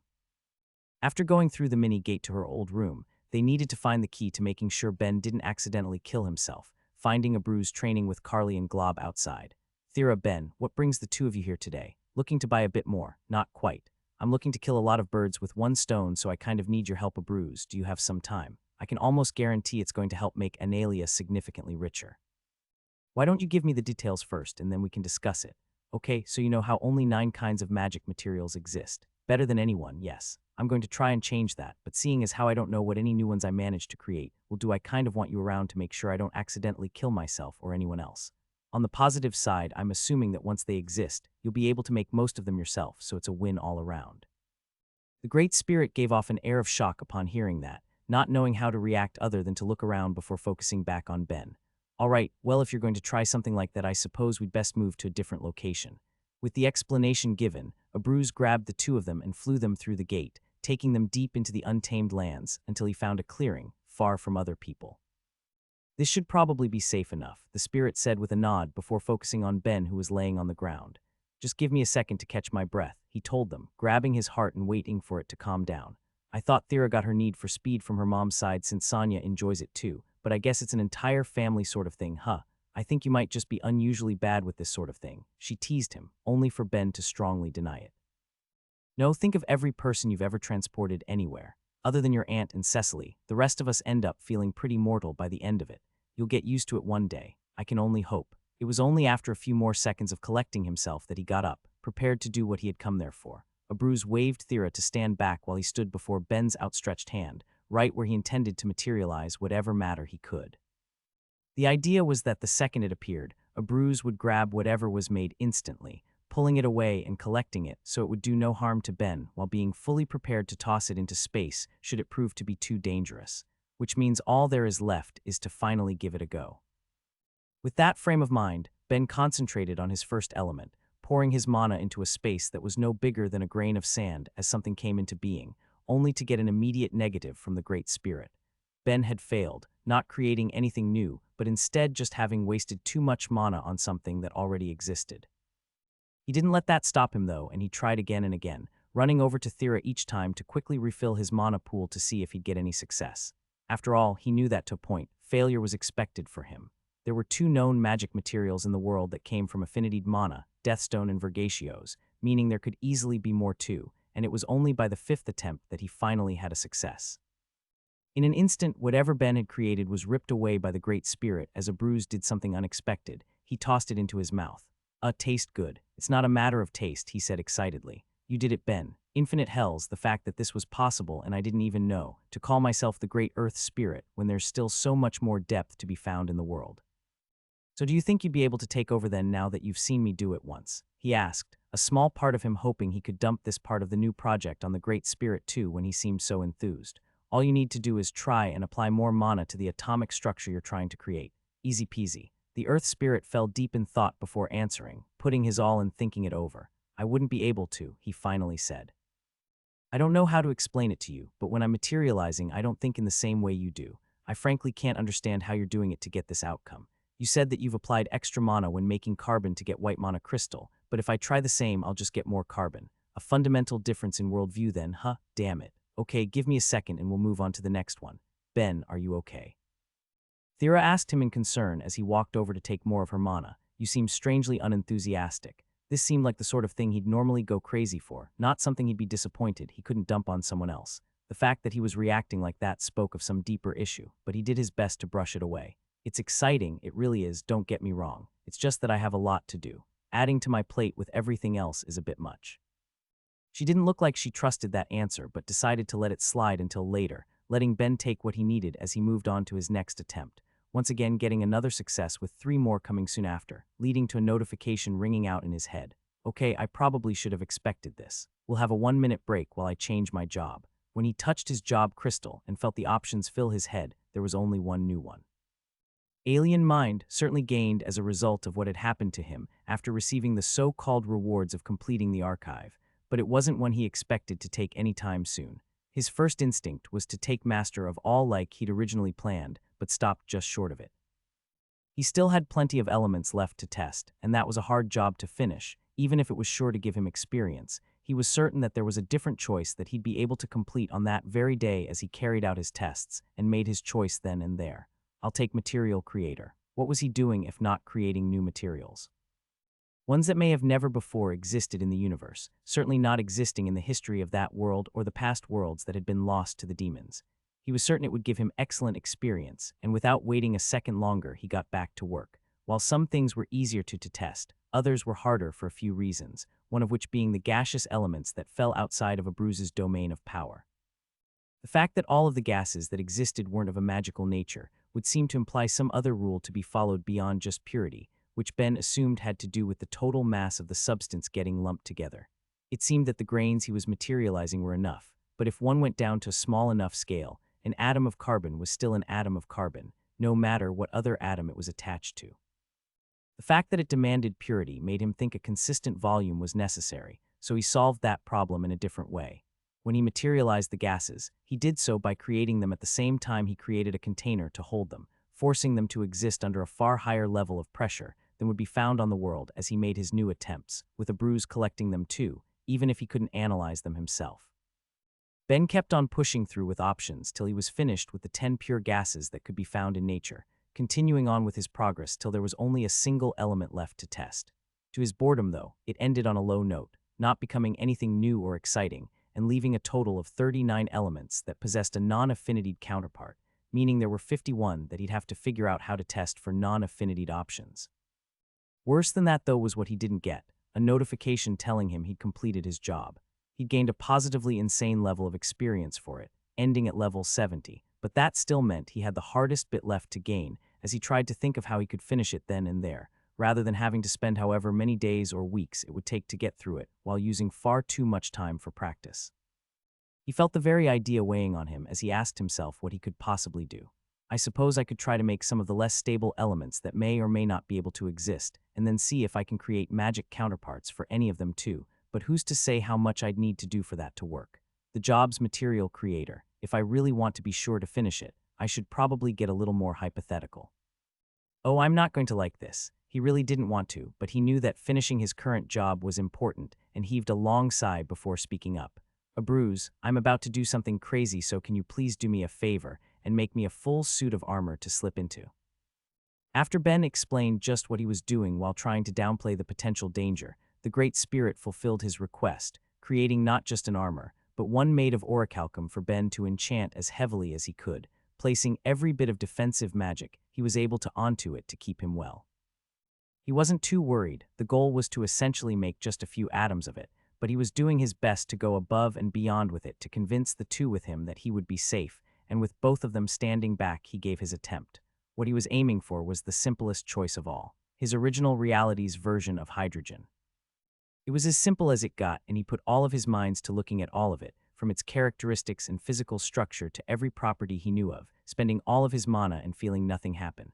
Well, that was a little underwhelming. He wasn't sure what went wrong. As far as he could see, there was no reason it shouldn't have worked, leaving him with only one guess he could test out, that the issue was a lack of mana. He knew magic materials had a higher mana cost than the more typical matter of the universe. Perhaps the cost grew even higher for things that simply shouldn't exist within it. To his luck, that would be easy enough to test for sure. With the one failure, Ben walked over to Thera, getting her to overfill his soul with her mana as he ignored the sense of pain and moved away before trying again. This time he felt a change, unlike the first, as thousands of points of mana were burned. He wasn't just making something, he was seeing space itself warp under his power as those few hydrogen atoms came into being, far too late for Ben to realize that something was going wrong. The universe itself was warping under the strain of their creation, and the second they stopped existing, when they exploded into pure energy yet at a volume that should have been ignorable after properly preparing, the universe pushed back with a force of its own. With a boom, Ben felt himself being thrown back, leaving the vast clearing and smacking into a tree. His armor dented into him despite the innate properties of what made it up, and turning the outstretched hand, he'd materialized through into a mess, with both his fingers and arm completely broken. A small part of him tried to consider himself lucky that he still had fingers at all after whatever that had been, but that was drowned out by a far larger feeling going within him as he muttered to himself through the pain, "God, I really need a vacation." In an instant, a bruise and Thera were beside him, and the armor he'd been wearing was stripped away to let her begin healing his shattered bones, all while Myriad screamed in his head, "I'm pretty sure I'll live, and it looks like this universe rejects my old one on a pretty significant level. Wow, everything hurts right now," Myriad yelled before understanding what Ben had said, briefly, until it exploded a lot more violently than me or the Gray predicted. Sure hope they were at least watching that for any useful data. Now if you wouldn't mind quieting down a little, I'm going to take just a second to be in pain. He felt his broken bones popping and sliding back into place as Thera healed him, her own worry evident as she tried to understand just what happened, with Ben answering what he could. The conversation he'd had with Quilth the last night couldn't help but pop into his head. The models the Gray had made about the universe were clearly wrong in some ways already given the existence of magic materials, and it looked like Ben had just been unfortunate enough to find another in a way he couldn't help but beat himself up over it. He should have guessed that it would at least be possible that they'd made some sort of mistake given what he knew. He just hadn't been thinking deeply enough, and given how bad it could have potentially been, he was going to count his injuries as lucky. If he hadn't gotten some bizarre reaction from the universe, and instead created something that would act akin to strange matter, then he wouldn't have had time to regret it. He could have destroyed the world.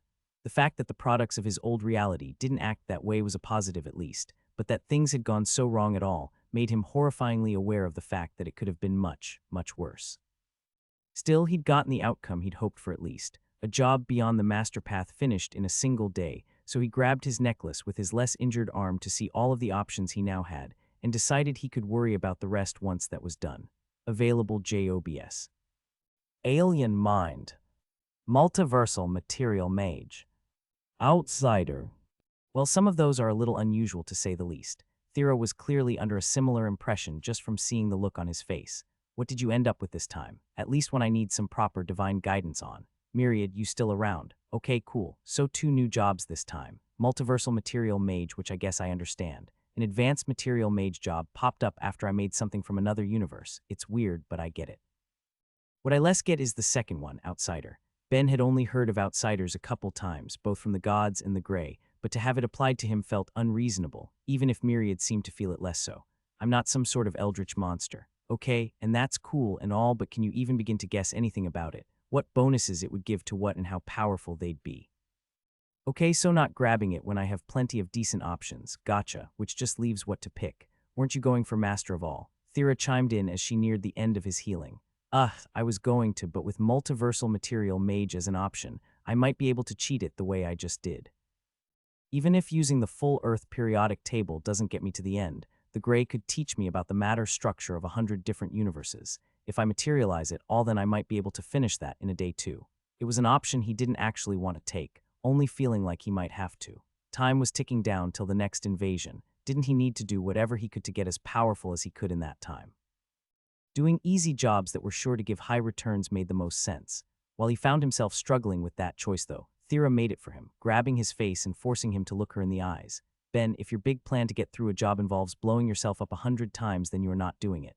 End of story, no discussion. Ask your god if you really want to fight me on it. Myriad sighed. Okay, you guys are right. I'll go for Master of All. Name, Ben Hef. Race, human. Titles: Apostle of Myriad, The Forgotten One, Miracle Maker, Skill Learner, Enemy of Enith, Trial Defier, Trial Breaker, Godslayer, Monster, Madman, God Killer, Threat, The Mad Apostle, Destined Holder of Connect, God of Destruction, Creator of Life, Awaken a Maniac, Brutal Blacksmith, Defier of Gods, Title Holder, Enemy of Olencia, Great Teacher, Student of Helori, Myriad's Monster. Jobs: Master of all LV1. Previous jobs: Apprentice Craftsman, Priest, Enchanter, Mind User, Magic Item Maker, Magic Weapon Maker, High Enchanter, Fractured Mind User, Tree Tamer, High Craftsman, Apprentice Mage, True Mage, Tank, Heretic, Adventurer, Divine Heretic, Kin, Master Craftsman, Master Enchanter, Scholar, Connected Enchanter, Infernal Craftsman, Marksman, Destruction Mage, Material Mage, High Material Mage, Profane Enchanter, Master Material Mage, Impious Creator, Mind Master. Master Adventurer, Otherworldly Craftsman, Material Creator. Something good, I take it. Thera could tell from his face. A lot of good, actually. Thera was right, glad I took this one. 2 levels and 3 new skills, not including what he gained when he'd just blown himself up. That was an excellent day, especially when one looked at what it had all gone towards. The earlier level to his magic would help him out immediately with his work, and gaining aim was going to pair incredibly with his marksmanship, given that the skill already helped in that regard. None of that was what he chose to say first, though. Guess who just got blood regeneration?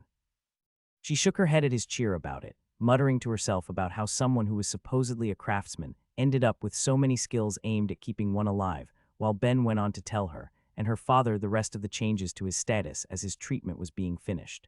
There were of course questions that came with some of what he'd acquired too. He couldn't begin to guess at 2 of his new skills. Both Rule Bender and Actualization were mysteries to him, skills he'd never heard of nor seen before despite all of his time studying the topic and peeking into the statuses of others, but that was something he could bother Verbum about in the future. With that complete, there were other things to worry about. Okay, so now for the next bit. Nair spoke in open excitement, filled with the same feeling that was taking over every crafting and knowledge god. Yeah, I'd say my work is only half done here. I still have 51 options that I suspect will just need an affinity branch to change, and since I can't do that myself, that just means I'm going to need to grab some help. Tell the others up there to enjoy the show, because I'm not intending to leave this half-finished. A trip back through the gate got them to where they'd need to be for the next part of Ben's plan as they arrived in all faith, Abreu still carrying the 2 before depositing them at the foot of a home they were well familiar with, belonging to Amy, Jake, and Yuzu, all of whom were already waiting outside with their 2 teachers by their side, giving Ben a curious look as he did his best to keep from vomiting after the rapid trip. So what exactly did you do that had the gods asking us to prepare for you? Yulil asked the question that was on all of their minds, with the gods each of them worshipped for warning of Ben's arrival. To make a long story short, I created new types of magic materials. Now I just need to borrow Jake to make some more. The first thought that had gone through Ben's head was to construct something that could hold some small samples of any standard element, and from there pump in mana of both time and any other affinity, but it was quick enough to see an easier way. Ben had forced Jake to materialize before by connecting to him. He could simply do it again, maybe even helping his friend make some progress as he did. It felt like a win-win and something he wanted to get over with sooner than later, so he could pay Abreu to deliver everything to Nair's people and let them handle the research side of things, but it seemed that was going to be slowed, as the 2 older mages both grabbed his shoulders with firm hands. Give us the long version, Vasta more ordered than asked, with both of them wanting to know just what he was talking about. What it seemed like he was saying was beyond ridiculous. It was unbelievable, but neither really had it in them to doubt him. All they wanted was just a bit more context first, and seeing there was going to be no skimming past it, Ben obliged. By the time he was done, the reactions were about as surprised as he'd been expecting, but he did his best to push through it all. And so I just need to use Jake to materialize for a bit. It will be fine, and given that nothing I'd made at first was as destructive as I was worried about when we first went to the woods, we can probably even do it in your yard. It's definitely big enough for that. Absolutely, let's get started then, buddy. Jake cheered before anyone else could voice a comment. It was way too exciting of a prospect to risk his teachers trying to turn things down if they got to speak first, not that they would have been able to. The fact that the gods had directed them outside to meet Ben even a little sooner meant that they were invested in whatever would happen as well. Any say was out of their hands. Still, before anyone could comment, he'd taken Ben's hand and dragged him to the center of the yard, as far away from the mansion or street as they could be as Abreu stood before them once more, prepared to deal with anything that was created, and to remove it as quickly as possible should an emergency present itself. With everything set from there, Ben began, weaving his mind into Jake's before speaking up just a little. So you've been properly training your non-affinity magic since I last saw you, right? Mostly. Well, hopefully that's good enough then. The first affinity we'll be testing with will be the Earth affinity for Abruz's convenience, but for the act of materialization itself, you'll be using your non-affinity magic to see if we can squeeze a level out of you. Fair warning, this is probably going to suck a little, but do your best. With all of that said, Ben began shoving knowledge into his friend's head as Jake began casting his spell, being corrected by Ben as he went until something was created from the mana being spent. It was a failure, nothing new to the universe, but that wasn't an issue. They just kept trying, going to the next of the elements that Ben hadn't been able to do anything with and kept going till they had their first success, and then another, and another from there until they'd gone through all of the previously failed options, giving the world 5 new magic materials that were specifically Earth affinitied. Abruz was positively glowing, the great Earth spirit more excited than anyone about then. Part of him had always been sore that the only 2 magic materials that were affinitied had been outside of his realm of power, but that had officially just changed. How could he be anything but thrilled? A part of him wanted to begin materializing more then and there, only holding back due to the need for proper testing. Ben, not aware of the temptation the Earth spirit was under, spoke up from there. Hey Abruz, we're about to test for the water affinity next. Will you still be able to help? Even if I can't materialize it and the cost is a little higher to manipulate it, I can still shape Deathstone and Vergatios. There should be no issue. Okay, great, in that case, let's get this over with. They carried on from there, the pool of elements he needed to test having shrunk but still left 46 to go through, but after passing through them all and finding 5 that could be changed to be water affinitied, the task instantly became easier. It was enough for Ben to see a pattern in the table, showing him that as long as he could find the first one for any affinity, he'd be able to find the rest instantly. To put that to the test, the next affinity he chose was death. Since he already knew that Deathstone had to be one of 2 elements, after finding which one, he knew where it existed on the periodic table and was able to predict where the rest would be, once more finding 5 options and getting each correct, proving his theory. The rest of the table was a breeze from there, leaving every affinity with 5 magic materials unique to it, along with a side benefit Ben had hoped for when he'd gone to get his friend's help with his work. Jake had gained a level to his non-affinity magic. My guy, you really are the best, he laughed as he slapped Ben's back. Vasta, I got a level, that means I can have a day off, right? Just one, pretty please. You just had a day off, and look at me now, completely deserving of another. Fine, you can relax for tomorrow, you're the best, and now I have double the reason to thank Ben. I owe you one, buddy. Hey, don't worry about it, Ben said, waving away his gratitude and clearly deep in thought to anyone looking at him. You becoming more powerful means that the world's better off. Since I live here, it's kind of in my best interest to help you grow if I can, and that's exactly what makes you the best. But since you're done, what do you guys say? Who's up for lunch? Others seemed into the idea enough, but Ben shook his head. Sorry, I'm not actually done. With 10 affinities, each going into 5 different magic materials that only ended up with a total of 50 created, meaning there was one more. Some singular element that he hadn't yet changed sitting at the very end of the periodic table, and based on the predictions Ben was able to make, he knew it should have been non-affinitied, something he should have been able to create in his first round of testing. Which means its mana cost must be huge, he muttered to himself. What could it be? Some sort of super mana crystal that goes beyond the storage capacity of even a rainbow one. I guess only one way to find out. He went over to Thera again as the others watched, looking to get her to fill him with mana, even if she had her concerns. This isn't going to blow you up again, is it? I'm going to say probably not, but unfortunately, there's no real way to know until I do it. Seeing as how the rest of it turned out though, it's probably going to be fine, and I have your dear old dad here to protect me. Fine, just be careful. With the mana transferred over and his soul unpleasantly full, Ben once again tried to see what he could make of that final element, putting everything that he had into it, and with so much more power at his fingertips compared to his first attempt, finally got the success he'd been looking for, with Abruz's reaction making that clear enough, even if it was firmly negative. Without warning, the Great Spirit had shoved Ben back and materialized a different crystal in the air, looking tense as he did. Abruz, everything good. If I'm about to find out whatever I just made has some sort of mind effect that's going to make you super aggressive, then can you give me a running start before ripping me limb from limb? I'm fine, Ben, just being overly cautious. My magic doesn't affect the last one you've made. Wait, what? Really? Even now I can't touch it with my power. I'm holding it in the crystal to be safe. It was unexpected, though not necessarily worrying, and after a few more moments without any obvious reaction, he seemed to calm down. Okay, I suppose it seems fine. Unless you need anything else, Ben, I'll take these to the Institute Nair is setting up. Ah, but given the difficulty mortals might have with handling the gaseous ones, I'll be getting Jenon to test those since there's only a few. The Great Air Spirit is likely to be plenty excited about this herself, but I'll have her record anything she finds and send the information over to the rest if that sounds acceptable. That's fantastic, thanks Abruz.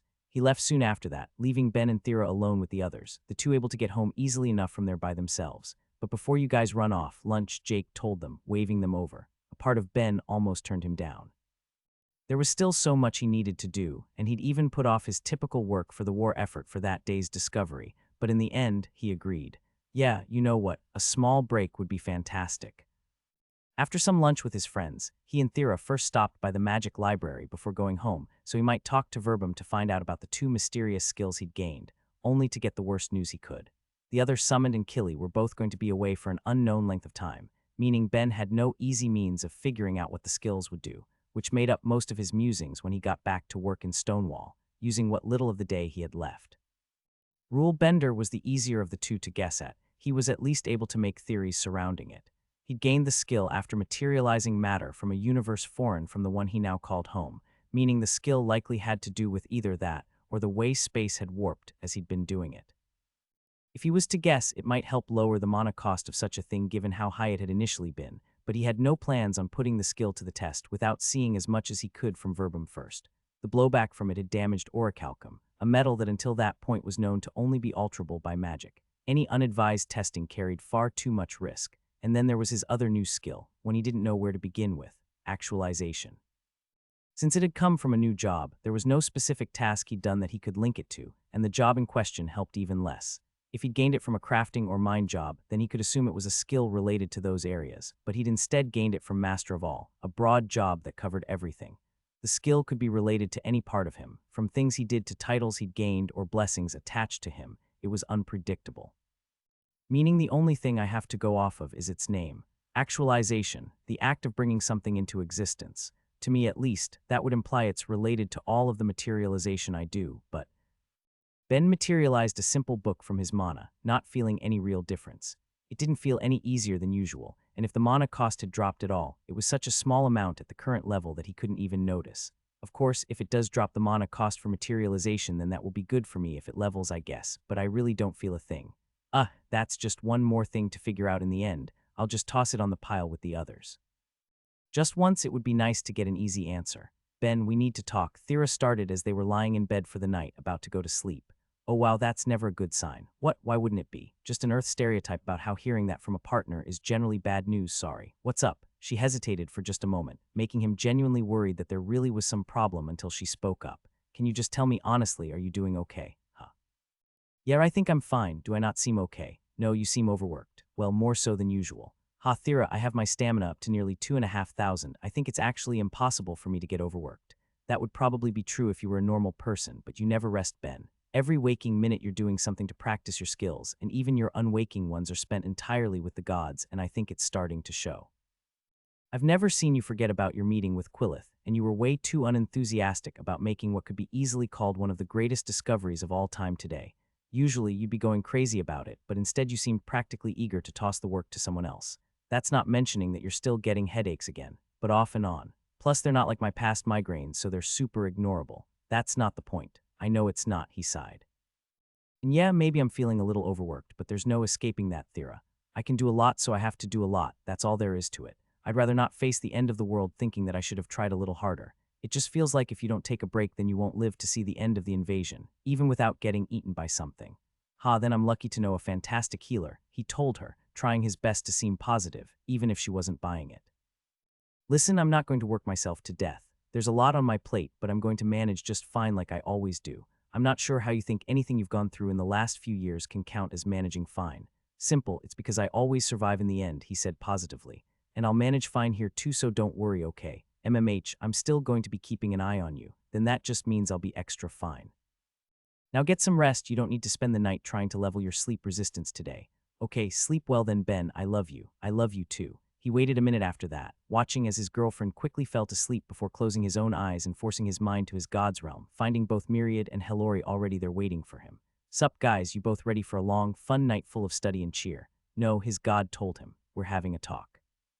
Ben, you're not doing okay. Seriously, you guys too. Yes, us too. Since it's clear enough to everyone who knows you, we actually need to discuss your health. My health, Myriad, I'm fine. A little overworked, but I'm willing to bet that's true of half the planet right now. But they aren't going to be in the same way as you, Helori spoke up.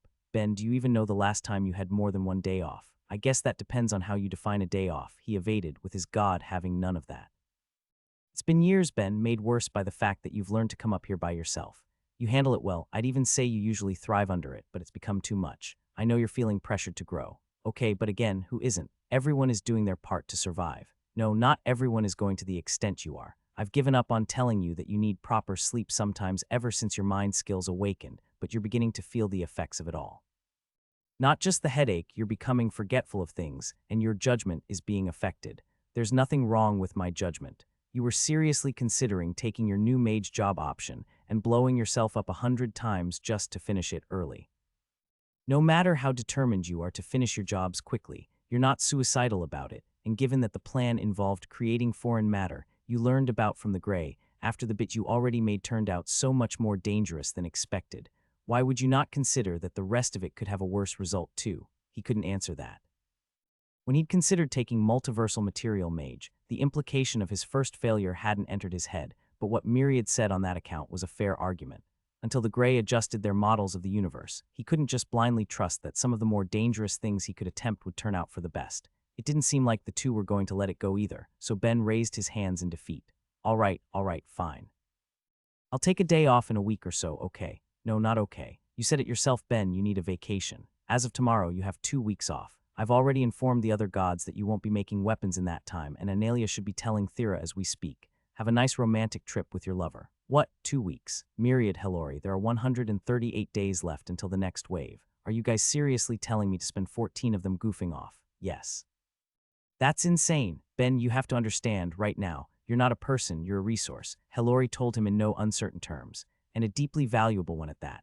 Let's ignore the fact that you hold so many awakened skills or the sheer quantity of ultra-rare items you can create in a single day. You can force awakenings in people, which is more valuable than any weapon. Hey, I make some damn good weapons.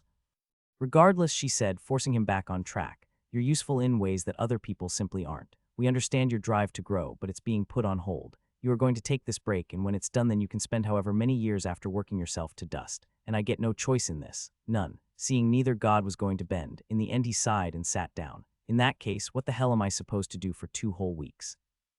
By the time it made it to the next wall, or was at least close enough to it that it filled all it could see, the creature was faced with new encounters to go along with it. One was the difference in the current wall compared to the last. While it hadn't been able to perceive the one it had been born into from the outside, the first it had seen after its escape had been firm and solid, something it had to work to make its way through, until escaping again from the rules that existed within, but the new one before it seemed different. The wall it now approached seemed thinner, giving the feeling that it would take little more than a touch to break down compared to the others it had pushed against, with that prospect exciting it plenty as it wondered what lied beyond. But that wasn't the only thing to catch its attention, far from it. As it drew closer, it found things it didn't recognize in the journey it had taken so far. Not more walls for it to enjoy, nor the stuff that seemed to come and go with the changes of the chaos around it. No, the things it was sensing had a permanence to them that only it and the walls had so far, and strangest of all, like itself, they were moving. The unknown things were acting in a way it couldn't properly understand at first. There seemed to be no rhyme or reason for any of it. Some looked to move together in groups or follow in lines. Others kept bumping into each other, with pieces of each drifting away with the collisions. More still looked as though they were taking in some of what was there too, growing larger with each bit. The creature observing all of it lacked the frame of reference to understand what any of it could mean, and through that lack of understanding felt no hesitation in approaching, not realizing that some of the creatures it had been witnessing attack each other had turned their focus onto it, nor realizing that they were thinking creatures at all. In the reality it had been born to, there was only itself. The idea of anything else with a mind or internal world was foreign to it, so foreign that it was something it wasn't able to realize itself. The things approaching it were just that as far as it was concerned things, posing no more danger to it than any of the stuff that had been constantly popping in and out of existence, right up until one got close enough to try and eat it. After the first bite taken from its flesh, it realized a number of things at once. The first of which was that it hurt terribly so, more than adapting to the chaos and more than pushing through its first wall. A piece of itself was gone, never to be returned, and it recoiled away from the thing that had taken the bite. That led to other realizations. While it still didn't realize that the things before it were conscious beings, it did recognize that they were a danger to itself.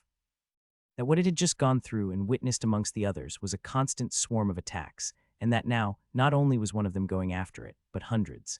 It was like all at once they'd spotted an easy target and began to move, giving it no choice but to flee. The wall it had been going towards was all but forgotten in its rush to get away, all the while feeling the things living within the chaos tearing away at its body. Unlike before in its journey when it had moved at its own pace, content to make its way only as fast as its enthusiasm would push it, now it moved out of a need for self-preservation. It rushed as long and as hard as it could, even if it wasn't enough. It still felt bits of itself being torn away. With each piece it lost, though, it left it moving just a little faster, with its pursuers fighting amongst themselves, helping it gain only a little distance, and with that it tried to escape into eternity. With no proper sense of time to it, it didn't know how long it had been trying to escape, but it felt like forever. The chase had taught it a new feeling, one it hated just as much as the pain it had suffered through, namely fear. As a creature that had been born alone, still not fully understanding that the ones chasing it were as alive and aware as itself, it didn't actually have a concept of death, and given the uniqueness of its existence, there was only one way to prove if it was even capable of losing its life, but without the knowledge of such a thing, that wasn't where its fear lied. No, instead it feared the pain, feared that if it got caught, the rest of its existence would be nothing, but that having pieces of itself ripped away as it shrunk and shrunk, being forced to feel every bit of it as eternity rolled on. There was a terror that came with being consumed, but with its pursuers still behind it, the gap between them nowhere near as big as it would have liked, the creature made a choice. In its mad dash to get away, it had come upon a different wall. Not a thin one like the last it saw before it had been attacked, one it hadn't even got to touch, but something thicker, reminiscent of the first it had found in the chaos. There was no way to know what would be beyond it, be it pain or paradise, but in that moment it didn't matter. With all the energy it rushed towards it and began pushing through, just for the escape. It could feel the rules it was forcing its way into eating at its body, but it didn't care. It just wanted to be away, safe from the dangers beyond and back within a universe like it had been born to, before the concept of danger had ever found it. If that meant taking a risk, then so be it. It no longer cared for whatever wonders the multiverse held. It had seen enough. With everything it had, it took the final push it needed through, feeling itself fracture as it did, and leaving it unable to make sense of anything, all while something else within took notice. The hint of sanity the watcher still held feeling upon fall into its lap. When the gods are searching for you, hiding isn't some simple thing, even less so when you still have work to do. This thought was clear on the high elf Naloth's mind as he surveyed his surroundings, looking at the group he had gathered. Really, when it came to trying to escape the eyes of a force that constantly looked down on the world, was there ever really going to be a perfect place to do it? Being in a big city where churches would abound left the risk of being seen by any god who was taking notice of those who gave them faith, and a large group moving to a small town was sure to draw talk if he'd done that instead. There was of course the option of hiding out in the untamed lands. There were already rumors of some mysterious group connected to the now dead forbidden gods who had been discovered doing exactly that, but if those rumors were true then, it was even more likely that they'd be discovered if they tried that.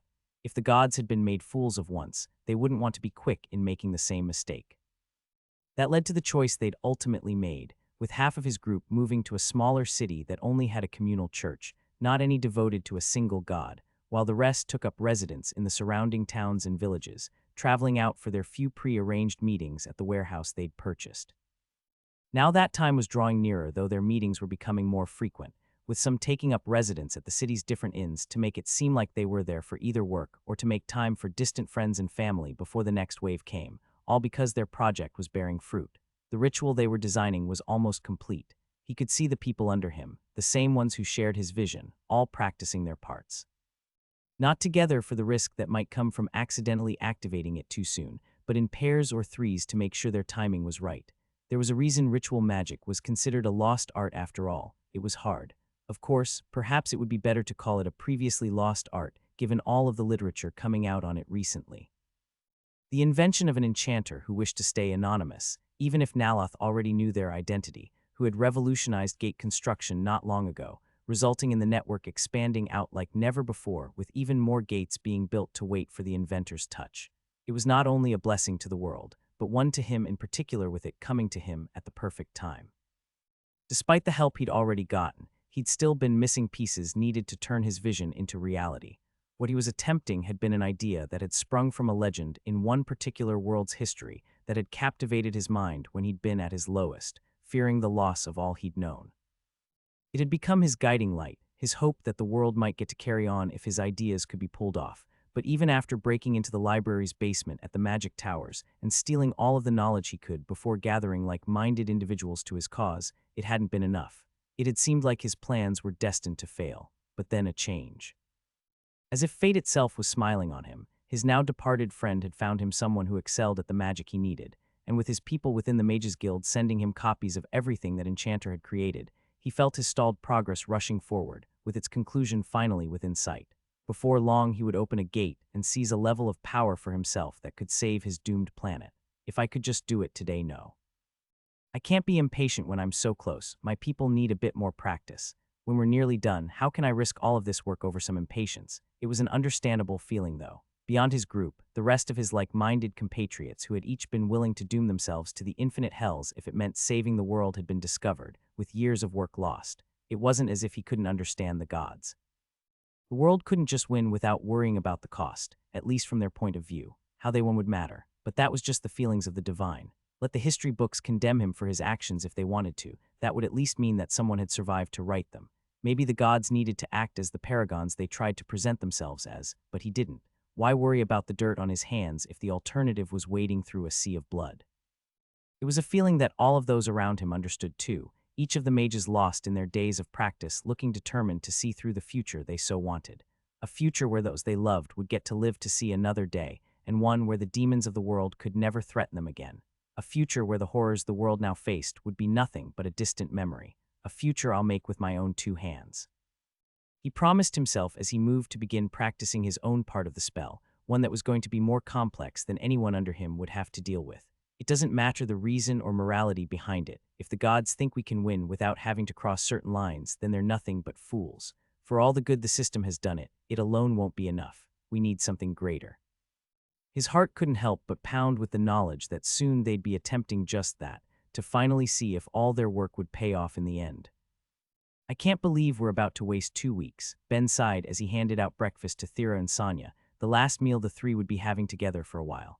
The gods knew well that if Ben stayed in Stonewall, he'd sneak back to the forge for practice, so they told him to go off to see more of the world while he could, but it still seemed like nothing but a waste of time. So what if he was a bit overworked at the moment? Plenty of people were.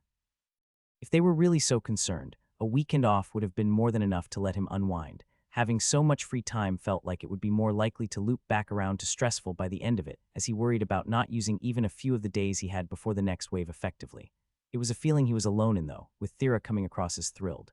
No getting out of it, Ben, gods and girlfriend's orders, she said happily. Besides, it's going to be fun. This has to be our first proper vacation together that doesn't have some other work reason driving it. Well, that's true enough. If it wasn't for the looming threat of the end of the world, he would have loved to do this sort of thing with her too. It wasn't like he was against going on vacation and seeing a bit more of the world he now called home. It was purely a matter of timing. It felt insane to do in a time he thought he should have been focusing on his skills. It's good to get a break while you can, Ben, Sonia added. Things worked out well for the first wave, but after the second starts, there's no way the world will be relaxed enough to even consider this much leisure time. Enjoy it while you can. And it's not like it's going to be a huge loss for your job progress either, Thera chimed in. If you're getting that much passive experience, anything else you could be doing wasn't going to make the biggest difference in the world. That's true. Sonia was right about how much busier he could expect to be with the second and third waves, and Thera was right about his job.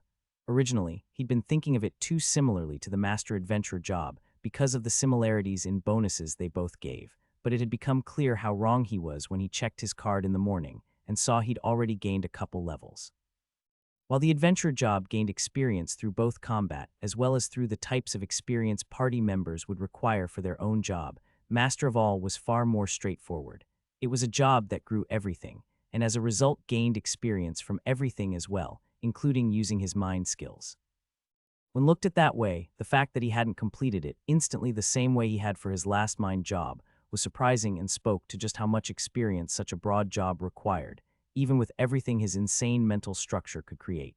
When he looked at it from that perspective, it was unlikely that anything Ben would actively do would net him as much experience as he would gain from just passively thinking.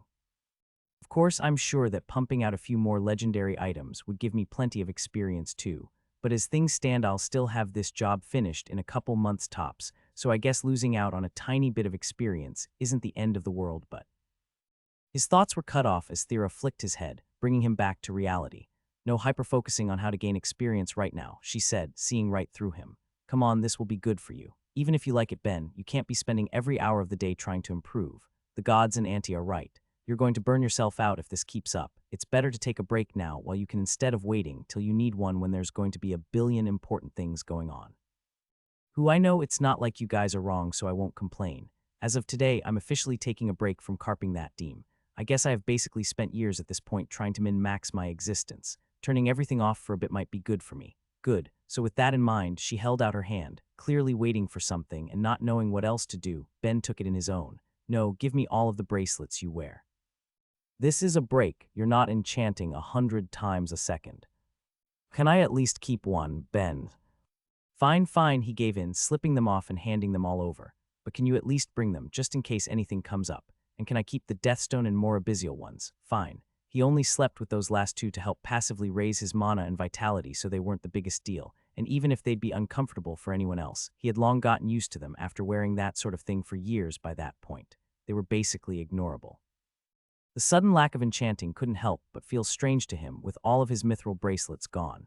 Casually making and breaking enchantments as he went about his day had become as natural as breathing to him at some point, making it practically feel like the same sort of passive experience he created just by thinking. He could already tell he was going to accidentally try to enchant on something that was no longer there at some point, but it would just be a couple weeks. Once everyone was happy and assured he wasn't going to burn himself out, he could get back to his regular work. He just needed to enjoy the vacation that had fallen into his lap. Okay then, should we head out? With breakfast finished and goodbyes said to Sonia, they made their way to the shop and gave the same to Falk before stepping through the gate to Thera's old room in Analia, and after stopping in only for a bit, both to talk to everyone there and to let Thera see both of her cousins for a little while, they walked through the city streets, making their way to the main gate network. So where to first? I have an idea for tomorrow, but today's open for anything. Wait, you actually made some plans? Thera asked in surprise before teasing. I guess you were looking forward to it more than you let on. I'm not out to have a bad time just because I think there's more important things to do. It will be fun. And anyway, since you're with me, that just means it's even more important we enjoy ourselves, so don't worry. I have zero plans on being a downer. Ha, good. In that case, what's the plan? Tomorrow Greed has a show. So long as he hasn't changed his mind since we last saw him, he should be keeping a couple seats open for up, and it's in a gate city, so there's no trouble getting there. I figured it would be fun. Sounds like a plan. Anything else? The gods gave me some suggestions, but we can talk about that later. For now, since I didn't have anything for today, was there anywhere you wanted to go or see? Nope. I'm super open, so why don't we just pick a random gate and see what we end up finding? Sure, sounds like a plan to me then. Let's go. Their decision made, Ben took Thera's hand as the two of them made their way into the gate network, and on a whim, picked the first one that looked interesting to walk through to begin their vacation. In Ben's eyes, there was plenty of good about the world so long as one ignored the ever-coming threat of impending doom. With so many different races coming together to build a planet and society, the richness of food and art was something to love. But what was always going to be most apparent when stepping through a new gate was going to be the architecture, with the one they'd chosen not disappointing. Unlike the more angular buildings he would see on Earth, the ones of the land he'd walked into were all semi-spheres, rounded buildings sticking out of the ground without worrying about efficiently using the city's space, and all of them painted in a rainbow of colors, making the place seem bright and fun. Sure, it was a bit clashing to look at. He didn't know if he could have lived there himself, but it was different and seemed like it would be exciting to visit, with the unique blue trees spotted around adding to that feeling. Yep, this would definitely have made for a good first place, if not for the fact that the city was being attacked. It was only a minute after the two had walked through that a sound of screams had gone up as the residents made a mad dash towards them, trying to escape through the gate as a terror came from the skies. 20 demons, all of them flying and looking ready to attack, with the first of them swooping down to dig teeth and claws into any terrified victim they could, only to be stopped in an instant by Thera's power, her magic ripping a stone from the ground and propelling it fast enough to turn what had been its head into a fine mist. Thera, can you draw the rest in? Ben asked her as he propelled smaller metal bullets with his own magic. We don't want them splitting, and I want to try something. Okay. With them all in her sight, she reached out with her dark magic to get their attention in the way that came most naturally, charming her mana and making all demonic eyes lock on her as their target was selected. Under the effect of her power, they moved as one, rushing toward them both as she prepared another spell while waiting for Ben to do whatever it was he intended, with his own goal already going against the point of their vacation. He wanted to test something. The second that the closest was within 5 meters of him, he He reached out with deep connection and exposed it to the full force of his mind. It was something he'd been meaning to try, but had never managed to get around to ever since he awakened the skill. But the moment he did there was an instantaneous effect. The second his mind touched that of the demons before him, it shattered, killing the beast and leaving it to crash to the ground as he kept it up for the next and the one after with the same result, only changing with the fifth that came close enough to feel his effects, that demon able to handle the weight of his thoughts. So it's not a certain thing I can kill stuff like this then I guess. Still, looks like it does pretty damn well. I'll just have to act. Pain assaulted him all at once as the demon thrashed around in his range, his body feeling on fire and the pain flaring all of the more as he shot out the stone around him to kill everything close enough. Thera, can you handle the rest? Something in his voice must have given away his state, and that his desire to test anything was finished. In an instant the road exploded up, impaling the rest of the demons before they could make another move before her focus shifted entirely to him. What happened? Not sure, but everything hurts. Like a lot. There wasn't a single part of him that didn't feel sore, and he clutched at himself, trying to suppress the sudden and intense feeling of pain while Thera grabbed him to apply her spells, looking at him with her mana examination to try and spot whatever had caused it, only to come up blank. I'm not seeing any sort of injury, and I'm not feeling any life or dark mana doing anything to you. Maybe death then. Have you lost any vitality? Just a sec, he pulled out his card, aiming to check just that, but received a far greater shock with what he saw. His vitality had gone down along with his mana, that was certain, but it wasn't just marking that he'd lost some of his total volume. No, both attributes were showing he'd lost from the amount his body could hold at all, with both dropping by 2% of the totals he'd worked so hard to gain. Hey Myriad, I need some answers here. Ben called out both in mind and voice to get his god's attention, with the cube speaking up only seconds later. Not the point here, man. Everything hurts and it looks like some of my attributes just dropped. 2% for both vitality and mana. It only took a couple minutes for Ben to sum it up the best he could, explaining what they'd found when they'd entered the city and what he had been trying before being assaulted by that sudden pain, with his god having an answer to what just happened to him. Oh, well, that sounds pretty fucking bad. Okay, don't expose my soul to natural soul magic users. When you put it like that, it sounds pretty obvious. Is there anything I can do to speed up the healing process? With the first stop of their vacation ruined before they could even enjoy it, neither Ben nor Thera could go to All Faith immediately, no matter how much they might have wanted to. They first confirmed that there were no more demons in the immediate area before Thera began fulfilling her role as a healer, treating some of the injuries that had occurred in the initial panic. As unpleasant as it was for him, Ben would live so he could wait. You know, I don't want to take this as a sign, but I'm instantly a lot more worried about this vacation as a whole, Ben sighed, with his girlfriend trying to cheer him up.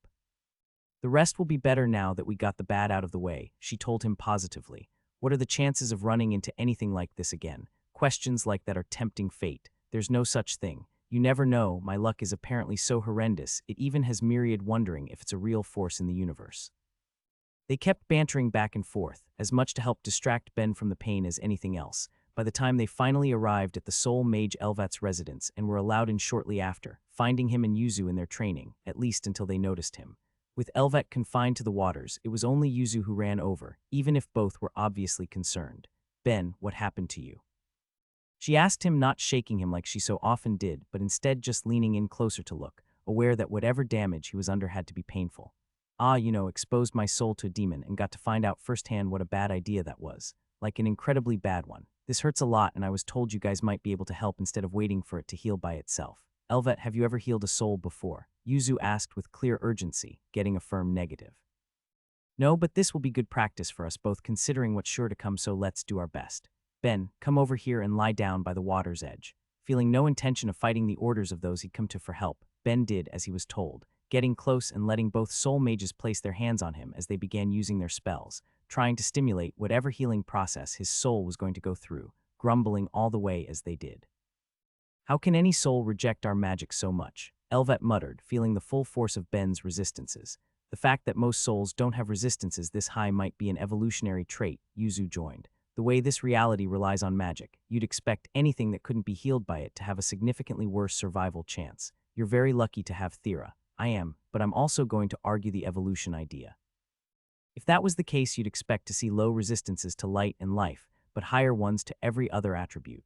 From what I understand, most people can expect low values for every resistance across the board, although it would be interesting to do a census on the world's affinity and resistance rates. I know you see trends across species as a whole, but otherwise no, I'm on vacation, and even if I wasn't, I'm not making a project like that for myself. If the world doesn't end, I'll float the idea with the gods since the results might be interesting at least. For what it was worth, the conversation was at least managing to distract him as they worked on healing him, and the time drifted by, bringing a low mark to the first day of his vacation. It was late by the time Ben was finished being healed, with both soul mages having used him as a chance to experiment to determine the best ways of healing a damaged soul. But once they were both done, Ben and Thera's vacation options were finished for that point. Rather than go out through another random gate again to see what they could find, they opted to enjoy a meal with their friends, explaining that they were supposed to be taking some time to relax, even if the first day had gone poorly, before they all parted again, with Ben and Thera going to Analia's embassy within the city to grab a room, and promptly fell asleep after dealing with that unexpectedly long day. Or at least Ben tried to sleep. The gods had asked him to do as much, to let his mind experience real rest along with what he was supposed to be giving his body, but such a thing came with unexpected consequences. Ben's mind was no longer that of a human's, no matter what he might say against that. When he closed his eyes and drifted off for the few times since awakening his mind skills, he didn't have one singular dream, but instead 1,000 as his subconscious gave him hell, showing him his hopes, sorrows, memories, and tortures all at once, with his thought speed skill making each of those dreams feel like an eternity by the time he opened his eyes again. The dark window told him it was still late, and how tired he felt was enough to know that he could have only slept for at most an hour, but that wasn't an experience he wanted to repeat again so soon after the first one, so he did what had become far more normal for him at that point. He closed his eyes and forced his mind into his god's realm, finding it already occupied. "You're supposed to be sleeping," his god chided as he focused on his work with Helori and Nair, all of them too invested in what they were doing to turn their attention to Ben tried and failed. Shockingly, it looks like if you can think a few thousand things at once, that also means you can dream a few thousand things at once. It's not fun. Did you gain any levels again from it then? Helori asked, casting an eye his way. Not this time, but I'm not really in the mood for a second attempt. You really should try to learn to sleep normally if you can, Ben, Myriad sighed. It might be easy enough for you to escape up here, but that doesn't exactly make it a good choice. I'll try each night when I'm on vacation, but when I inevitably fail, let me come hang out up here. At least that way my body will get some proper rest instead of waking up every couple hours. Fine, but no working while you're up here. We aren't going to make you anything to read. Fine, I'll deal, so just keep me company. You know what's kind of bullshit? Ben asked, laying on the floor and largely being a distraction to the other three as they tried to work as the hours wore on. Convergent evolution. I've seen plenty of body shapes that match what you'd find on Earth, from humans to crabs to wolves and rodents and birds and so much more. Sure, I'm seeing some animals here that don't have an equivalent back on my homeworld, and Earth had options this one doesn't seem to, but there's a lot of similarities in animal life. Helori sighed, accepting that she'd be the one to humor him this time. Where's this going, Ben? This is going to the fact that the same is barely true for plants. I mean, sure, we see trees and shrubs and grasses on both worlds, I won't deny that, but those are all broad categories. When we look at fruits and vegetables, though, there's basically never a decent equivalent between the two worlds. There's going to be a lot of good reasons for that, she told him, domestication being the biggest one. If you farm a crop and select for different traits, those are going to become more common, and if you don't start with the same crop and select for different things, then you're going to get different things, not to mention the presence of magic in this reality compared to your last. Plant mages can make some pretty big differences in things when it comes to farming. Honestly, even just life mages would lead to some radically different ways to how crops are grown compared to trying to do all of that without magic. And I get all of that. There's a bunch of great reasons why I can't find any crops that really remind me of my old world. Expecting that of this one obviously doesn't make any sense. Then what's the problem? The problem is I really want a tomato. There were plenty of genuinely hard things he'd had to deal with when it came to adapting to the new world he found himself in, but one that was more of a minor annoyance than anything else was satisfying his cravings. When it came to cooked meals, with his skills and a bit of cleverness, he could replicate most things closely enough to be satisfied, but when it came to anything fresher, he just had to deal with it. Oh, freaking sweet. He cheered, not caring about the fact it had been dropped on his head like that as he looked it over. What he'd been given was a beautiful red-orange Roma, exactly as he'd been envisioning, and without a second thought took a bite, feeling the flavors explode across his mouth as he swallowed. Man, if you guys could do that, you should have told me sooner. And what? When he'd finished the tomato and looked at the gods with him, he found them all looking back, staring in some mixture of shock and horror. Ben Myriad began, taking the lead on the conversation as the gods stared into his apostle. How did you do that? Do what? That thing you just created up here and shoved into your mouth. How did you do that? Wait, are you saying I'm the one that made that? Ben asked, looking for confirmation as the three gods nodded, leaving him to try and repeat the process he'd just gone through of imagining a perfect tomato, getting the same result again as one appeared from nothing before his eyes. Holy crap, I really did do that. Oh man, life just got a billion times better. He was instantly looking it over, seeing the thing he'd somehow created and finding it to be perfect, leaving him blind to the goddess who walked over and grabbed his arms, shaking him vigorously until his eyes were properly focused back on the others with him. Ben, let me see that, Hillary told him, taking it from his hand and ignoring as he immediately made another to snack on as she looked over the thing he'd made, bringing it over to the other two gods. Nair, is this what I think it is? It looks like it, the god said, his focus switching between the newly created tomato and Ben, who was already testing his newfound ability by creating more of the fruits and vegetables he'd missed from his homeworld to shove into his mouth. The question is just how. If this was a side effect of his unnatural mind, you'd think that this would have happened by now already. It has to be his new skill, Myriad spoke up in realization, actualization. But for it to do this of all things, how could he possibly have the disposition for it? Is it really that surprising if you think about it? Hillary asked. Look at what he does. He's technically doing it every single time he comes up here, isn't he? And the way he was pulling Natty and Zilly into his mind and giving his thoughts structure to train them, you could think of that as being training wheels for the actual skill. And I sure would like to know what you guys are talking about, Ben finally asked. A table, cutlery, and full-course steak meal that hadn't been there before suddenly in front of him, with the gods left without the beginning of an idea for how to react to the display, all of them deciding to ignore it as Myriad took the lead.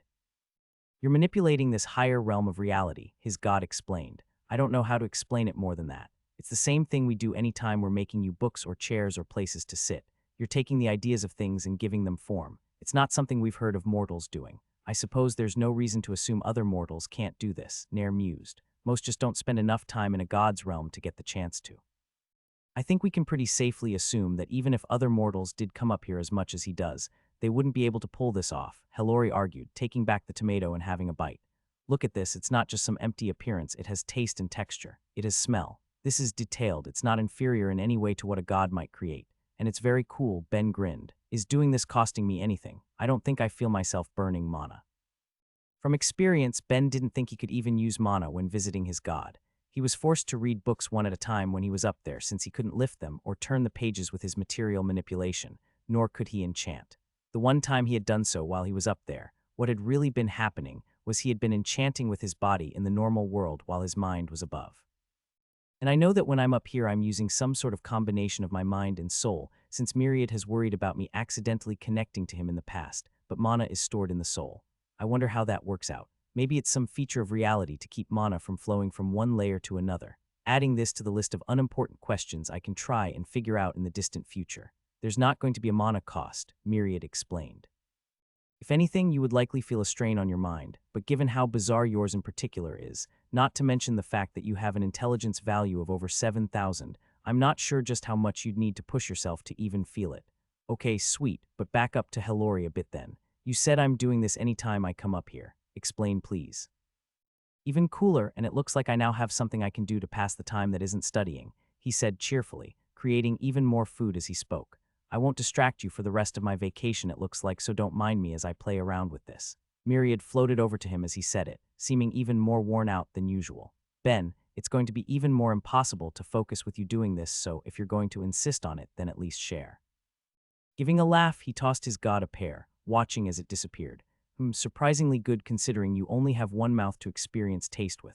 Look at the planet Myriad. Having a single mouth is the standard. To the loss of every race on it, yes. Not having it in him to comment on the bizarre physiology of his god's long-dead people, Ben was instead content to focus on the new skill he had to play with as the rest of the night passed by.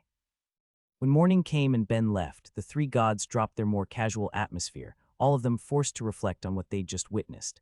This should go without saying, but if you would both do me a favor and not spread this around, I would appreciate it, Myriad groaned. I don't want to imagine how anyone else would react. Nair gave his friend a light pat, trying his best to be reassuring. Even if word does eventually get out, this isn't as bad as some of the rest the boy can do. I wouldn't be too worried. I would, Hillary said, in no way helping Myriad but trying to be realistic. Despite what we may have told him, we all know that's not something a mortal should be capable of. In the few short years he's been in this universe, he's already adapted to it in ways we never could have predicted. The fact that he now has Outsider as a job option continues to make more and more sense. Myriad crashed to the ground with her words. Don't remind me. I don't want to imagine what sorts of skills that might help him acquire. He'd need the proper disposition for them first, so it's unlikely he'd gain any actual outsider abilities, Nair told them, again trying to be positive, even in the face of the logic Hellori kept trying to force on them. Not one of us would have guessed he'd ever gain actualization either. If it came down to a bet, I wouldn't be willing to lose any faith that it wouldn't give him another strange skill or make it easier for him to get some more bizarre ones in the future, especially when combined with his skill learner title. That particular title does seem to be putting in a fair bit of work, Nair muttered in thought. With this new one added to the mix, Ben has quite the unusual status. He's lucky more people can't see everything he has. If he was really lucky, he wouldn't keep running into the few people on the planet who can see it for themselves. Myriad sighed again, feeling that was going to be a common thing with the new stress his apostle had placed on him, as Hellori broached what for them was the obvious implication of his new skill. Let's stop beating around the bush. He may have only created foods and utensils so far, but we all know there's no reason Ben couldn't make himself weapons if he wanted to. It's more surprising he didn't during any of his practice given his line of work. If the other gods were to hear about that, you know there would be a reaction, maybe even a justifiable one. Ben isn't going to attack any of us just to try and raise his sacrilege, Myriad said in his apostle's defense. Us? No, of course not. For any judgment I may have about some of his actions, he treats those he considers his friends rather well, but the ones he dislikes. What about if he appears before Enith or Alencia again, or even just any of the gods who previously voted to steal from him or toss him into hell? Do you think he'd be willing to extend the same courtesy? As long as nobody tries to kill him again, there's no reason for him to cross paths with any of them. It will be fine. Ah, that's not exactly true, Nair said, his tone sounding guilty. When he was training my granddaughter, he discovered something he'd asked me to keep in confidence. He can follow faith to learn the paths to different gods. He went to my realm after only visiting my church. The confession was met with the sounds of a slap, Hellori hitting the other god once that reveal was out. You absolute bastard. You could have mentioned that before I got him to renovate my church. I like having at least a little privacy from time to time. I don't think you have to worry. He understands that and hasn't come back since. I'm just saying it's possible. Besides, even if he does go to their realm, he would at most be able to get one attack in with the element of surprise. I doubt the boy would do something that would be sure to have such little payoff.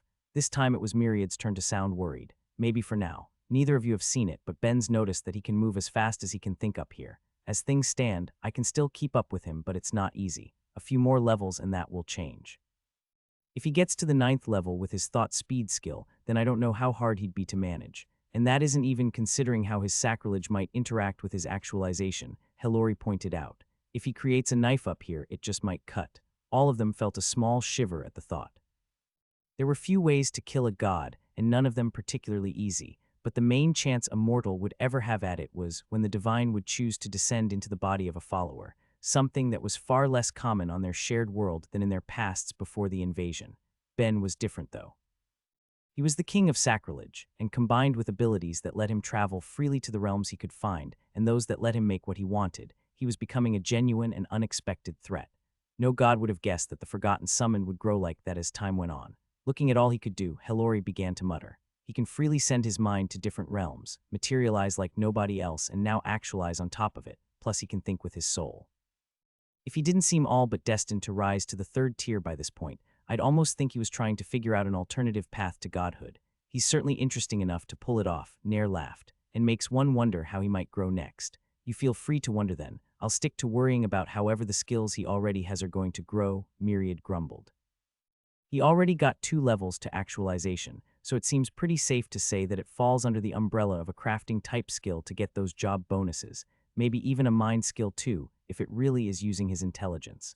Plus you all saw how much fun he was having with it. I wouldn't be surprised if that's when he's going to try and awaken by doing something crazy. You all saw how much he made without any strain to his mind. If he really wanted to, he'll be able to do something big up here. If he accidentally destroys your realm, you can stay in mine for a while, Hellori said in sympathy, already imagining that Ben would somehow use his new skill to wreak havoc on the dimension his god called home. Nobody put that idea into his head either. I don't think he'd intentionally do it to me, but I don't want him being tempted by whatever sort of status change a mortal would get for managing something so insane.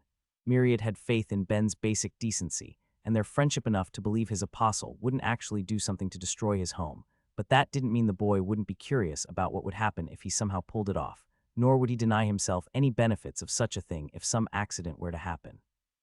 With worries for the future abounding, both for how Ben would use his ever-growing pool of powers and how other gods would react to them, the 3 did their best to get back to their work. each left to wonder just how the boy was going to continue to develop in the future.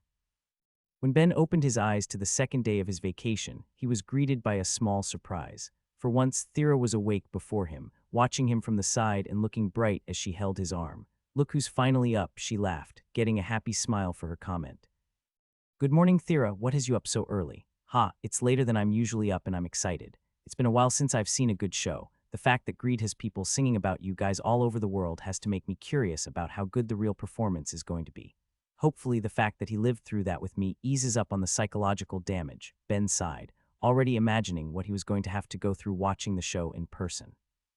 He could already tell it was going to be rough, but he was sure that Thera would get a kick out of it, and his last meeting with Greed had made it plain that the crab wanted Ben to see the show. How could he deny the friend he'd gone through hell with? "Just try to keep any pain from your face," she teased. "Don't want to break his heart. I'm a master of restraint. He'll never know my suffering. But before that, breakfast, or I guess brunch. Sounds great, let's go." They left all faith after getting up, off to the city that would be hosting Greed's performance, and found a place to enjoy a meal before wandering the area with the time they had till the show, the only thing stopping them being the sound of a distant call. "Apostle." Thera tried to stop to look, but Ben had her hand and kept walking. "That's not for me." "What makes you so sure?" "The fact that I don't want it to be. Now come on in case I'm wrong." "Myriads, Apostle." The voice again called out, this time leaving no room for denial as the city's people turned to look, trying to find the apostle in their midst as Ben heaved a sigh and stopped, accepting that whatever was about to happen was going to somehow be his problem. "Whatever this is, I'm turning him down," he muttered to himself. "I'm on vacation, that means no apostle business." "Ha, you never do any apostle business." None of that explained why he would be randomly called out on the street, though, nor how he was recognized from afar. He didn't exactly advertise himself as a member of any faith. The ones who knew the role he had were largely the other believers along with his friends and acquaintances. "Well, Sashel also outed me to all of Stonewall, but I'm pretty sure it's not anyone from there. Who is this guy?" Ben couldn't recognize the man running over. He was clearly a swordsman of some hominid mix, but that didn't tell him anything, leaving him no choice but to see what he had to say when he'd finally caught up, with the man immediately breaking into a bow. "Apostle, I'm sorry to stop you like this when you were out, but when I saw you I had to speak up." "It's fine. Is there something I can do for you?" "Ah, that would explain why I don't recognize him." After days of enchanting, enhancing as many weapons as he could in the time he had, Ben had stopped looking at the faces of those he'd helped, instead focusing entirely on the work he had been doing. Without actually having seen the guy, there was nothing for him to recognize until he caught a glimpse of the sword on his back and saw his handwork in the magic that had been placed down. "You don't need to thank me, I just did what I could. I'm sure your own skill was far more important in your survival."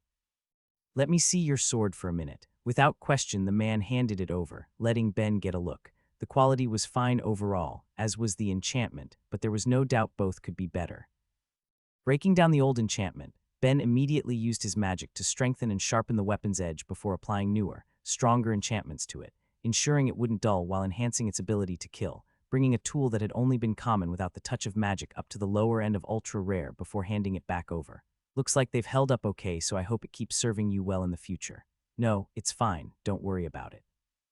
With one more bow, the man left, letting Ben and Thera keep up their leisurely walk through the city, with Thera leaning into him and smiling. "You look happy." "Ah yeah, I guess I am," he laughed. "I guess it's nice to hear that something I made had a positive impact." "Ben, everything you make has a positive impact. Probably a lot of it, but I guess it's surprisingly nice to be told as much.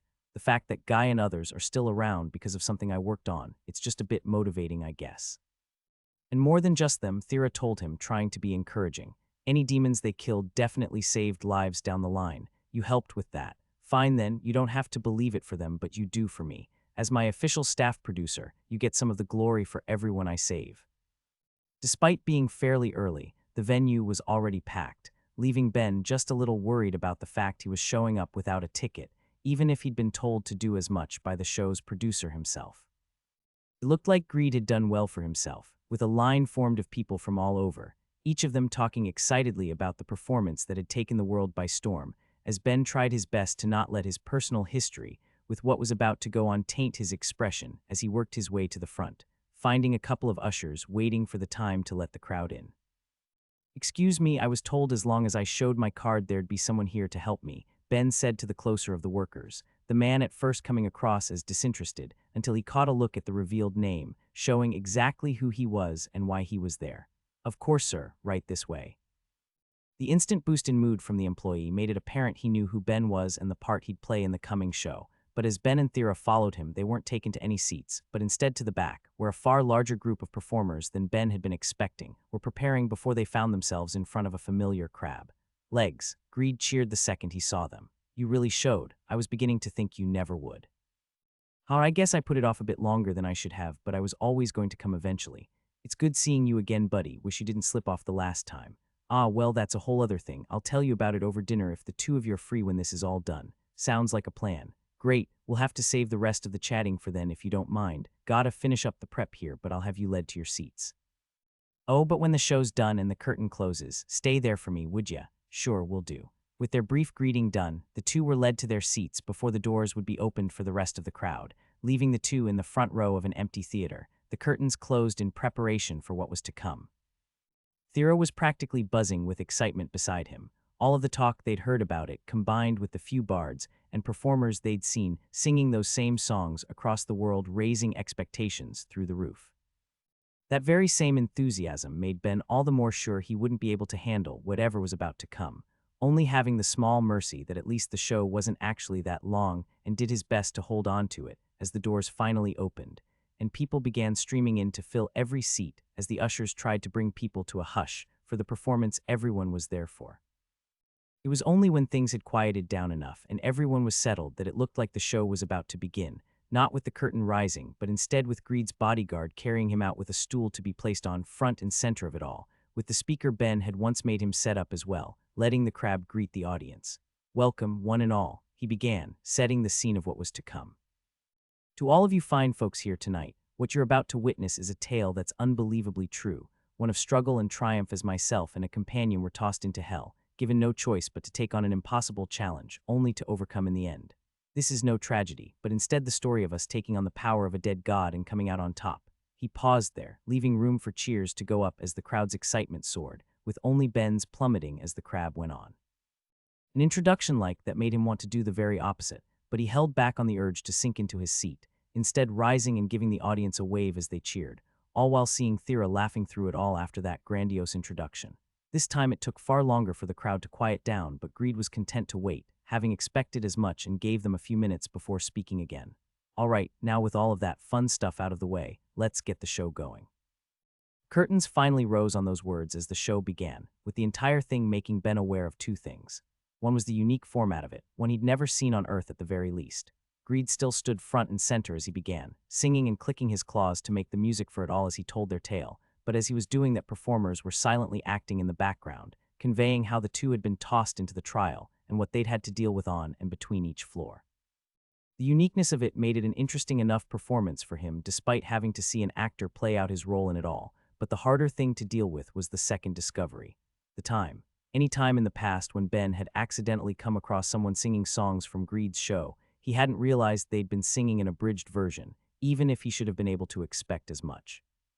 The 15 minutes he'd heard on the streets obviously wasn't going to be enough for a big performance like that, not if he wanted the crowd to get their money's worth. But that meant Ben was fully unprepared for the 2 hours of music he had to face, every line about his supposed heroism chipping away at his sanity until it finally came to close, with no encore of any more of his exploits to thrill the crowd. Not that they needed any.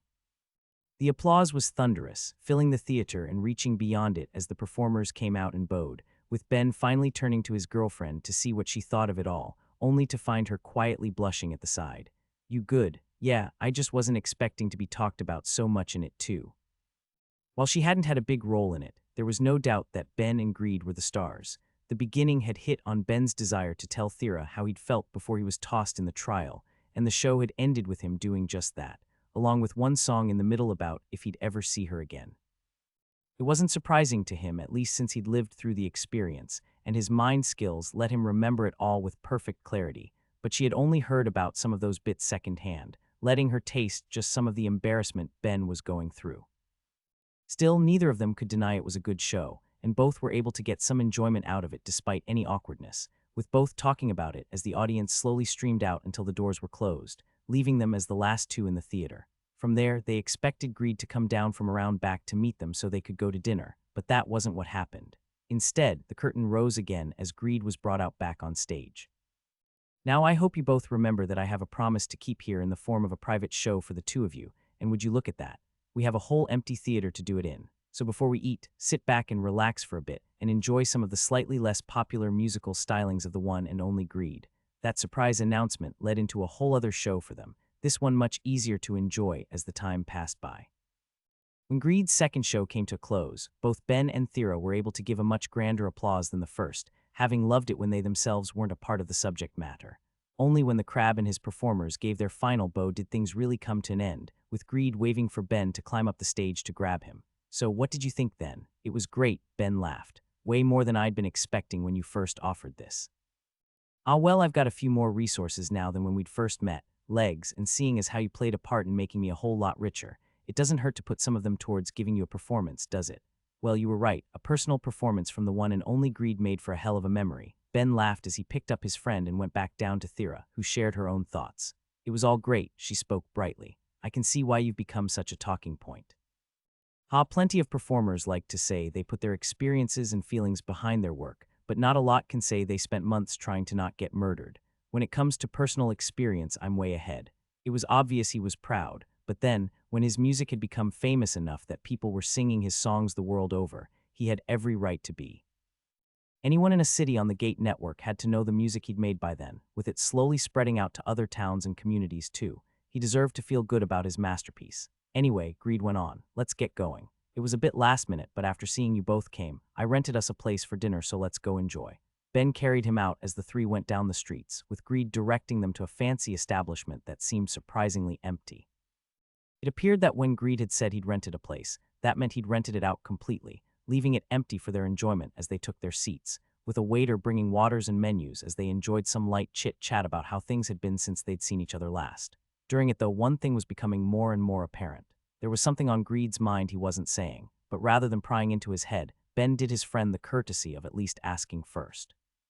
So when are you going to say whatever it is you want to talk about, buddy? I suppose it helps cut the crap since you're a mind reader, but I'm not exactly a fan. Hey, I haven't read your mind yet, but I'm going to if you don't just tell me already. All right, already. So the thing is, I kind of invited someone else to join us a little later. A woman. I get where this is going, Ben nodded wisely. This entire thing's a trap to catch her trying to kill you in the act.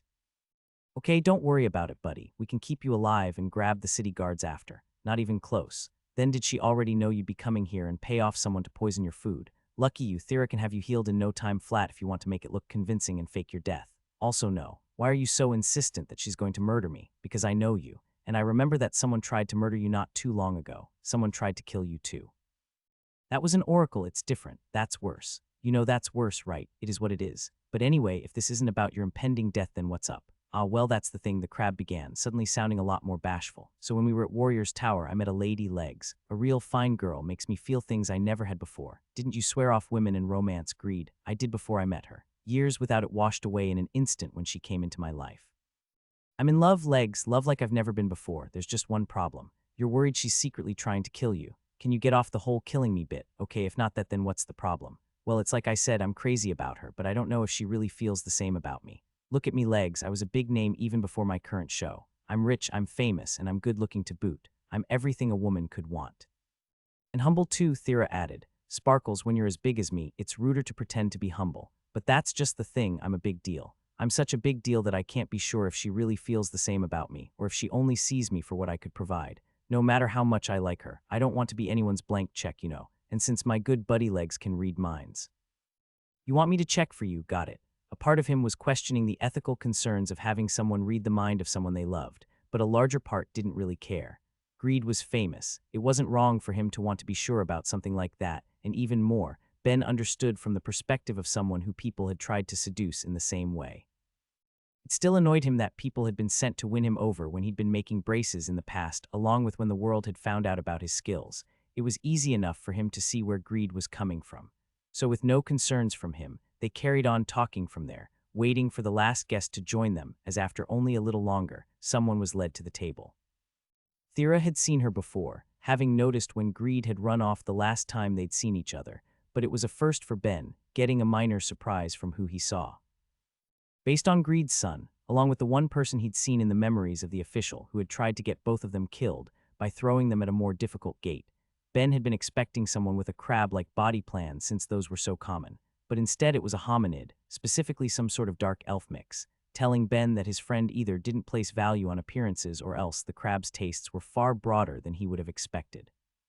"Baby, I'm so glad you could make it," Greed told her happily. "Sorry for the last-minute invite. It's fine, Greed. I'm just happy to get the chance to meet your friends. It's a pleasure. I just hope I'm not interrupting." "Not at all," Ben told her, giving his hand while he was already digging through her mind and memories. "The pleasure is ours. Anyone who can make my buddy happy without wanting to kill or eat him is okay in my books." "Ha, well, he does look like quite the snack."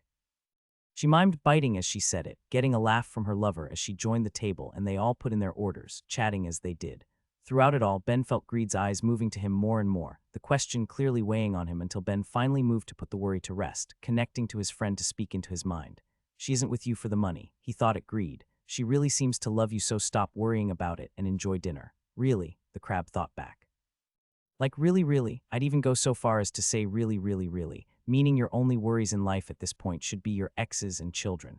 And I guess treating her well enough that she won't try to kill you if you break her heart." "Absolutely not. You really are the best, Legs. You don't know how much of a weight this is from my mind."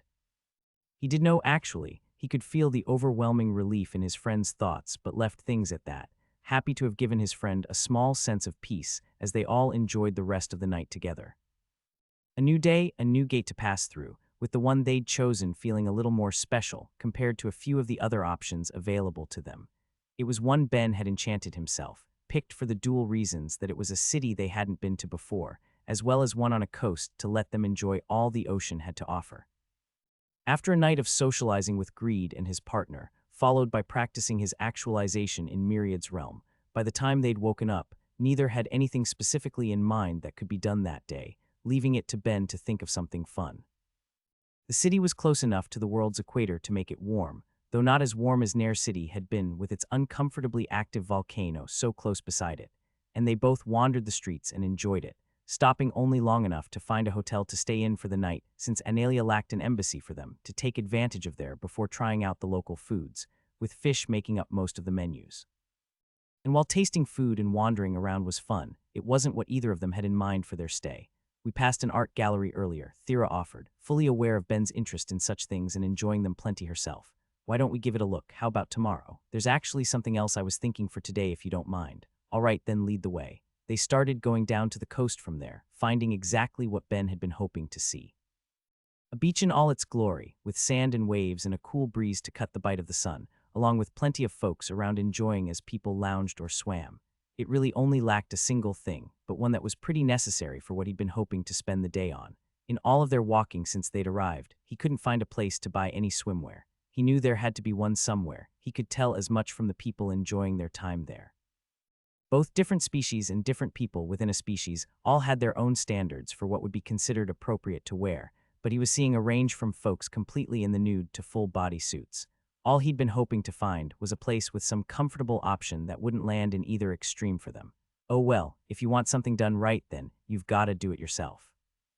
With no other choice, Ben materialized something for himself, looking like the sort of swim trunks he would have used back on Earth, as he used his magic to construct a material that would be both light and flexible enough to act as fabric without absorbing water, all while Thera watched, shaking her head as she did.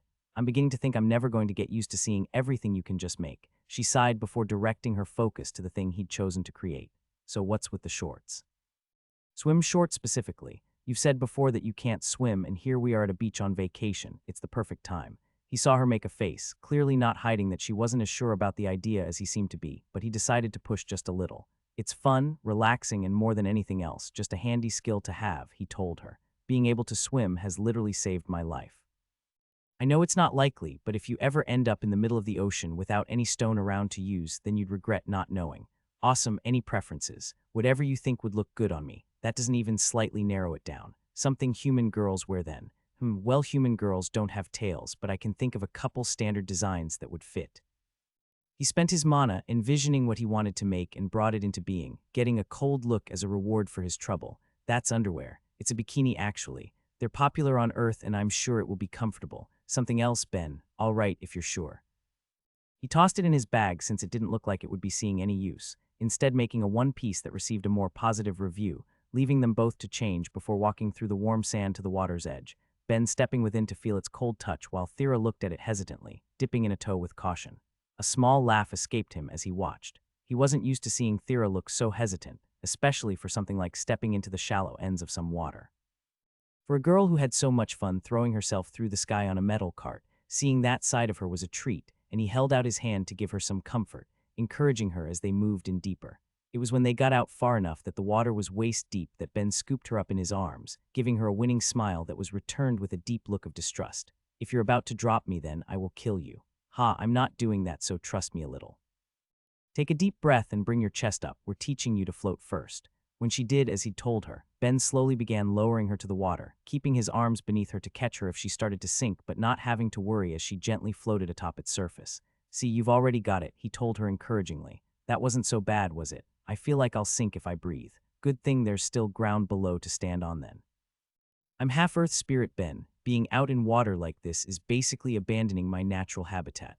I know spirits of all types come to our very landlocked Stonewall," he laughed. "You aren't going to convince me that Earth spirits can't be around the water at all." Still, he gently took her in his arms to help stand her back up before switching to trying to get her comfortable with kicking, and then learning basic forms after as ever so slowly, Thera let herself become comfortable, eventually even having fun as she enjoyed the feel of the water around her with Ben nearby. Despite learning to enjoy it through, she never got the skill as the hours wore on, only growing tired by the end. No matter how much strength and stamina one held, doing something unfamiliar was always going to take its toll, and as the time went on the two eventually left the water to sit on the beach and watch the waves. "So what now?" Thera asked him as she leaned her head against his arm. "You seem a lot less tired than me." "Ha, I have boundless energy," but for now he trailed off, thinking of what to do.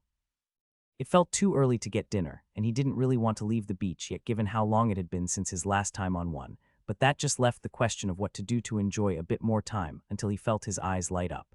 Exerting just a bit of his mana, he created what he viewed as a mainstay of beaches everywhere, a tiny shovel and bucket. "Well, Miss Earth Spirit, if water isn't your thing, why don't I teach you the joy of sandcastles?" Despite a bit of soreness in her muscles when she woke up the next day, Thera couldn't deny that going to the beach had ended up being a lot more fun than she'd expected. Even if she never managed to fully get the hang of swimming, it was something she'd be willing to do again, and despite how childish the following activity had seemed at first glance, making sandcastles had been an entertaining way to pass the time, especially as a crowd had gathered to see what Ben had made.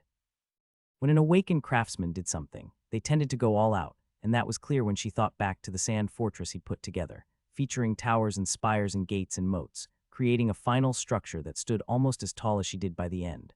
Something like that was sure to draw eyes, and by a certain point, she'd stop to watch as well, enjoying the look on his face as he created something for his own enjoyment instead of beating himself down to create all he could for the war. He already seemed less tired than he had before they'd left to enjoy just a bit of time off, a success given that was the goal of the whole vacation, and she gave him a bright smile over breakfast as they ate at a cafe they'd found in their wanderings that morning. "Feeling good?" he asked her, not knowing that her smile was from getting to see him looking so bright. "Of course, so what should we do today?" "I have an idea for a couple of days from now, but nothing for today. How about you?" "There must be something you want to do on this big wide world." "Something I want to do, huh?" It was her vacation too. It wasn't unreasonable that Ben would want her to try and make some choices herself, but there was nothing that really came to mind. She was content to just wander around some new places to see what they had to offer, but it wasn't fair to leave all of the decision-making to him, so instead she said the first thing to pop into her head. "We did talk about checking out that art gallery we passed yesterday, right? Why don't we try that?" "Sure, that works for me. I'd love to see what a place that only just got on the Gate network managed to put together."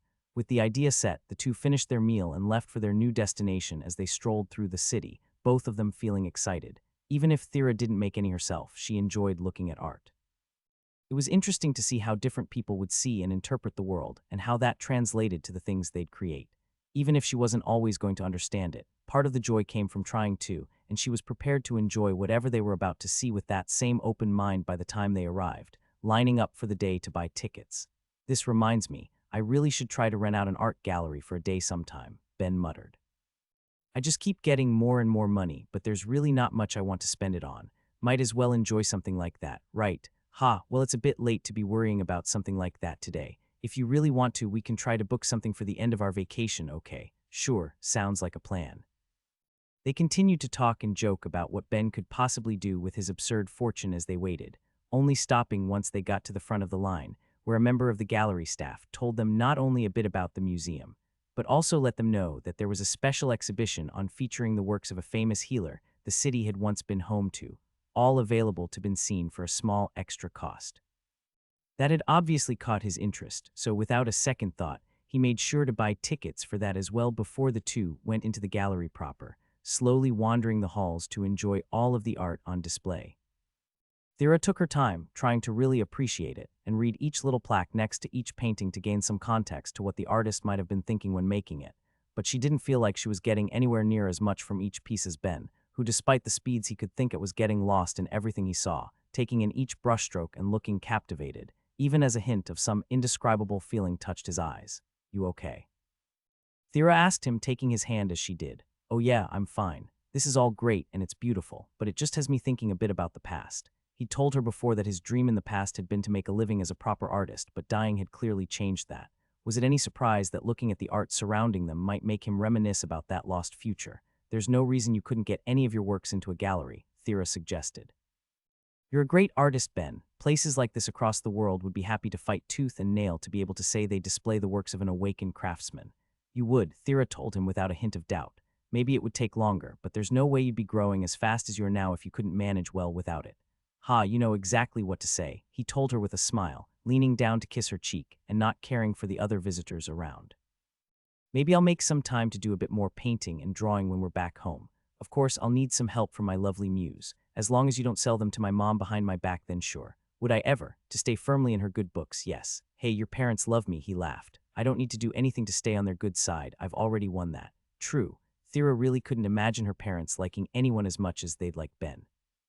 Not just because he was her partner and had managed to bring her walls down, helping her make friends and come into the world in the process. They had both seen firsthand how hard he was willing to work for her. From making her braces and staves to helping finally free her of her charm, the chances of anyone else looking nearly as good in their eyes were going to be nil. And my eyes too. Feeling that bit of positivity coursing through her, she slipped her arm through his as they continued through the gallery, enjoying all it had to offer until they wound up at the end of the main exhibit, leaving them with only the special one left as they both showed their tickets and entered, while Ben quickly scanned the pamphlet they'd been given. Unlike most of the rest they'd seen, the new exhibit was filled with statues of all sorts, showing the makers' skill as they walked through the early works to later ones, showing as they slowly changed from creating small animals to eventually capturing the different races of the world. Apparently none of this was found till after the artist died, Ben told her, his eyes gleaming at all he had to see. "Found piled up in her basement, can you believe that? This work is incredible." She really captured the feeling of life with every bit of it. "God, now I'm so glad I enchanted the gate here. With stuff this good, it's great that her name and fame will be able to spread a little, even if it's in death." "Ah yeah, you okay, Thera? I think this is just speaking to me a bit less than it is you. I'm fine." Something about the exhibit around her was bothering her to no end, scratching at her mind as she looked at it all. Every bit of art she was seeing was impressive. She couldn't deny it, but she couldn't make herself like it the way she had some of the other works she'd seen, and could only tell herself that it probably just wasn't for her as they kept going through, listening to Ben talk as they did. She really managed to capture a level of life in each statue too. With everything here just talking about her work as a healer, it does make me wonder if she had any earth magic too. Would definitely help with doing some of the finer details. Earth, oh God. Thera froze in place as he said it, feeling her heart pound as she stopped to really stare at one of the statues before her, taking every detail in with all of the senses she possessed. "Ben, I'm going to do something, and if I'm wrong we might get into a bit of trouble, but I need you to back me up here." "Okay, what?" He could hear how serious she'd suddenly become and wasn't going to stop her. All he needed to know was what to do, which she appreciated. "Just make sure nobody stops me." Without another word, she crossed the boundary that divided her from the statue, hearing a shout from the staff but ignored it as she focused entirely on what was before her, trusting Ben would handle things for her as she placed her hands on the stone cheeks before her. By all accounts, she was staring into the stone eye of a cyclops that had been produced under the hands of an expert artisan, but she believed there was more to it than just that, and moved her mana to see if she was right, feeling thousands of points leaving her all at once as seconds ticked by without a change. For the briefest of moments, it did make her question if she was wrong, if she'd been too on edge, and was about to have a very awkward talk with both some city guards as well as the museum staff. But she kept trying, only taking her hands away the moment she felt her mana snap into place, ending with something far worse than simply getting kicked out of the city as notifications filled her head. Despite the levels, there was no joy in them, instead only sinking horror as she looked at all of the other statues that filled the room before directing her attention back to the Cyclops in front of her, unpetrified and very much alive, free of the curse that had been placed on it centuries prior. Just make sure nobody stops me. Ben wasn't given time to ask what she was going to do before she'd already crossed the boundary to the statue, leaving him to deal with the yelling staff who'd come to stop her as he rushed over and held them back, trying to be as reasonable as he could given the circumstances. Now I know this probably doesn't look great, but there's definitely a good reason for this, he told the two he'd grabbed in his arms, all while trying to keep an eye out for more as they screamed at him. They'd already drawn the eyes of the other visitors, but that was always going to happen in a circumstance like that. Ben could only hope that none of them decided to join in on the chaos. The bigger the crowd that tried to push past him, the more he'd have to do to hold them back. His only option was to try to hope that Thera finished whatever it was she was doing quickly, and after a minute it seemed she had. The staff had stopped their yelling and thrashing, while the visitors who'd been looking were wearing expressions of either confusion or horror, giving Ben the leeway to look at what she'd done before coming to the same horrible understanding as she had. In front of Thera was no longer a statue, but instead a man, one free of the petrification that had to have been placed on him hundreds of years ago, as what happened all came together. Ben had wondered if the famous healer, an awakened life mage, who had supposedly created all of the statues surrounding them, had been an earth mage as well, and it seemed the answer was a firm yes, granting them access to the spell. They'd need to do such a thing with the implications of what that meant for every other statue in the room clear as Ben turned his thoughts upward, needing some higher powers to give their input as he screamed into his head. Myriad, HELORI, Anyone listening, answer me right now, his god asked as the others made themselves known. Nair added, with Analia speaking up next. Helori told her, so not the time, guys. Take a look at where I am and then notice that every statue here is actually someone who's been petrified for a couple hundred years, and let me know what the hell to do about this. The gods yelled in one voice before quickly talking amongst themselves and deciding that they needed to inform the others, leaving him alone with Myriad. You know, I called all of you for advice, not to wait for you to figure it out yourself. Shit, right. Taking his god's advice, Ben dropped the two members of staff before rushing over to her as she tried to handle the very disoriented Cyclops, looking like she was feeling deeply out of her element. But how could she not be? How was one supposed to tell someone that everyone they knew was likely long dead and that they'd been brought back in the middle of the world's dreaded invasion? That shouldn't have been a job for anyone, let alone her. Where am I? The Cyclops asked in a panic. I was going out to dinner and then what's happening? Just try to calm down a little, Thera told him gently. Take a seat. I'm a healer, you're okay, but it's just going to take some explaining. Despite what she was telling him, though, the worried look in her eyes was only making the man panic more, making him try to dash off before immediately being caught in Ben's arms. Myriad, give me permission to tell Thera to put him to sleep. His god said despite the laws about casually using mind spells on people, and he connected to Thera to tell her exactly that which she did without argument. While normally she would hesitate, it was obvious that she felt out of her depth enough that having the gods give her an out was a welcome opportunity, and with a quick exertion of mana, the man fell in Ben's arms. All that leaves is everyone else around. Okay, I'll do something. Gently placing him down, Ben turned to face the crowd of onlookers and yelled for their attention. All right, as you've all seen, we have a bit of a complicated situation on our hands. As the apostle of Myriad and acting representative of the gods, I'll ask all guests to leave the gallery for the time. As for the staff members, one of you go and pass that message along to the rest of the staff to lock up for the day and gather here. The air of authority he'd given himself by saying he was both an apostle and a representative of the gods seemed to have helped, since not one person tried to argue with him after. The visitors flooded out and seemed happy to, not wanting to stay to deal with whatever was going to happen from there, while the staff went to close the place down while gathering the rest, leaving a few moments where it was only going to be him, Thera, and the now unconscious Cyclops alone in the room. You okay? He asked his girlfriend the moment they had some privacy. No, this is really too much. I know, just do your best to relax. I've told the gods I know and they're talking to the others to figure out what to do from here. Just take a seat for now. I'll handle talking to everyone for the time being, okay? No problem. It wasn't long after that brief exchange that the staff came back, all of them looking uncomfortably worried given whatever word had managed to spread around in that short time. Okay, first things first, which of you would be in charge here? I am, an older man said, stepping forward and looking as nervous as the rest. Okay, so I'm not sure how clear it was to everyone, but it looks like everything in this room probably wasn't sculpted, but instead petrified. Obviously, this is a complicated issue that nobody could have expected, and the gods are currently discussing it. Now, can anyone tell me if this is the entire collection, or do you have any more of the statues somewhere? There's about a dozen more in storage. Jesus Christ. I don't believe so, no. Okay, good. Now for the big one. And have any of them been damaged and repaired? Ben had no idea what would happen to any of them once they were unpetrified if they'd received any damage. Would scratches and chips translate to gouges and bleeding? What if an earth mage had repaired the damage or reattached an arm that had broken off? Would that properly unpetrify, and if it did, would that carry any long-term consequences? To his small fortune, it seemed the answer was a general no. While they couldn't be sure there weren't any scratches, in general the staff had made sure to treat the statues with extreme care, believing them to be the hidden works of their city's greatest healer. At the very least, no limbs had broken off and been reattached, at least as far as any of them were aware, which just means we've got to cross our fingers and hope nothing has been secretly damaged and repaired. Okay, this is probably fine. His god chimed in. It's called optimism. Now hurry up and tell me what we're supposed to be doing here, man. Like, should we even unpetrify them? It was an obvious question in the end. All of them would be coming back to an objectively worse world, their friends, families, and livelihoods lost to them, with the worst part of all that they'd be coming back to face the second wave. Rather than deal with the horror of all of that, wouldn't it be kinder to leave them as they were and then worry about awakening them if the world was lucky enough to survive in the end? It was something he thought was worth considering at least, but Myriad disagreed. His god told him. Ben let out a sigh. Fine, I'll tell her, but she's putting every one of them to sleep, and the gods can send someone over to act as a therapist when they wake up. She shouldn't have to deal with that.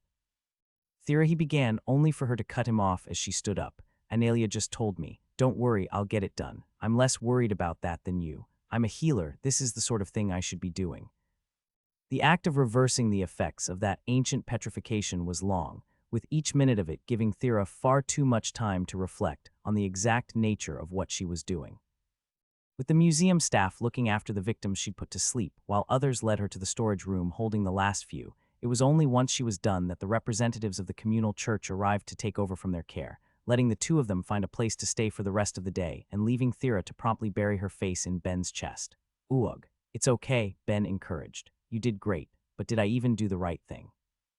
Thera asked him, feeling emotionally exhausted as she did. They're all starting over with nothing in the worst point of this entire planet's history, and I did that to them. No, some dead asshole did it to them. You saved them from an eternity of stone. You have nothing to apologize for. No matter how I feel, I shouldn't be taking it out on you. It's just, this is so, He understood where she was coming from, so he did his best to be supportive, holding her in his arms as the night wore on, as she struggled with the implications of what she'd done. Given that the gods themselves had asked her to reverse the petrification that all of those people had been under, it wasn't like she could have even said no, but that didn't make things any easier on her. Once the sleep she'd cast on them all came undone, and they'd be forced to face the new world they found themselves in, she would be the one feeling responsible for it all. It was too much to handle, but as Ben continued to try